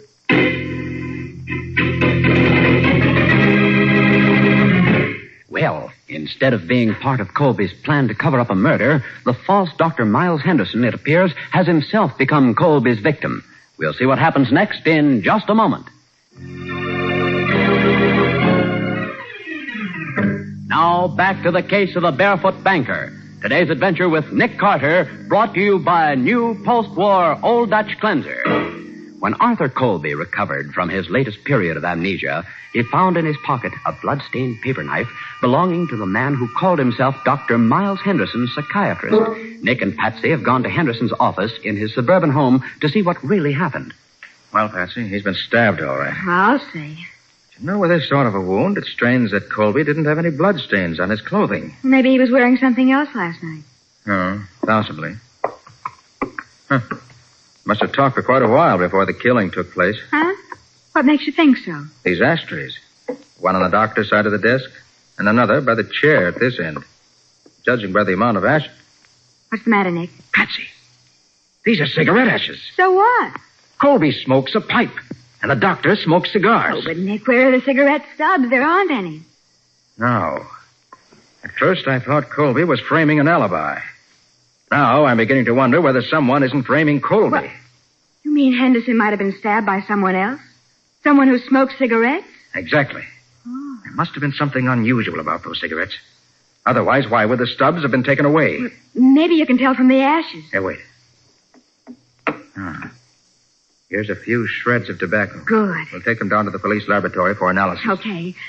Is there anything else to be done here? I want to take a look in this filing cabinet, labeled Case Histories. See if I can get the names of some of Dr. Henderson's other patients. I'll get a pencil and write them down for you. That won't be necessary, Patsy. Huh? Looks as if Colby was the only patient our fake doctor had. You mean the file is empty? Not quite. Look what I found here. What? Nick, it's money. A lot of money. Certainly is. I think we found out what happened to Colby's $20,000.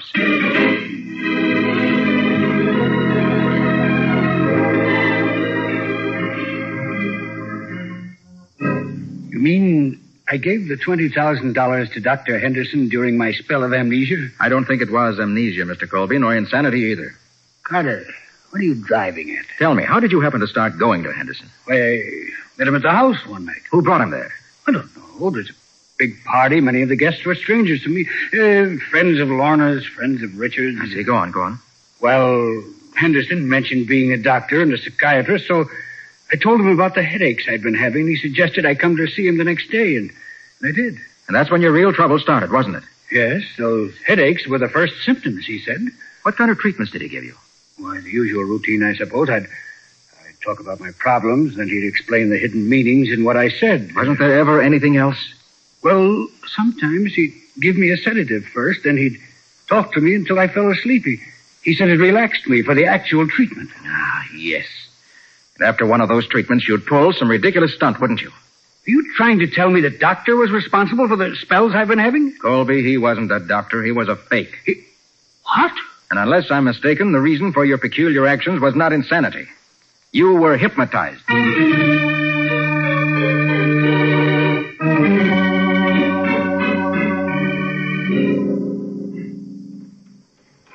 This is the garage, sir. My room's directly above. And if anybody had taken one of these cars out last night, you'd have heard it, wouldn't you, Marvin? Yes, sir. I did. You did? Then one of the cars was gone last night? Yes, miss. Mr. Colby took the convertible about 11:30 and brought it back a couple hours later. Yes.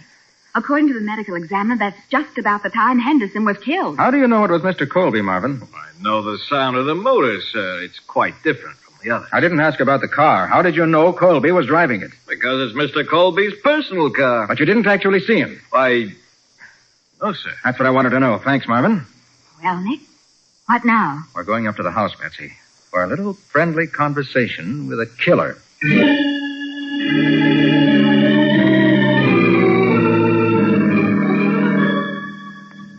Isn't this rather useless, Mr. Carter? We all know what happened. My brother-in-law killed Henderson in a fit of temporary insanity. I still want to know whether anyone left the house last night at 11:30. Can you tell me, Mrs. Colby? No, I'm afraid not.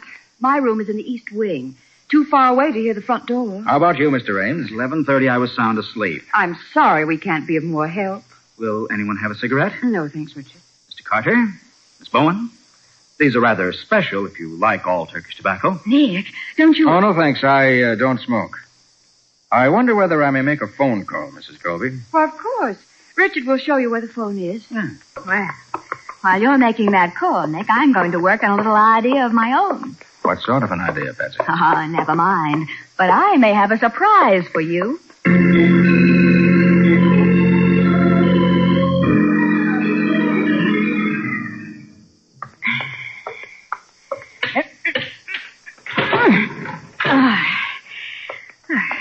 I hope Marvin doesn't come in the garage and catch me snooping around Mr. Colby's car. He might think I'm stealing it. But there must be an ashtray in the car. And if there are any stubs from those special cigarettes in it, the kind Richard smokes, it'll prove who took this car out last night. Yeah. Here's the ashtray. Oh, darn it, it's empty. Going for a ride, my dear? Mrs. Colby, I thought I'd like to watch a detective at work. So I followed you. Oh, well, that is, Nick's the detective, not me. I just wanted to see what it felt like to sit behind the wheel of such a beautiful car. Do you like it? Oh, it's wonderful. Why, how funny. What's funny? The rear view mirror. I can see through the back window perfectly. That's what rear view mirrors are for, isn't it? Yes, but Mr. Colby is tall. If he'd driven this car last night, the mirror wouldn't be adjusted to fit me. Get out of that car. So I was right. It was Richard. How clever of you, Miss Bowen. But I can't let you tell anyone what you've learned. Mrs. Colby, put down that wrench, please.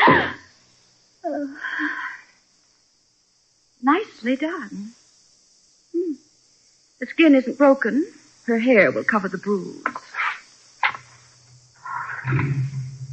I'm afraid your meddling has caused an unfortunate accident, my dear. So foolish to start a motor in a closed garage. People die that way.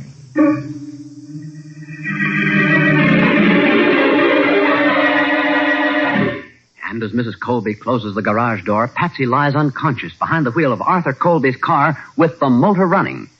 We'll see what happens in just a moment.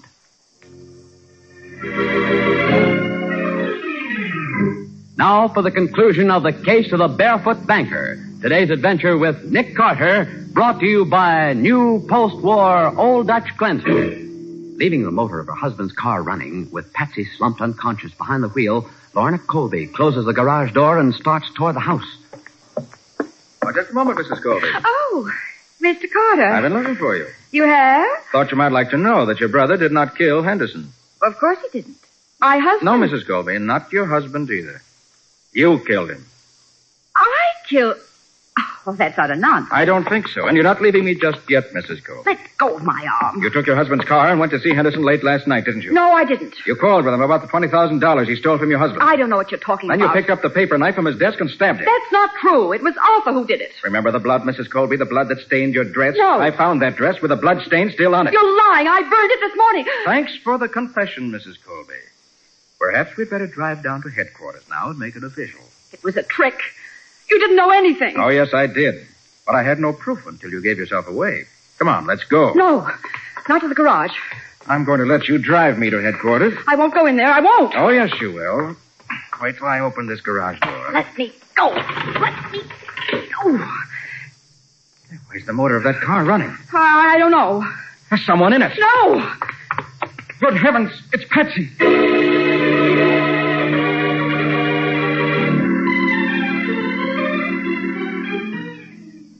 Well, Nick, they say I can leave the hospital tomorrow. Isn't that wonderful? Wonderful that you're alive, Patsy. Another couple of minutes in that garage and you'd have been my late lamented secretary. Oh. Well, I'm sure glad you came along when you did. But tell me, Nick, how did you know Mrs. Colby killed the doctor? I knew because Richard smoked turkey cigarettes. But the laboratory analysis of those shreds of tobacco in Henderson's ashtray proved that they came from some ordinary popular brand. Oh, and that eliminated Richard. Yes.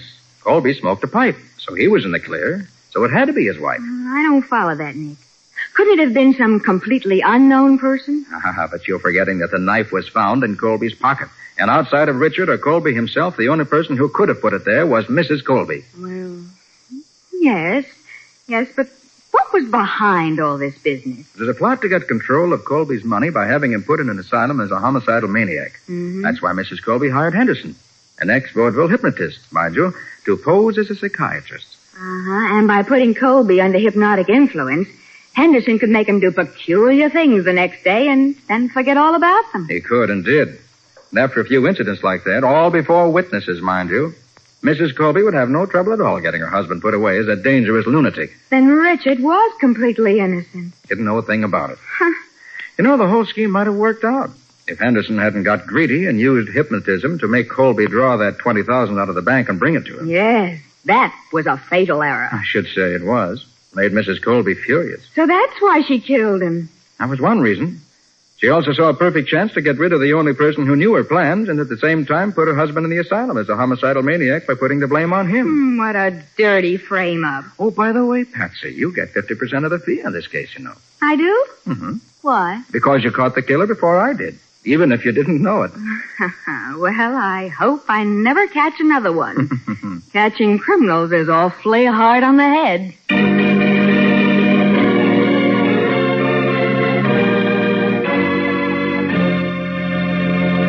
Well, Nick, how about a little advanced dope on the adventure that new post-war Old Dutch cleanser is going to bring us next week? Certainly, Bob. But first, I wish to ask everybody who's listening to clean up their plates at every meal. And if anything's left over, don't waste it. Make it do for tomorrow. In this way, we can help save valuable food that is so desperately needed by people who are not so fortunate as we are. I'm sure we all agree with that, Nick, and we'll do all we can to ease the present world food emergency. And now, about next week's Nick Carter adventure. Bob, next week, we're going to meet a couple of crooks who spent a lot of time looking for a lady that was 6 inches high and covered with jewels. And Nick had to turn me into a spook to find them. Spooks and 6-inch ladies. It sounds like a fascinating combination. What do you call the story? I call it The Case of the Jeweled Queen. Nick Carter, Master Detective, is presented each week at this time and over these same stations by the Cudahy Packing Company, makers of new post-war Old Dutch cleanser.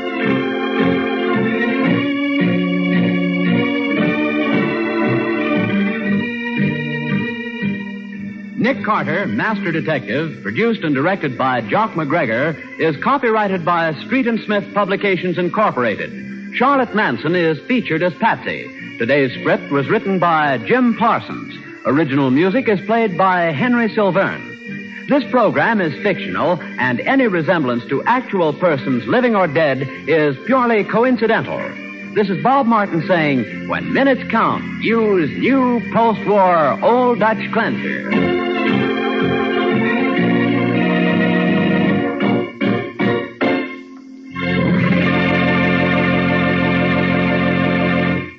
This is the Mutual Broadcasting System.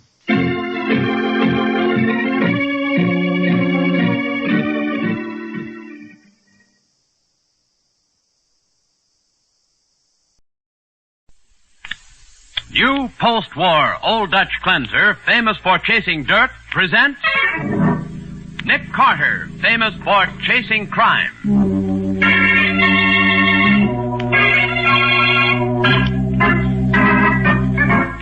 Every Every week at this time, two great names are joined as new post-war Old Dutch Cleanser brings you one of the most resourceful and daring characters in all detective fiction, Nick Carter, Master Detective.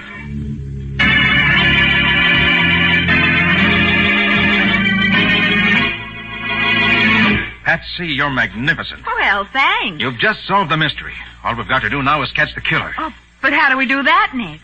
By turning you into a ghost. By turning me into a what? Patsy, I'm going to make you up into the scariest ghost that was ever seen. And tonight you're going to haunt a chess club. Now for the case of the Jeweled Queen. Today's adventure starring Lon Clark as Nick Carter, brought to you by new post-war Old Dutch Cleanser. In his small basement apartment, cluttered with chess books and chess sets, old Jeremy Hawthorne sits over a chessboard and listens absently while two hard-eyed men talk to him. Will you listen to me, Hawthorne? Oh, yes, of course, Mr. He told you his name twice already, pal. This here's my boss, Mr. Monk. Oh, yes, Mr. Monk. I swear if you don't pay attention, That'll do, Cruz. Okay. Yes, bishop to queen, bishop... Oh, the only possible move. Unless, knight to rook 5. Hawthorne, I got $1,000 for you. What's that? Well, $1,000? What? That woke him up. Look, you remember the old National Chess Club, the old marble mansion on East 20th? Oh, yes, do I not? I'm the last surviving member. Ah, what great old days we had at the club. It's been closed now for, let me see. For 40 years, and it's been falling to pieces all that time. Yes, that's right. If it hadn't been for that terrible scandal, the club would still be... Look, I'm not interested in the club or its scandals. I'm interested in you. Oh, you're a chess player, Mr... No, I'm the guy with $1,000. I'll pay it to you. But, for what? For your right title and interest in the club. My dear sir, you're cheating yourself. There isn't anything in the club but old books and old furniture. Hardly worth $50, let alone... Look, I'll pay you $1,000 for everything in the building. Everything that's your property as the last surviving member. All you have to do is sign this release. Mr. Monk, this is ridiculous. The place is a liability. Look, maybe so, Hawthorne. You just sign the paper and take this $1,000. I'll take the liability.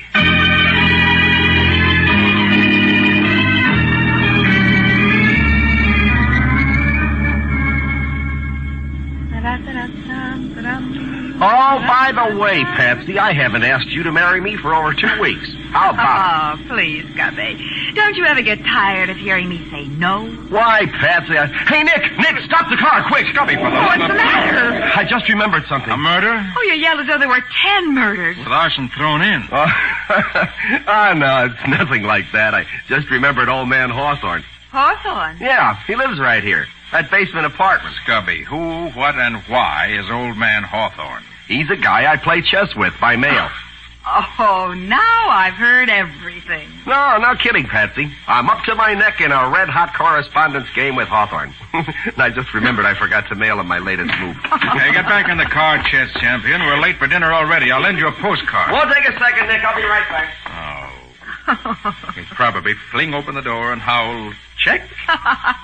And scare old man Hawthorne to death.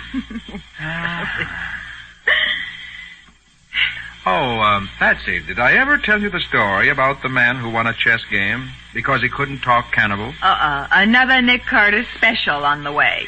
It seems this man was captured by cannibals down in New Guinea. And while they were boiling the pot... Hey, Nick! Hey! Oh, that's Scubby. What's the matter with him? It doesn't sound as though he's making a chess move either. Hey, Nick! Nick, you gotta come into Hawthorne's place right away. This is awful. What's the matter, Scubby? You need advice on your next move? I'll say I do. Hawthorne's dead. Oh! He's committed suicide.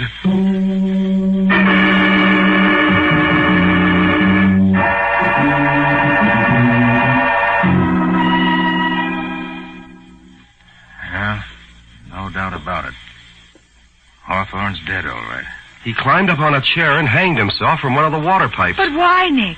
Scubby says he didn't have a problem in the world. Well, not outside of chess. Well, he just lived for his chess problems. The old guy was happy. He wouldn't. Yes. That's what's bothering me. What?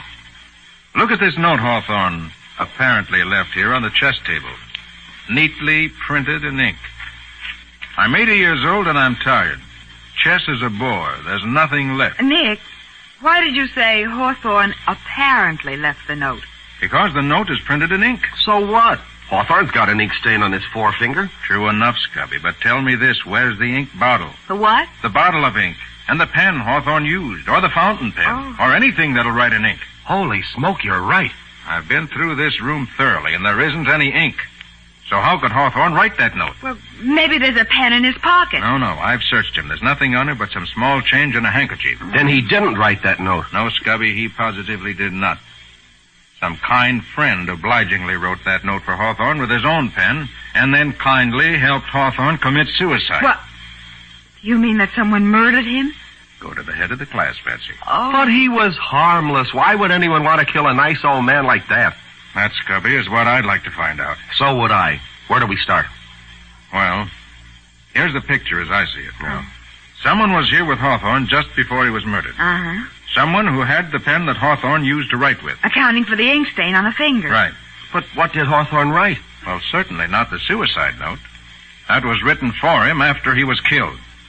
Now, when this Hey, this is interesting. What? Here on the floor under Hawthorne's feet. It's a rhinestone medallion, see? With a letter M in the center. A medallion with the letter M. Recognize it, Scubby? Sure I do. That's from the Club Monk.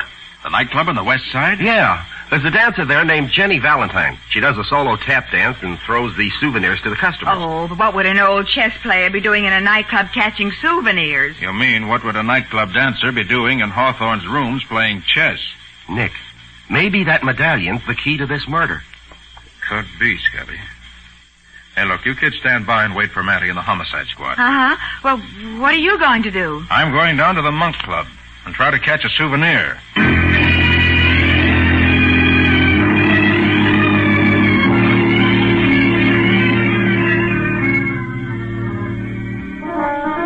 I can't give you anything but love, baby. That's the only thing I've plenty of, baby. Dream a while, scheme a while, we're sure to find happiness and Mr. Monk. Mr. Monk. Oh, hiya, Hopkins. Come on in.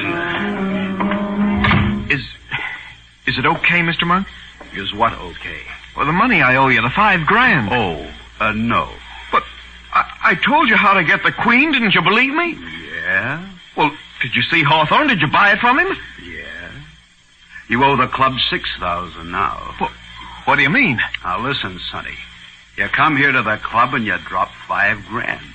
You can't pay, so you hand me a story about this bequest your uncle left to the chess club. Well, it's true. I swear it. The club was closed before they had a chance to find out what he gave them. They never knew what they had. Mr. Monk, that queen is worth $20,000, maybe $30,000. Okay. Well, that was the deal. If I steered you into it, you'd cancel the money I owe you. Listen, punk, the word was if. Yes, but you said... Now, look, I haven't got the queen yet. It cost me another $1,000 already. If I get it, you're clear. Get that through your head, Hopkins. I don't sucker so easy for fancy stories. Well, sure, but after all, I want to... Mom! Quit yelling, will you? Everybody in the club can hear you. You're making so much noise. Oh, hiya, Jenny. Hello, Hoppy. Hello. Oh, Hoppy. Don't you love me anymore? No. Now, that's a man for you. Chasing after me for 3 months solid. And all of a sudden, bump, the freeze. Don't be mad at me, Hoppy. You played me for a sucker, Jenny. $5,000 worth of sucker. Why, Hoppy? Go ahead and grin. I'm going to the bar, and I hope I never see you again.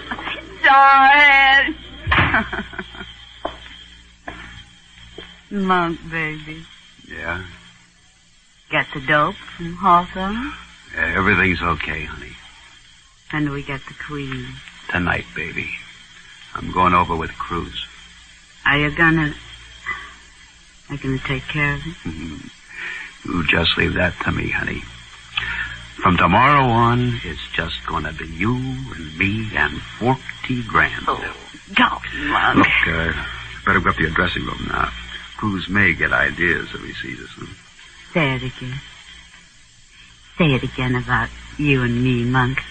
You and me and 40 grand. Oh, honey. You say the sweetest things.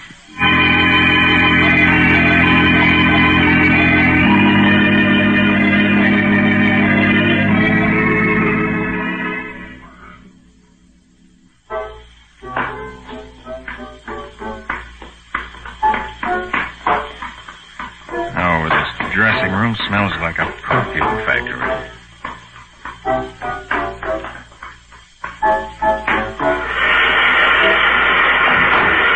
Hope I don't asphyxiate before she's through with her death.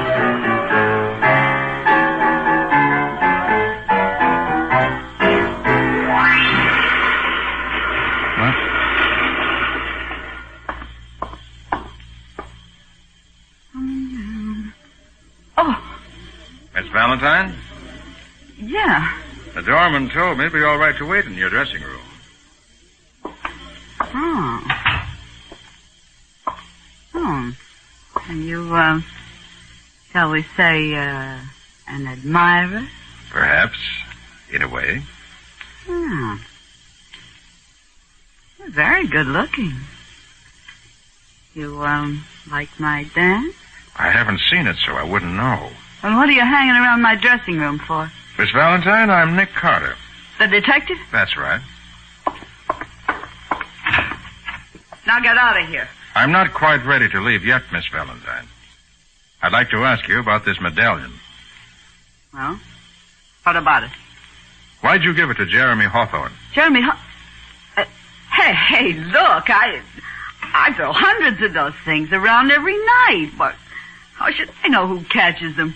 Of course, Miss Valentine, but you do know Hawthorne. But I throw... Don't deny it. You showed it on your face when I mentioned his name. Get out of here. I came up here to ask you what you know about a chess player who had the misfortune... Janet Carter, I'll ask the questions around here. Oh, hello, Monk. Do I also say hello to the 45 you're playing with? Make one fancy play, Carter, and you can get intimate with a slug. Don't you knock when you sneak into dressing rooms? No. Besides, you and I are going to sneak right out. Monk, I think now, look, this is my play, Jenny. Let me take it. Okay, but listen... Get on your feet, Carter. We're going up to my office. All right. It's nice and soundproof up there. We can play just as rough as you want to. And if you want to play some parlor games, that's all right, too. There's just one game I'm not in the mood for, Monk. Oh, what's that? Two men played with a gun or a rope. It's called murder.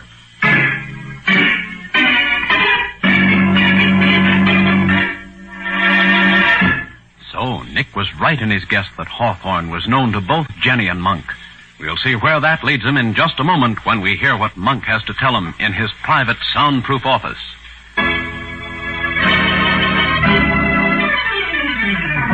Now, back to the case of the Jeweled Queen. Today's adventure with Nick Carter, brought to you by new post-war Old Dutch Cleanser. At the point of a gun, Nick is ushered into Monk's soundproof office on the second floor of the Monk Club. Monk closes the door sharply and... Sit down, Carter. Thanks. Now, listen. I had trouble with you before. I know you're a smart cookie, and I know you're dangerous. That's why I use a rod when you're around. Put your cards on the table, Monk. Carter, this is one deal that's on the level. What deal? The deal with Hawthorne. Oh? Well, this is very interesting. Go ahead, Monk. Sing your song. Well, a rich kid named Hopkins got in the red for me for $5 grand. So he couldn't pay. And so his old man wouldn't hand over the dough. So Hopkins steers me into a deal to square it. What deal? You going for history, any? I've read a book or two. Well, get a load of this. Back in the 1500s, there was this English queen, Elizabeth.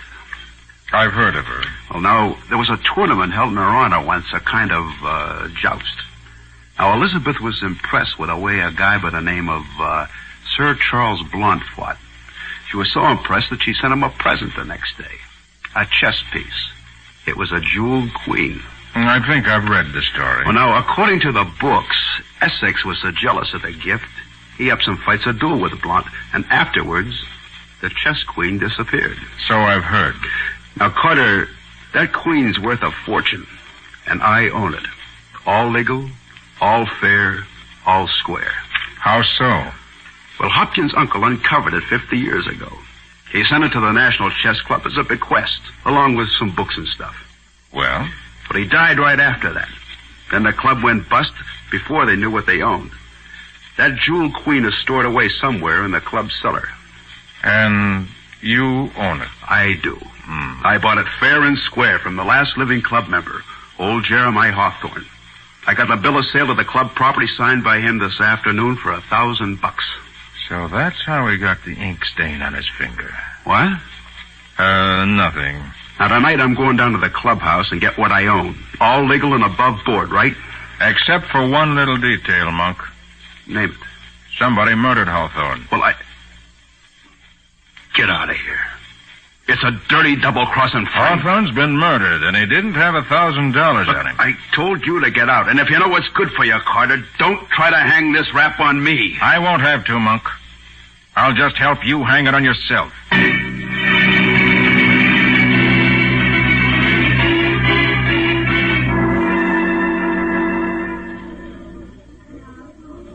Your hat, Mr. Carter. Thanks. Don't you like the Monk Club, Mr. Carter? Sure. Like it fine.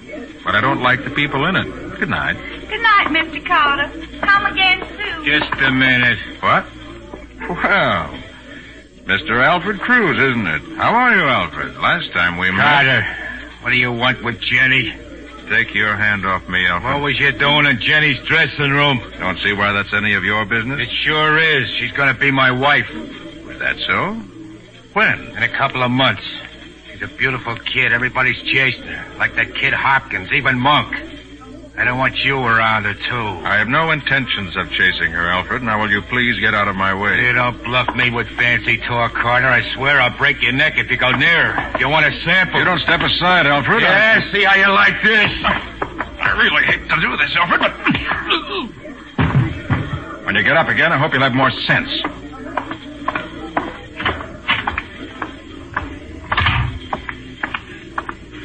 Hey, Nick, come over to your car, quick. What's the matter, Scubby? I was coming down to meet you, and I saw your car just now, and we'll take a look inside. Don't tell me you've discovered an... Good heavens! It's Jenny Valentine. Dead.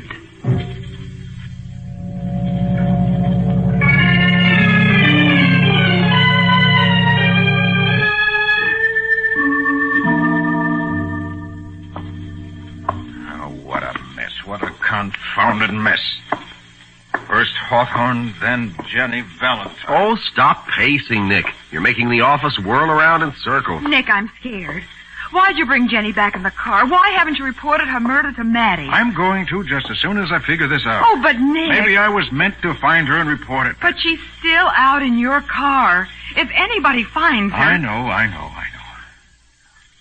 Confound it. She was in the back seat with her neck twisted, strangled. It's as though she'd come to the car and was waiting to speak to me after I left the club. Only the killer came along and spoke to her first. Nick, you've got to do something. I know I do. That's why I'm trying to think. Well, my money's on Monk. He's our meat. Maybe. Oh, did Jenny tell you anything that could help? No. Although she was friendly enough till she found out who I was. This I already know. How? Oh, I know a clue when I see it. See that big smudge of powder and makeup she left on Nick's sleeve? Powder and makeup on my... Patsy, you're magnificent. You've solved the case. I've solved... You've just told me who murdered Hawthorne and Jenny Valentine. Now all we've got to do is catch him. But how? By turning you into a ghost. By turning me into a what? Patsy, I'm going to make you up into the scariest ghost that was ever seen. And tonight you're going to haunt a chess club.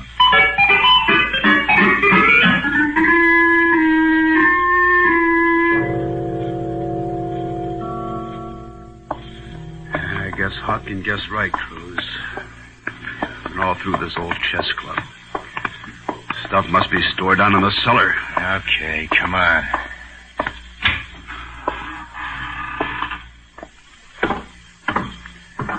Hawthorne said it's in a big packing case. It's stenciled Hopkins. Yes, if the rats ain't ate the print off. Well, rats can eat books, but they can't eat gold and diamonds. You keep telling yourself. No, take it easy. This is the bottom. Hey, flash around your light. Huh. Hey, Monk. Yeah? Over there against the wall. See? On that case. It says Hopkins. Okay, come on.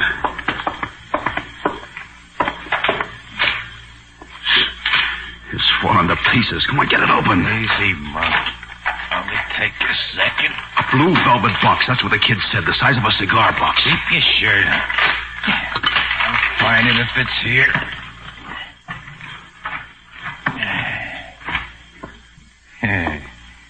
There it is. Okay. All right, hand it over. What's your hurry? I'm as much interested in what's in here as you are. Look, I got news for you, Cruz. You're not taking it out of here. What? I'm taking the Queen, Cruz, and I'm leaving you behind. Oh, you dirty... Put away that rod. Look, Jenny wants it that way, Cruz. It's too bad, pal. Give me the Queen. Dirty double-crossing. You and Jenny ain't gonna cross me up, Monk. For the love of... Cruz, look! At the top of the stairs, Cruz, look!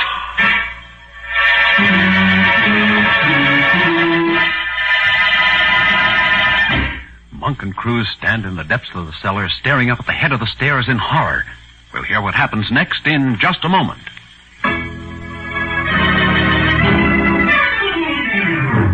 Now for the conclusion of the case of the Jeweled Queen. Today's adventure with Nick Carter, brought to you by new post-war Old Dutch Cleanser. As Monk and Cruz stand transfixed in the cellar of the National Chess Club, Nick whispers to Patsy, who stands at the head of the stairs in a glowing green drape. And Patsy... Cruz, look! At the top of the stairs, look! That's a dame. She's coming down the stairs. She's coming down towards us. Hey, wait a minute, Monk. She looks like... Holy smokes, it's Jenny. Hey, for the love of mud, babe, what are you trying to do? Play the Phantom of the Opera? That ain't Jenny. Sure it is. I can see her face. It can't be a fool. Let go of my arm. That dynamite gun, you're crazy. It can't be Jenny. Jenny's dead. She's dead? How do you know that, Cruz? Quiet. How do you know Jenny's dead? Only the man who killed her could know that. But if Jenny's dead, who's this? My assistant, Patsy Bowen, made up to look like Jenny. This bad light, she was able to fool you, just as I planned. Cruz, you killed Jenny. Yeah, wise guy. You thought you was going to cross me up with her, huh? Make a sucker out of me like she made out of Hopkins. Well, I showed you, and I'll show you more. Be quiet, Cruz. It's too late. Oh! Don't howl, Alfred. That shot just went through your arm. It'll heal by the time you're due to take 40,000 volts sitting down.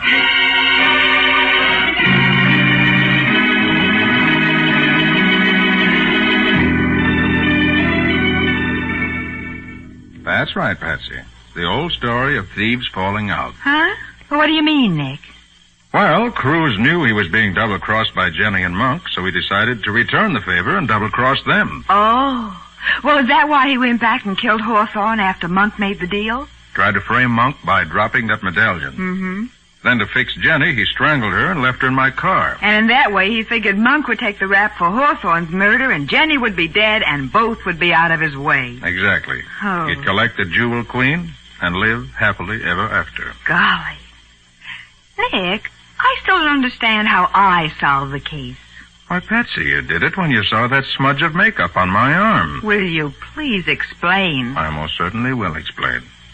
Patsy, the only person who could have touched me while I was in the Monk Club who had makeup on his hand was Cruz. Remember I told you how he knocked my arm? Yeah, just before you hit him and knocked him down. That's right. Well, he must have smudged my arm with makeup, which means he must have got it on his hands from Jenny's neck. Well, I'll be darned. So he had to be the man who strangled her. Yeah, but what about the Jewel Queen? The Jewel Queen goes to Monk. He bought it legally, so he's entitled to it. Oh, shucks. Oh, don't feel bad, Patsy. If you want one, I'll buy you a dozen tomorrow. A dozen? At the price? Mr. Monk is out $6,000, dear. The velvet box contained one very elaborate chess queen made of wood. Value, about $1.50. Then it wasn't the real Jewel Queen? No, Patsy, it wasn't. Queen Elizabeth's chess piece is still at large, somewhere in the wide, wide world. Well, Maybe Cruz will be able to ask Her Majesty where it is after he sits down in the hot seat. Why, Patsy, that's not a nice thing to imply. It isn't? Why not? Well, I certainly hope good Queen Bess isn't in the same place Cruz is going to. Besides, by then it'll be too late to do him any good.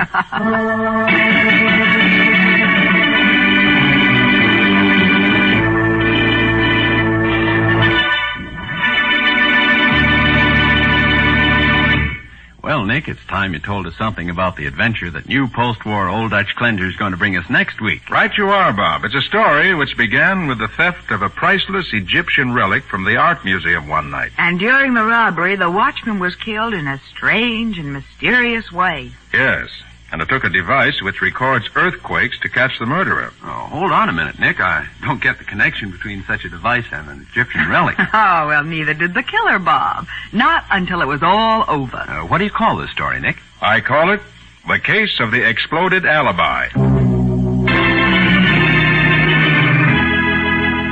Nick Carter, Master Detective, is presented each week at this time and over these same stations by the Cudahy Packing Company, makers of new post-war Old Dutch cleanser.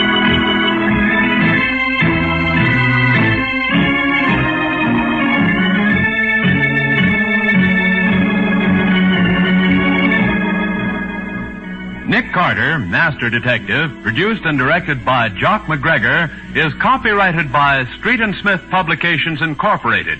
Charlotte Manson is featured as Patsy. Today's script was written by Alfred Bester. Original music is played by Henry Silverne. This program is fictional, and any resemblance to actual persons living or dead is purely coincidental.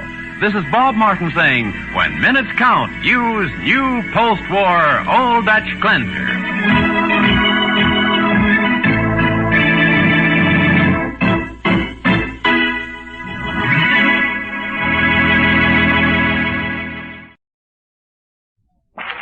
New post-war Old Dutch cleanser, famous for chasing dirt, presents Nick Carter, famous for chasing crime.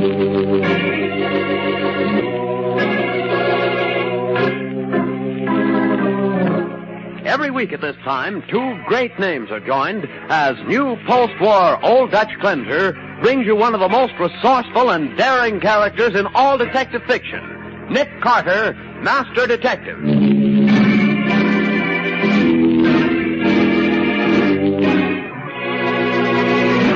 Careful crossing the street, Patsy. I'm watching, Nick.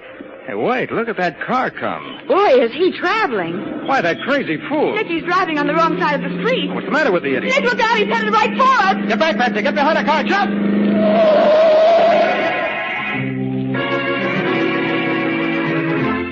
Ladies, for new speed, new ease in cleaning, try the new post-war Old Dutch cleanser made with activated seismotite. See how amazingly fast it cuts grease. Thrill to the almost effortless ease activated seismotite gives new post-war Old Dutch, for it cleans, polishes with a smooth, gliding action that means less work, less rubbing. You'll be amazed at the miracle-like speed with which activated seismotite, found only in new post-war Old Dutch, cleans away both dirt and stains. Snowy white new post-war Old Dutch rinses away quickly when cleaning is done. So try it, compare it. See if new post-war Old Dutch cleanser made with activated seismotite doesn't clean in less time with less rubbing than any other cleanser you've ever used. At your dealers now in the same familiar package. Now for the case of the priceless prose. Today's exciting adventure starring Lon Clark as Nick Carter, brought to you by new post-war Old Dutch cleanser. Our story opens in Bancroft Hall, the ancestral home of the great 19th century man of letters, Joshua Bancroft. An elderly woman, moaning in pain, drags herself across the old-fashioned library to the telephone and dials with a trembling and uncertain hand. Operator, get me the police. Hurry. Hello. This is Julia Bancroft of Bancroft Hall. We've been robbed. I've been beaten, and my sister Victoria, she's been killed.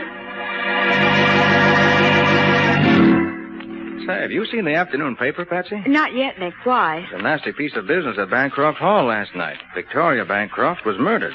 Her sister Julia badly beaten. Oh, Nick, how horrible. They're old Joshua Bancroft's granddaughters, aren't they? Great-granddaughters. They and their brother lived together at Bancroft Hall. But why would anyone want... Robbery, Patsy. The murderer stole the original manuscript of Joshua Bancroft's first book of essays. Oh, so that's it. Worth thousands of dollars. Probably just about as valuable as any of the original manuscripts of Emerson or Thoreau. Golly. Nick Carter's office, Patsy Bowen speaking. This is Arthur Haskell. Is Mr. Carter there, please? Well, just a moment. It's for you, Nick, and Mr. Arthur Haskell. Art Haskell? What? Hello. Hello, Nick. Art, it is you. How are you? I must see you, Nick, today, if possible. It's important. Why, what's up? I'd rather not discuss it on the telephone. Will you come to my store this evening after closing time? Why, of course. How's 8 o'clock? Good. I'll be looking for you. Well, that's strange. Who's Arthur Haskell? He's an old friend of my father's. I've known him since I was a kid. Owns the Haskell bookstore. Deals in rare books and old manuscripts. Nick, isn't that a funny coincidence? That he should call just when we're discussing the Bancroft robbery? Oh, I wonder whether it is a coincidence.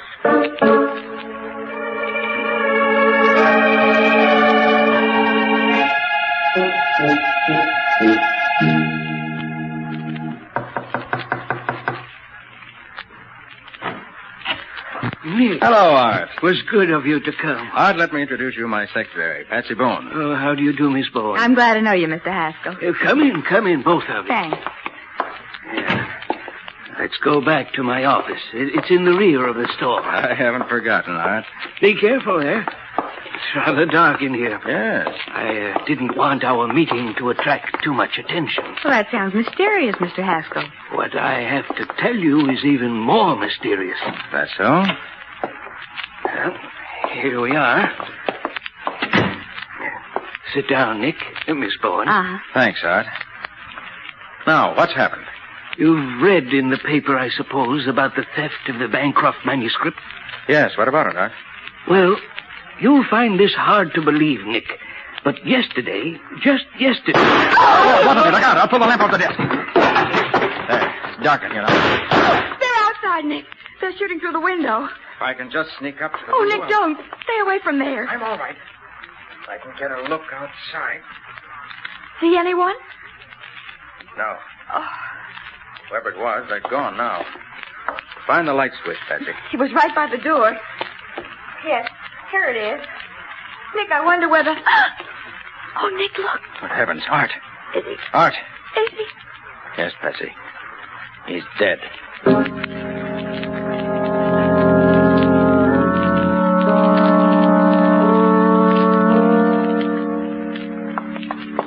Oh, everything's so old and musty here, Nick. Boy, I'll bet no one's even opened a window in Bancroft Hall since Joshua Bancroft died. Here's the library. Butler said we'd find Julia in here. Hope she can tell us if there's a connection between Haskell and the Bancroft manuscript. Charles? Miss Bancroft? Yes? And you're Mr. Carter and Miss Bowen. Yes. Oh, forgive me for not getting up, but my doctor says I can't move from this couch. Of course. We understand, Miss Bancroft. Sit down, won't you? Thank you. I'm so glad you called. I know if anyone can find the man who killed my sister and stole great-grandfather's manuscript, you can, Mr. Carter. You say the man who killed your sister. Are you certain it was a man? Oh, positive, Mr. Carter. Oh, I see. Now tell me, what time did the robbery take place, Miss Bancroft? It was about 10:30. I was in my room on the second floor when I heard Victoria scream. I started down the stairs and then there was a shot. I see. And then? I rushed into the room. And just as I stepped through the arch, I was struck on the head 2 or 3 times. With what? Do you know, Miss Bancroft? Yes, the base of that desk lamp over there. That's all I remember until I came to. Then I saw the safe open. The manuscript was gone and Victoria was dead. Well, let's see if... Now, just a minute. Heck, what? What are you doing at those draperies, Mr. Carter? Just this. Taylor. How do you do, Mr. Carter? I don't know who you are, but the next time you hide behind draperies, be sure your feet don't show. Mr. Carter, this is my brother, Taylor Bancroft. I was just coming in to get a book. Were you? What book? What book? Why, Never mind. I have one more question to ask you, Miss Bancroft. Yes? Have you any idea who could have done this? Why, anyone might have done it. So many people knew of great-grandfather's manuscript. And nearly everyone knew that it was kept here. True enough, but no ordinary thief would steal a rare old manuscript. It was stolen by a person who knew how to dispose of it. Well, there are several people here in the city who know a great deal about old books. Do you happen to know the names of any particular individuals? Why, I know who would know, Julia. Carl Van Leyden. Professor Van Leyden? Yes, he's the best-known authority in the field. I'm sure he'd be glad to help you. Thank you, Miss Bancroft. Think I'll pay him a visit right now.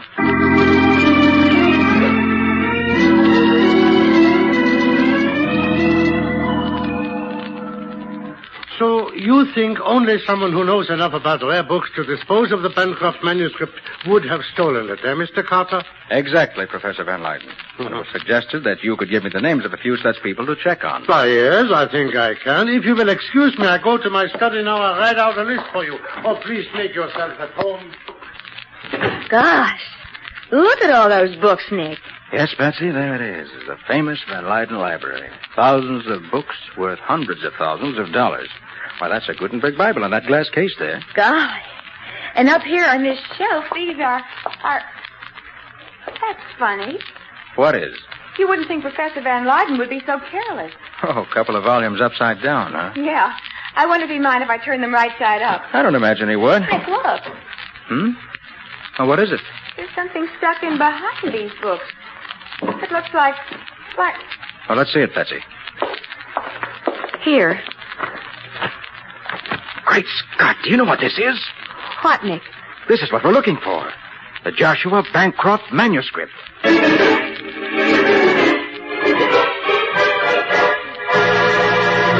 In amazement and disbelief, Nick and Patsy stare at the bulky sheaf of yellowing pages. The precious manuscript has been found. But as Nick himself realizes, this serves only to deepen the mystery of Bancroft Hall. We'll see what happens in just a minute. Next time you get a household cleanser, remember this. The first major cleanser improvement since the introduction of Old Dutch's famous cleaning ingredient, seismotite, is activated seismotite. Yes, scientists, by an exclusive new process, have activated seismotite to give new post-war Old Dutch cleanser a new fast action, new almost effortless ease, a new snow-white appearance. So get new post-war Old Dutch cleanser made with activated seismotite and see if it doesn't clean in less time with less actual rubbing than any other cleanser you've ever used. New post-war Old Dutch cleanser in the same familiar package carries the Good Housekeeping seal of approval. And now back to the case of the priceless prose. Today's adventure with Nick Carter, brought to you by new post-war Old Dutch cleanser. As we pick up our story, a few minutes have passed since Nick and Patsy discovered the Joshua Bancroft manuscript hidden behind some books in Professor Van Leyden's library. The professor is just returning from his study.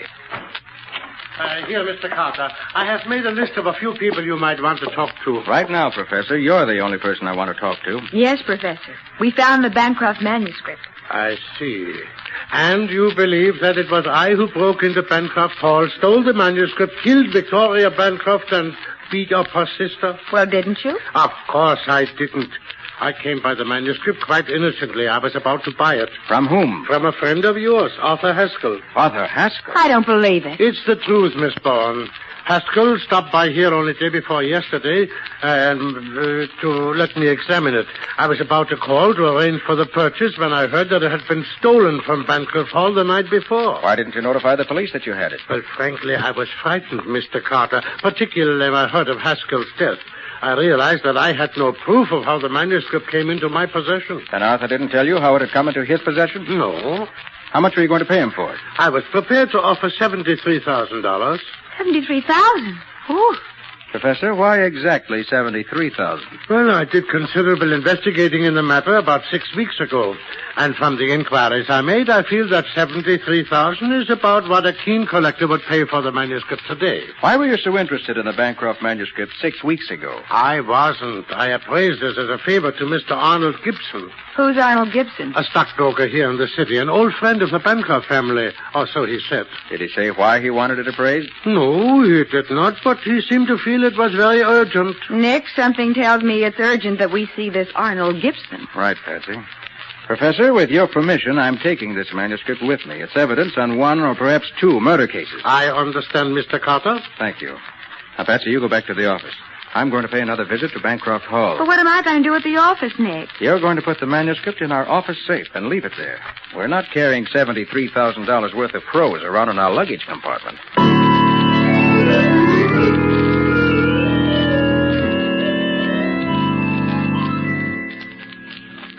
Then you found it already. Oh, Mr. Carter, that's wonderful news. Where is the manuscript now, Mr. Carter? In the safe in my office, Mr. Bancroft. I'm holding it for the police. Tell me, do you know Arnold Gibson? Arnold Gibson? Arnold's an old friend of the family, Mr. Carter. What has he to do with this? Did either of you authorize him to seek an appraisal of your great-grandfather's manuscript 6 weeks ago? No, certainly not. Why, you don't mean to say he... Van Leyden says Arnold Gibson asked him to determine the current market value of the manuscript. But that's incredible. Why would he have done such a thing? I'm sure I don't know, Miss Bancroft. There's one more thing I'd like to ask of you. The safe from which the manuscript was stolen. Behind that picture over the mantel, isn't it? Oh, yes, the picture slide back. Show him, Taylor. Very well, Julia. You see, Mr. Carter? How many people knew the combination of the safe? Just two, Victoria and myself. You don't know it, Mr. Bancroft? No, Victoria never trusted me enough to give it to me. Being the elder sister, she looked upon great-grandfather's manuscript as her personal property. Yet she told you the combination, Miss Bancroft? Yes, but only because she felt someone else should know it in the event anything happened to her. I see. Thank you. Now, if you'll excuse me, I'm going to pick up Miss Bowen and pay a call on Arnold Gibson.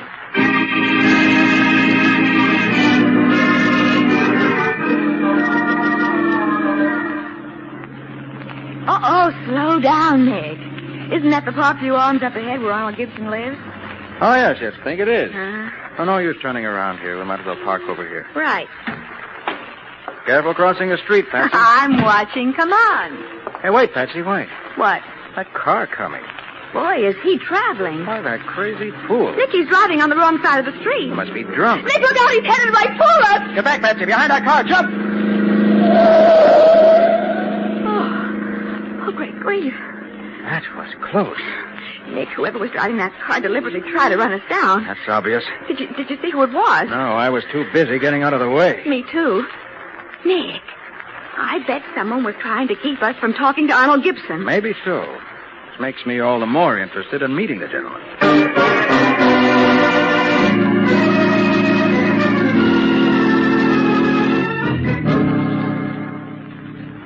Oh, sit down, Miss Bowen and Mr. Carter. Thank you, Mr. Gibson. Cigarette, Mr. Carter? No, thanks. They're a special brand I have made for my customers. They're called Arcadias. Well, sorry, I don't use them. Oh, I see. Well, what can I do for you? Mr. Gibson, you can tell us why you asked Professor Van Leyden to ascertain the market price of the Bancroft manuscript. Boy, And just what business is it of yours? 2 murders make it my business, even though the manuscript has been recovered. Oh, you've got it back? I have, safely stowed away in my office safe. Oh. Are you going to tell me what I want to know?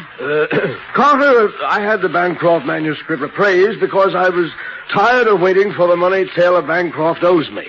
Bancroft owes you money? $55,000, sir. Whew, that's a lot of money. Taylor was playing the market. He lost, didn't have the money to cover.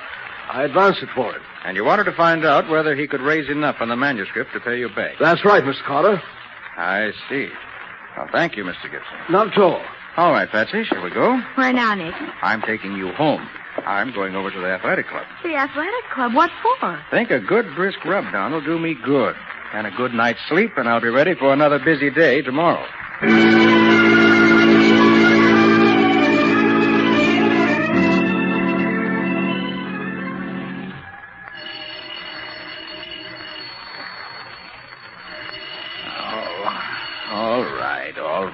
Take it easy. Hello. Nick, this is Patsy. Oh, Patsy. Hey, what time is it? It's 9:15. I'm at the office. Something terrible has happened, Nick. Don't tell me. Let me guess. The Bancroft manuscript's been stolen. Yes, Nick. Someone broke in here last night. They blew the safe. Blew it, huh? You sure they blew it? Well, of course, Nick. But Good. What'd you say? I said good. Now I found out what I wanted to know. Hold everything, Patsy. I'll be right down.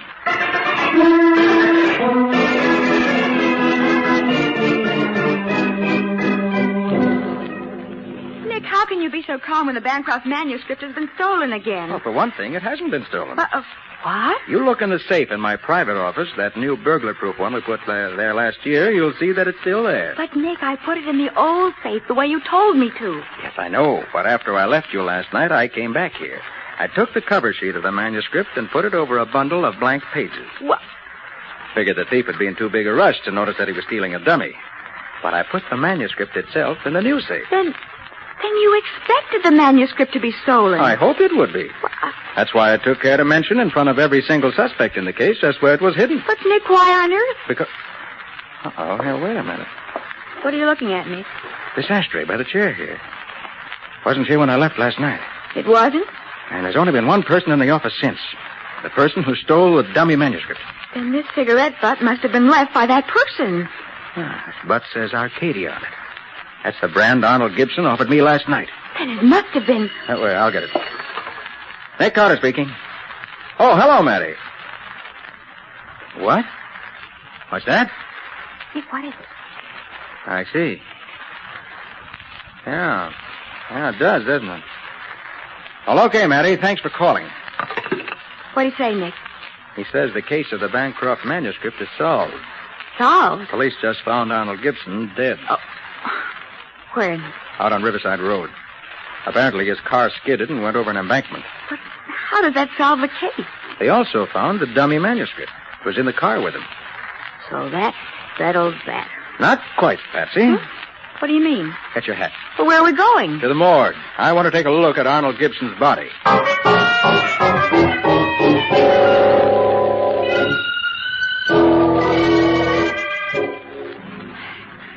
Hurry up, Nick. I don't like morgues. I thought so. Well, why are you so interested in Gibson's hands and teeth, Nick? Listen, Patsy, remember when Gibson offered me a cigarette last night and I refused? Yes. Well, Gibson didn't take one either. In fact, he didn't smoke the whole time we were with him. You mean... I mean that he didn't smoke at all. There's not a sign of a nicotine stain on his teeth or fingers. Nick, he said he had those cigarettes made for his customers. He didn't say for himself. Right, Patsy. The cigarette stub in the office was just a plant to throw suspicion on Gibson. Then Gibson must have been murdered. Correct. And I know who murdered him. You do? And I've also got a pretty good idea who murdered Victoria Bancroft.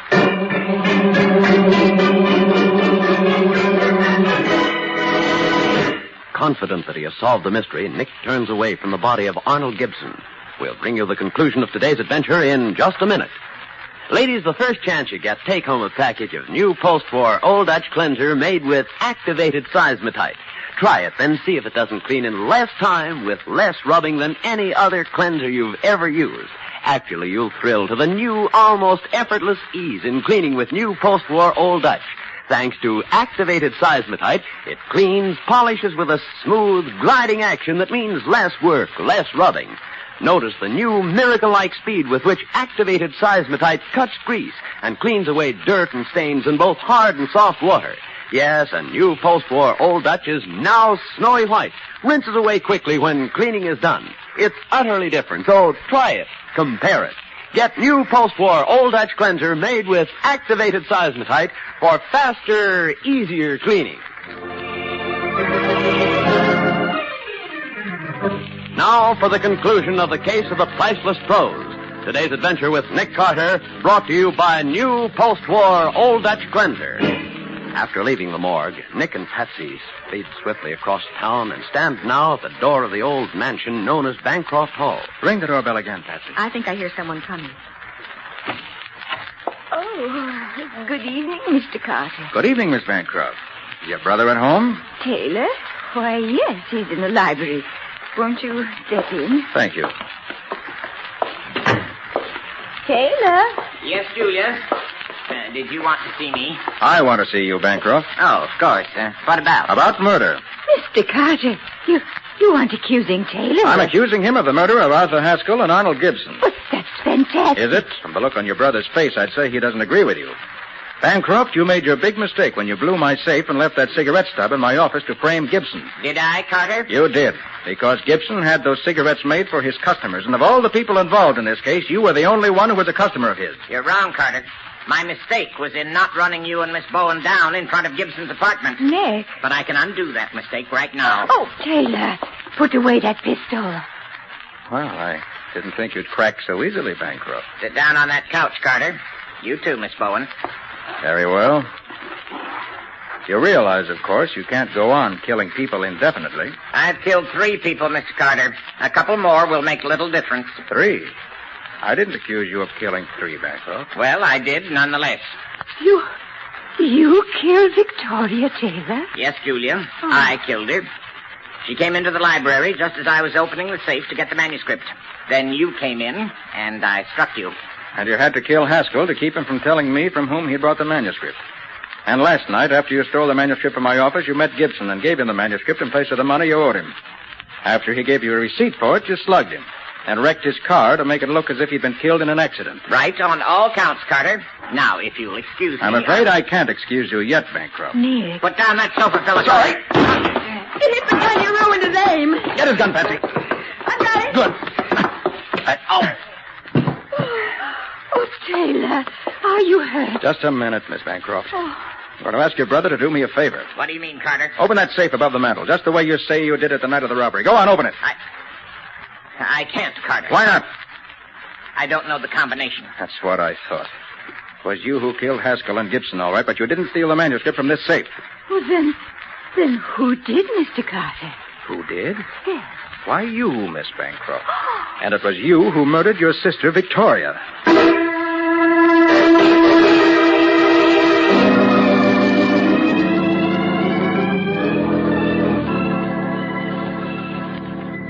Okay, Matty. Thanks for calling. Well, Patsy, that's that. Julia Bancroft just dictated the statement. She confessed that she killed Victoria? Yep. Pretty much the way I figured it. Huh? She stole the manuscript, then took it down and sold it to Art Haskell. Uh-huh. The next day, when Victoria accidentally discovered that it was gone, she was furious, of course. She accused Julia of taking it. There was a fight. In a fit of temper, Victoria struck Julia with the lamp base. Then Julia, in turn, shot and killed Victoria. And framed the whole story of the robbery? Right. But why did Julia take it, Nick? It was Taylor who was in debt to Gibson. True enough, Patsy, but what Gibson didn't know was that Julia was the one who'd prodded Taylor into playing the market. Oh, I see. In fact, I see everything except how you figured out it was Julia. Well, I got my first clue to that when the old safe here in our office was blown open. Well, what did that prove, Nick? Proved that the killer wasn't a safecracker, a professional thief. If he'd opened the safe in Bancroft Hall just by his sense of touch, he'd certainly have done the same thing here. Oh, but he didn't. He used an explosive. Precisely. And that told me that the person who took the manuscript out of the Bancroft safe must have known the combination. I get it. Then I got to thinking about Art Haskell's last words, just before he died. Remember what they were, Patsy? Why, yes, he said, yesterday, Nick. Just yesterday. Right. Well, it seemed logical that what he was going to say was, yesterday, Nick, just yesterday, I bought the Bancroft manuscript. In other words, the thing that was worrying him that made him call you was that he actually had the manuscript before the papers announced it was stolen. Exactly. When I realized that, I knew that either Julia or Taylor had sold it to him. And Julia was the only one, besides Victoria herself, who knew the combination. Yes, but I didn't rely on their words. That's why I ordered Taylor to open the safe. And when he couldn't do it, I knew he was covering for his sister. So Julia had to be guilty. I see it all now, Nick. Well, that's the end of Bancroft Hall. And of the Bancroft line, too. Of the line, maybe, Patsy. But Americans will still be reading old Joshua's essays long after the crimes of his great-grandchildren are forgotten.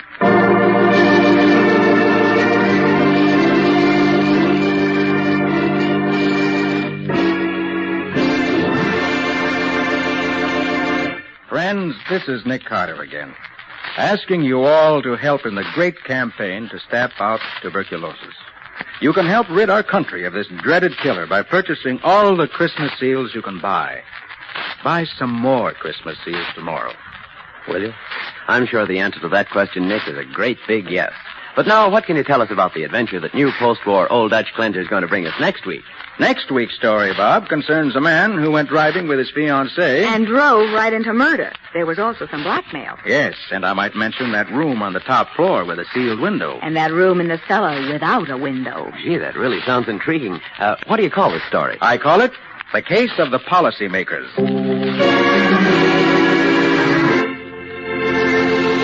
Attention homemakers. Now you don't need a mixing bowl to color margarine. The sensational new Del Rich Easy Color Pack margarine ends mixing bowl mess. With Del Rich, the margarine and color berry are both inside a sealed plastic bag. You simply pinch the berry, then gently knead the bag. And Del Rich quickly blends to a luscious golden color inside the bag.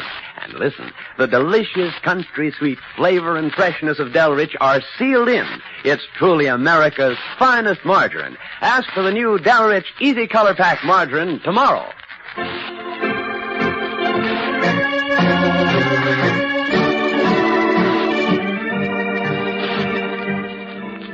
Nick Carter, Master Detective, presented each week at this time, is produced and directed by Jock McGregor and copyrighted by Street & Smith Publications, Incorporated.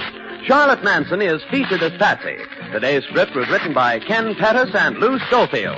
Original music is played by Henry Silverne. This program is fictional, and any resemblance to actual persons living or dead is purely coincidental. This is Bob Martin saying, when minutes count, use new post-war Old Dutch Cleanser.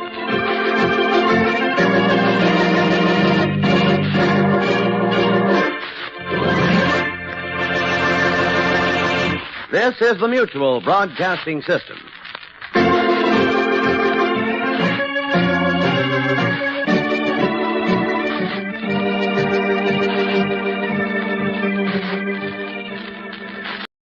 New post-war Old Dutch Cleanser, famous for chasing dirt, presents Nick Carter, famous for chasing crime.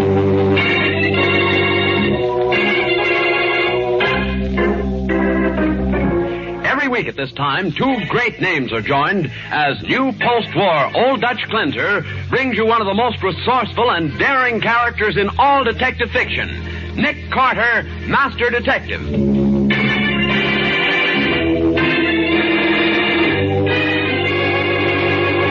Nick, I'd like to know why you've shut up like a clam ever since we had our soup. Oh, I didn't mean to, Patsy. I've been thinking. Well, that's good. What about? Marriage. Well, why, Nick. Mm-hmm. Marriage is the only way to solve a murder. Now for the Case of the Policymakers. Today's adventure starring Lon Clark as Nick Carter, brought to you by new post-war Old Dutch Cleanser. It's a beautiful afternoon early in November, and along a section of deserted highway, an open car moves toward the hills in the distance. In the car are Harvey Craig, a candidate for the state senate in the coming elections, and Julia Prentice, his fiancée of a few weeks. Suddenly, another car comes from behind, swerves sharply to the right, and cuts them off. Harvey! Take it easy, Julia. Hey, you man, what's the idea? Turn your car around, mister. Well, I'll do nothing of the kind. Let me get at him, Tom. I'll show you. Wait a minute, Joe. No rough stuff. Are you kidding? This guy's a hit-and-run driver. A killer, maybe. What's that? We saw the whole thing, mister. That man was on the road, and you went right over him, and you kept on going. Julia, be calm, please. But these men are saying that I know what they're saying, dear, and I'm going to let them prove it. We're going back.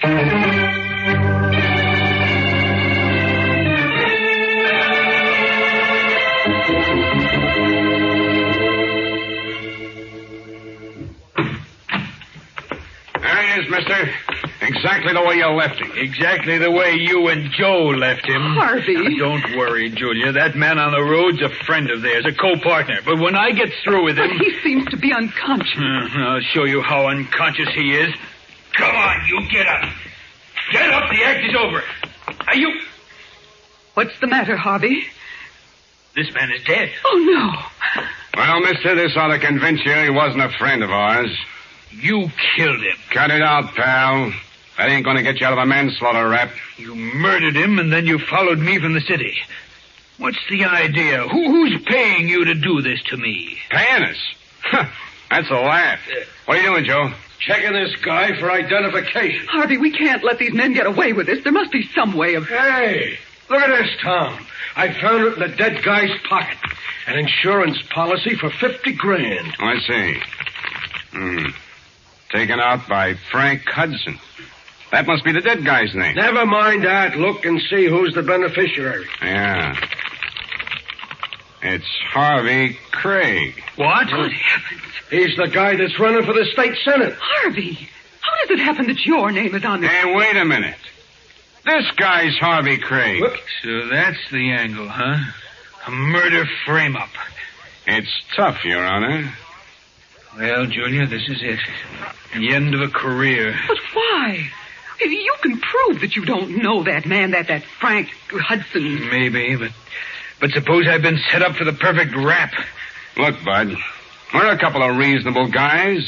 You pay us the face value of that policy of $50,000, and we destroy the policy and forget what we saw. Mm-hmm. We even make the corpse disappear. What do you say? Harvey, you're not going to do it. I'm afraid I am, Julia. Because if I don't, neither of us will live to tell the story. I see what you mean. Let's go back to town.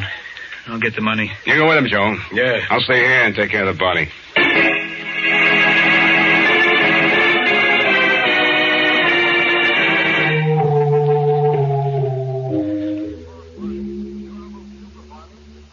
And that's the whole story, Nick.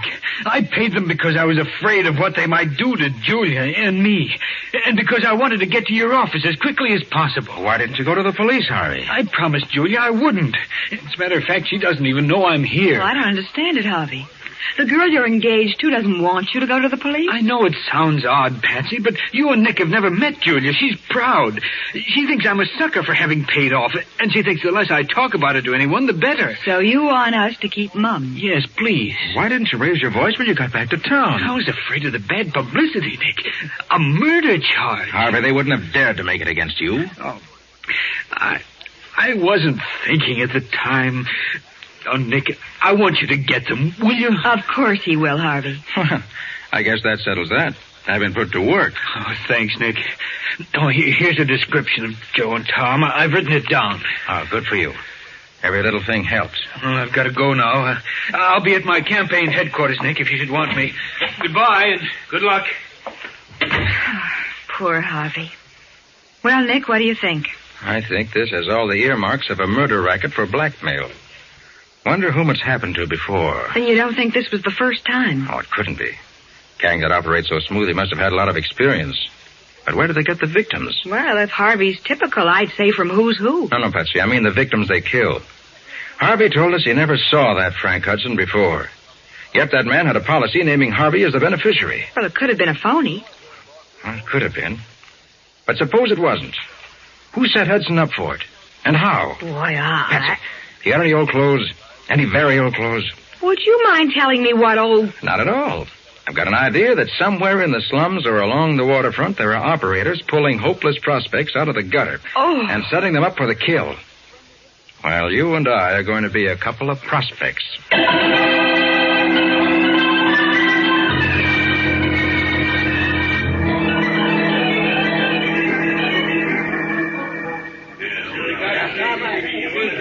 But how much longer, Nick? We've been to every waterfront dive in town. Now, Patsy. 2 whole weeks of living in rags. Well, that's the detective business. Oh, go into your act. We're being watched. Oh, why did I ever marry you? You were going to buy me a swell house and fur coats. I was going to be a grand lady. Well, it's not my fault my plans didn't work out. All I need is one real break. One real break. That's what I've been hearing for years. Well, I wish you'd break your neck. Oh, fuck. Lay off, will you? Oh, why did I ever marry you? No place to live, no decent clothes to wear. You never even had a job. Well, maybe you think jobs grow on trees. Maybe they do, mister. What? And what do you want? Tom's name. You're in trouble, pal. It's none of your business.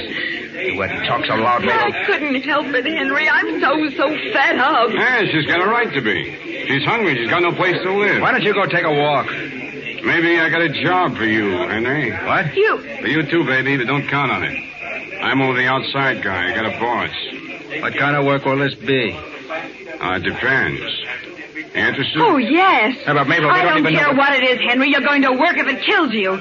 Let's go, Mr. Tom.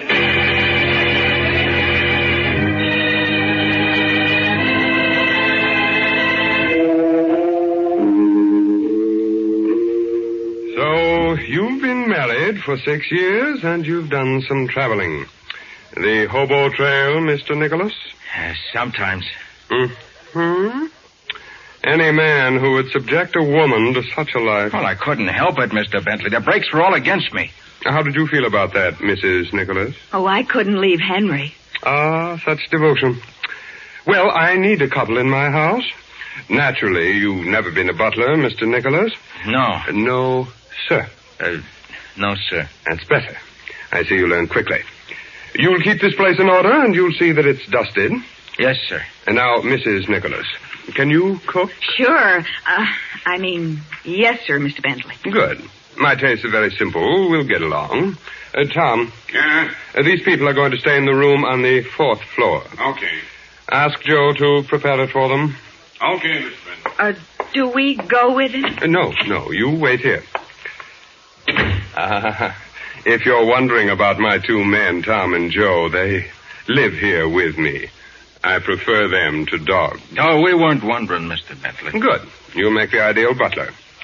Now, there's one matter that must be settled before we begin our relationship. Yeah? As you see, I have many valuables in this house. Rare paintings, antique vases, so forth. Oh, you don't think we'd steal from you, Mr. Bentley? It's happened before, my dear lady. And so I have one strict policy in this establishment.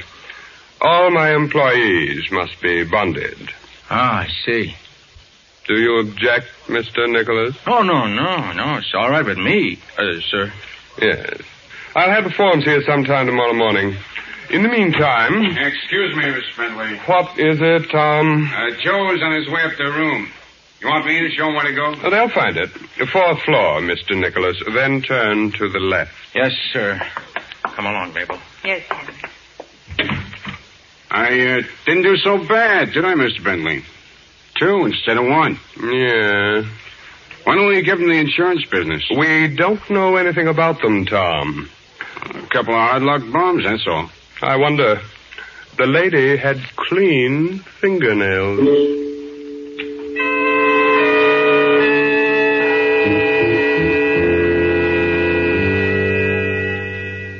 Nick, I don't get it. What surety company would bond a derelict or a couple of derelicts? Patsy, we're not going to be bonded. But Mr. Bentley It's said... only a gag with a last-minute switch. Oh, from bonding to insurance? Uh-huh. Then when Mr. Bentley starts talking about insurance... Yes, Patsy. I think I'll let some air into this room. But, Nick, in the Frank Hudson policy Harvey told us about, Bentley wasn't the beneficiary. You're not on your toes tonight, Patsy. Well, I'm only trying to put myself in the place of an intended victim. Don't try. You're right in it. But I'd become suspicious of a policy that didn't make Bentley the beneficiary. It's no use. Window's sealed shut. It's what? Sealed. It's glass, barrier to the outside. But why? Just in case someone should want to yell for help. Oh. Does that answer your questions about the policy? You mean the victims were forced? They were if they became suspicious of Bentley. But as long as they believed in him as a good Samaritan who could do no wrong... Even when he made someone else the beneficiary? Even then. Remember, the people who signed those policies were hungry, down and out. Oh. Bentley was giving them... May we come in? Of course. Yes, sir. Thank you. You stay here at the door, Tom. Okay. You, Joe? Yeah, right, Mr. Bentley. Well, my dear Mr. and Mrs. Nicholas, don't look so surprised. It's an old custom of mine when I'm welcoming new servants. I've brought a bottle of wine. For us? For me, too. A rare, sparkling Burgundy. I want you to feel at home. Permit me to do the honors. For you, Mrs. Nicholas. Thank you, sir. For you, Mr. Nicholas. And now one for me. Raise your glasses, please. A toast to my new servants, Mr. and Mrs. Nicholas, better known as Nick Carter. Did I startle you, Miss Bowen? What?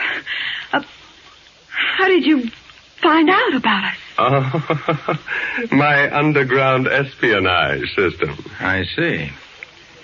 Well, what are you going to do with us now? Kill you both, of course. Oh. But not until I've made arrangements to convert you into cash. And that, my friends, will be very soon.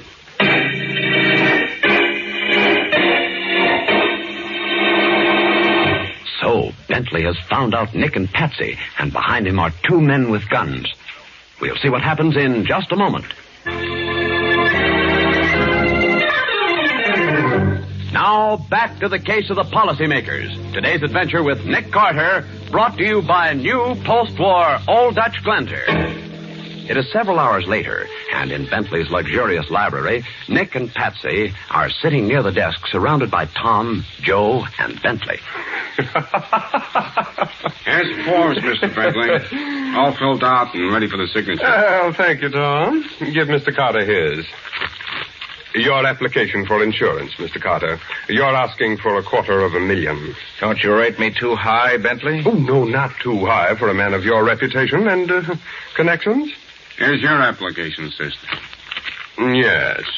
Forgive us, Miss Bowen, but we think you're worth only $100,000. I'm not worth anything to you. You let me be the judge of that, won't you? Well, so Jackson Phillips is going to be my beneficiary. Why not? He's our city's leading banker. Now, Miss Bowen, your beneficiary is Mortimer Evans, the department store owner. He knows you quite well, personally, and by your extensive charge account. It won't do you a bit of good, Bentley. We'll see. Please sign these applications. You're not going to send our friends up for blackmail? Oh, a very harsh word, Mr. Carter. Let me go to work on them, Mr. Bentley. Oh, Joe, you're much too temperamental. But it's no dice if we don't get their signatures. This ain't like the other jobs we done. We're shooting for big dough now. We gotta have their signatures in their own handwriting. We'll have them, Joe, but without your methods. What's wrong with my methods? Oh, they're much too crude for present company. Oh. I'm sure that Mr. Carter and Miss Bowen will prefer my more scientific methods of persuasion.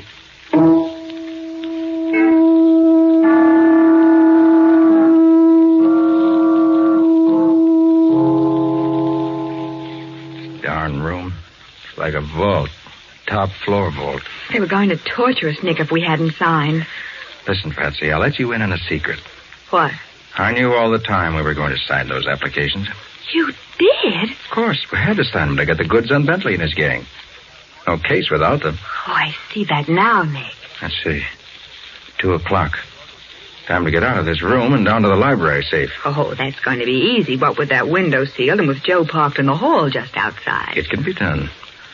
Bentley and Tom ought to be asleep by now. Well, suppose they are. We still can't get out. Take off your shoe. What? Your shoe. Take it off. We got a job for it. All right. Now what do I do? Hobble around? Smack the heel of your shoe against that window pane and break it. Now, look, Nick, I'd like to get some air, too. Go ahead now. I'm going to plant myself behind this door. On that chair you've got there? No, under it, ready to bring it down on Joe's head. Okay, go ahead. Some fun.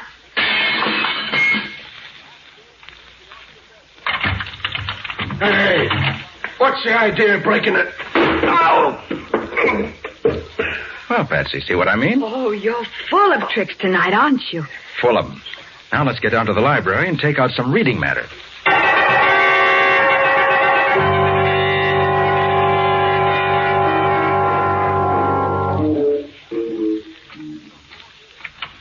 Nick, can't you get it open? I don't know. It's been a long time since I opened a safe without knowing the combination. Well, have you got enough light? Yeah. It's a lucky thing we found this flashlight in Bentley's desk drawer. And look at the size of it. Why, it must be 10 inches long. And it weighs close to... There goes the bolt. Now for some quick research. You need help? Yeah, just bring the light closer. Yeah. Look, Patsy. Policy blanks. A stack of them. Mr. Bentley had plans for a future, didn't he? Let's see what's in this drawer. Are they there, Nick? The applications we signed? Yes, here they are. Good. Now, we'll make a bundle of all this evidence and then lock up the safe, just in case. Oh, we're not going back upstairs, Nick. Of course not. We're phoning the police. That's much better. Nick. Yes, quiet. Someone's walking outside in the hall. You didn't close the door, Patsy. Oh, I forgot. They've seen the flashlight. Oh, they won't see us. Let's get behind them. You're quiet.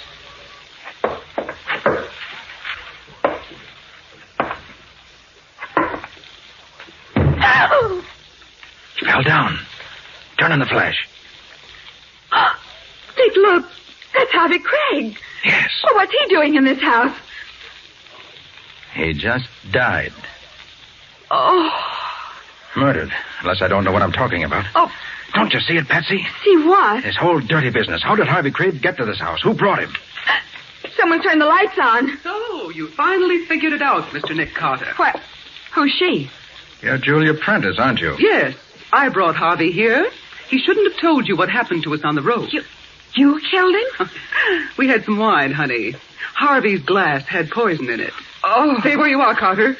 Mr. Bentley wouldn't like me to shoot you. All right, Julia. You've got the heavy artillery. And to think Harvey considered her a friend. So many people do. Men particularly, huh? Men with a lot of money. Yes. You're Bentley's contact woman. You set up the blackmail victim, and then you're in the car with him when the so-called hit and run takes place. Of course.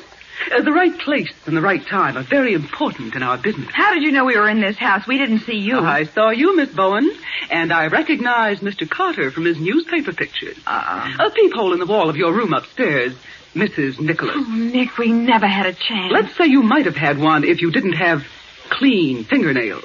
A bad habit, Miss Bowen, when your life depends on it. Bentley phoned me in town. I came, I saw, and I couldn't believe my eyes. Well, what happens now, Julia? There's a little room in the cellar I'd like to have you see. Oh? It's not much of a room, but it's escape-proof. And we want so much to see you again tomorrow. That is when we'll need you.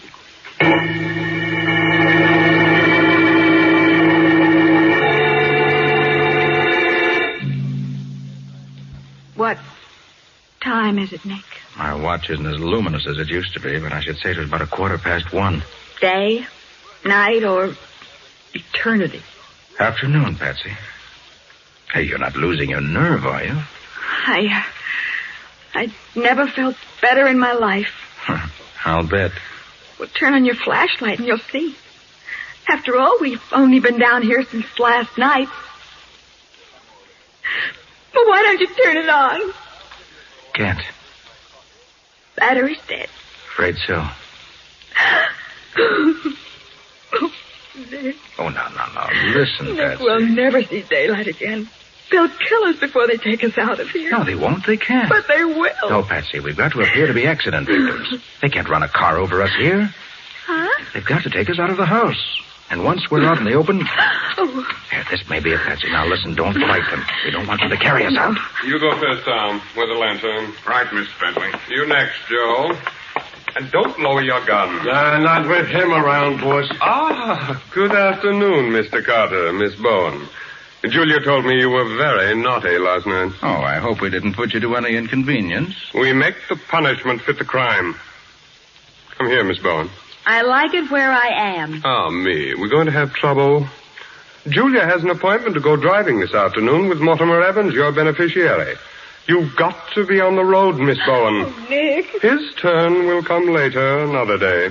We can't do everything at once, you know. Listen, Bentley, you take both of us, or you don't take either of us. Very gallant, Mr. Carter.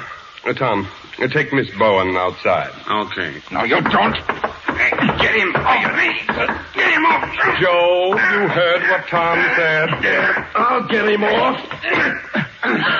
Nick! That tap with my gun makes me even for last night. Come along, Miss Bowen. You killed him. Oh, let me go. Nick! Now, my dear. It won't do you a bit of good to struggle. Julia has an appointment, and you must help her keep it.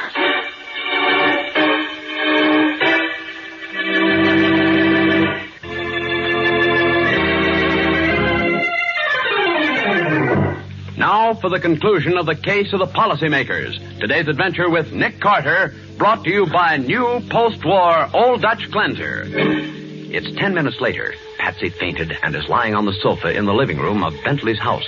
Nearby, Bentley and Julia are discussing their plans with Tom and Joe over a road map which is on the table.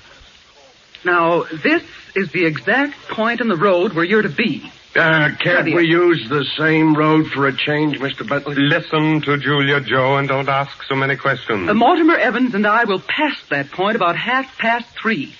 Now, what time do you have? I've got 1:35. Me too. We agree. Well, Lucius, I'm ready to leave for town. I told Mortimer I'd meet him at 2 o'clock. I'm going to be late. Oh, not too late, my dear. 10 or 15 minutes for one as charming as you. Can it, brother? The only thing I see in you is a bookkeeping item.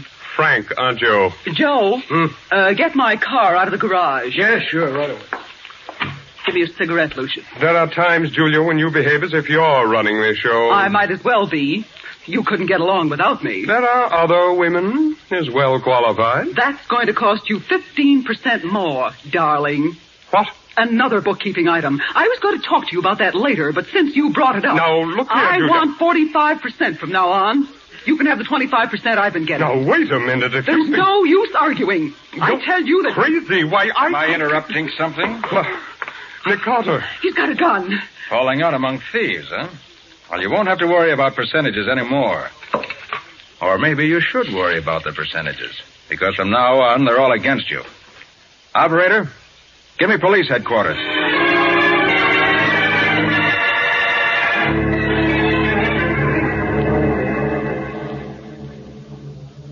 Nick, how did you do it? Patsy, as I came up from the cellar, there was Joe walking toward the front door. He went out like a light. Of course, I had to hit him first. Oh, that's not what I mean, Nick. Then I took his gun and made the grand entrance. They were No, you don't understand. I mean, how did you get out of that cellar room? It was simple. I took the door off its hinges. What? With Bentley's flashlight. You mean you used that flashlight to unhinge the door? Mm-hmm. It was heavy enough to drive the pins out of the hinges very neatly. Why, but I didn't hear Of course not. I muffled the noise with my coat. Honest, Nick. When I saw you on the floor, unconscious, I thought... Ooh, I wasn't unconscious. Oh, no. This is too much. Oh, Joe telegraphed that wallop. I saw it coming, and I rode with it. The gun caught me in the back of the neck. That's why you're driving the car. Why, I'm... All right, Nick. I'm listening. Oh, there's no mystery to it, Patsy. I've just got a good stiff pain in the neck, that's all.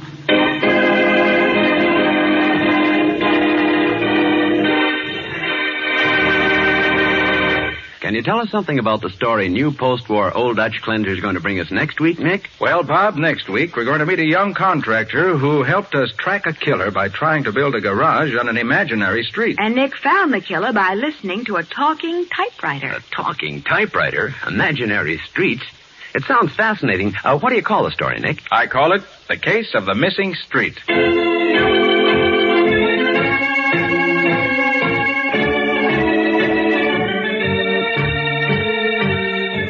Nick Carter, Master Detective, is presented each week at this time by the Cudahy Packing Company. It is produced and directed by Jock McGregor and is copyrighted by Street and Smith Publications Incorporated. Charlotte Manson is featured as Patsy. Today's script was written by Stedman Coles. Original music is played by Henry Silverne. This program is fictional, and any resemblance to actual persons living or dead is purely coincidental. This is Bob Martin saying, when minutes count, use new post-war Old Dutch Cleanser.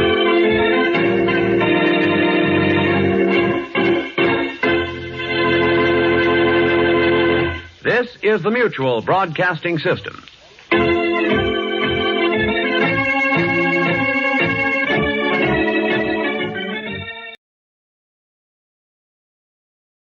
New post-war Old Dutch Cleanser, famous for chasing dirt, presents Nick Carter, famous for chasing crime.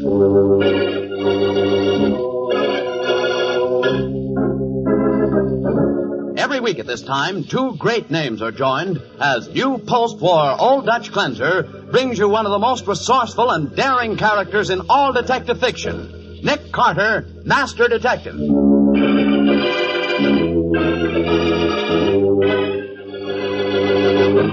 Patsy, this case has been solved. How, Nick? By a talking typewriter. What? Did you say a talking typewriter? Yes, Patsy, I did. What's more, this typewriter talked about murder. Ladies, when you're pressed for time these busy days before New Year's, simply do this. Use new post-war Old Dutch cleanser made with activated seismotite in all your cleaning. Notice how amazingly fast new post-war Old Dutch cuts grease. Wonder at its new miracle-like speed as activated seismotite cleans away dirt and stains in hard or soft water. Thrill to a new, almost effortless ease in cleaning with new post-war Old Dutch. Thanks to activated seismotite, it cleans, polishes with a smooth, gliding action that means less work, less rubbing. So tomorrow morning, get 2 packages of new post-war Old Dutch cleanser made with activated seismotite. See for yourself if it doesn't clean faster and easier than any cleanser you've ever used. Now for the case of the missing street. Today's adventure starring Lon Clark as Nick Carter, brought to you by new post-war Old Dutch cleanser. A pretty girl named Jean White rushes up the rickety stairs of an ancient office building in the older part of town. She pushes open the door marked Wallace White, Contractor, and enters. Wally! Wally, I'm here. Oh, come in, sis, come in. There, take a look at this. Take a look at what? My gosh, when you phoned me to rush over, it sounds as if you'd finally got a contract. I have, Jean, I have. I'm sure of it. Oh, Wally, after all these months, I can't believe it. Oh, so you didn't think Wallace White Private First Class could turn into Wallace White Contractor, eh? Well, here's my first job, sis. Oh, that's great. The Cosmopolis Company's building a 10-story garage down on the northwest corner of 9th Avenue and 9th Street. Here's the architect's set of blueprints. But how did you get them? Well, they asked me to submit a bid, so I sent for them, and I submitted a bid that's got to be the lowest. I can't lose. Oh, Wally, that's wonderful. Hey, wait a minute. Since when are they tearing down the movie house? What movie house? The one on the northwest corner of 9th Avenue and 9th Street. Oh, you're crazy. There isn't a movie house there. That's an empty lot. Oh, no, it isn't. Remember, I lived in Greenwich Village when I first came to town, when I roomed with Patsy Bowen. The girl who works for Nick Carter? Yeah, that's right. And there's a movie house right where this garage is supposed to go up. I know that. Now, wait a minute. I know the village, too. It's a vacant lot. It is not. The vacant lot is at 10th Street. The movie house is at 10th Street. All right, wise guy. Come on down to the village and I'll prove you're wrong.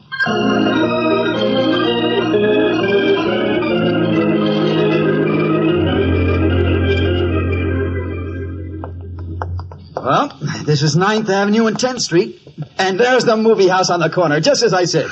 Golly, I could have sworn. Wait a minute, Wally. We're both right. There's the vacant lot across the street, also at 9th Avenue and 10th. Golly, the village is so twisted and mixed up, you can't ever remember anything about... Jean, hold it. What's the matter? There's something fishy here. Fishy? Yeah. There isn't any intersection of 9th Avenue and 9th Street. What? Well, take a look for yourself. The avenue runs into the village square and ends. But 9th Street is below the square. It doesn't even come close to the avenue. But the blueprint says... Yeah. It says that a garage is going to be built on imaginary land. But there just isn't any such street corner. I don't understand, Wally. Is this some kind of a gag or something? Well, if it is, I don't like it. I paid a $50 deposit to the Cosmopolis Company on these blueprints. Do you think something is crooked, Wally? It sure looks that way. But, Wally... Hey, Jean, do you think Patsy Bowen could get us in to see Nick Carter? Even if it's a case involving only $50. Gee, I don't know. We could try. Okay, then, let's try. We gotta get help from somebody.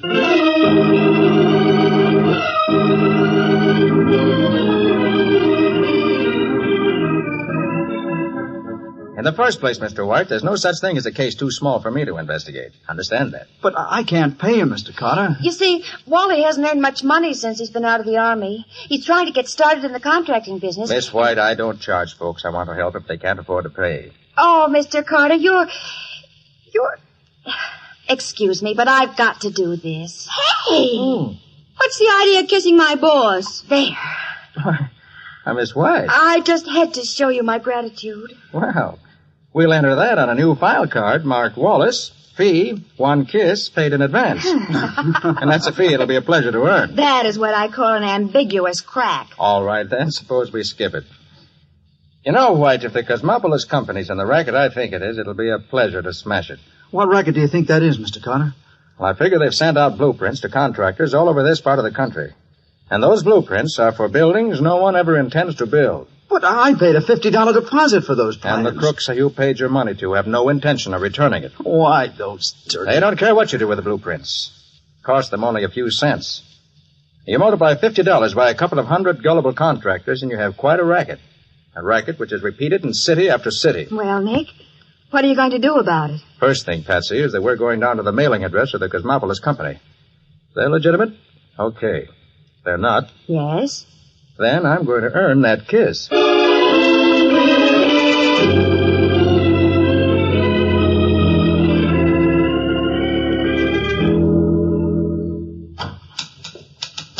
afternoon. How do you Can I do? help you, please?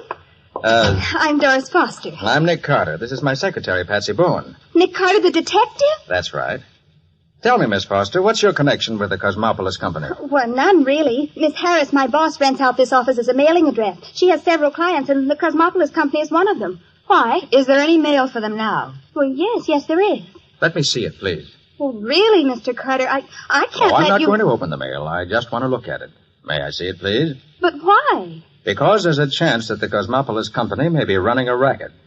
I want to check. You mean they're doing something crooked? That's the idea. Oh, my gosh, this is awful. I mean, here's the mail. Thanks. I'll turn out that light, will you, Patsy? Uh-huh. Like this? Yes, that's fine. Thanks.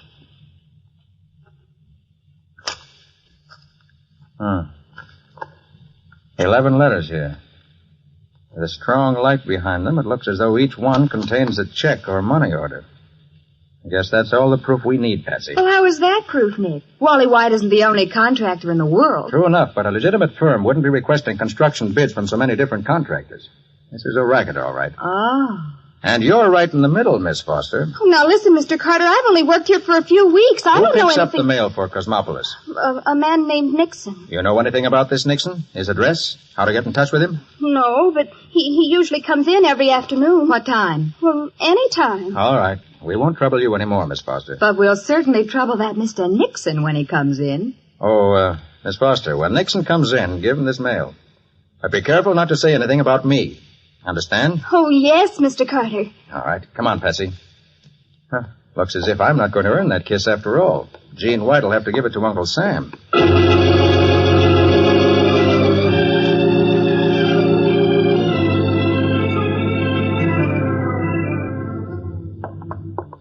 Step around the corner of the hall, Patsy. What was that crack about Uncle Sam, Nick? This is a federal case. Illegal use of the mail. I've got to notify the FBI. This isn't for us. Oh. But I'm not taking any chances on this Nixon in the meantime. Come on over here. Why? I want to look in this broom closet. But what for? Tell you in a minute. Oh. Don't know. Nick, what's all the mystery? See that ventilator up there? Yes, but... There's also a ventilator in the office where Miss Foster is. I didn't notice it. Well, I did. And we should be able to hear anything that's said in there from right here. But I can't hear anything. Naturally. Miss Foster's in there alone. She's not talking to anybody. Well, what do you intend to do? Just stand here until somebody comes in and starts to talk? No, I'm leaving you here. Then I'm sending Scubby over with a portable wire recorder. You two should be able to get that grill off and hold the microphone right up against the grill on the other wall. Gee, it's pretty high up, Nick. Scubby will give you a boost. Well, sure, I want you to try to record everything that's said in that office. Well, we'll do our darndest, Nick, but what's the idea? That Foster girl looked flustered. She was. I'm sure she won't be able to keep her mouth shut. When she sees Nixon, she may be provoked into saying something valuable. And when Nixon leaves, Scubby tails him, eh? You're a smart girl, Patsy. When Scubby leaves, you report back to the office. We'll turn over everything we got in this case to the government man. What's the joke? Well, I just can't wait to see you turn over to an FBI man that kiss Gene gave you.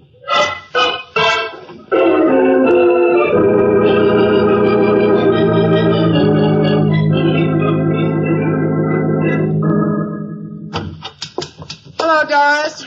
How's the office going? Oh, gosh, Miss Harris, I'm awful glad you came in. Something terrible's just happened. What's the matter, Doris? I'm afraid we're mixed up in some kind of racket, Miss Harris. Nick Carter was just here. Nick Carter?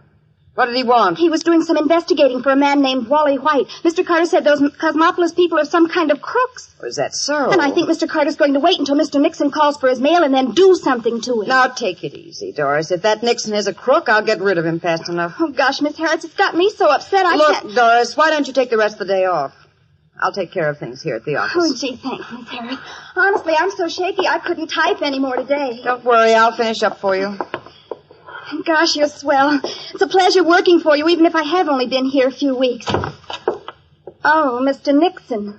Hiya, Doris. My boss has something to tell you, Mr. Nixon. Goodbye. Well, what's the matter with her? Your mail is on the desk, Mr. Nixon. What? Oh, yeah. Thanks. I'll trouble you to take your mail out of here. And take yourself, too. What are you talking about? Never mind what I'm talking about. Just understand that I'm severing relations with your company as of today. I don't want anything more to do with you, Mr. Nixon, or the Cosmopolis Company. Okay. I don't know why you're sore at me all of a sudden, but it's okay with me. You ain't the only public steno in this city. Quite right, Mr. Nixon. Goodbye.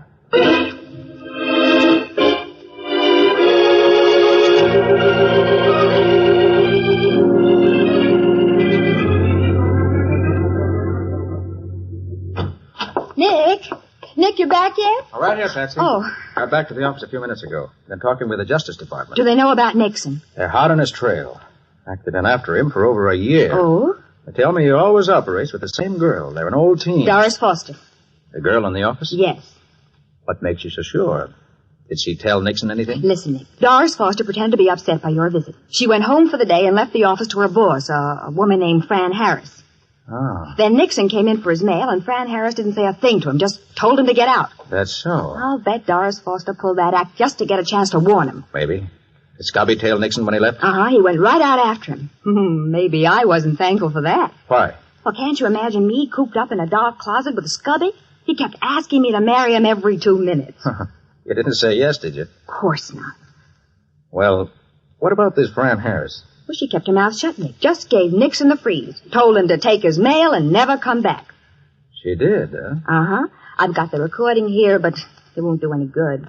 Nixon didn't say anything incriminating. And Scubby's our only lead. Hope he can hold on to Nixon. Oh, he'll report back as soon as he gets the chance. Oh, wait a minute.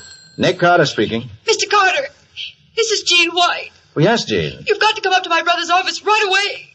What's the matter? He's been shot. I think he's dead. Murdered.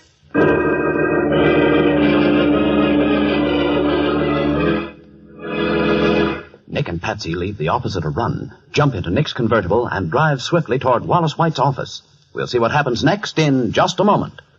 Ladies, with 1948 just a few days away, here's a New Year's resolution that's easy to make, easy to keep. It's a resolution to make all your cleaning faster, easier next year with the wonderful help of new post-war Old Dutch cleanser made with activated seismotite. The very first time you try new post-war Old Dutch, you'll be amazed at its new miracle-like speed as activated seismotite cleans away both dirt and stains. And you'll thrill to the new, almost effortless ease activated seismotite gives new post-war Old Dutch. It cleans, polishes with a new gliding action that means less work, less rubbing for you. So for faster, easier cleaning in 1948, get new post-war Old Dutch cleanser made with activated seismotite tomorrow. It's at your dealers now in the same familiar package. Now back to the case of the missing street. Today's adventure with Nick Carter, brought to you by new post-war Old Dutch cleanser. In Wallace White's office, Nick examines the body on the floor while Jean pours out her story. We were just sitting here, Mr. Carter, talking about that missing street and wondering whether you'd get Wally's money back. Oh, easy, Jean. Then all of a sudden there was a shot through the glass panel in the door and Wally just slumped out of his chair. I called you right away. It's a good thing you did, Jean. Wally's badly hurt, but he isn't dead. Oh, thank heaven. Bullet through the lung. Missed his heart by a fraction of an inch, I think. Patsy, get on the phone and get an ambulance here, fast. Right, Nick. I can't understand it, Mr. Carter. Neither can I, Jean. This attempted murder doesn't make sense. True enough, Wally made the move that uncovered Nixon's blueprint racket. It's true that Nixon can get about 7 years in the federal penitentiary if he's caught, but that doesn't add up to murder. It just doesn't make sense. The ambulance is coming, Nick. Oh, good. What in the blazes happened to Scubby? He was on Nixon's tail. How'd he let him shoot Wally? Well, maybe he just waited downstairs when Nixon came up here. Oh, he couldn't be that stupid. You explained to him about the case, didn't you? Well, of course I did, Nick. And he knew that this was Wally's address. Of course, he'd follow Nixon up the stairs to see what he was after. Well, that's right. We'll hold on here until the ambulance takes over. And we'll hustle back to the office and see whether we can find Scubby. I want to hear what he's got to say. Oh, wait a minute, Nick. You said this was a federal case. It isn't our business. The mail fraud part isn't, and we'll bow out on that. But attempted murder is something else, Patsy. That's always my business.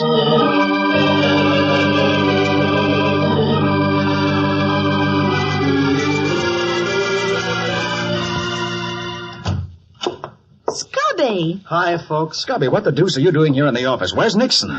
Gee, Nick, I'm sorry. He got away from me. Got away from you? Yeah, I lost him. And let him go up to Wally White's office and pump a bullet into him. What? Scubby, I hate you. Don't you ever propose to me again. All right, now, easy, Patsy. What happened, Scubby? Well, I tailed Nixon out of the building. I swear he never saw me. Then he got into a cab, and I followed the cab all the way up to the city line. But when we got there, Nixon wasn't in it.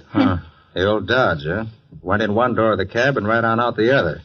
Must have seen you, Scubby. Oh, how could he? I wasn't tailing him for more than a minute. Maybe he's smarter than we think. Oh, well, gee, Nick, All right. We've lost our lead with Nixon. Let's find another. Patsy, let me hear that wire recording. Huh? Well, there isn't anything on it. All right, let's hear it anyway. Okay. Here goes. Oh, Mr. Nixon. Hiya, Doris. My boss has something to tell you, Mr. Nixon. Goodbye. Well, what's the matter with her? Your mail is on the desk, Mr. Nixon. What? Oh, yeah. Thanks. I'll trouble you to take your mail out of here. And take yourself, too. What are you talking about? Never mind what I'm talking about. Just understand that I'm severing relations with your company as of today. I don't want anything more to do with you, Mr. Nixon. Or the Cosmopolis Company. Okay. I don't know why you're sore at me all of a sudden, but it's okay with me. You ain't the only public steno in this city. Quite right, Mr. Nixon. Goodbye. Well, how about that? See? You're wrong, Nick. We didn't learn a thing. I repeat, how about that? Well, did we? What time is it, Patsy? 5:10. Just time enough to go down and have another interview with Fran Harris. That girl didn't talk, but maybe she can help us find Nixon another way.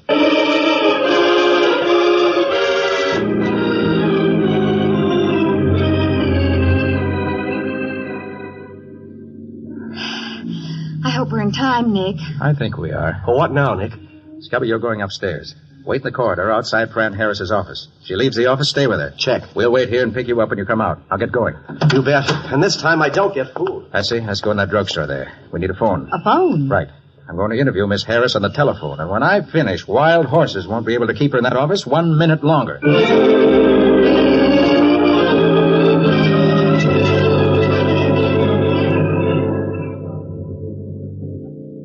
One cheeseburger on toast. All right, come on in the booth, Patsy. It'll be pretty crowded. Oh, I don't mind. Okay, come on.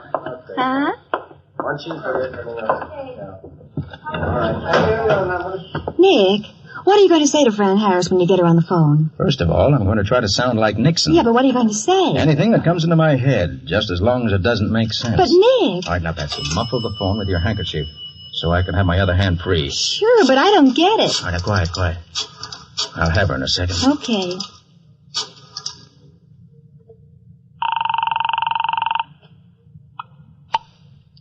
Hello. Oh, hello, Miss Harris. Yes, who's this? This is the Craniston Fanisetto Company calling the time of day. Is this the Corpus of Excellence? What's that? Hey, why the double talk? Hey, quiet, Patsy. I don't think you do you, Miss Harris? Well, please understand the way it means, or at least. I'm going to say it again the twice time when you went inside the office. You did. You didn't get that? And he did. I'm afraid I don't understand. Well, I wouldn't if I were the type that you. It's perfectly ridiculous, isn't the time I went in there? We should at least, because listening is understanding, which is a sensible way, isn't it? You have the wrong number. Goodbye. Ah, she hung up. Nick, what were you tapping your ring against the phone for all the time you were talking? That was part of the interview. Come on. Fran Harris will be shooting out of her office any minute, and we've got to be in the car ready to follow her.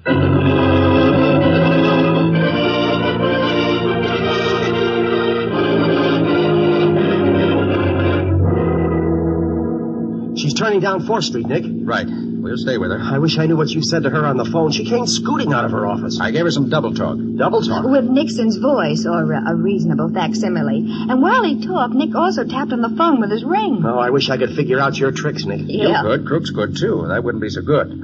Heads up now. Fran just ducked into that loft building. Are we going in after her? We are. And we've got to move fast or we'll lose her.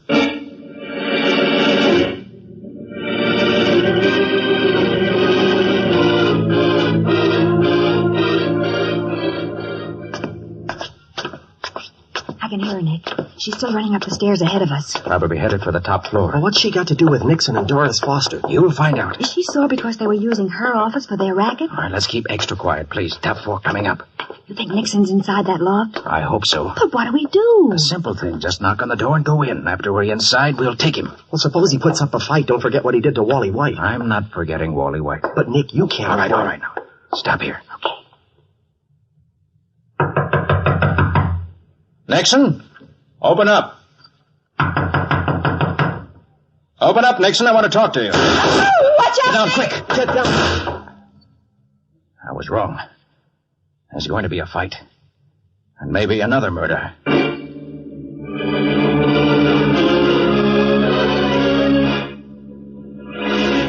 Nick, Patsy, and Scubby crouch on the floor as shots splinter the plant door. We'll see what happens in just a moment.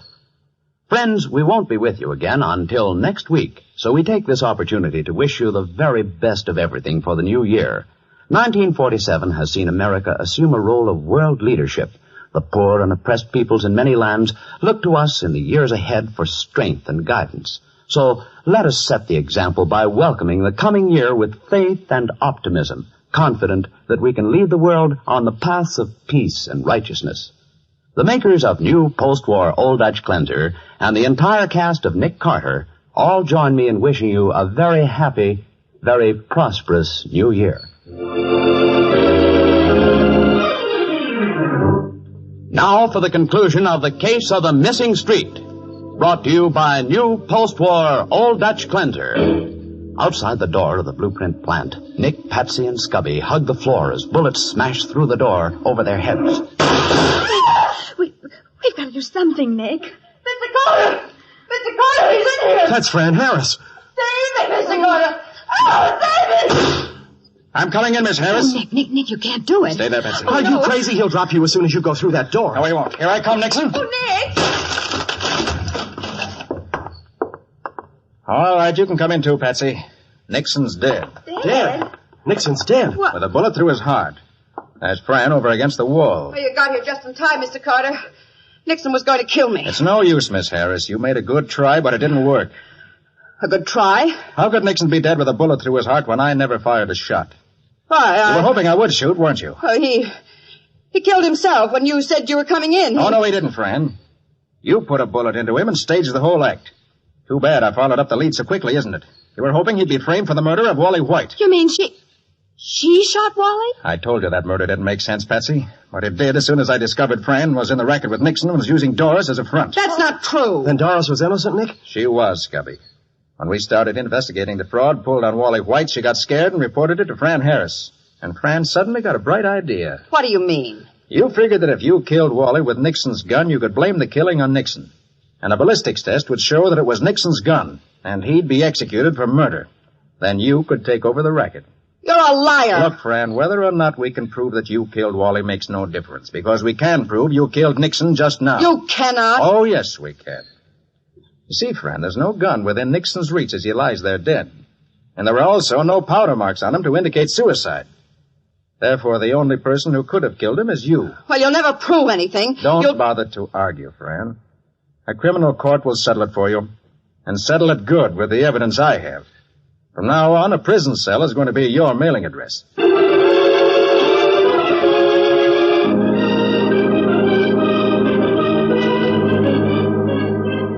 Nick, there are a couple of points. About what, Patsy? Well, you say Fran Harris and Nixon worked this racket together. That's right. Then you mean that whenever Nixon started this racket in a new city, Fran went on ahead and rented an office so he could have a mailing address? Sure. She also hired a girl to work for her as a stenographer. The girl, of course, knew nothing about the racket. She just knew that she worked for Fran. Uh-huh. Yeah, but how did you figure out the tie-up between Fran and Nixon? Why, the minute I heard that wire recording, I knew that they were working together. But she didn't say anything, Nick. She didn't. But her typewriter said plenty. Her typewriter? Mm-hmm.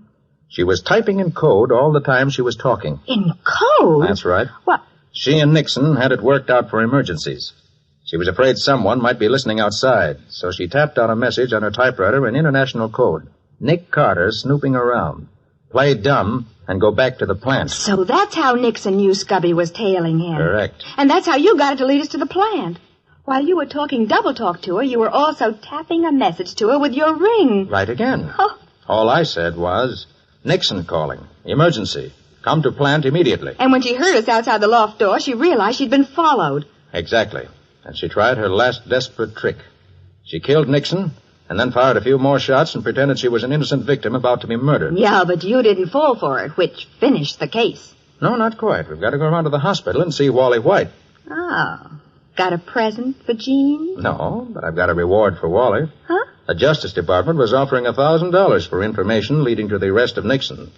And I'm seeing to it that Wally collects. Oh, that's swell. He lost money on a missing street. But now he's going to collect on a missing crook.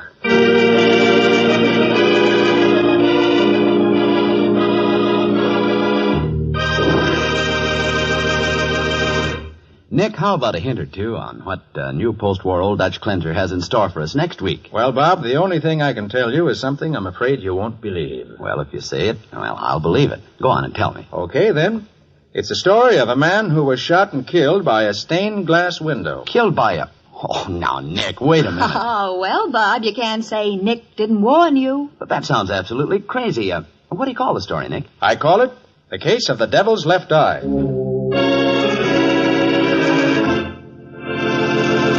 Attention homemakers. Now you don't need a mixing bowl to color margarine. The sensational new Delrich Easy Color Pack margarine ends mixing bowl mess. With Delrich, the margarine and color berry are both inside a sealed plastic bag.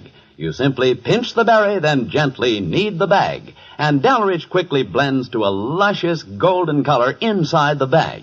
And listen, the delicious country sweet flavor and freshness of Delrich are sealed in. It's truly America's finest margarine.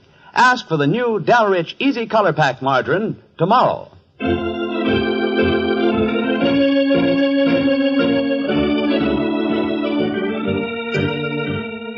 Nick Carter, Master Detective, is presented each week at this time by the Cudahy Packing Company. It is produced and directed by Jock McGregor and is copyrighted by Street and Smith Publications Incorporated. Charlotte Manson is featured as Patsy. Today's script was written by Alfred Bester. Original music is played by Henry Silverne. This program is fictional, and any resemblance to actual persons living or dead is purely coincidental. This is Bob Martin saying, when minutes count, use new post-war Old Dutch cleanser.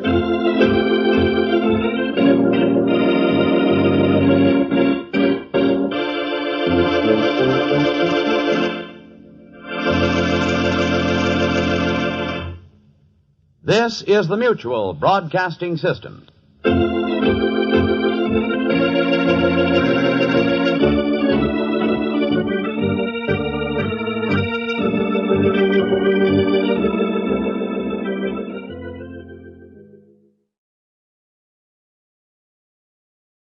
+88.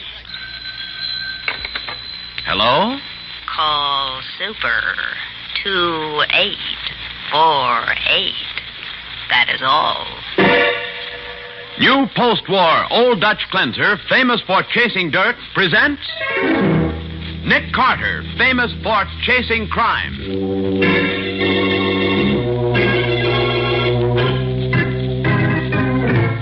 Each week at this time, two great names are joined as new post-war Old Dutch cleanser brings you one of the most resourceful and daring characters in all detective fiction, Nick Carter, Master Detective.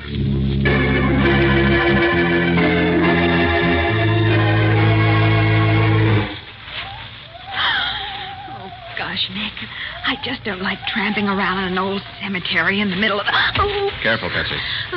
smaller gravestones are hard to see. You're telling me. I almost broke my neck on... Patsy, look. That headstone there. What about it, Nick? Well, don't you see the name on it? Yes. But so what, Nick? This grave holds the key to the whole mystery. Now, the case of the graveyard gunman. Today's exciting adventure starring Lon Clark as Nick Carter, brought to you by new post-war Old Dutch Cleanser. As our story opens, the somnolent quiet of Patsy Bowen's room is suddenly broken by the harsh, urgent jangling of the telephone. Hello? Hello, Patsy. This is Nick. Nick. Oh, Nick, it's 2:00 in the morning. Where are you? Down at the Homicide Bureau, in Mattie's office. Well, what's happened, Nick? You remember Nate Benedict, the guy who stole the Felix Garth jewels? Nate Benedict? Why, of course. You helped send him up about 3 years ago. That's right. Well, he escaped from the pen about 10 o'clock last night. Escaped? Yes. I'll pick you up in 20 minutes, Patsy. I put Benedict in prison, and I'm going to see that he goes back.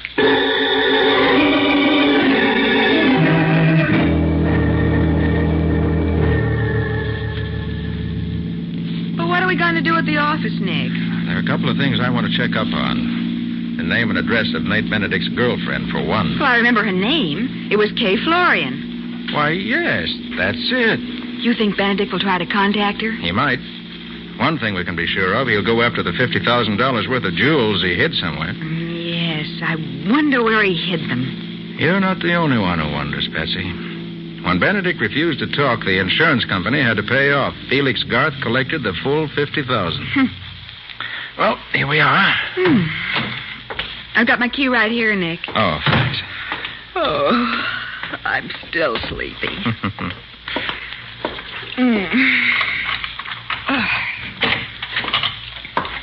Oh, snap on the lights, will you? I've got him. Great Scott! The place is a shambles. Oh, Nick, there's been a fight in here. It certainly looks that way. And get a load of that filing cabinet. Oh. Somebody's forced it open. Let's have a look at my office. Right. Nick, your office has been ransacked, too.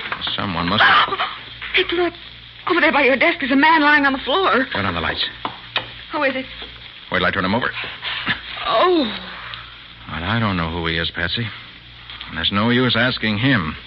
He's been murdered.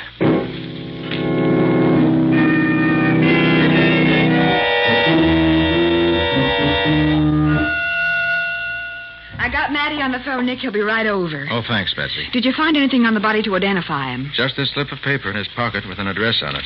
1019 Willow Hill Drive. Uh-huh. What do you suppose he was after, Nick? Whatever it was important enough for someone to follow him here and take it away from him. After he put up a fight. Exactly. My guess is that whoever killed him didn't mean to do it here in the office. But when the fight started, there wasn't any choice. Nick, maybe we can find out what they wanted if we check our cross files against the files in the drawer that was forced open. That'll tell us if a file folder is missing. Ah, that's my girl. Good idea, Patsy. I'll read the names on the cross file and you check them against the folders in the drawer. Good. You ready? Uh-huh. Adams, Albright, Anderson, Applegate, Babcock, Bannister, Barton, Benedict. Hold it, Nick. Yeah? That's it. The file on Nate Benedict is missing. And 5 hours ago, Benedict escaped from prison. That's no coincidence, Patsy. But why would he want our file card in his own case? Why would anyone want it? The answer to that is somewhere on this cross-file card. Well, you mean because it contains all the information we had on the original card? The one that's missing? Yes. It has everything, down to Benedict's family name. His family name? Yes, he changed his name years ago. His father's name was Benedetto. Oh. According to the cards... Hey, wait. Well, that's strange. What, Nick? The address written on that slip of paper I found on the dead man was 1019 Willow Hill Drive. You know whose address that is? No, whose? Felix Garth's. The man Benedict stole the jewels from? The very same. Patsy, as soon as Matty gets here to take over, we're going to pay a call on Mr. Felix Garth.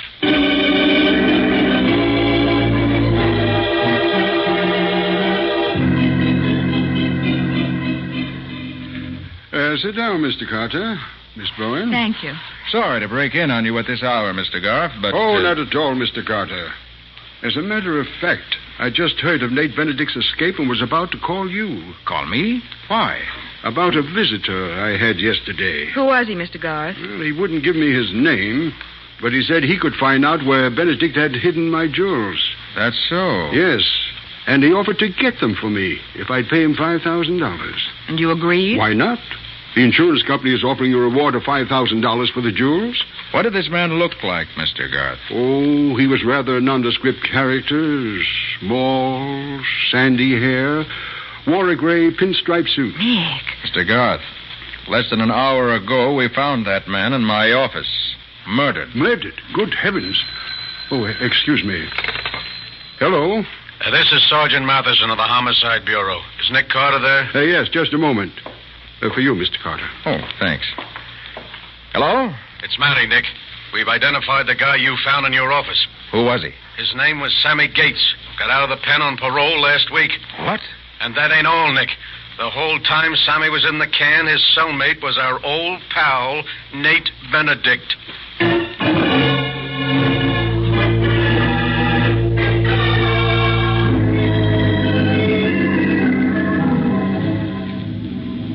Is Matty going to meet us at the Melbourne Arms Apartments, Nick? He said he'd be waiting out in front. Uh-huh. He wants to be there when we question Benedict's girl, Kay Florian. What does he expect to find out?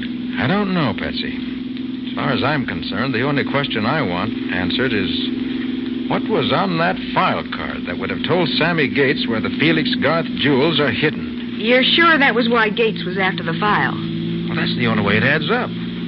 Gates was Benedict's cellmate in prison. Yeah?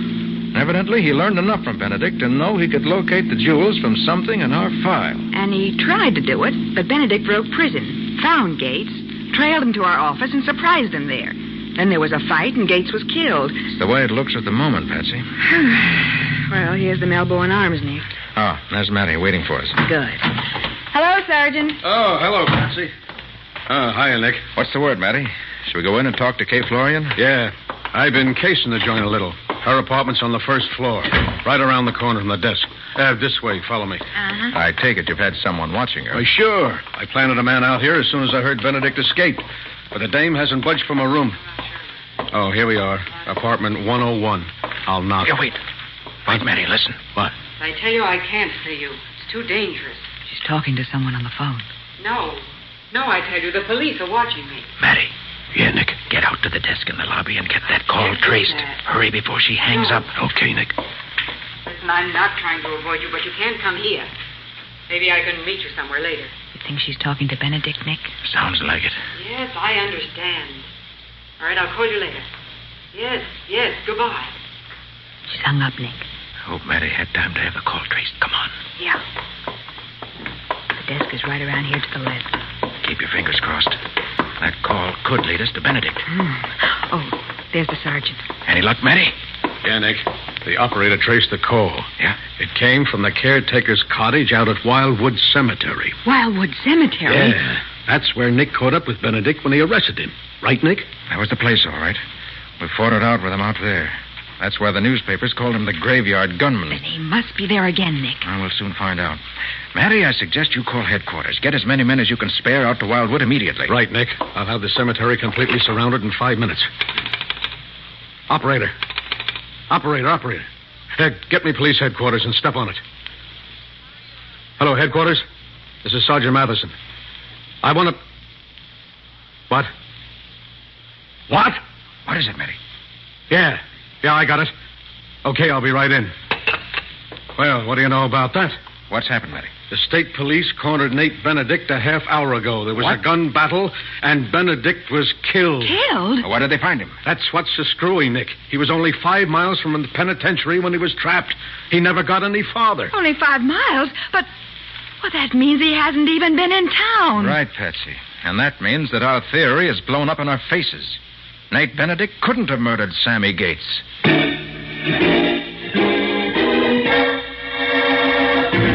Momentarily stunned by the unexpected news of Nate Benedict's death, Nick realized that what seemed to be an open and shut case has suddenly developed into a deep mystery, and that he's dealing with a daring and desperate murderer. We'll see what happens in just a moment. Now, back to the case of the graveyard gunman. today's adventure with Nick Carter, brought to you by new post-war Old Dutch Cleanser. As we pick up our story, Nick, Patsy, and Mattie have returned to Nick's office following the news of Nate Benedict's death. A death that has turned the murder of Sammy Gates from what appeared to be a clear-cut case into a perplexing mystery. Well, with Benedict dead, I admit I'm stymied, Nick.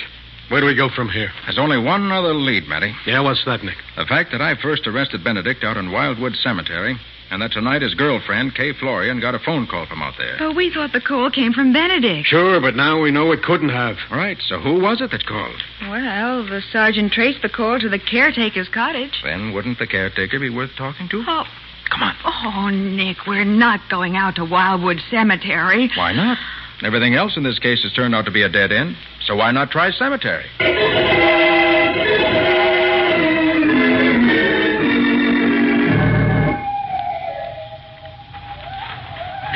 Oh, gosh, Nick, I just don't like tramping around in a graveyard in the middle of the night. Yeah, and what's it getting us? The caretaker isn't home, his cottage is dark, so why don't we blow? Because he may be back at any minute, Matty, and I think it's worth hanging around for a while. Here, let's go this way. Oh, but Nick... Oh. Careful, Patsy. Oh. It's hard to see those smaller gravestones. Oh, you're telling me I almost broke my neck. Hey, wait a minute. What's the matter, Nick? Nick, what is it? What are you looking at? The headstone there, the one my flash is on. You see what I see? Just another headstone as far as I'm concerned. Look at the name. Joseph Benedetto. Benedetto! Nick, that was the name on the cross-filed card. What are you talking about? Matty Joseph Benedetto, the man who's buried here, was Nate Benedict's father. Is that... Well, I'll be a monkey's uncle. And hey, look here. Behind the headstone. Hey, fresh dirt. Somebody's been doing some digging here lately. Unless I missed my guests, what they got out of that hole was Felix Goth's jewels. Of course. That's what Sammy Gates was after in our files. Nate Benedict's family name. Right. Gates must have known that I arrested Benedict out here in this cemetery. Uh-huh. Apparently, he'd wormed the information out of Benedict somehow that the jewels were buried behind his father's tombstone. Which means that to find the jewels, all he had to do was to find out the right name of Benedict's father. But, Nick, that means that someone besides Benedict knew the jewels were buried here. Sure. And whoever that someone is followed Gates to your office and killed him to keep him from finding out the name on this gravestone. You may be right, Matty. You bet I'm right. And I'll lay you odds I know who it was. Kay Florian's the only one it could have been. Kay Florian? Sure, she was Nate's girlfriend. Well... She's the only one... Well, down, both of you. Hit the ground. Stay behind the stone. They're shooting at us. Oh, yeah? Well, two can play that game. Shots were from behind those bushes over there, Matty. Right. I'll smoke them out. Okay, hold it, Matty. Whoever it was, I think you've scared him away. Oh, Nick. You all right, Patsy? Oh, as soon as I get my heart out of my throat, I will be. Well, looks like we've got another graveyard gunman on our hands, Nick. Come on, let's take a look at those bushes. Oh, careful, Nick.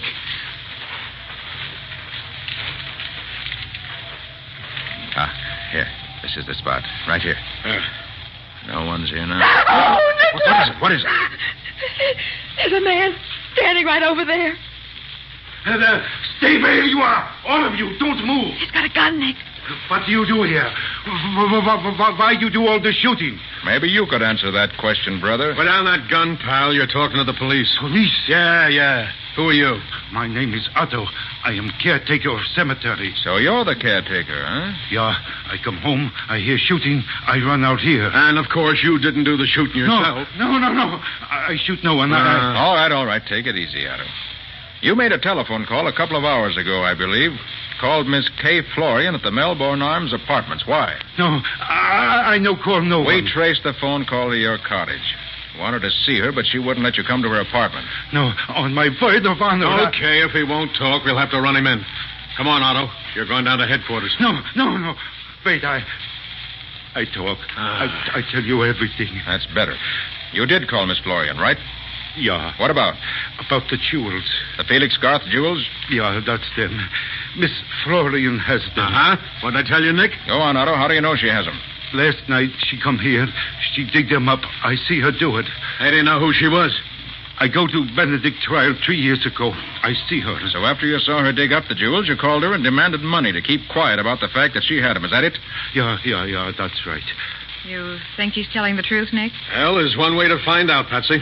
How's that, Sergeant? By talking to Kay Florian like I wanted to do in the first place. Yeah, that's what we've got to do, Matty. All right, then. What are we waiting for? Let's go see the Florian dame. For my dough, she's got a murder to explain. There's one thing you're overlooking, Matty. Oh, yeah? What's that? According to Otto, the Florian woman dug up the jewels last night. So? What time was it, Otto? About 10 o'clock. In other words, Matty, before Sammy Gates was killed. She already had the jewels. What difference did it make to her whether Sammy found out where they were buried? Nick's got a point, Sergeant. No, I don't see it. If Gates hadn't found the jewels behind this gravestone, he'd have gone after the Florian babe. So she bumped him off, not only to protect the jewels, but to keep Gates from bumping her off. It all adds up, don't it? Maybe, Matty. Maybe not. We'll know after we hear her story. Let's go.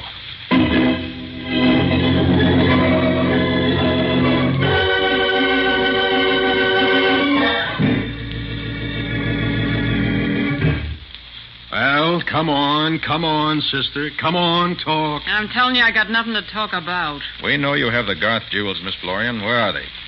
I never heard of them. You dug up the jewels from behind a gravestone in Wildwood Cemetery between 9 and 10 o'clock last night. Who says so? Otto says so. Otto? He told us his story, Miss Florian. How he tried to shake you down for some money to keep it quiet that you have the jewels. Why, that dirty little double-crossing rat. All right. Will you talk now, sister? Not much point in keeping quiet now, is there? Okay, you win. I'll talk, but plenty. More than you're bargaining for. What do you mean? I'll tell you a story about those jewels that'll floor you. All right, let's have it. And remember, just because I've got them, that doesn't mean I killed Sammy Gates. Where are the rocks now? In my bedroom under my mattress. I'll get them if you want me to. Yeah, I'll go with you just to make sure you come back. Okay, Copper, come on. And no tricks, sister, no tricks. What? So Otto was telling the truth after all, Nick. I rather thought he was, Patsy. What about Kay Florian? You think she's lying about not killing Gates? I don't know yet. At the door to that bedroom. Somebody slammed it shut, Nick. Nick, those were gunshots that came from the bedroom. Hey, the door's locked. Oh. Matty! Oh, Nick, he doesn't answer. Stand back, Patsy. I want to shoot off the lock. Yeah. That did it. Careful, Nick. It's dark in there. Should be a light switch. Yes, here it is. Oh, Nick. Here, Matty. Is he... Oh, Nick, he isn't. No, he wasn't shot. He's slugged. And the Florian woman got away. That other door there must lead into the kitchen and out the back. Yeah. Matty. What happened? I don't know, Nick. I came in here. The room was dark. The door slammed shut, and then something hit me. Well, what about the shots? Shots? Nick, the jewels. She said they were under the mattress. I wonder if she had time to get them. Well, let's see. I'll lift the mattress. You see him, Patsy? Yep. Yeah, they're here, Nick. She didn't have a chance to take... Oh! What's the matter? Oh, here. On the other side of the bed. Next to the wall. Great Scott. Kay Florian. And she's dead.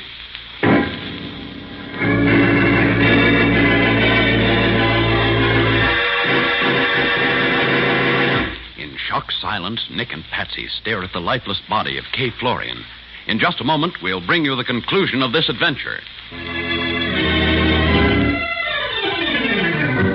Now for the conclusion of the case of the Graveyard Gunman. Today's adventure with Nick Carter, brought to you by new post-war Old Dutch Cleanser.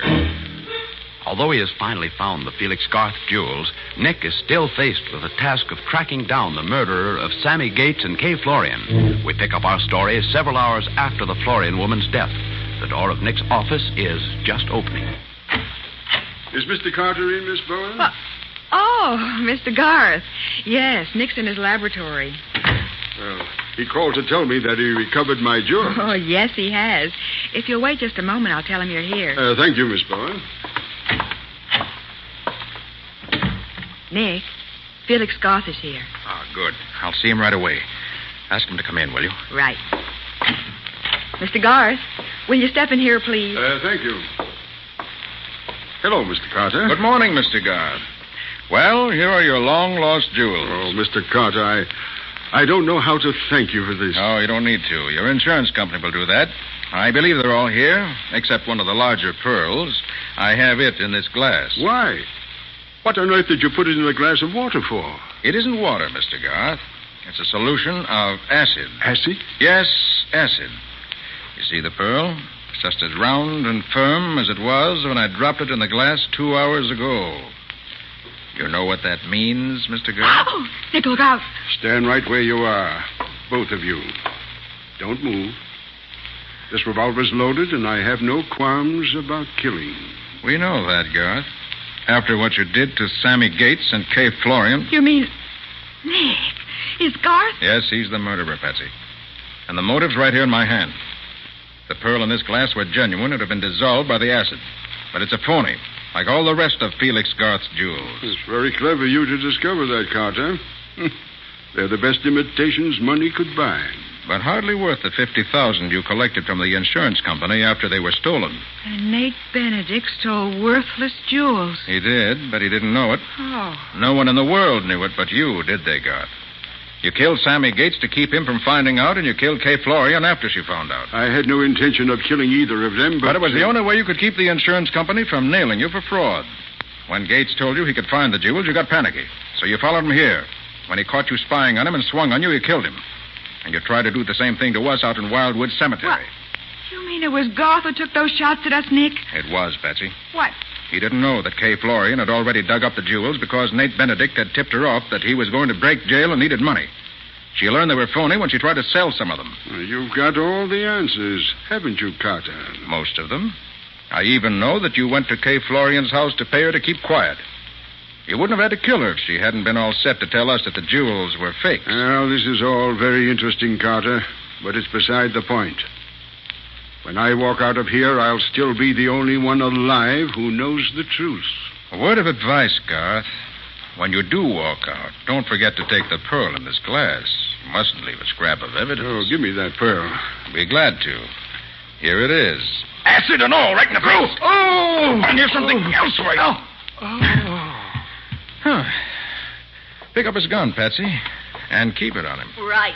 I'll call Matty and tell him to get a cell ready for a new tenant with a long-term lease.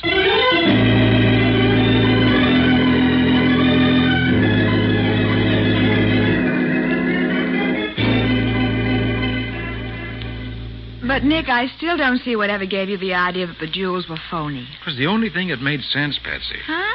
I began to suspect it when Kay Florian said she'd tell us a story about them that would floor us. You remember? Yes, but that didn't prove anything. Well, it helped. I'd already eliminated her as a suspect because she wouldn't have shot us out there in the graveyard. She already had the jewels, so why should she? Oh, I see. The person who was doing the shooting didn't know the jewels had already been taken out of the grave. Exactly. Huh. So that automatically eliminated Otto, too. There was nobody left but Garth who had any interest in the jewels. Uh-huh. He'd been paid off for them, so he wouldn't kill to recover them. Yeah. But I realized that he might kill to keep them from being recovered, because he wouldn't want the insurance company to know they weren't genuine. But how did he hope to square with the insurance company, even if he did get his hands on them? Oh, that wouldn't have been hard. Garth's made a lot of money since he collected that $50,000. He was broke when he sold the real jewels after having them insured. But today, he's rich. Yeah? He figured he'd pay back the insurance company and keep the phonies, and no one would be the wiser. Oh, I get it all now, Nick. Except one thing. Why wasn't Garth horribly burned when you threw that acid in his face?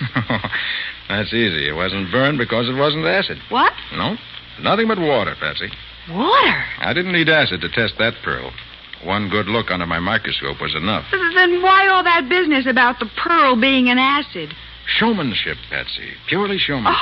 Oh. When I threw that water in Garth's face, he was so sure it was acid, he raised his hands to his eyes and dropped his gun. Oh, well, for heaven's sake.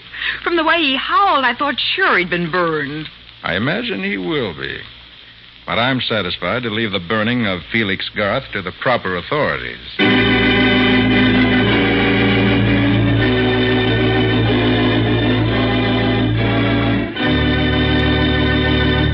Well, Nick, what about next week's adventure? Bob, next week's case... I'll get it. Hello? Call Super 2848. That is all. Hey, wait a minute. Well, Well, Nick, what's the matter? There's a woman, Bob. All she said was, call Super 2848. Why, Nick, That message was on my calendar pad this morning. Look, Nick, this is mighty mysterious, all right, but what about next week's show? Oh, yes. Well, Bob, that's also very mysterious. It's about a man who was killed in Florida and who was also killed 2,000 miles away.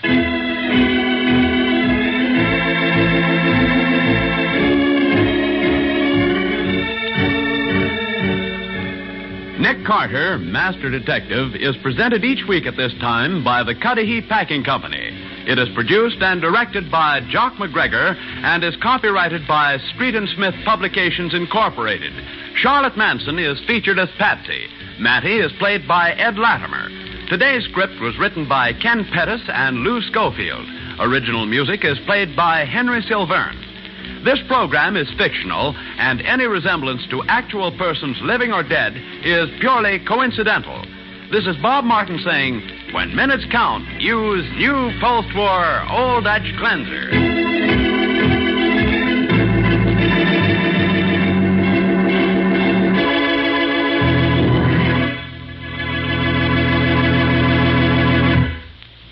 This is the Mutual Broadcasting System.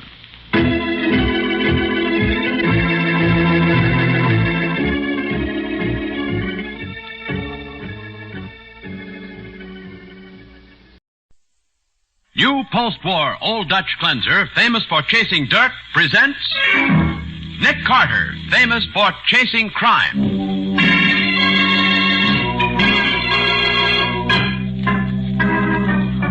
Every week at this time, two great names are joined as new post-war Old Dutch Cleanser brings you one of the most resourceful and daring characters in all detective fiction, Nick Carter, Master Detective.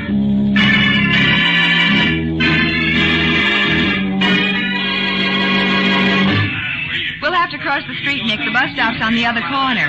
Okay, Patsy. Oh, let's go. We had the green light. Hey, you. Let me Nick, that voice. Isn't that... Now, the case of the invisible treasure. Today's adventure starring Lon Clark as Nick Carter, brought to you by new post-war Old Dutch Cleanser. Patsy has gone shopping with Nick in order to help him choose the right gift for an elderly friend who has a birthday next week. They finally made a selection at Madame Helene's gown shop on Fifth Avenue and are now working their way through the crowds of shoppers toward the street door. Patsy, do you really think she'll like it? She'll love it, Nick. But she's 73. Not a little old for a black lace nightgown? That's exactly why she'll love it. From now on, I'll bet you're her favorite person. Well, either that or she'll never speak to me again. Oh, Nick, would you mind if I took just a minute to... Oh, I'm sorry. That's all right. I bumped into you and Why, it's Miss Bowen. Oh, well, you're Al Harper, aren't you? Sure, that's right. And here's Mr. Carter. Why, hello, Al. What are you doing out of the pen? I thought your sentence still had a couple of years to run. Good behavior. And believe me, it's going to be good from now on. I'm glad to hear it, Al. Yes, sir, I'm strictly legit now. I did a lot of thinking in the pen, and it started me on the right track. No hard feelings, then? Not a bit, Nick. I'm grateful to you. Fine. Well, I got to run. I got a date. See you around, huh? Sure. So long. Goodbye. So long. Well, imagine that. Al Harper going straight. Must be doing all right, too. He looks prosperous. Well, I just hope it lasts. Come on, Nick. It's over this way. What's over that way? Well, didn't I tell you? I want to stop at the perfume counter.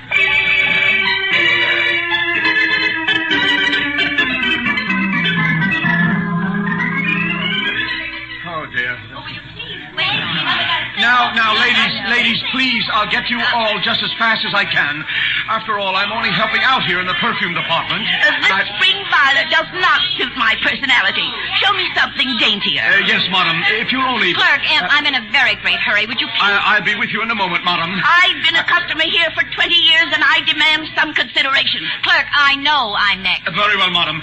Now, we have a very lovely selection. I know exactly what I want. It's a cologne called Heavenly Sin. Heavenly Sin? Heavenly Sin.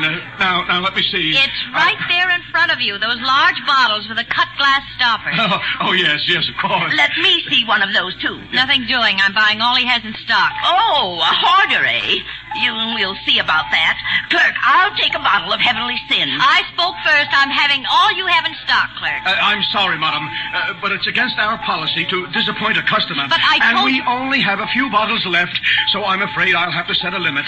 1 bottle of Heavenly Sin to a customer. That's what you get for being greedy. You and your fancy mink coat. Oh.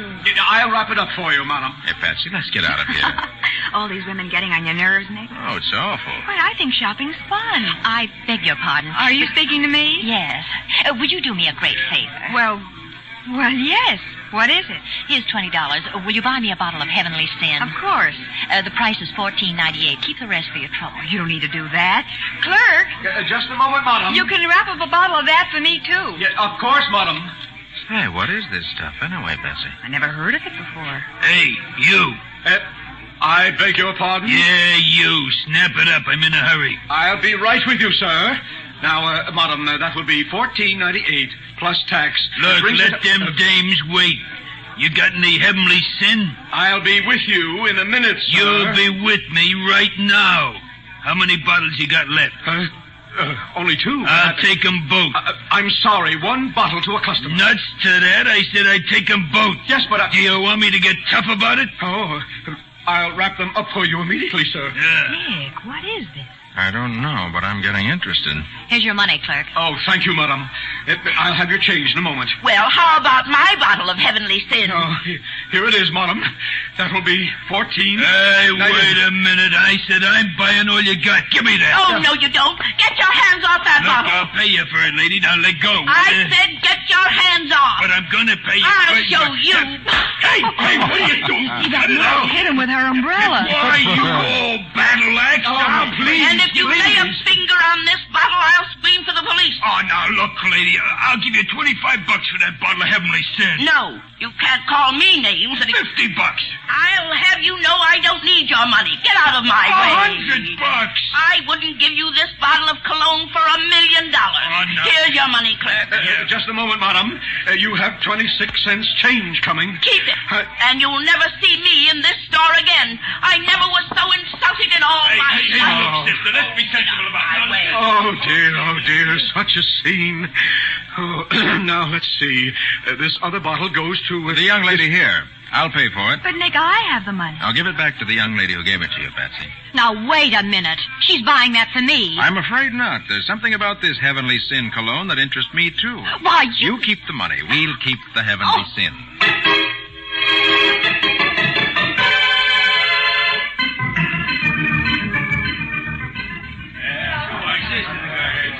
We'll have to cross the street, Nick. I get the bus on the opposite corner. Yes, I know, but wait till the light changes. Yeah. Nick, why in the world did you buy that cologne? Because I'm curious to know why everyone wanted to corner the market on it. That girl in the mink coat could have murdered us both. After all, I did promise to buy it for her. Awfully pretty girl, wasn't she? Well, if you like bleached blondes. Patsy, what could there be about that cologne to make even a thug like that other character offer $100 for it? I can't imagine. Unless it's awfully scarce. Well, you take it back to the office, will you? As soon as I get there, we'll see what's in the bottle. Aren't you coming with me? No, I have to pick up some new chemicals from my lab. I'll be there as soon as I... Oh, here's the light. Come on. Hey, let me through, will you? Nick, that voice. Isn't that... Oh, Mr. Doyle! She fell right Are you all out right of the here? taxi. Are you hurt? I guess not. I skinned my knees, but... Oh, lucky that taxi had good brakes. Miss Bowen! Are you all right? Oh, hello, Al. I'm okay. But, Nick, I've got to tell you something. Here, let me have to pick up those packages. Oh, thanks, Al. I've got the rest of them. Nick, listen to me. Oh, you tell me about it later, Patsy. Here's a taxi. Get in. But... In you go. I don't want to stand up in a crowded bus after the shake-up you had. But, Nick, You better tell the driver to take you home to change your stockings first. I'll see you at the office in about an hour. So long.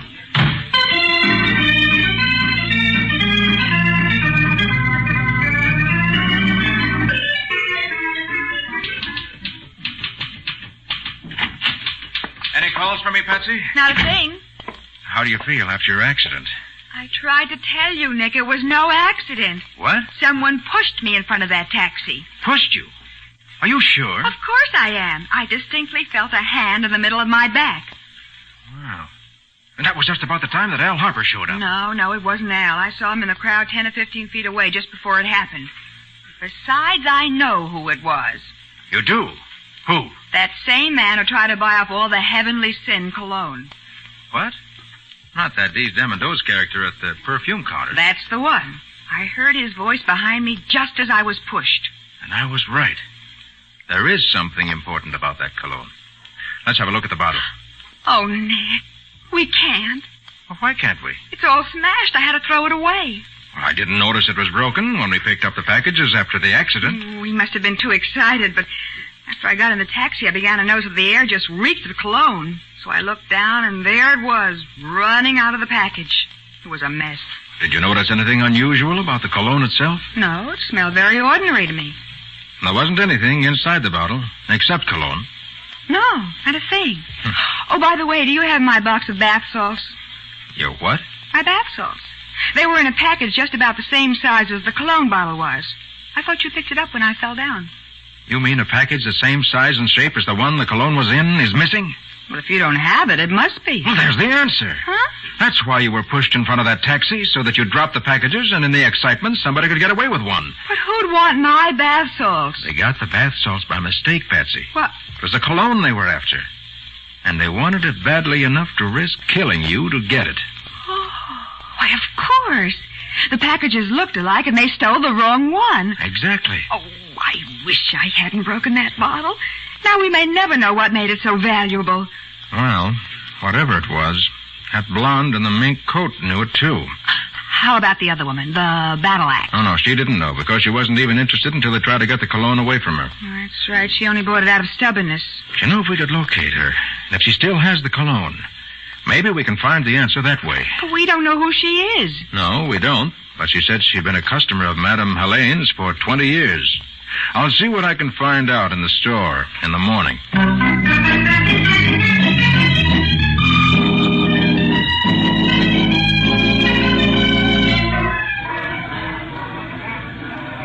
I'm sorry, sir, but I never saw the lady before. I see. Well, are you the regular clerk in the perfume section? I am not a clerk at all. I'm the department supervisor. I was just helping out yesterday in an emergency. An emergency? Yes, Miss Brochet, our buyer and chief sales lady in perfume, had to be rushed to the hospital with acute appendicitis. She was operated on yesterday afternoon. Uh-oh. And I won't be able to see her for a day or two. No, I'm afraid not. Oh, say, you know, I've been wondering why everyone was so anxious to buy up our stock of Heavenly Sin. I wonder, too. But it looks as though I'm going to have trouble finding out.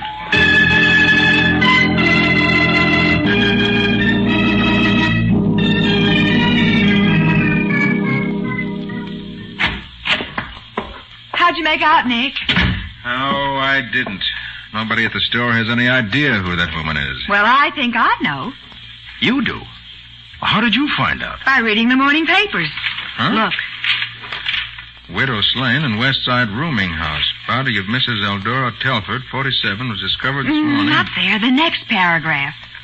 In a shabby room reeking of strong cologne. That's what I mean. Yeah, it does tie in. Oh, but even so... Go on. Start reading there. Mrs. Telford evidently put up a determined fight for her life. Grasped in her right hand was a broken cologne bottle of heavy-cut glass. The label reading, ironically enough, Heavenly Sin. Now tell me I'm wrong. No, Patsy, you're right. But we've found what we were looking for too late.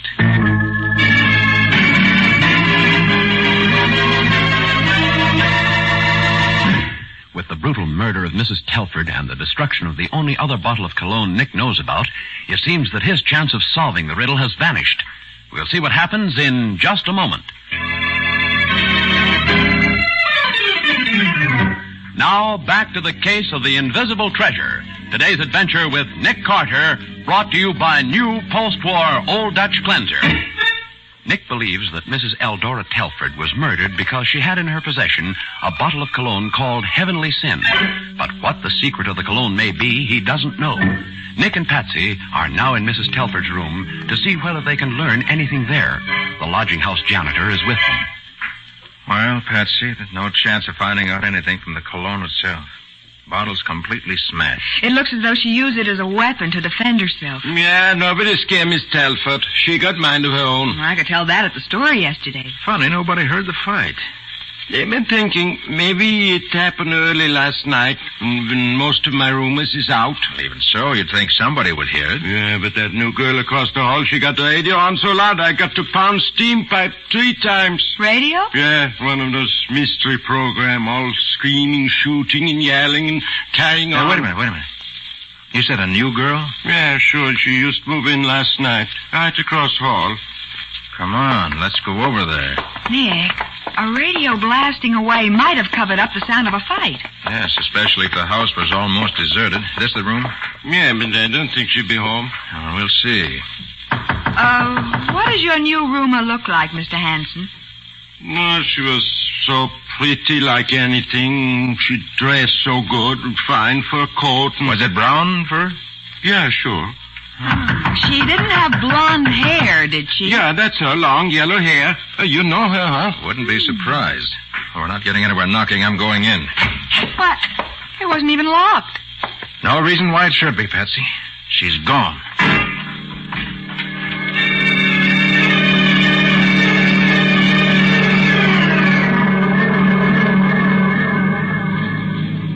Nick, why do you want to go to Madame Helene's gown shop again? There's one more thing I want to check. They handle that cologne regularly. They may have the address of someone else who's bought a bottle sometime in the past. You mean on a charge account? Well, either that or a record of delivery. But, Nick, if the cologne is so valuable to these crooks, I can't understand why they let Mrs. Telford spill hers all over the room. Patsy, I'm not so sure it's the cologne they're after. Then what is it? Well, there was one thing missing in Mrs. Telford's room. The stopper to that bottle. Why, that's right. I didn't see it either. And it's the sort of thing you'd be sure to notice. That's right. It was very large and made it look like cut glass, wasn't it? Uh-huh. Oh, if we'd only saved the pieces of the bottle you had.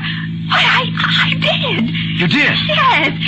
That package was such a mess, I didn't like to leave it in the taxi, so I carried it up to my room and threw it in the wastebasket. That's great. I'll stop at the next corner. You can get a taxi. Go home and get that glass stopper and take it to the office. I'll meet you there in less than an hour.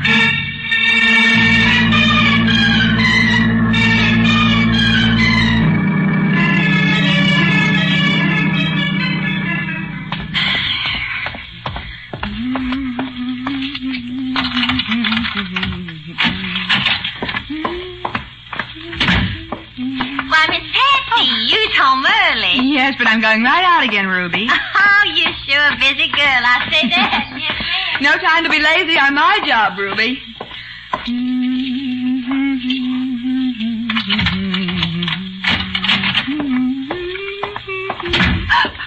What?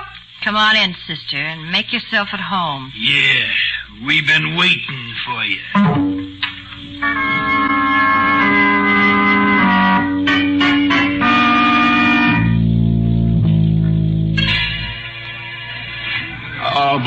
But, Mr. Carter, it would be a tremendous amount of work to check through all those records.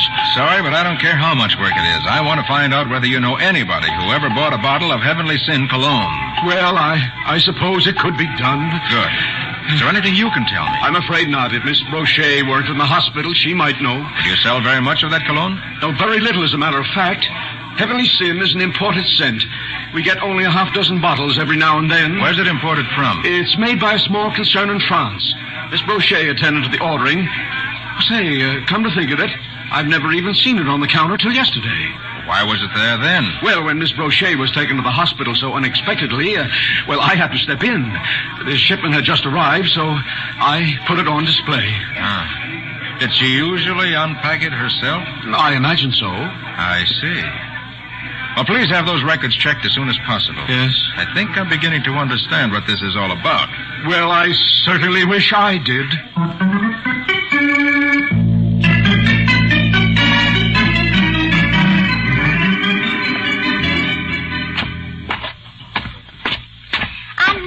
Patsy ain't in her room, Mr. Carter. When I seen her about 2 hours ago, she said she'd gone right out again. I know. She was supposed to meet me at my office. Oh, this here's her room. Thanks. Holy smoke. Well, would you look at that? What struck this place, anyway? This room has been searched. And thoroughly. And after me cleaning it all up only this morning. Confound it. The wastebasket's empty. I told you I made up the room, Mr. Carter. I dumped all that stuff out of the wastebasket in the incinerator. You did? Oh, good grief. Well, all except one little bitty old piece of glass. Some kind of bottle stopper, I guess. You saved that stopper? Huh? What'd you do with it? The bottle stopper? Well, I didn't think Miss Patsy cared, seeing as how she throwed it away. It was so pretty, I was going to take it home for my little girl to play with. Ruby, you hold on to that stopper, and I'll see that you get the biggest tip you ever had. Oh, yes, sir, Mr. Carter. I'll get it for you right away. No, not now. I haven't time. I've got to find Patsy.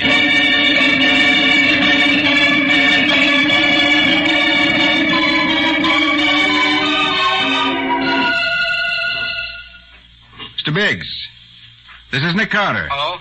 Did you find out anything about the people who bought that cologne? Yes, Mr. Carter. And it's rather surprising, too. What did you find? Well, Miss Brochet must have stocked it just for a few special customers, because each shipment contained only 6 bottles. Do you know who got them? I'm coming to that. I suppose it's why she never put them on display. What do you mean? All 6 bottles went out on the delivery truck every time, and always to the same customers. The same customers? Yes. You have their names? Yes, the list is right here. Miss Lillian Lamont, Mr. William Avery, Mrs. George Nestor, Mr. Alan Harper. What? Mr. Alan Harper, 374 West Corey Street. And then there was a... Never mind the rest. I've got what I need to know.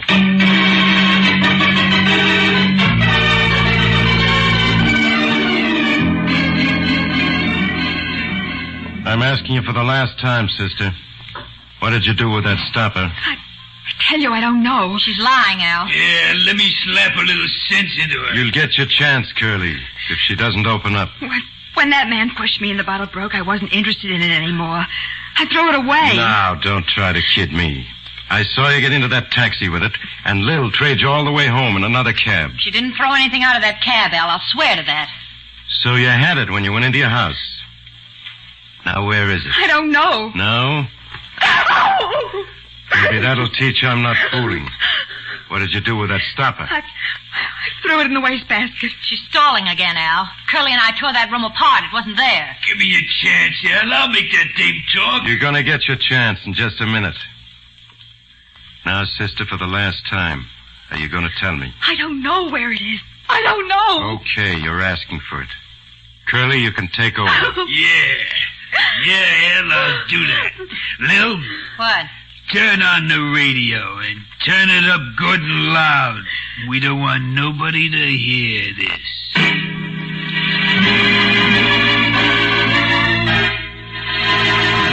Curly Martin advances toward Patsy as the radio blares forth loudly to cover the sound of her screams. We'll see what happens in just a minute. Now for the conclusion of the case of the invisible treasure. Today's adventure with Nick Carter, brought to you by new post-war Old Dutch Cleanser. The cut glass stopper of a cologne bottle is so important to Al Harper and his gang that they've committed murder to get possession of one. Now they've taken Patsy to Harper's home to force her to reveal where the stopper she had is hidden. Turn that radio up louder, Lil. Okay, Curly. Yeah, that's better. Now I'll just start by... Oh, no, please. I tell you I don't know. Go on, Curly. Pound some sense into her head. No, please, no. Hey, open up in there. Hey, shut up, you. Shut up. Open up or I'll break that door down. Al, it's the law. Move aside, Lil. I'm going to shoot right through you. My arm. Stay right where you are, Harper. If there's any more shooting to be done, I'll do it. You're through.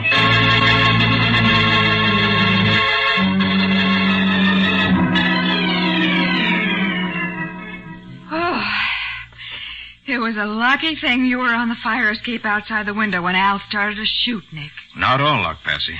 When I learned that Al Harper was one of the people to whom those bottles of cologne were delivered, I felt pretty sure they'd take you to his place. So you brought the police with you? That's right. They went up inside the house while I came up the fire escape. Uh-huh. But, Nick, have you found out what was so important about that cut glass bottle stopper? Mm-hmm. And here it is. I'll show you. Oh, it is pretty. Look how it sparkles. Hey, wait a minute, and I'll show you some real sparkles. Oh, Nick, what are you going to do with that hammer? Oh, you broke it. I certainly did. Why, it was full of water. Mm-hmm. Sealed in. And that's not all. Look. Diamonds? Why, there must be... About $20,000 worth in every bottle of that cologne. You see, Patsy, in water, diamonds are almost invisible. And inside that cut glass stopper, they were completely so. Then Al and his gang were smugglers? You guessed it. That Heavenly Sin cologne was bottled in France by a company which was really only the front for a gang of crooks. Oh. And the perfume buyer at Madame Helene's gown shop was the receiver on this end? That's right. Madame Helene didn't know anything about it. The buyer, Marie Boucher, unpacked every shipment personally and sent it out on the delivery truck to the members of the gang. So when she was suddenly taken to the hospital with appendicitis, it upset all their plans. I'll say it did. The big shipment was due that day.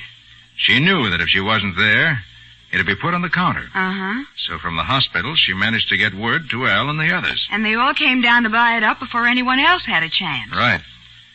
And if it hadn't been for Mrs. Telford's stubbornness, they'd have got away with it. Golly. Nick, was it Lil who murdered Mrs. Telford? No, Curly. Lil took that room across the hall to keep an eye on Mrs. Telford, so she could let Curly into the house when nobody else was there. I see. By the way, doesn't the Customs Bureau pay a reward for turning in smugglers? It does, and you'll get your share of it. Oh. Not only that, I'm going to get you a nice present to make up for all the trouble you've had. Why, Nick, how wonderful. What kind of a present? A nice big bottle of cologne.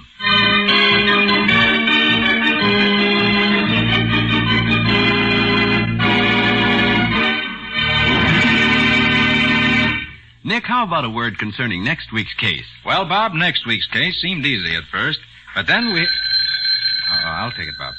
If it's that mysterious woman. Hello? Call Super 2848. That is all. Look, I don't know who you are, but... Oh, she hung up again. Nick, this is getting pretty bad. She's been calling me, too, and... And last night when I got home, I found this note pinned to the pillow on my bed. Huh? Call Super 284. Patsy, I'm going to get to the bottom of this. Look, you two stay here. Maybe I can find out Nick, not so fast. You haven't told us about next week's adventure. Oh, yes, that's right, Bob. Well, as I said, it looked quite easy. But only at first. Yes, you're right, Patsy. It turned out to be very tough. Well, what do you call this adventure, Nick? I call it The Case of the Classical Clue.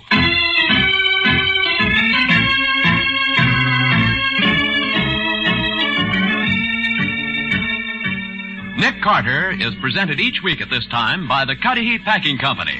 It is produced and directed by Jock McGregor and is copyrighted by Street & Smith Publications, Incorporated.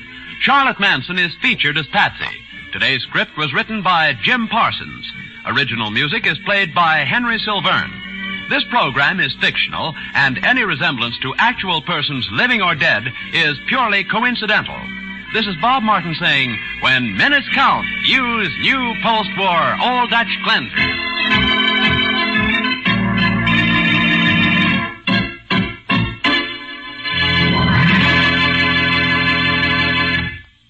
This is the Mutual Broadcasting System.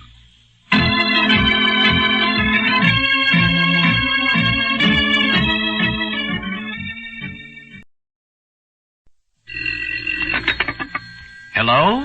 Call Super 2848. That is all.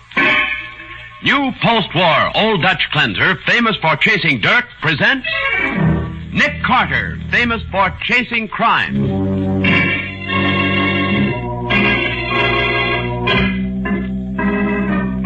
Every week at this time, two great names are joined as new post-war Old Dutch cleanser brings you one of the most resourceful and daring characters in all detective fiction, Nick Carter, Master Detective.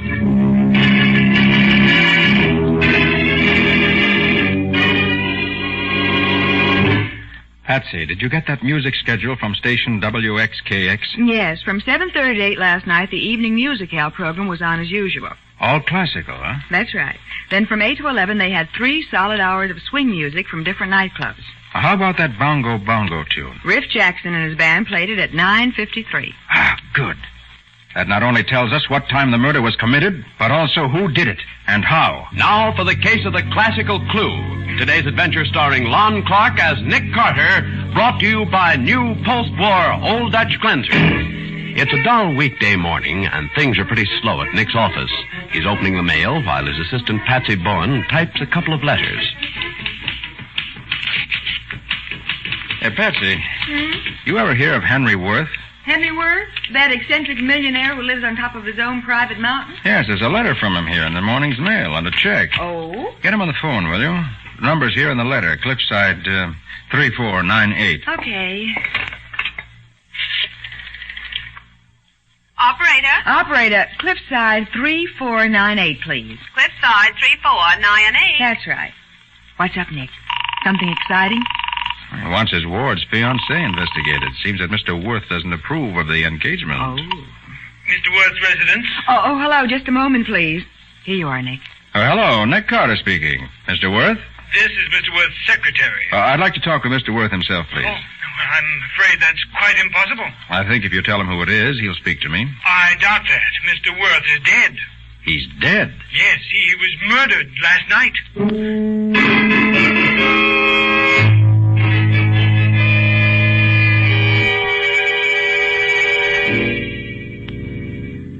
Are we almost at the top of this darn mountain, Nick? Almost, Patsy. House should be around the next turn. These hairpin turns are making me dizzy. Oh, watch out for that rock in the road. I see it. Must have rolled down from somewhere above. Mm-hmm. Probably have to clear a few rocks off this road after every big storm. Nick, this Claudia Rowe who asked you to investigate the murder, who's she? She was Henry Worth's ward, the one whose fiancé wanted me to check up on. Oh. When I spoke to her on the phone, she asked whether I'd take charge of the case. Uh-huh. Oh, there's another of those rocks in the road. Oh, and there's the house up ahead. Golly, Nick. It's a real mansion. Uh-huh, and we'll see the inside of it in just a minute. The local chief of police said he'd have everybody there waiting for us.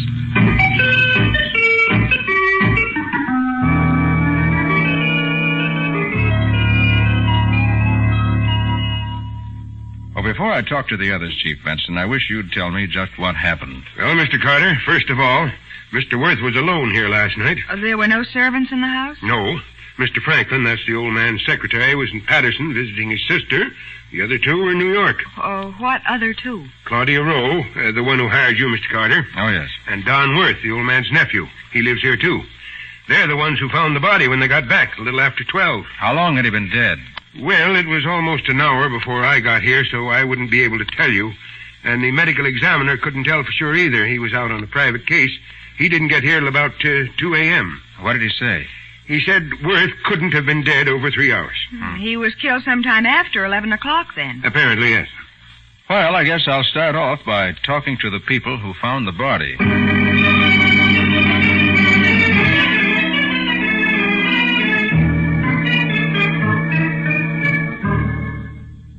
Miss Rose, suppose you tell me about last evening. Well, Don and I went into New York about 7:30. We went to a show, and we were going to a nightclub afterward. But I tried to phone Uncle Henry to say we'd be late, and he didn't answer. That worried us because we knew he was alone here. Besides, it was raining, and that road up the mountain gets awfully bad in stormy weather. So, Don thought that we'd better get back home. I see. Go on. Well, when we got to the house, I could hear the radio going in the music room. So, we looked in there first. And there he was. Which one of you saw the body first?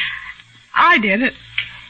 At first, I thought the room was empty, and then I saw his feet sticking out from behind the sofa. Now, take it easy, honey. At first, we thought he might have had a heart attack or a stroke. But when I went over to see there was a knife in his throat. Then, what did you do? Well, I told Claudia he'd been killed and to phone the police. I didn't want her to see him. Not like that. Oh, it was ghastly. And you called the police, Miss Rowe? Yes, I called them from the phone in the hall. Claudia, are you here? Oh, yes, I'm in here, Morgan. Oh, Claudia. I came as soon as I heard what happened. Yes, darling. Mr. Carter, this is my fiancée, Morgan Fenwick. How do you do? Carter. You're not Nick Carter, the private detective. Why, yes, why? Claudia, what's he doing here? I understood it was a burglar that killed Mr. Any reason to think it wasn't, Mr. Fenwick? No, of course not. Uh-huh. Sit down, will you? I may want to ask you some questions.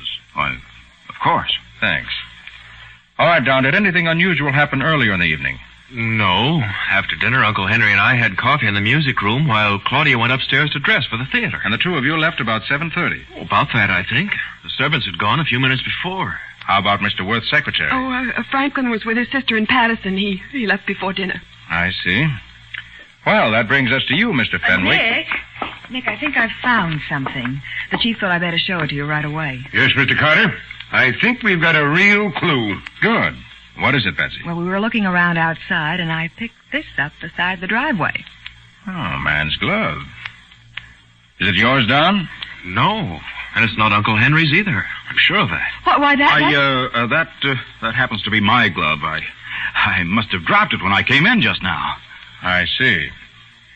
Well, Chief Benson, I think the next thing is to look at those photographs you took of the body.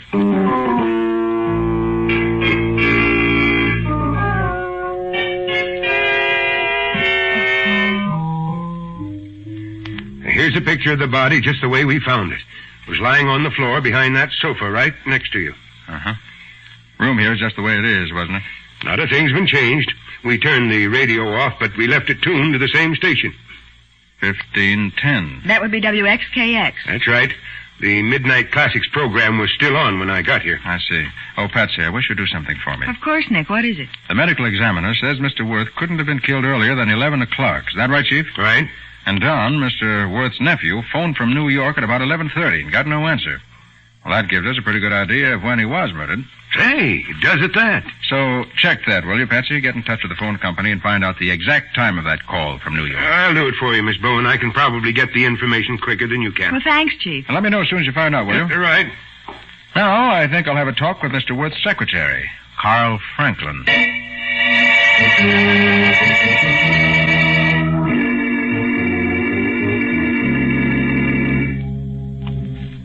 How long have you been Mr. Worth's secretary, Mr. Franklin? 7 years. Was he a nice fellow to work for? Oh, he's fine. Fine, as long as he got his own way. Oh, that sounds as though you might have had trouble with him. Oh, so somebody told you that Worth had just fired me, did they? As a matter of fact, no one did. But I'm interested. 7 years I've been his secretary.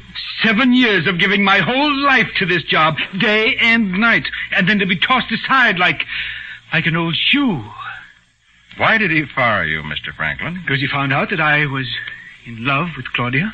Ah, I see. I asked his permission to tell her how I felt, and he laughed at me. You resented that, I suppose. Of course I did. I lost my temper, and then he grew angry and told me I could leave at the end of the week. Oh, what were his objections? I was interfering with his plans. That's something nobody was ever permitted to do. You mean you were interfering with Mr. Worth's plans for his ward? Yes. He decided years ago that Claudia and Don should marry, but she defied him. She didn't want to marry Don. Now, wait a minute. Maybe we're getting someplace. Was there a quarrel when Claudia became engaged to Morgan Fenwick? A quarrel? The old man said if she didn't marry Don, he was going to change his will and cut her off without a penny. Oh, it certainly gives her a motive. She had no opportunity, Patsy. She was in New York at the time of the murder. I got the information for you, Nick. Oh, good. Let's have it, Chief. The call from New York came in at exactly 11:28, and they rang 15 or 20 times.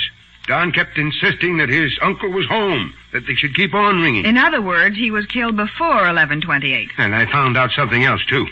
There was a telegram phoned from here last night at, 7:33. Telegram to whom? To Morgan Fenwick in New York. Well, now. I got a copy of it. Listen to this. Imperative, I see you tonight regarding Claudia. Will expect you 11 o'clock my home. Signed, Henry Worth.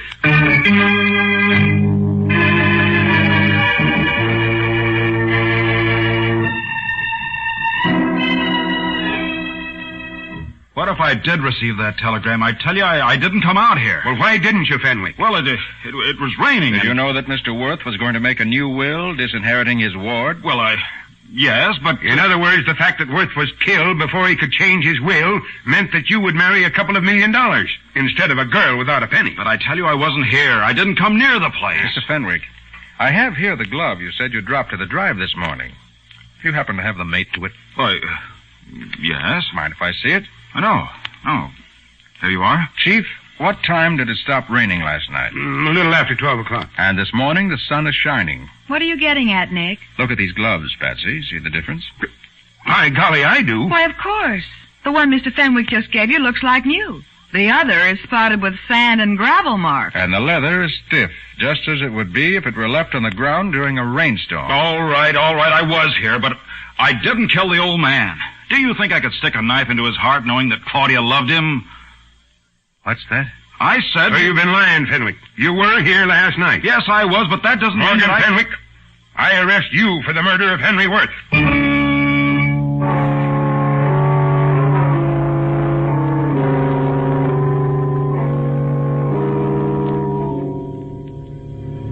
Golly, it's worse coming down this mountain than it is going up. Uh-huh. What are you so quiet about, Nick? You ought to be proud of yourself. Should I? Of course. In less than an hour, you broke down Fenwick's story and proved he was at the Worth home at the time of the murder. If he doesn't get the electric chair, I miss my guess. That's what bothers me, Patsy. What? Fenwick is innocent.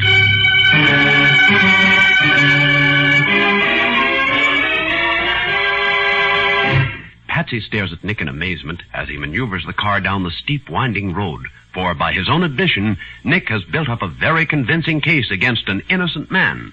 We'll see what happens in just a moment.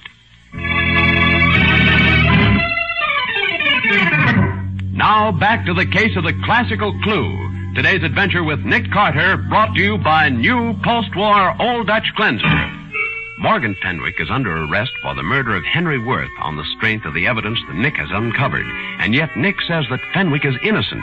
He's now talking to Fenwick in the Eastland County Jail. Fenwick, I know you didn't kill the old man. That's why I'm here. Oh, yes? What made you change your mind? A remark you made just before you were arrested. You said, do you think I could stick a knife in his heart knowing that Claudia loved him? Well? Worth was stabbed in the throat, not the heart. In the throat? So obviously you didn't know that. So you couldn't have been the one who did it. Well, then why didn't you tell the police? I tried to tell the chief, but he refused to believe it was important. What? Now, why did you lie, Fenwick, about being at the house? Well, because I was afraid that if the police found out that I was there, they'd never believe that I didn't do it. Huh. Exactly what did happen? Well, when I got the old man's telegram, I started out immediately. I didn't wait till 11 o'clock. It wasn't even 10 yet when I got there. Uh-huh. There were lights on in the house, and I could hear the radio playing. No one answered when I rang the bell. Maybe the radio was so loud, Worth couldn't hear you. Well, I rang for 5 minutes, and then I pounded on the door, and I yelled. If he'd been alive, he couldn't have missed hearing me. He was alive until at least 11 o'clock, according to the medical examiner. Now, what time did you get back to New York? Oh, not for hours. I drove around trying to think, and... Oh, and you don't have an alibi. Not a shred of one. Oh, by the way, did you recognize any of the tunes the radio was playing? Well, it was swing music. Oh, yeah, I recognized one of the pieces. It was that jungle thing, Bongo Bongo or something. I think I know the one you mean. All right, thanks. But what's that got to do with it? I'm going to do some checking up, Fenwick. I helped get you into this, and I promise you I'll get you out of it.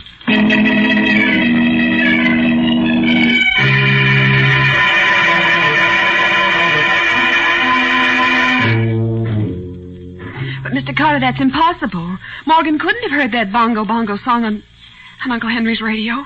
Why not, Miss Rule? Because Uncle Henry hated swing music. He wouldn't allow it to be played in the house. I see. What programs did he like? Nothing but classical or semi-classical music. There's a program from 7:30 to 8 that he never missed. What station, do you know? XKX, I believe. He was listening to it when we left for the theater. And that same station was tuned in when you got home? Yes, to the Midnight Classics program. He liked that, too. Well, then maybe he just left the same station on all evening. No. Uncle Henry would never do that. No? He never had a program on of anything but classical music on the radio in his whole life.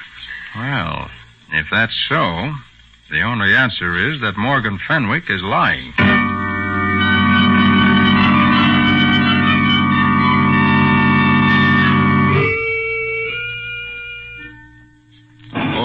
Oh, Patsy, did you get that schedule from station WXKX? Uh-huh. Wait till I put the window down. It's starting to rain. Oh, yeah, I'll do it. Okay. Well, here's the schedule for last night on WXKX. The evening music hour program was on from 7:30 to 8, as usual. All classical, huh? Yes, but from 8 to 11, there's a program called Swing Round the Town. 3 solid hours of broadcast in different nightclubs. That's what I wanted to know. How about that piece, Bongo Bongo? For your information, Mr. Carter, the correct name of that tune is Civilization. And it was played by Riff Jackson and his band at exactly 9:53 last night. And Fenwick was telling the truth. He said he got there just before 10. It also proves that the old man's radio was tuned to something else beside classical music. Well, is that important, Nick? Except to prove that Fenwick was there at that time. Certainly is, Patsy. That radio schedule you just read me, together with the facts I already know, tells me exactly what time Henry Worth was murdered, who did it, and how.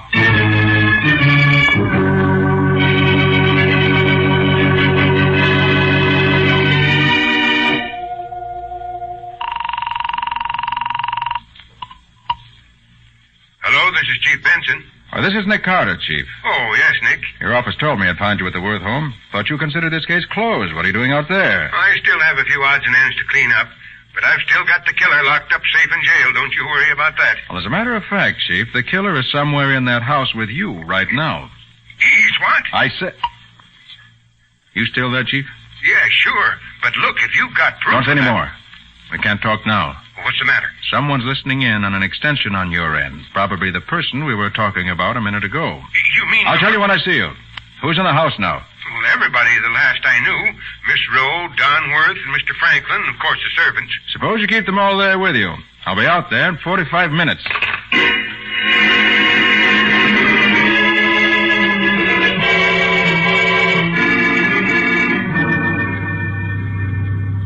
Oh, boy. What a night for a ride. Those storm clouds keep passing in front of the moon, and I can hardly see a thing.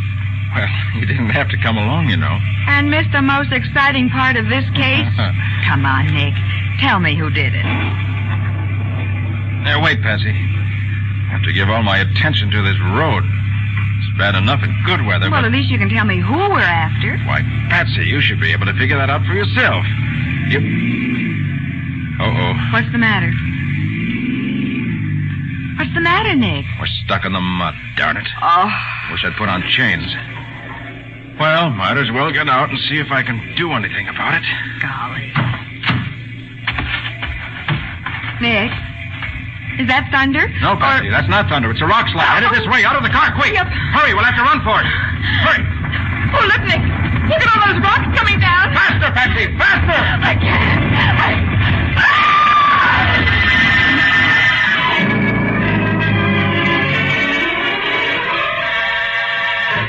As Nick and Patsy run frantically from the path of the avalanche, a cascade of rocks and earth roars down from the side of the mountain. We'll see what happens in just a moment.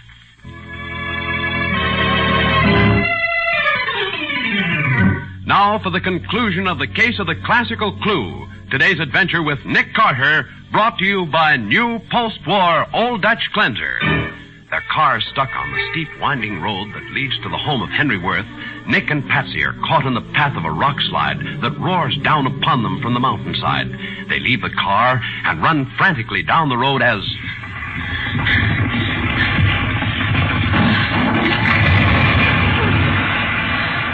Oh, Nick, thank heaven. I thought we were goners for sure. It was a pretty close shave. Lucky it was just a small local slide instead of a real avalanche. Well, I'll say. As soon as we get our breath back, let's get on up to that house. I'm anxious to talk to the person who arranged this little welcome for us. What? You mean it wasn't an accident? Unless I'm mistaken, that slide was started by the same person who killed Henry Worth.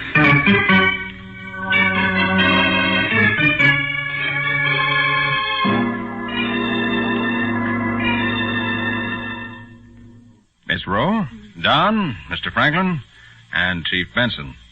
I'm glad you're all here together. Miss Rowe, as you left for the theater last night, did you see your uncle? Oh, of course you did, Claudia, as we were going out the door. Oh, no, you're wrong, Don. Remember, you and Uncle Henry had coffee in the music room, and when I came down, you were waiting for me at the foot of the stairs. And you didn't actually see your uncle? No, I didn't. And when you returned from the theater, you saw the body as you and Don were standing in the doorway to the music room. Yes, that's right. But all you saw was his feet and legs sticking out from behind the sofa. Yes.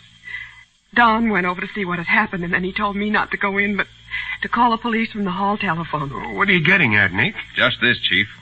Henry Worth was alive when Morgan Fenwick knocked on the door shortly before 10 o'clock. Well, sure he was. He was also alive when that phone rang at 11:30. But, Nick, that's impossible. And he was alive when Claudia saw his legs sticking out from behind the sofa at 12:15. Oh, no, he couldn't have been. But he was. He was alive until you went into the hall to phone for the police. Then, while you were phoning, Don stabbed him. Don? That's a lie. I didn't touch him. Chief, I want a laboratory examination of those coffee cups we found in the music room. And an autopsy on Henry Worth's body. Well, of course, Nick. But why? Yes, Nick. What are you getting at? I think you'll find the coffee he drank with his loving nephew at 7:30 was drugged. Drugged? That's ridiculous. That's why you didn't see him when you left, Miss Rowe. Your uncle was already stretched out, unconscious on the floor behind the sofa, where Don had placed him so you could discover him when you returned. Shut up, Sonny. You can talk later. That's why he didn't want you to take a good look, Claudia. And also why he sent you out of the room to telephone. Because the murder hadn't been committed yet. You're crazy. Why would I drug him and then wait 5 hours to stab him? To establish an alibi, Don. An almost perfect alibi. By trying to put through a phone call at 11:30 and then letting Miss Rowe discover an apparently dead body when you returned, you made it appear that Henry Worth was killed before you got back. So all the time they were gone, Worth was only drugged, huh? That's right. Don knew a medical examination would prove that Worth was not dead until after they left at 7:30. Well, come on, Sonny. Let's get moving. I'll bet Miss Rowe's boyfriend will be glad to move out of his cell and let you have it all by yourself.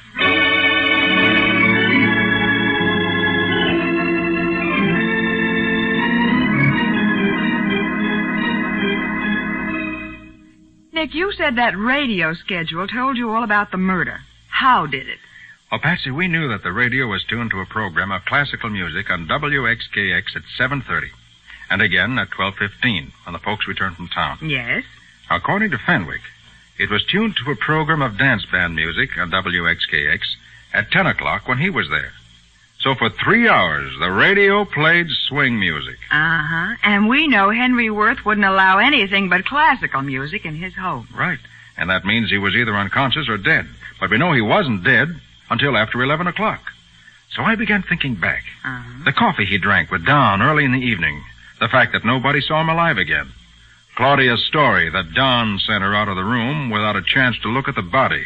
And it all added up. But what was his motive? It was the girl that Mr. Worth was disinheriting. Now, as a matter of fact, it was both of them. Huh? You see, when Claudia announced her engagement to Fenwick, Don went to Worth, his uncle, and insisted that he make Claudia marry him, Don. Oh. When Worth said he couldn't force her to do anything against her will, Don got mad. Mm-hmm. He blamed Worth for the way things had gone. And before they were through, they had a really serious quarrel. So the old man decided to cut Don out of his will, too. Yep. He was that kind of man. Oh, then it was Don who sent that telegram to Fenwick.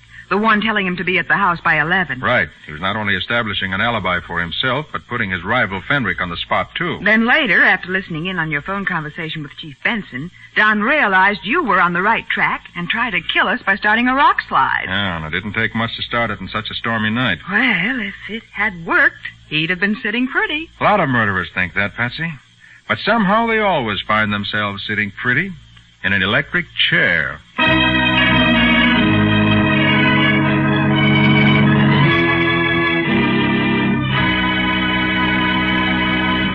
Nick, what sort of adventure do you have for us next week? It's an unusual case, Bob, involving a woman... I'll take it. Hello? Call Super 2848. That is all. Now, just a minute. See here. Was it that same mysterious woman again saying, call Super 2848? It was. And I'm getting to the bottom of this thing right now.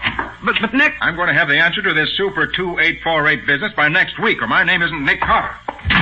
Well...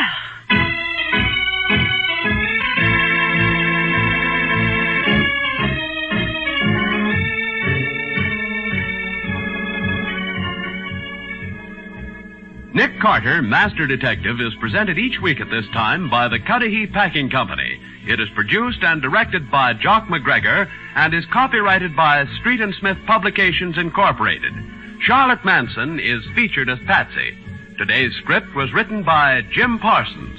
Original music is played by Henry Silverne. This program is fictional, and any resemblance to actual persons, living or dead, is purely coincidental. This is Bob Martin saying, when minutes count, use new post-war Old Dutch Cleanser.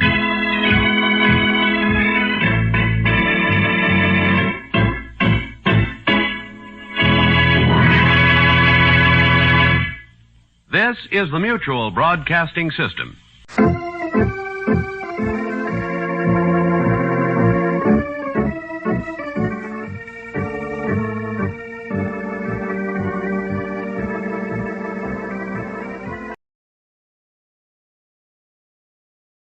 Post-war Old Dutch Cleanser, famous for chasing dirt, presents Nick Carter, famous for chasing crime.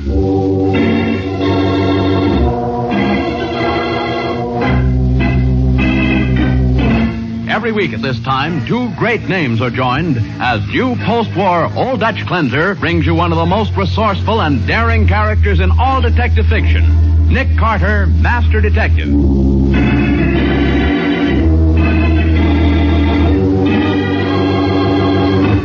Nick, I tell you, the kid did kill that cop. In all my years on the force, I never saw a more open and shut case. I was afraid it was going to be like this, Matty. That's why I didn't want to give his mother any hope. Oh, it's a shame. He's everything she has in the world. That's the trouble, Patsy. Every time you catch a crook, some innocent person has to suffer. Well, I'm sorry for his mother, sure. But I'm sorry for the dead man's widow, too. And I'm not going to rest till I see that cop-killing little punk on his way to the electric chair. Now for the case of the wandering corpse. Today's adventure starring Lon Clark as Nick Carter. Lefty Adams was always a bright boy, the type who learned quickly. At 12, he learned to steal bicycles, and that sent him to the state reformatory, where he learned a lot more about crime from older boys. Now, at 17, Lefty is convinced that only suckers work for a living. It's 3 o'clock in the morning on the lower east side of the city. A lone customer from Milligan's Bar and Grill is making his uncertain way homeward. As he passes a dark doorway, a figure quickly steps in behind him, locks his arm around his neck, and pulls him back into the shadow. Just keep quiet, Mac, and you ain't gonna get hurt. I said keep quiet, didn't I? Hey, that's quite a roll you got there. Thanks. Now, look, chum, I ought to conk you one, but I'm soft-hearted, see? I'm lambing out of here, but I got a rod, and if you let out one yipe, I'm coming back. You gonna be good? Yeah. Okay. So long, sucker. Help! Help! The dirty rat, I might have known. Hey, you! It's the cops. He ain't gonna get me. Stop! Stop or I'll shoot! I got far to go now if I can only... Oh!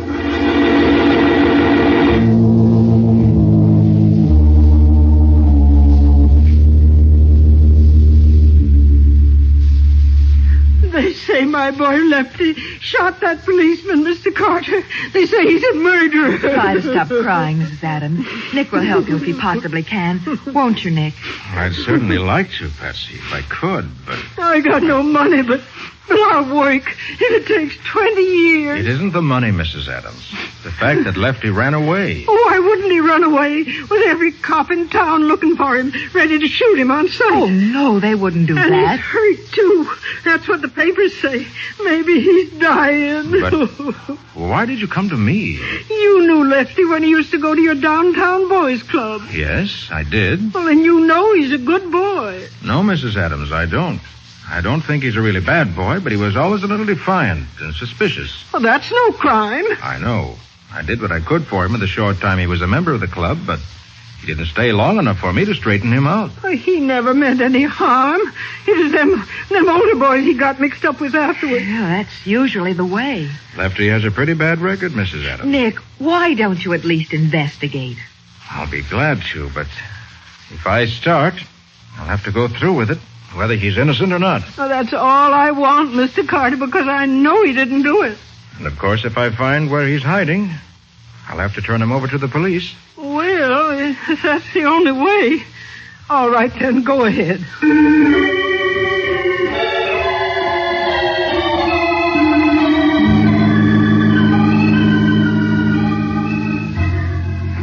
Nick Nick, I tell you the kid's guilty. In all my years on the force, I never saw a more open and shut case. Look, Matty, will you tell me again just exactly what happened? It's a simple case, Nick. Officer O'Malley caught this Lefty Adams rolling a drunk. The kid ran, and O'Malley warned him to stop, but he didn't. So O'Malley fired and hit him, too. Then the kid turned and shot O'Malley with that homemade gun we found near the body. A homemade gun, Sergeant? Yeah, Patsy, a lot of these young hoodlums make their own out of scrap metal and stuff. Oh. And 3 people have identified the gun that killed O'Malley as his. Any fingerprints? Sure. All belonging to Lefty Adams. Oh, Nick, that's almost positive proof. Well, that's pretty strong evidence. And that's all right. only part of it, Nick. The drunk got a good look at Lefty when the kid ran under a streetlight, and he's identified his picture. But he didn't actually see Lefty fire the shot, did he? Well, Patsy, considering the shape he was in, he ain't sure of anything except that the kid was Lefty Adams. Oh. Matter of fact, he remembers hearing only 1 shot, and we know there were 2. You mean because there was an empty cartridge in O'Malley's revolver? Sure. And we know the kid was wounded because there was blood on the pavement a half a block from O'Malley's body. We've sent out warnings to all doctors to watch for a 17-year-old boy with a bullet wound, probably in his left arm. But what makes you think he was hit in his left arm? Because, Patsy, the fingerprints on his gun are from his right hand. Uh-huh. And Lefty is a southpaw. Oh, I see what you mean. Left arm must have been injured. Would have held the gun in his left hand. That's the way I figure. Oh, I was afraid it was going to be like this.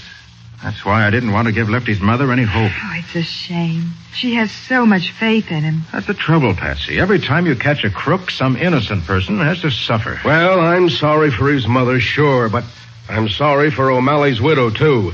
And I'm not going to rest till I see that cop-killing little punk on his way to the electric chair.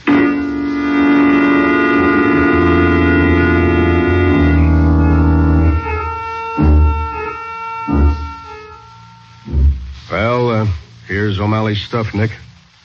His uniform, gun, nightstick, everything he had on him. Mind if I look it over? No, go right ahead. Sergeant, Yeah, Patsy. didn't you say that Officer O'Malley had been dead for about an hour when he was found? Yeah. When the drunk heard the shooting, he went for help. But he was so loopy, it took him a long time to find another officer. Then he got lost trying to find the place again. I see. Didn't anybody in the neighborhood hear the shot? Well, you see, nobody uses that street much at night. There's a factory along one side of the block, and the other side is all little stores and things. Uh-huh. Only one person lives in the whole block. Oh? Who's Yeah. that? An old lady who lives in the back of a second-hand store she runs. She heard the shot but didn't pay any attention. Hey, Mary. Yeah? Didn't it rain shortly after midnight last night? Yeah, for a while. I should think the street would have been wet. It was, sort of. Why? There's dust in the back of O'Malley's uniform. Oh, he must have ducked in the doorway to get out of the rain and lean against a dirty wall. Yeah, that could be. Well, he didn't get it when he fell because he was lying on his face, Nick. There's something else about this coat. What? O'Malley was shot in the left side of the chest. There's also a blood stain on the right shoulder of the coat. Say, that's right. Wonder how that got there. Search me. Do you think that second blood stain means anything, Nick? Well, I don't suppose so, but for the sake of the boy's mother, I'm not going to give up until I know the reasons for everything. Well? Come on, Patsy, let's go down to Meacham Street and give the scene of the crime the once-over.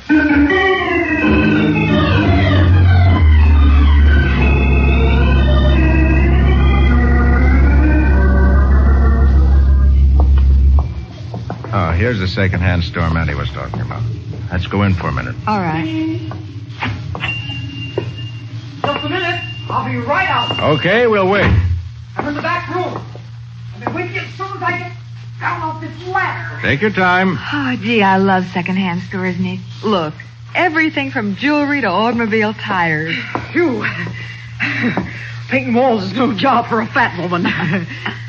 Well, what can I do for you? My name's Carter. This is Miss Bowen. Oh, pleased to meet you, I'm sure. Hello. I want to ask some questions about the shooting that took place near here last night. You heard the shots, didn't you? Yep.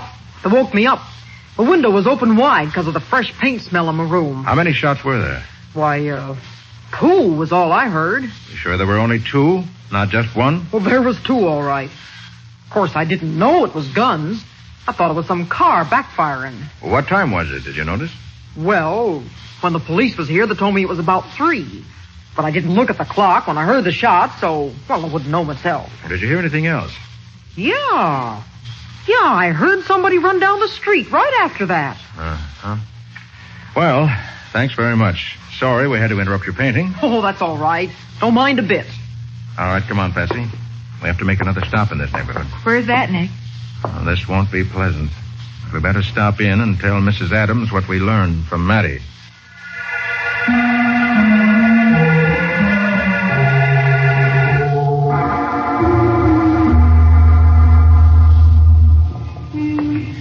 This is the right block, Nick. Must be only a few houses farther on. Hey, Patsy, get back in the doorway, quick. What's the matter? Mrs. Adams. She just came out of that house down the street. So what? Something odd about the way she's acting. Looking over her shoulder as if she were afraid of being followed. Let me see. Hey, you're right. She acts scared to death. And look at those bundles she's carrying. One of them must be clothes. She's also got something in a paper sack. That might be food. Nick, she's getting into a cab. So I see. A woman like Mrs. Adams can't afford a cab except for something very important. Come on. Yep. Taxi. All right, Patsy. Hurry up. Get in. Right. Where to, Bud? Follow that cab up ahead. There's a tank spot in it for you if you don't lose him. Oh, mister, you can say goodbye to that sawbuck right now. But, Nick... I may be wrong, Patsy, but it looks to me as though Lefty may have got in touch with his mother and that she's taking him food and clothing. Oh, but, Nick, it would be awful to use that poor woman as a means of finding her boy and turning him over to the police. I know it, Patsy, but I said I was going to follow through on this case, even if what I find sends Lefty to the chair.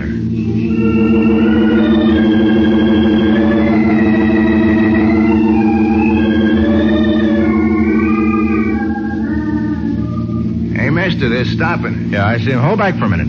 Okay, you're the boss. She's getting out and going into that old house, Nick. All right, driver. Let us out at the same house. Right.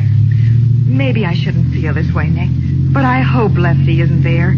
I'd rather the police caught him than us. Murder's nothing to be sentimental about, Patsy. I know. Here's your 10 spot, driver, and wait for us. Sure. Come on, Patsy. Let's see where Lefty's mother goes.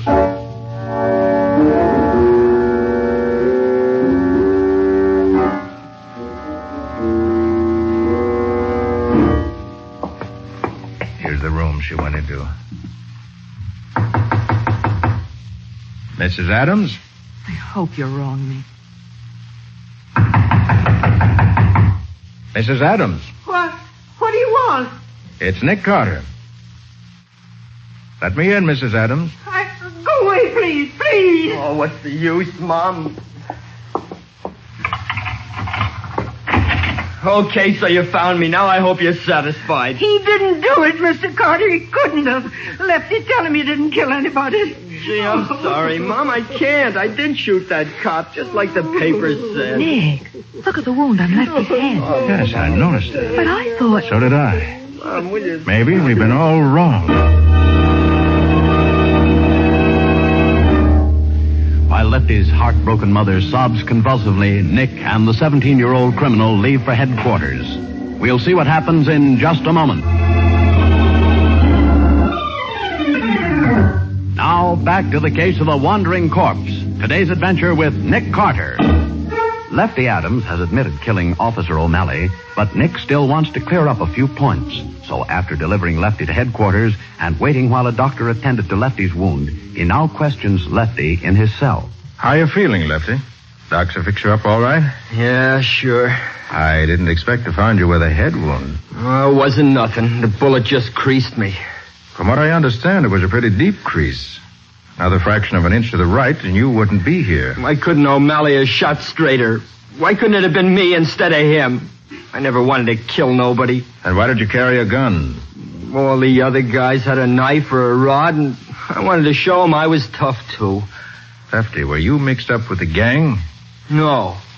There's been a lot of petty crime in your neighborhood lately. Stick-ups, mugging, automobile stripped.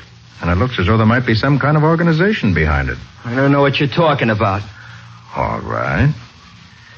Let's talk about Officer O'Malley. I said I shot him, didn't I? What more do you want? There are a couple of things I don't understand. I ain't saying nothing till I see my lawyer.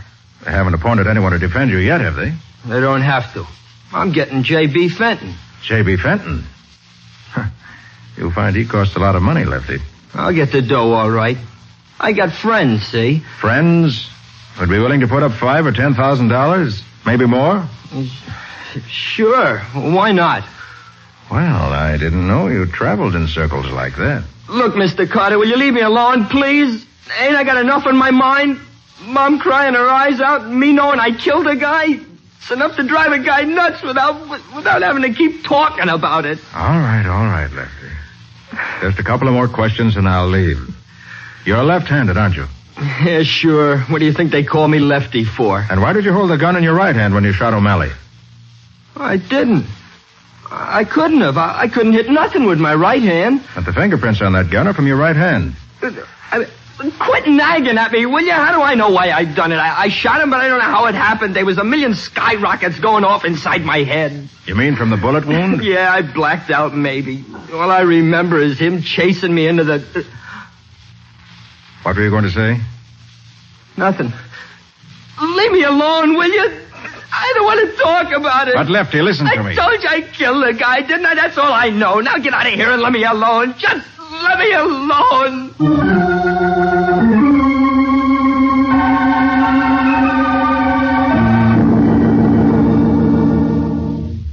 Nick, I've been waiting here in this taxi for over an hour. I thought you were never coming. Took longer than I expected, Patsy. Oh, downtown, driver. Corner of 4th and 5th. Right. Did you find out anything? I found out that Lefty's lying. He's lying? About what? I'm not sure. It's almost as if he were taking the blame to protect somebody else. Well, he wouldn't do that. I wouldn't think so either, but that's the way it looks. Another thing, it doesn't seem to be the actual shooting he's lying about. Well, what is it then? Oh, I don't know, Patsy. It doesn't make sense. There's something wrong somewhere. Hey, mister. Was that kid we brought down the clink the one that bumped the cop last night, huh? Yes, he's the one. Hey, you know, it's a funny thing. I almost seen that fracas. What do you mean you almost saw it? Well, it happened in my territory. You know, I picked you up only a couple of blocks from there. Yes, I know. Well, like I was saying, I drove through the street with a kid killed a cop about half an hour before it happened. About 3:30 it was. What? Sure. The paper said the cop's body was found about 4 o'clock. And I went through there not half an hour before. You sure you drove through that same block on Meacham Street this morning at 3:30? Sure, I'm sure. I picked up a fare right after that, and I got it down on my book. 3:37. Well, maybe your watch was wrong. Ah, nuts. This ticker of mine ain't been off 2 minutes in 10 years. What are you so psyched about? Because it was 4 o'clock when they found the body. But the killing took place at 3. Ah, you're nuts. If that cop was laying dead in the street, I'd have seen him, wouldn't I, huh? You bet you would. Turn around, driver. We're going back to headquarters.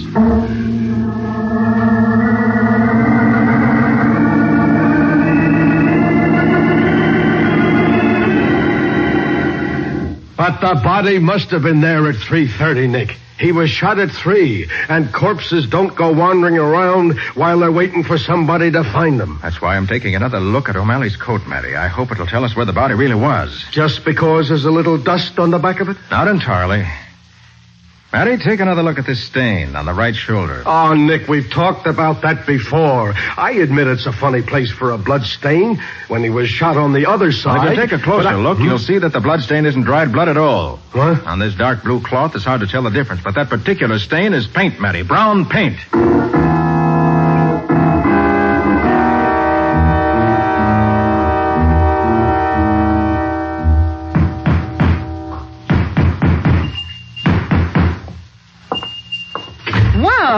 If it ain't Mr. Carter, Miss Bowen again. Oh, come right in. Thank you. Still fixing the place up, Mrs. Trimmett? Yeah. Oh, like they say, woman's work is never done.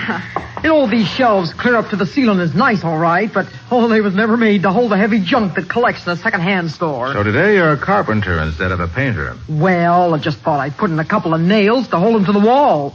If these shelves was ever to tip over, it'd be worse than Fibber McGee's closet. Where does all this stuff come from? Well, people bring it in and sell it to me like in any second-hand store. Boys like Lefty Adams? I don't get you. Wonder what would happen, Mrs. Trimmett, if the police checked your stock against the list of watches and auto accessories and other things that have been stolen in this neighborhood lately. Oh, if you're insinuating... You think they'd find out that you've been acting as a receiver of stolen goods for a gang of young hoodlums? You ain't got no right to talk to me like that. Why else would Lefty Adams come here to hide when the police were after him? He never did that. Oh, yes, he did. And you let him in. And Officer O'Malley was shot here in this store, not outside on the street. He was not. I don't know anything about it. You can't get away with it, Mrs. Trimmett. When O'Malley fell, the back of his coat picked up dust from your floor. Oh, that don't mean nothing. Could have got that dust any place. But there was something else on his coat. Paint. The fresh paint you put on your walls only a few hours before. Oh, okay. I'll tell you the truth. It did happen in here. When the kid come knocking on the door, I thought he'd been in an accident. Blood on his face and everything, so, well, naturally I let him in. Go on. Then when the cop come busting in after him, the boy grabbed a gun out of his pocket and... Oh, it was awful. Very interesting story, Mrs. Trimmett, but I have a better version. Huh? Lefty came here because you were partners with every young thief in the neighborhood, buying the things they stole. How'd I know they were Wait till I finish. Lefty fainted as soon as you let him in. You were afraid O'Malley would know why he came to you, so when he followed Lefty inside, you shot him with the boy's gun, while Lefty himself was unconscious. It ain't my fingerprints that's on the gun, it's his. That'll prove who done it. How did you know there were any fingerprints? Well, I'll tell you how you know. Because after you killed O'Malley, you wiped off the gun, pressed it into Lefty's hand, and when he came to, told him he'd done the killing. You can't prove that. You can't prove a thing. Oh, yes, I can. Because you made a very serious mistake, Mrs. Trimmett. You put the prints of Lefty's right hand on that gun. If he'd actually done the shooting, he'd have used his left. Well, you see, Mr. Carter... Nick, look out, she's pushing those shelves over. Out of the way, Patsy, out of the way. You ain't hurt, are you? No thanks to you. Nick, she's got a gun. Sure I have. That's why I pushed them shelves over. Keep you too busy long enough for me to get it. Now, mister, just toss your rod over to the opposite side of the room. All right. Anything to oblige a lady. But remember, you're still trapped in this store with us. The factory across the street is changing shifts, and the street is full of people. Think you can get through that crowd without being caught? Who said I was leaving? Go on, both of you. Get to the back of the store. Say, what do you think you're doing? Well, dearie, there's a cellar to this joint that ought to be darn near soundproof. We all three are going down there. But I'm the only one that's coming back. Now get moving. At the point of a gun, Nick and Patsy move slowly toward the door of the cellar, which Mrs. Trimmett intends to be their grave. We'll see what happens in just a moment.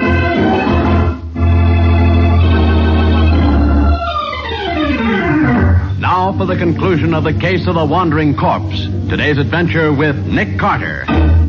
Nick and Patsy are slowly walking toward the rear of Mrs. Trimmett's second-hand store, with Mrs. Trimmett right behind them, a revolver in her hand. Nick, once we get into that basement, we won't have a chance. You can do something to distract her attention for a minute. Cut out the whispering and go on down those steps. Please don't rush us. Whenever you're ready, Nick. I said shut up.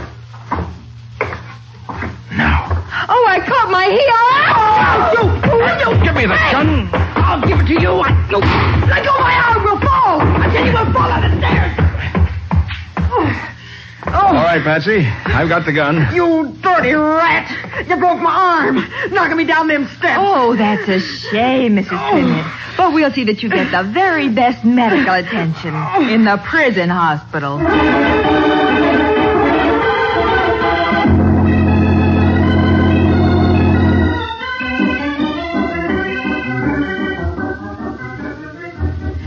Nick, what gave you the idea that Mrs. Trimmett killed Officer O'Malley? That taxi driver, Patsy. Huh? When he said the body wasn't lying in the street at 3:30, half an hour after O'Malley was shot. As Mattie said, a corpse just doesn't go wandering around. Yeah. So I figured the killing must have taken place somewhere else. But what made you decide it happened in Mrs. Trimmett's store? Because she was the only person who lived in the block, and therefore the only person who could have been there at that time of night. Oh, so that's the only place Lefty could have found shelter. That's right. And I also remember that other stain on O'Malley's coat and the brown paint Mrs. Trimmett had been using on her walls. So you checked and found it was paint on the coat. Right. And then everything fell into place. Mm-hmm. All that junk in her store, the same type of things that had been stolen in the neighborhood, provided me with a reason why Lefty might have thought she'd help him. Well, he went to her because she was a sort of partner in crime. Exactly. And if we assume that, it was easy to reconstruct the whole thing. I see. Lefty admitted that he'd passed out and didn't remember shooting the officer. Mm-hmm. Then there was the fact that the fingerprints on the gun were from his right hand. That suggested a frame-up. I suppose Mrs. Trimmett dragged the body out into the street. With Lefty's help. Of course, she also bribed him into saying the murder happened out in the street by promising to pay for the best lawyer in town in case he were caught. So that's why I didn't want to bring her name into it. By the way, what's going to happen to Lefty? Oh, I'm trying to get him paroled to my custody. Oh. Then you think Lefty has really learned a lesson this time? I do. He's promised to go straight from now on. And I believe him. Well, I'm glad. For his mother's sake as well as his own. So am I, Patsy. Oh, incidentally, that was a beautiful fall you took down those cellar steps. You should have been a stunt girl for the movies. Well, thanks, Nick. And that reminds me. I have a little expense account here. Oh? What for? For $1.25. The price of one large-sized bottle of liniment.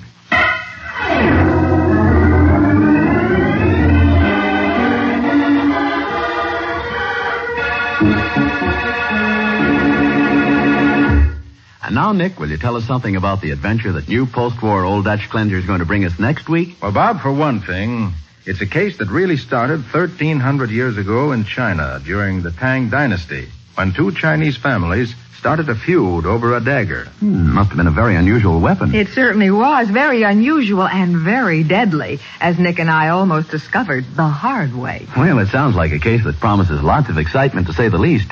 What do you call the adventure, Nick? I call it the case of the Kwong Li dagger.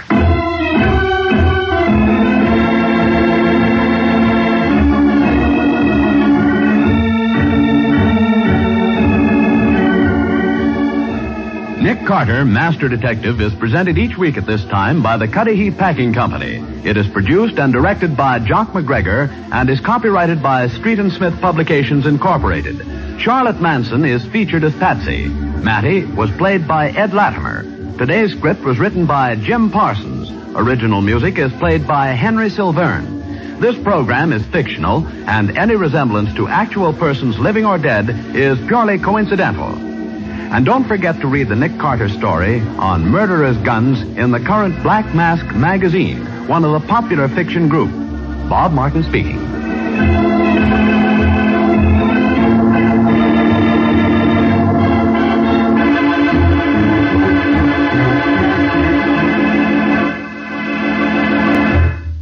This is the Mutual Broadcasting System. New post-war Old Dutch Cleanser, famous for chasing dirt, presents Nick Carter, famous for chasing crime.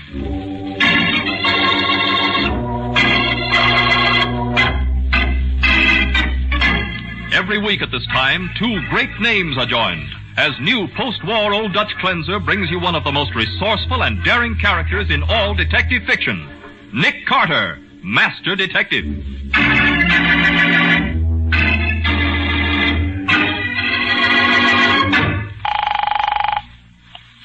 Hello? Hello, Patsy. How soon can you meet me? Why, right away, Nick. What's the matter? We've got a job of extricating to do. Extricating? Yes, there's been a murder. And right smack in the middle of it, up to his neck, is a 16-year-old boy. Now for the case of the boy who got lost. Today's adventure starring Lon Clark as Nick Carter. It is early evening, and in the back room of a slum district pool room, two men, Stan Powers and Crow Jackson, are in the midst of a business conference with Billy Turner, a 16-year-old boy, when... Hey, Billy. What do you want, fella? I want Billy. He's busy. Now beat it. Get your coat, Billy. We're going home. Say, maybe you didn't hear what I said. Take it easy, Crow. This guy's my big brother. Huh?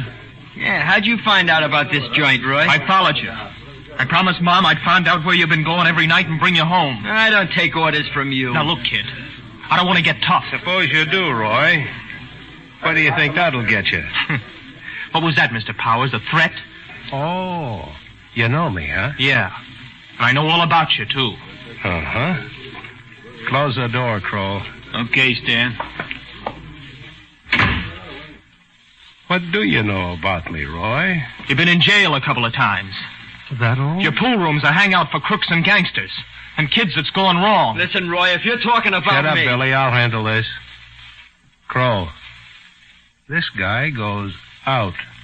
Okay, Stan. Look out, Roy. Oh! Crow, you killed him. With this blackjack? Relax, kid. He's just taking a nap. He'll be okay. You shouldn't have hit him, Crow. He thought he was doing me a favor. He was butting in. I know, Stan, but Look, Billy, I thought you wanted to crack at the big time. I do. No more of them tin horn jobs on little candy stores for me. Okay. That's why I picked you to go along with us on this job tonight. Well, sure, Stan. I know. Then relax, kid. Have a smoke? Yeah. Thanks, Stan. Here, I'll give you a light. Sure. Oh. That's Roy, Stan. He's coming, too. Get into the closet, Billy. What for? Get in there. I don't want him to see you. Oh, sure. Oh. What do we do with this guy, Stan? Nothing.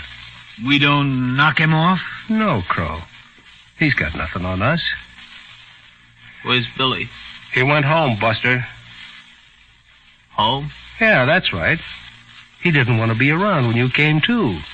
He's afraid of his big brother. You're kidding me. All you've got to do is go home and check. You don't see him here, do you? Sure. Go ahead, look around. And you can check the pool room on your way out. Help him up, Crow. The man's going home.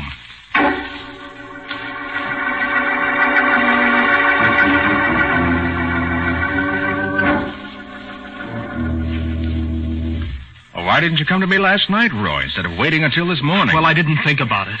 I thought maybe Billy did leave the pool room, and maybe he was stalling someplace.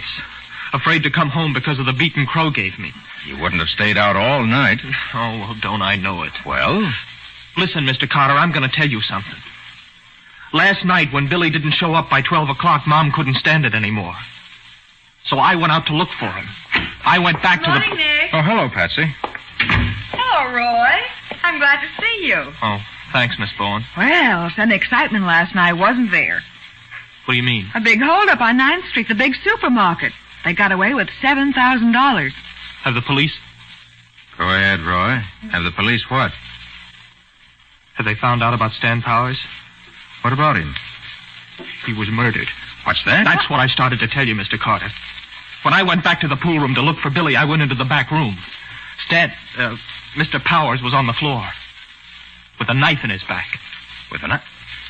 Well, didn't you report that to the police? Well, I was afraid, Mr. Carter. All I could see in my mind was Billy mixed up in a killing. The police come into our house to ask a lot of questions. Mom... Roy, do you think Billy did it? No, I know he didn't. At least I don't think... All right then. Come on, Patsy. We're going down to Stan Powers' pool room. I'm going with you, Mr. Carter. No, you stay right here, Roy. I'll bring you back a full report as soon as I find out what's what.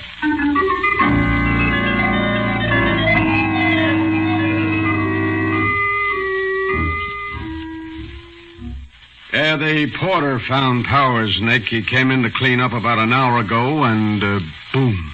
What time was he killed, Matty? Coroner said between 11 and 1 o'clock last night. Uh-huh. Any idea what the motive might have been? Yeah, Patsy, we think it was a double cross. Oh? We found these slips of paper on the floor.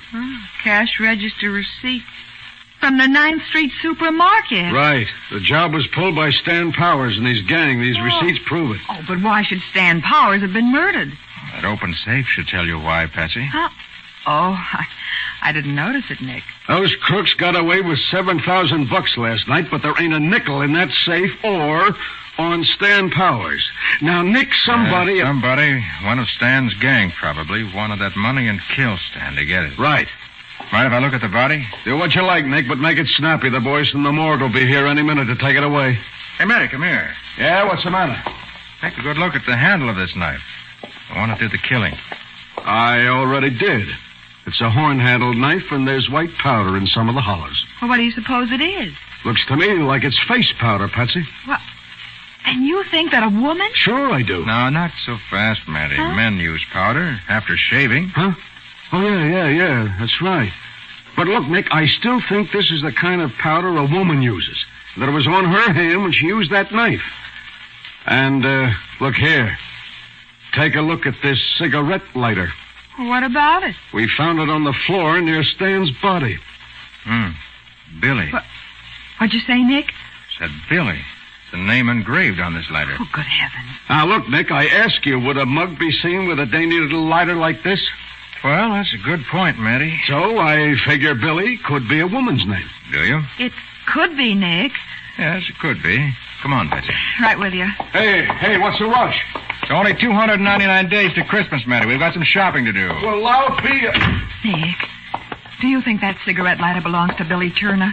I'll let you know after I phone to Roy at the office. Okay. Oh, there's a phone booth over there. No, Patsy. I want to use a phone that's not too close to the scene of this murder.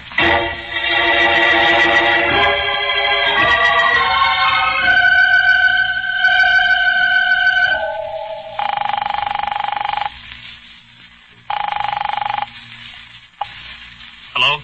This is Nick Carter's office. Roy, this is Nick. Mr. Carter, what'd you find? Roy, tell me, did Billy own a cigarette lighter? Yeah. Describe it.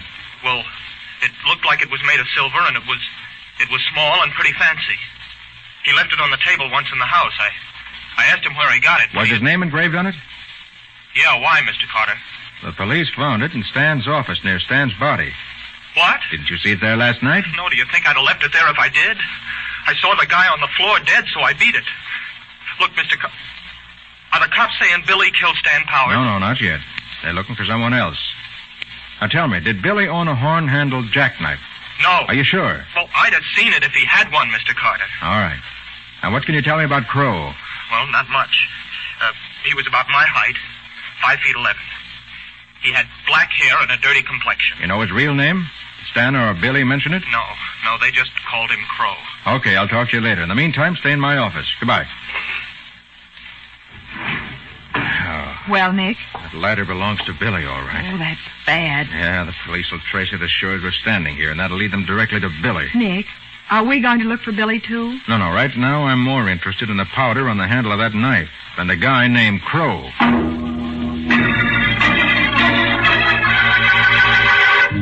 Nick sets out to find a man called Crow and learn the meaning of some white powder on a knife handle. Meanwhile, Matty and the police are tracing a cigarette lighter that will surely lead them to Billy Turner. We'll see what happens next in just a moment. Now, back to the case of the boy who got lost. Today's adventure with Nick Carter. Nick Carter and Patsy Bowen, faced with the possibility that Billy Turner, a 16-year-old boy, may be implicated in the knife murder of Stan Powers, a gang leader, are trying desperately to run down the identity of Crow, the dead man's lieutenant, and to solve the riddle of the white powder on the handle of the murder knife. In the meantime, in Crow's apartment near the center of town, Billy is having trouble. Just let me call my mom, Crow. I won't tell her where I am. Listen, kid, I'm doing this for your own good. So get down through your thick head and shut up. But I ain't been home since last night. Mom will be worried sick. You're a pain in the neck. Maybe I ought to let you go altogether. Let the cops pick you up. But I didn't kill Stan. Stop kidding, will you? I forgot my lighter and I went back for it. When I got there, Stan was lying on the floor. Dead. Sure. I didn't kill him, I tell you. I caught you bending over him, didn't I? I told you, Crow. I was looking to see if he was dead. Look, Billy, I'm your pal. You don't have to lie to me. Why should I kill Stan? There's a lot of dough in Stan's office last night. Maybe you was planning on getting it for yourself. You're nuts. I never went near that safe. That's because I walked in on you. I didn't have to swipe the dough. We were going to split that $7,000 in a couple of days. There was more than $7,000 in that safe. There was another $3,500. You wanted that too, didn't you? Say, how do you know how much Stan had in his safe? Huh? Yeah, how come you know all about that? What are you getting at, kid? You killed Stan. You did it. Now, wait a minute. Oh, I'm getting out of here. Oh, no, you're not. Let go of me, Crow. Save your breath, cowboy. I got a reason for keeping you here, and it ain't because I like you. Why don't you let me go? If the cops pick you up, you get stretched for murder. And you talk. You're only a kid. You tell the cops about me and the other guys being in on the job at the supermarket. That makes me a 4-time loser, and I go up for life. No, nobody can make me talk. Nobody's going to get the chance. I protect you, and that way I'm protecting myself. I don't need protection from nobody except you. Why, you little punk. Ow! Well, what's the idea? You gotta learn to appreciate your pals, kid. Slapping me around ain't gonna change nothing. Look, I oughta... I'll answer that, kid. Okay, answer it. Yeah? Talking.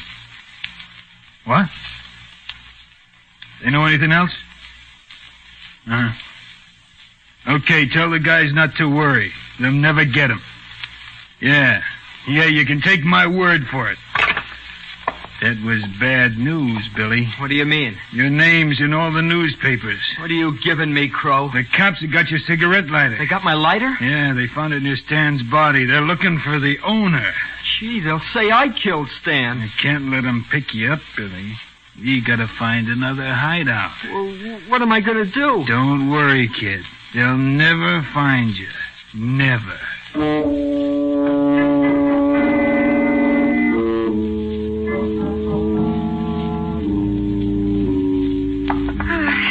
Nick, you must have questioned 100 people trying to find out about that guy, Crow. At least 100. And nobody admitted he even heard of him. Well, maybe Matty will be able to tell us. Well, if he can't, perhaps somebody else here at police headquarters can. Seems to be our only chance. True. Never mind. Here they are now. I've just been trying to get you, Nick. What's on your mind, Matty? We traced that cigarette letter. Oh, you did, huh? Yeah, a lot easier than we thought. Bought in a store on the west side. Oh, well, at least I'm glad it was bought. You're not going to like this, Nick, but we've got a warrant out for the arrest of Billy Turner. Oh, but Sergeant, he's only 16. 16 or 60. Murder is murder, Patsy. Oh. Sorry about it, Nick. I found out he's the brother of Roy Turner, one of the kids in your boys' club. Oh, then you've been to his home? Yeah, I talked to their mother. Oh, that poor woman. Well, I guess she had to know sooner or later. I suppose so, but why would Billy want to kill Stan? All I know is that the safe was open and that the $7,000 that gang took from the supermarket is gone. But, Matty, that doesn't If prove... you ask me, Nick, we'll find that the guy who killed Stan and took the dough is Billy Turner. Well, maybe. Oh, by the way, Matty, I found out what that white powder was. Yeah? A little chemical analysis reveals that it's common, ordinary flour. The kind you make bread with. Oh, you're nuts, Nick. Why should there be flour on the handle of that knife? Well, it's a question I can't answer yet, but that's what it is. Now, look, don't tell me Billy Turner is a baker as well as a crook. Billy's no crook, Sergeant. Even I can see that. Well, I can't. Hey, Matty, what do you know about a man named Crow? Crow? Crow who? If I knew that, I'd be on my way to meet him.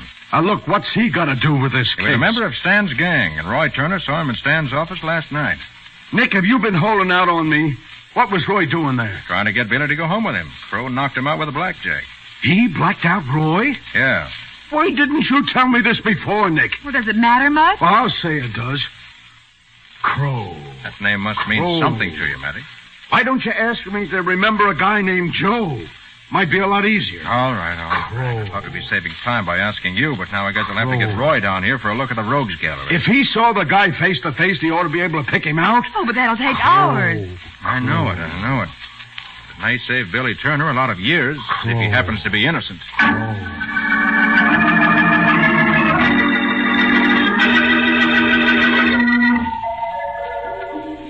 That's him, Mr. Carter. This is a picture of Crow. Oh, and I was just beginning to give up hope. Roy, you're sure this is Crow? Yeah, I'd know him any place. Well, Matty? This character is Philip Jackson, alias Jack Phillips, alias Crow Jackson. And he's the guy who killed Stan Powers. Hey, wait a minute, Roy. How do you know that? Well, because he tried to kill me. Isn't that enough? No. You went to Stan's place to get Billy, didn't you? You told him, Mr. Carter. I had to, Roy. All right. I went there, but Billy wouldn't come home with me. Uh-huh. I had an argument with Stan, and then then you went out like a light. Well, Crow came at me from behind. I never had a chance. Hey. Maybe you got a motive for killing Stan, Roy. Me? Now, look here, Matty. Why not, Nick? He found out that Stan was making a crook out of his kid brother. He couldn't get Billy to quit the gang. So he killed Stan and framed Billy? Is that your logic, Matty? No. He just didn't notice his kid brother's lighter. Oh, you're nuts. Now, take it easy, Roy. Listen, Matty, I want you and this picture of Crow to take a trip with me. Yeah, where to? Down to the supermarket. I'd like the manager to see this picture. Then you may have a reason to go after Crow for armed robbery, at least. Okay, but this boy stays here. Is he under arrest, Sergeant? Not yet, Patsy, but I want to know where he is. If I happen to need him.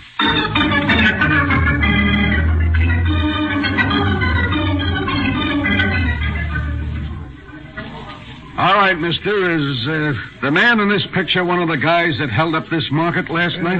Well, I think so, officer. Well, can't you be sure? Oh, I'd be plenty sure, miss. The color of his hair was different. Color of his hair? You mean it wasn't black? Oh, no, sir. No, sir. It was white. That's it, Matty. That's why there was flour on the knife handle. Come again? He didn't have a knife. He had a gun. No, we're talking about another crime, Mr. Jones. And thanks very much. You've been of great help. Goodbye. I don't understand it. We get held up. Well, all we've got to do now is to get Crow Jackson, or whatever other name he might be using this week. Nick, what's this about you know why there was flour on the handle of that knife? Matty, flour is much better than face powder for making black hair look white. It sticks better. Why, sure. Crow used it as a disguise. Well, right. And it's going to land him in the hot seat. If we ever find him. Well, Matty, want to know where to look for him? Now, look, Nick, I don't carry every crook's address around in my notebook. Maybe not, but the probation department does. Yeah, you're right. I was just going to phone. Yeah. That's the spirit, Matty. You arrest Crow for robbery, and I'll see that he's convicted for murder.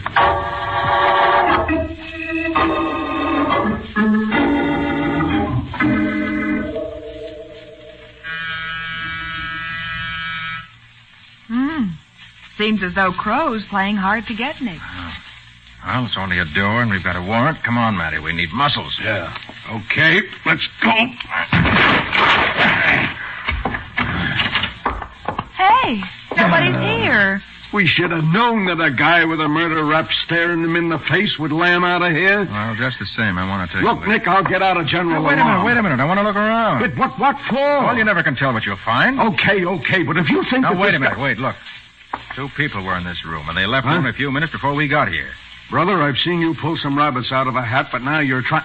Look, I'm calling headquarters. Matty, look at that cigarette in the ashtray. Huh? Why, it's still smoldering. Okay, Nick. How do you figure there were 2 people here? Because there are 2 different brands of cigarettes in the ashtray. Yeah. And Billy Turner smoked one of them. Oh, but Nick, you don't know what brand Billy smokes. Don't have to know that. What do you mean? Look here. At the underside of this half-smoked cigarette. Huh? Why, somebody wrote Billy on it in pencil.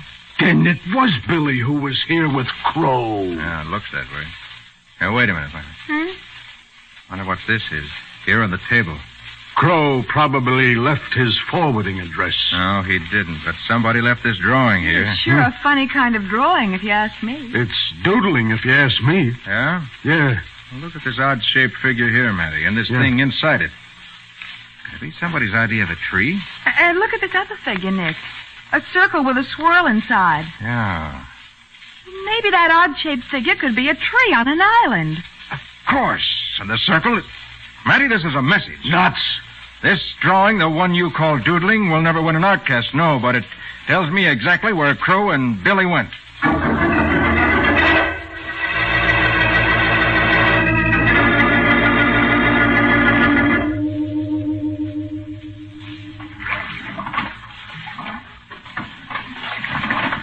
I'm tired, Crow. I gotta rest for a minute. Keep rowing, kid. You'll have plenty of time to rest later. You think the cops got to your apartment by now? If your wise guy brother told him about me, they have. I should have knocked him off. He was only trying to help me, Crow. Give him more with the left oar, kid. Huh? The left oar. Pretty dark, but we're heading for the island the way we're going. We're making a detour, Billy. If I do like you say, we'll head right into the whirlpool. You catch on, kid. And that's where you get off. Crow, you ain't planning to run... That's right, kid. The cops will find you floating around in a couple of days, and they'll close the books. Huh? They'll say you couldn't face a murder rap. Oh, I knew you was dirty, Crow, but Go ahead, kid, and row. I'll tell you when to jump. You'll tell me nothing, wise guy. If I drown, you drown with me. I got the oars, see? And I got this blackjack here, Billy. Why, you lousy... It's a dark night, and we're out here in the middle of the channel. Nobody can see us. So it looks like you go overboard when I say so. Get it?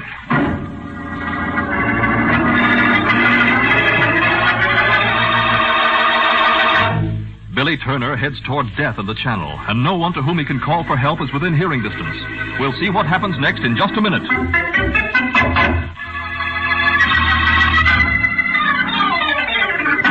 Now for the conclusion of the case of the boy who got lost. today's adventure with Nick Carter.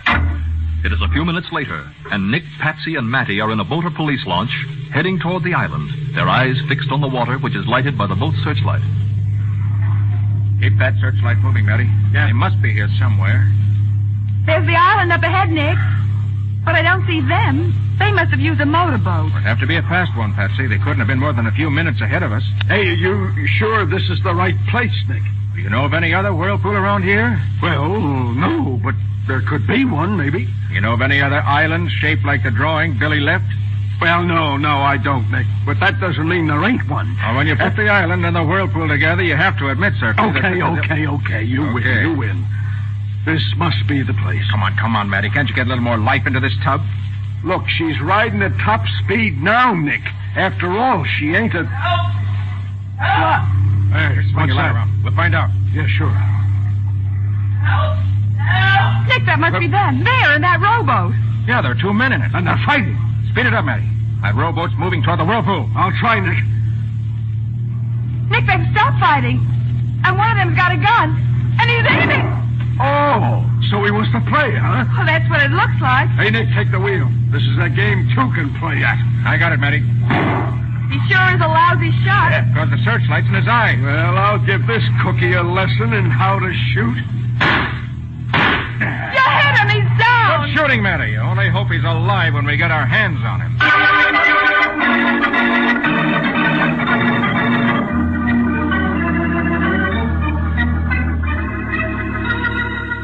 The idea of Crow taking Billy out to drown him in the whirlpool.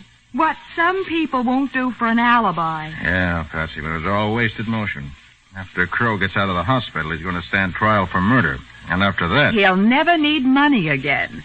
That $10,000 the police found stuffed in his pocket should be enough to convict him. Yep, that and the flour particles we found on the inside of his coat and on his shirt collar. Right. Oh, what do you think will happen to Billy? Well, he admitted taking part in the supermarket holdup and a few others. Afraid Billy is going away for a while. It's a shame, too. A 16-year-old kid. Well, Patsy, I've got an idea that Billy won't be gone too long.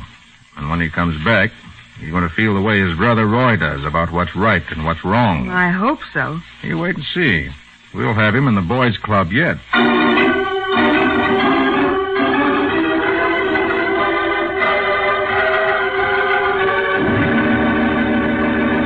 Nick, what about next week's adventure? Oh, just a minute, Mike. I want to ask you a question. When are we going to announce the winners of the new 1948 Ford sedans in the first new post-war Old Dutch Cleanser jingle contest? Nick, I'll have the names of those winners next week. Well, fine. I hope everybody will be listening. Oh, so do I. Now, suppose you tell us something about next week's show. Well, next week, Mike, Patsy and I get mixed up with a gang of racketeers, a kidnapping, and a particularly brutal murder. And Nick might not have solved it if the killer hadn't forgotten to leave a clue. You mean you caught him because there wasn't any evidence, Nick? That's it, Mike. That sounds like a new twist. What do you call the story, Nick? I call it The Case of the Absent Clue.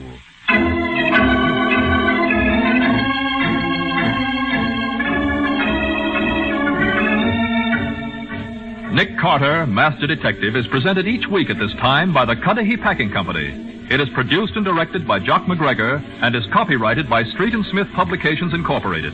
Charlotte Manson is featured as Patsy. Matty is played by Ed Latimer. Today's script was written by Stedman Coles. Original music is played by Henry Silverne. This program is fictional, and any resemblance to actual persons living or dead is purely coincidental. This is Michael Fitzmaurice speaking.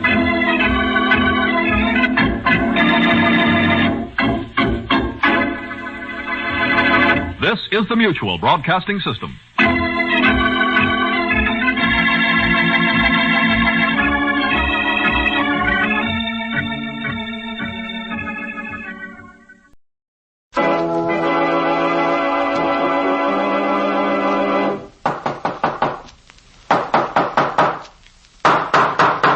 What's the matter? What is it? Another case for Nick Carter, Master Detective.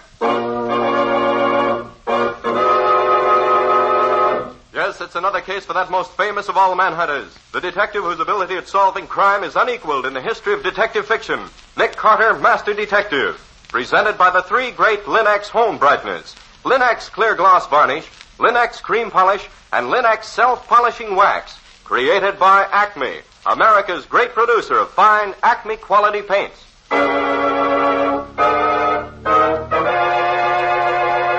Today's curious adventure: 4 Rings of Death. Or Nick Carter and the Mystery of the Tory Islands. In just a moment, we'll hear how Nick Carter solved the mystery of the 4 rings. But first, do you realize that millions of homes are now brighter, more beautiful than ever because so many American homemakers have come to depend on Chemtone, the miracle wall finish? Now they're discovering the way to new beauty for woodwork, furniture, and floors with the 3 great Linex home brighteners. Linex self-polishing wax, which beautifies your floors with a satiny yet tough anti-skid finish that resists wear, water, and dirt. Linex cream polish, which cleans as it polishes, leaving no oily film on your furniture. And Linex clear gloss varnish, the durable super varnish that dries to an elastic, transparent surface which protects all wood and linoleum in your home. You'll find the 3 great Linex home brighteners at your hardware, paint, or department store. Your headquarters also for Chemtone, the miracle wall finish.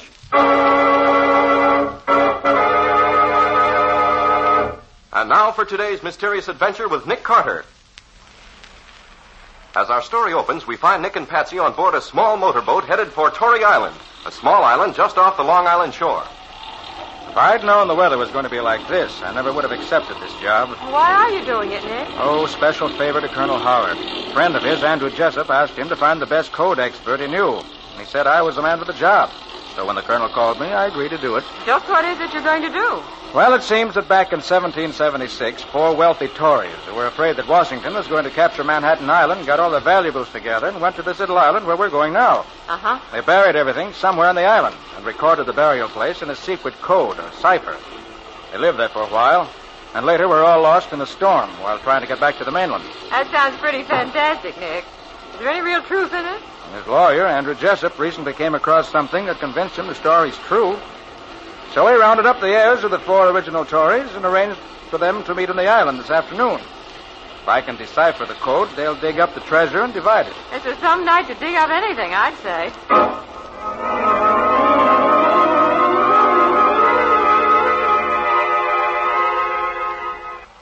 Oh, gosh, Nick, I wish you hadn't let that boat leave us here like this. This is the loneliest looking island I ever saw. Especially on a nasty night like this. It's all right, Betsy. We'll go back with Jessup when he goes. Okay, you're the boss. Ah, that must be the house up there. Oh, might as well go. Nick, listen. Yes, I hear it. Wait here, Patsy, in the dock. I want to see what's wrong. Hey, you! Stay where you are. Get your hands up. Stop, I said. Oh, got away. Well, here, let me help you. Why, dead. He's murdered. Nick, what is it? How I'm you okay, all... Patsy. This man isn't. He stopped a bullet with his head. Who is it, Nick? I don't know. Let's see if he's any identification on him. Ah, here we are. Cyrus J. File. Why, that's one of the heirs, Patsy. I remember the name. One of the heirs? Yes. Nick, what's that shining in the mud at your feet? Where? Right there. Oh, yes. Why, it's a napkin ring. A napkin ring? Out here? What in the world? I don't know, Patsy. But let's get this man's body up to the house. They may know what it's all about.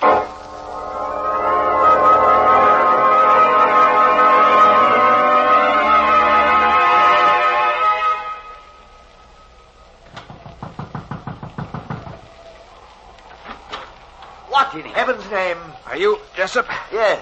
Who are you? Nick Carter. Oh, come in, come in. Well, you know this man? Great heavens, that's File. Put him down here. What happened? Well, I heard him call out. And then I heard a shot. I found him dead. Are all your people here with you? Why, yes. File was here a few minutes ago, but discovered he'd left his glasses on my boat and went down to get them. Anyone else on the island? Only Matt Odell, the caretaker for the fishing company that owns the island. We're expecting Peter Brady, the personal representative of the owners, to arrive shortly, but he hasn't come yet. Well, where are the others? In the living room. You're sure File was murdered? You don't get a shot through the head the way he was, accidentally. You ever see this ring before? That's File's ring. It's his part of the clue to the treasure. How could a napkin ring be a clue to a treasure? I can't tell you that. I simply know that each of the 4 heirs has a napkin ring like this. And that the 4 rings together give the key to the hiding place of the treasure. Ah. And it's possible that whoever killed this man wanted to get hold of the ring for himself. Oh, who'd want to do that? Where does this Matt Odell stay? He has a shack just below here where he lives. Why? I think I'll have a talk with him. I'll be right back.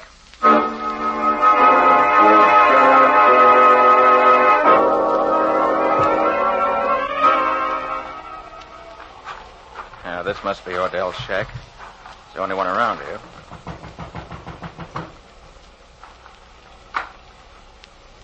No, not here.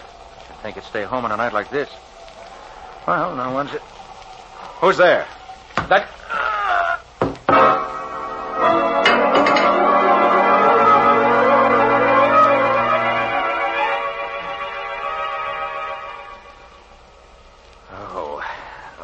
Fine way to start on a case. Oh, who the deuce would want to... Carter! Carter! Over here. What's up? Hey, what happened to you? I don't quite know, except that somebody knocked me cold when I was looking for Odell. You see anybody? No. Did you? No. I came down here to tell you that Odell's at the house. Came in just after you left. I thought you might be searching for him. How long after I left did Odell show up? Why, about 5 minutes, I should say. I want to talk to that man. I think... Hey, wait a minute. The ring. Biles' napkin ring. What about it? It's gone. I had it in my pocket when I came down here, but it's gone now. So that's what your assailant was after. It looks that way. Well, let's be getting back. Fine business. One of the rings missing before we can... Hey, hold on. There's a hole in my coat pocket. Maybe I... There it is. I just caught the glitter of it in the flashlight. Oh, you're right. That's it. The murderer has missed again. Hello there. That you, Jessup? Yes, who is it? Peter Brady. Oh, hello, Brady. This is Nick Carter, who's going to solve the cipher for us. You hope. Well, the way things are going now, there may be no cipher left to solve. Well, let's get back to the house. I want to talk to Odell.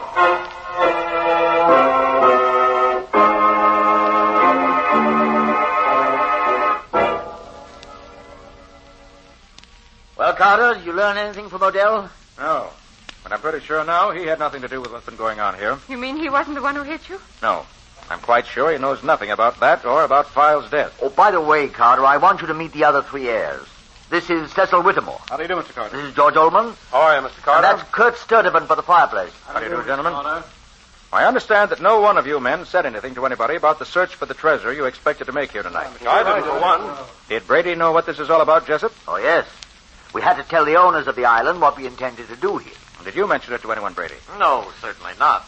That is, except for a chap who used to work here on the island as Odell's assistant. You mean Charlie Vane, Brady? Yes, I thought he might be interested, having worked here. Ah, there's the man, Carter. He worked here on the island up until about 6 months ago. He was a fanatic on the subject of the Tory treasure. Hunted for it every spare moment he had. He got so he felt the treasure was his because he spent so much time looking for it. You think he'd be crazy enough to come out here and start a private war to get hold of it? He might. He's practically cracked on the subject. All right, we'll see. But first, where are the other napkin rings? Each man has his own ring, Carter. Right, I have mine. And there's no doubt at all but the treasure is still here on the island? This island hasn't been tenanted for nearly 100 years, except for the caretakers. It's used as a tie-up and stopover for the boats working for the fishing company who owns it. Brady can tell you that. Well, that's right, Mr. Carter. There's every reason to believe the stuff is right where the original owners buried it. How much is it worth? Any idea? Oh, something over $2 million, as far as I can gather. Gosh, if it's worth all that, how come the whole island hasn't been dug up before this? That's a lot of money. The whole island's practically one big rock, and without some idea of where to look, it'd be an impossible job. I see. Well, whether the killer is Charlie Vane or someone else, he's probably on this island right now. First thing to do is to see that he doesn't get off the island. Then we can catch him. Sounds logical. How can we do it? Odell. Yes, sir? Will you come in here, please? Yes, sir. What do you want? I want you to go down to the dock and take the spark plugs out of each of the company boats. Then no one can use them. Yes, sir. Jessup, you and Brady do the same with the boats you came in. All right. Come on, Brady. Right. I'm going to make a tour of the island to be sure there are no other boats here. Then we can sit tight until morning and catch whoever's behind us. I'll go with you, Nick. It's a nasty night outside, Patsy. It's very dangerous. I don't care. I'll feel safer where you are than I would anywhere else. So let's go, and no argument.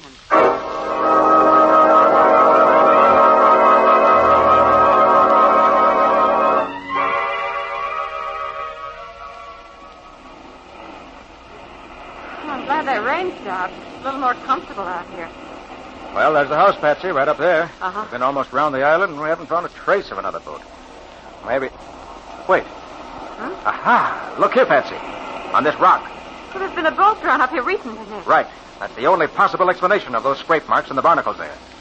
But since there's no boat here now, the killer may have left the island already. I certainly hope so. I've had enough for one night. If he got drowned in the... No!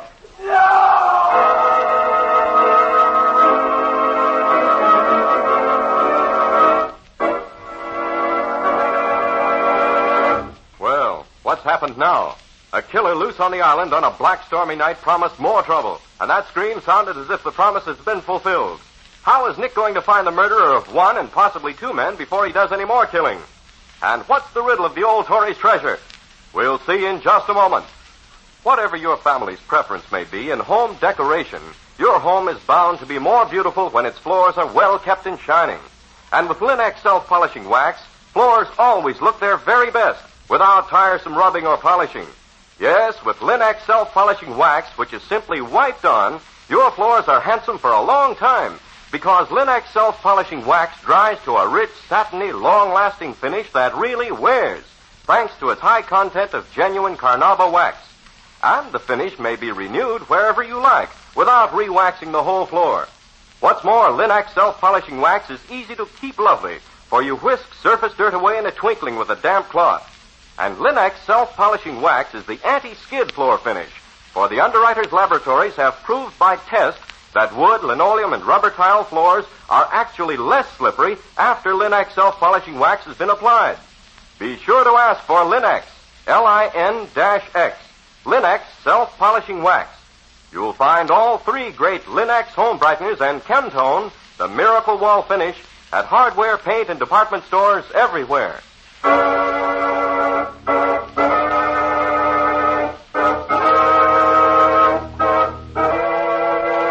And now back to our story. We left Nick and Patsy on the beach near the house hunting for the mysterious killer. Suddenly...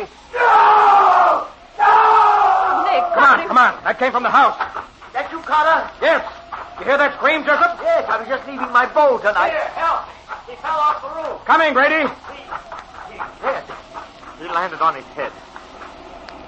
Yes, he's dead, all right. Why, Sturtevant. Sturtevant dead, too. What's going on here? Carter, Quiet, everybody. How can we find out what happened when you all try to talk at once? Quiet, please. Now, Brady, what do you know about this? I was just coming back from my boat when I heard a scream. I looked up and silhouetted against the sky were two men on the roof. One of them pushed the other over the edge and screamed again as he fell. It was awful. Did you see anything else? I was looking at the body when I heard the back door slam. Then it sounded as if somebody ran off through the brush. Well, why didn't you go after him? I'd chase after a murderer in the dark, unarmed? Do you think I'm crazy? I don't know.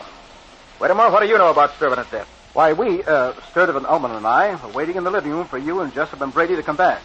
Sturtevant got the bright idea that he'd go up to the roof and see if he could see anything. A little later, we heard him yell, and we started up the stairs to see what was wrong. You hear anything after he was killed? Why, we thought we heard someone dash down the back stairs and out the back door. Well, you better get Sturtevant's body inside. I'm going to have a look at the roof, see what I can find there. Come on, Patsy. Right with you, Nick.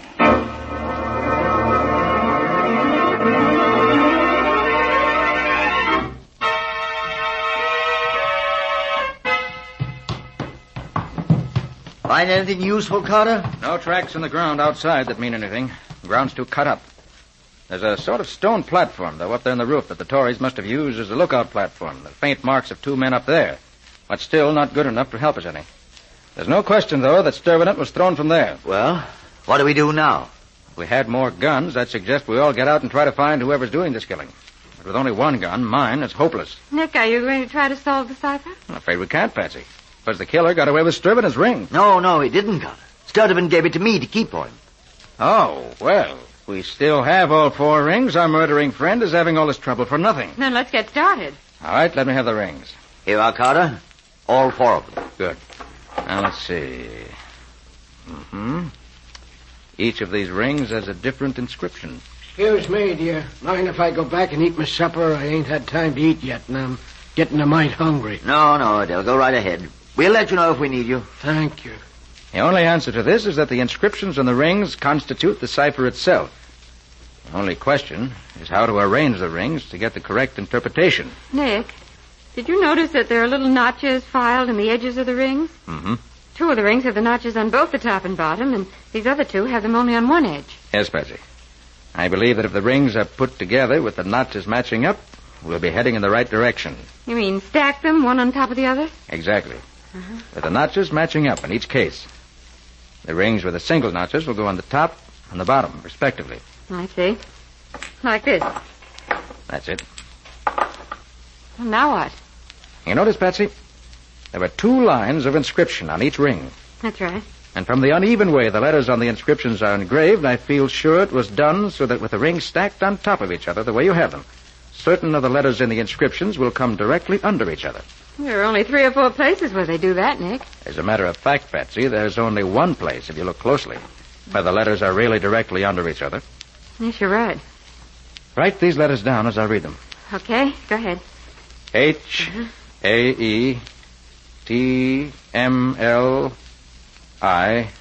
3. Did you say 3? Yes, one of the rings has the date 1730 in the second line. Oh, yes, of course. Hey, wait a minute. Right under the 3 on the bottom ring is another number. Looks like... Yes, it says 251. Write that down, too. You think that's part of it? I believe it is. Now, what have you got there? Nothing that makes sense. H-A-E-T-M-L-I 3, 251. Maybe that's in cipher, too, Patsy. Maybe... No. We've got the right ring on the top and the right ring on the bottom. The notches prove that. But we've got the 2 rings in the center in the wrong order. We just transpose them, Why, of course. You're way ahead of me, Nick. It refers to a book. A book just as well known to those old Tories as it is to us. Now, where can I find a copy of it here? Matt Odell. He has quite a collection of books in his shack. He must have a copy there. Oh, but Nick, do you think... I'll be back in a minute, Patsy. Just long enough to get the book.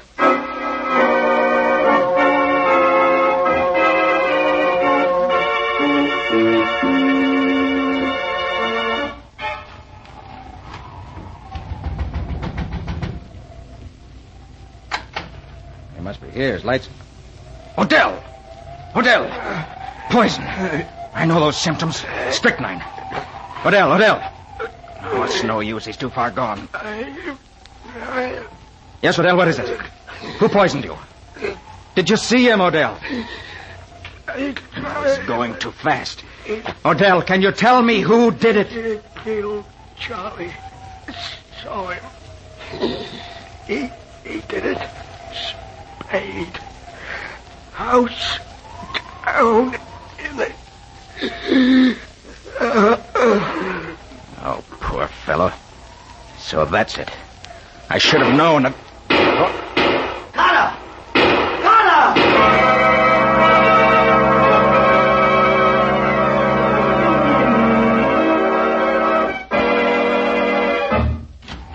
Jessup, what's happened? Why'd you call me? Upstairs! Carter, quick!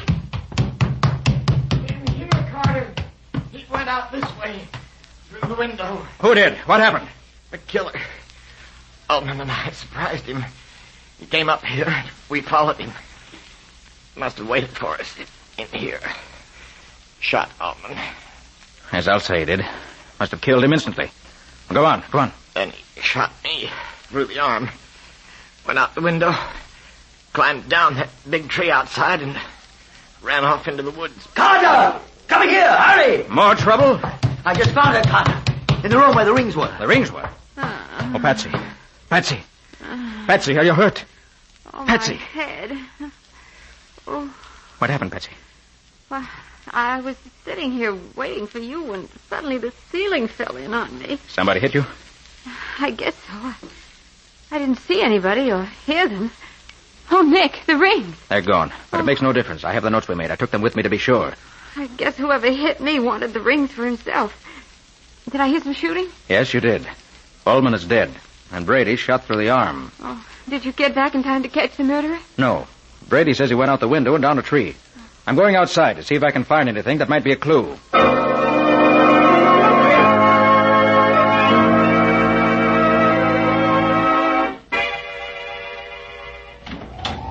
Did you find anything, Carter? I think so. Now tell me what happened here. Well, we were all sitting in the living room when Brady heard something outside in the hall. He went out to look, and a moment later we heard him call out to someone to stop. Ullman ran out, and they both dashed up the stairs. There were several shots, and I called to you. You know the rest. I see. Brady, did you get a look at his face? Why, no. No, I didn't. It was dark in the hall, and I couldn't see. All right. Never mind. Let's get finished with this cipher. But, Carter, shouldn't we do something about this Plenty now? of time for that. Plenty of time. Cipher comes first. Oh, by the way, I found Matt Odell dead in his shack. Poisoned. What? Somebody put strychnine in his food. Odell dead? But why would anyone want to kill him? Matt didn't have any of the rings. Right. Odell was killed for an entirely different reason. Well, now let's get this cipher finished. I found this book in Odell's shack, and it gave me the answer. That copy of Hamlet told you where the treasure was buried? It did. You remember, Patsy, we had the letters HAETMLI 3251? That's right. Well, if you transpose the two rings in the middle of the stack we made, you get these letters. HAMLET 13251. That's wonderful, Nick. Hamlet, Act 1, Scene 3, line 251. Is that it? Exactly, Patsy. I looked it up, and the clue gives us this line. Deep in the cellar, seek for our remains. And the treasure's buried in the cellar of this house. Apparently. So let's see what we can find down there.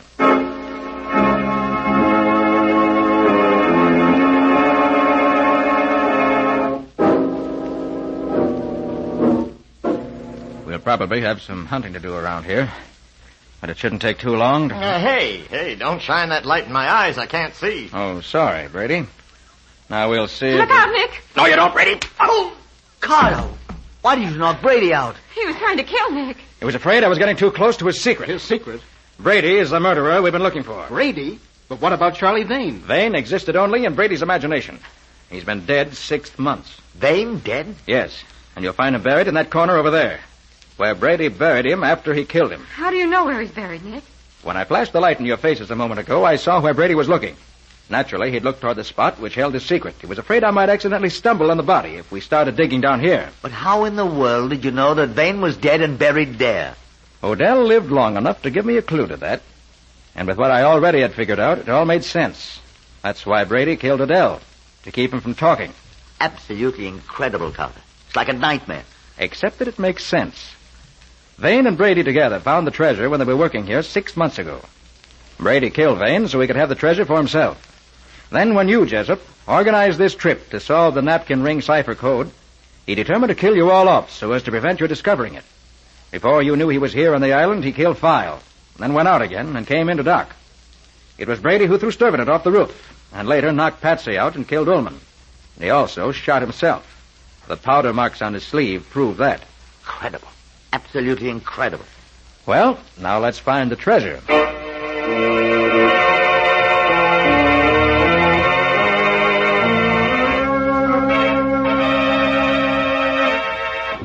But if the treasure's buried in the cellar, Nick, what are we looking up here on the roof for? Oh, didn't I tell you, Patsy? The treasure isn't buried down there. It's up here. What? Up here? But the quotation from Hamlet, Carter, that said... The quotation I read you was not the right one, Jessup. Now, let's see. You see those large flat stones forming the platform on that side? Yes, what about them? Count off the first 11 and lift the next one up. Lift it up? Wait, it's cemented down, Nick. I doubt that. Go ahead, Jessup. Try it. Give him a hand, Whittemore. All right, if you say so. You seem to be right about everything so far, even to finding Vane's body where you said it was. Now, Whittemore, lift. Oh, Nick, you're right. The stone is coming up. Well, will you look at that? The old Tory's treasure. Nick, look at those gorgeous rings and necklaces and gold coins. Yes, Patsy. If Jessup is right, you're looking at about $2 million worth of gold and jewels. But how did you know it was here, under this particular stone, Carter? Because the quotation from Hamlet, the correct quotation, not the one I made up to fool Brady, reads like this. Upon the platform, twixt 11 and 12. And there was no other solution possible.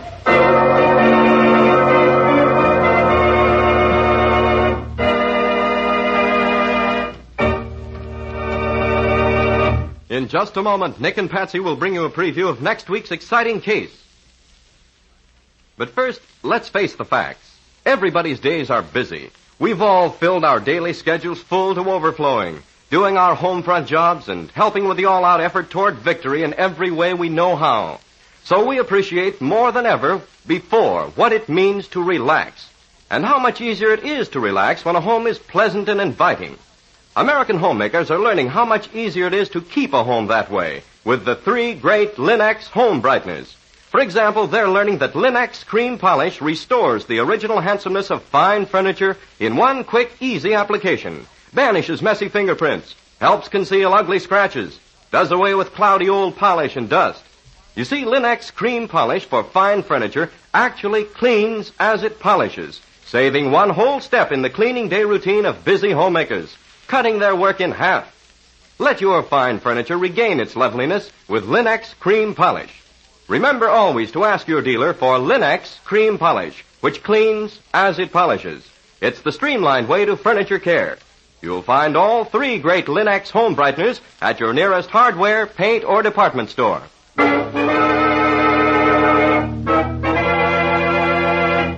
And now let's hear from Nick Carter himself. Well, Nick, what's on the program for next week? Next week, Ken, I want to tell you about a man who was killed by an unknown poison, and apparently without opportunity or motive. 4 people were gathered for a discussion on Hindu philosophy, and suddenly one of them fell over dead. None of the others had any idea what had happened. Sounds pretty blind to me. How did it work out? Well, what clues there were uncovered accidentally and unexpectedly. And it wasn't until the second murder that things became clear. And even then, nobody but Nick could figure out what anything meant. But he got the right answer. And the murderer. Well, what's the name of the story, Nick?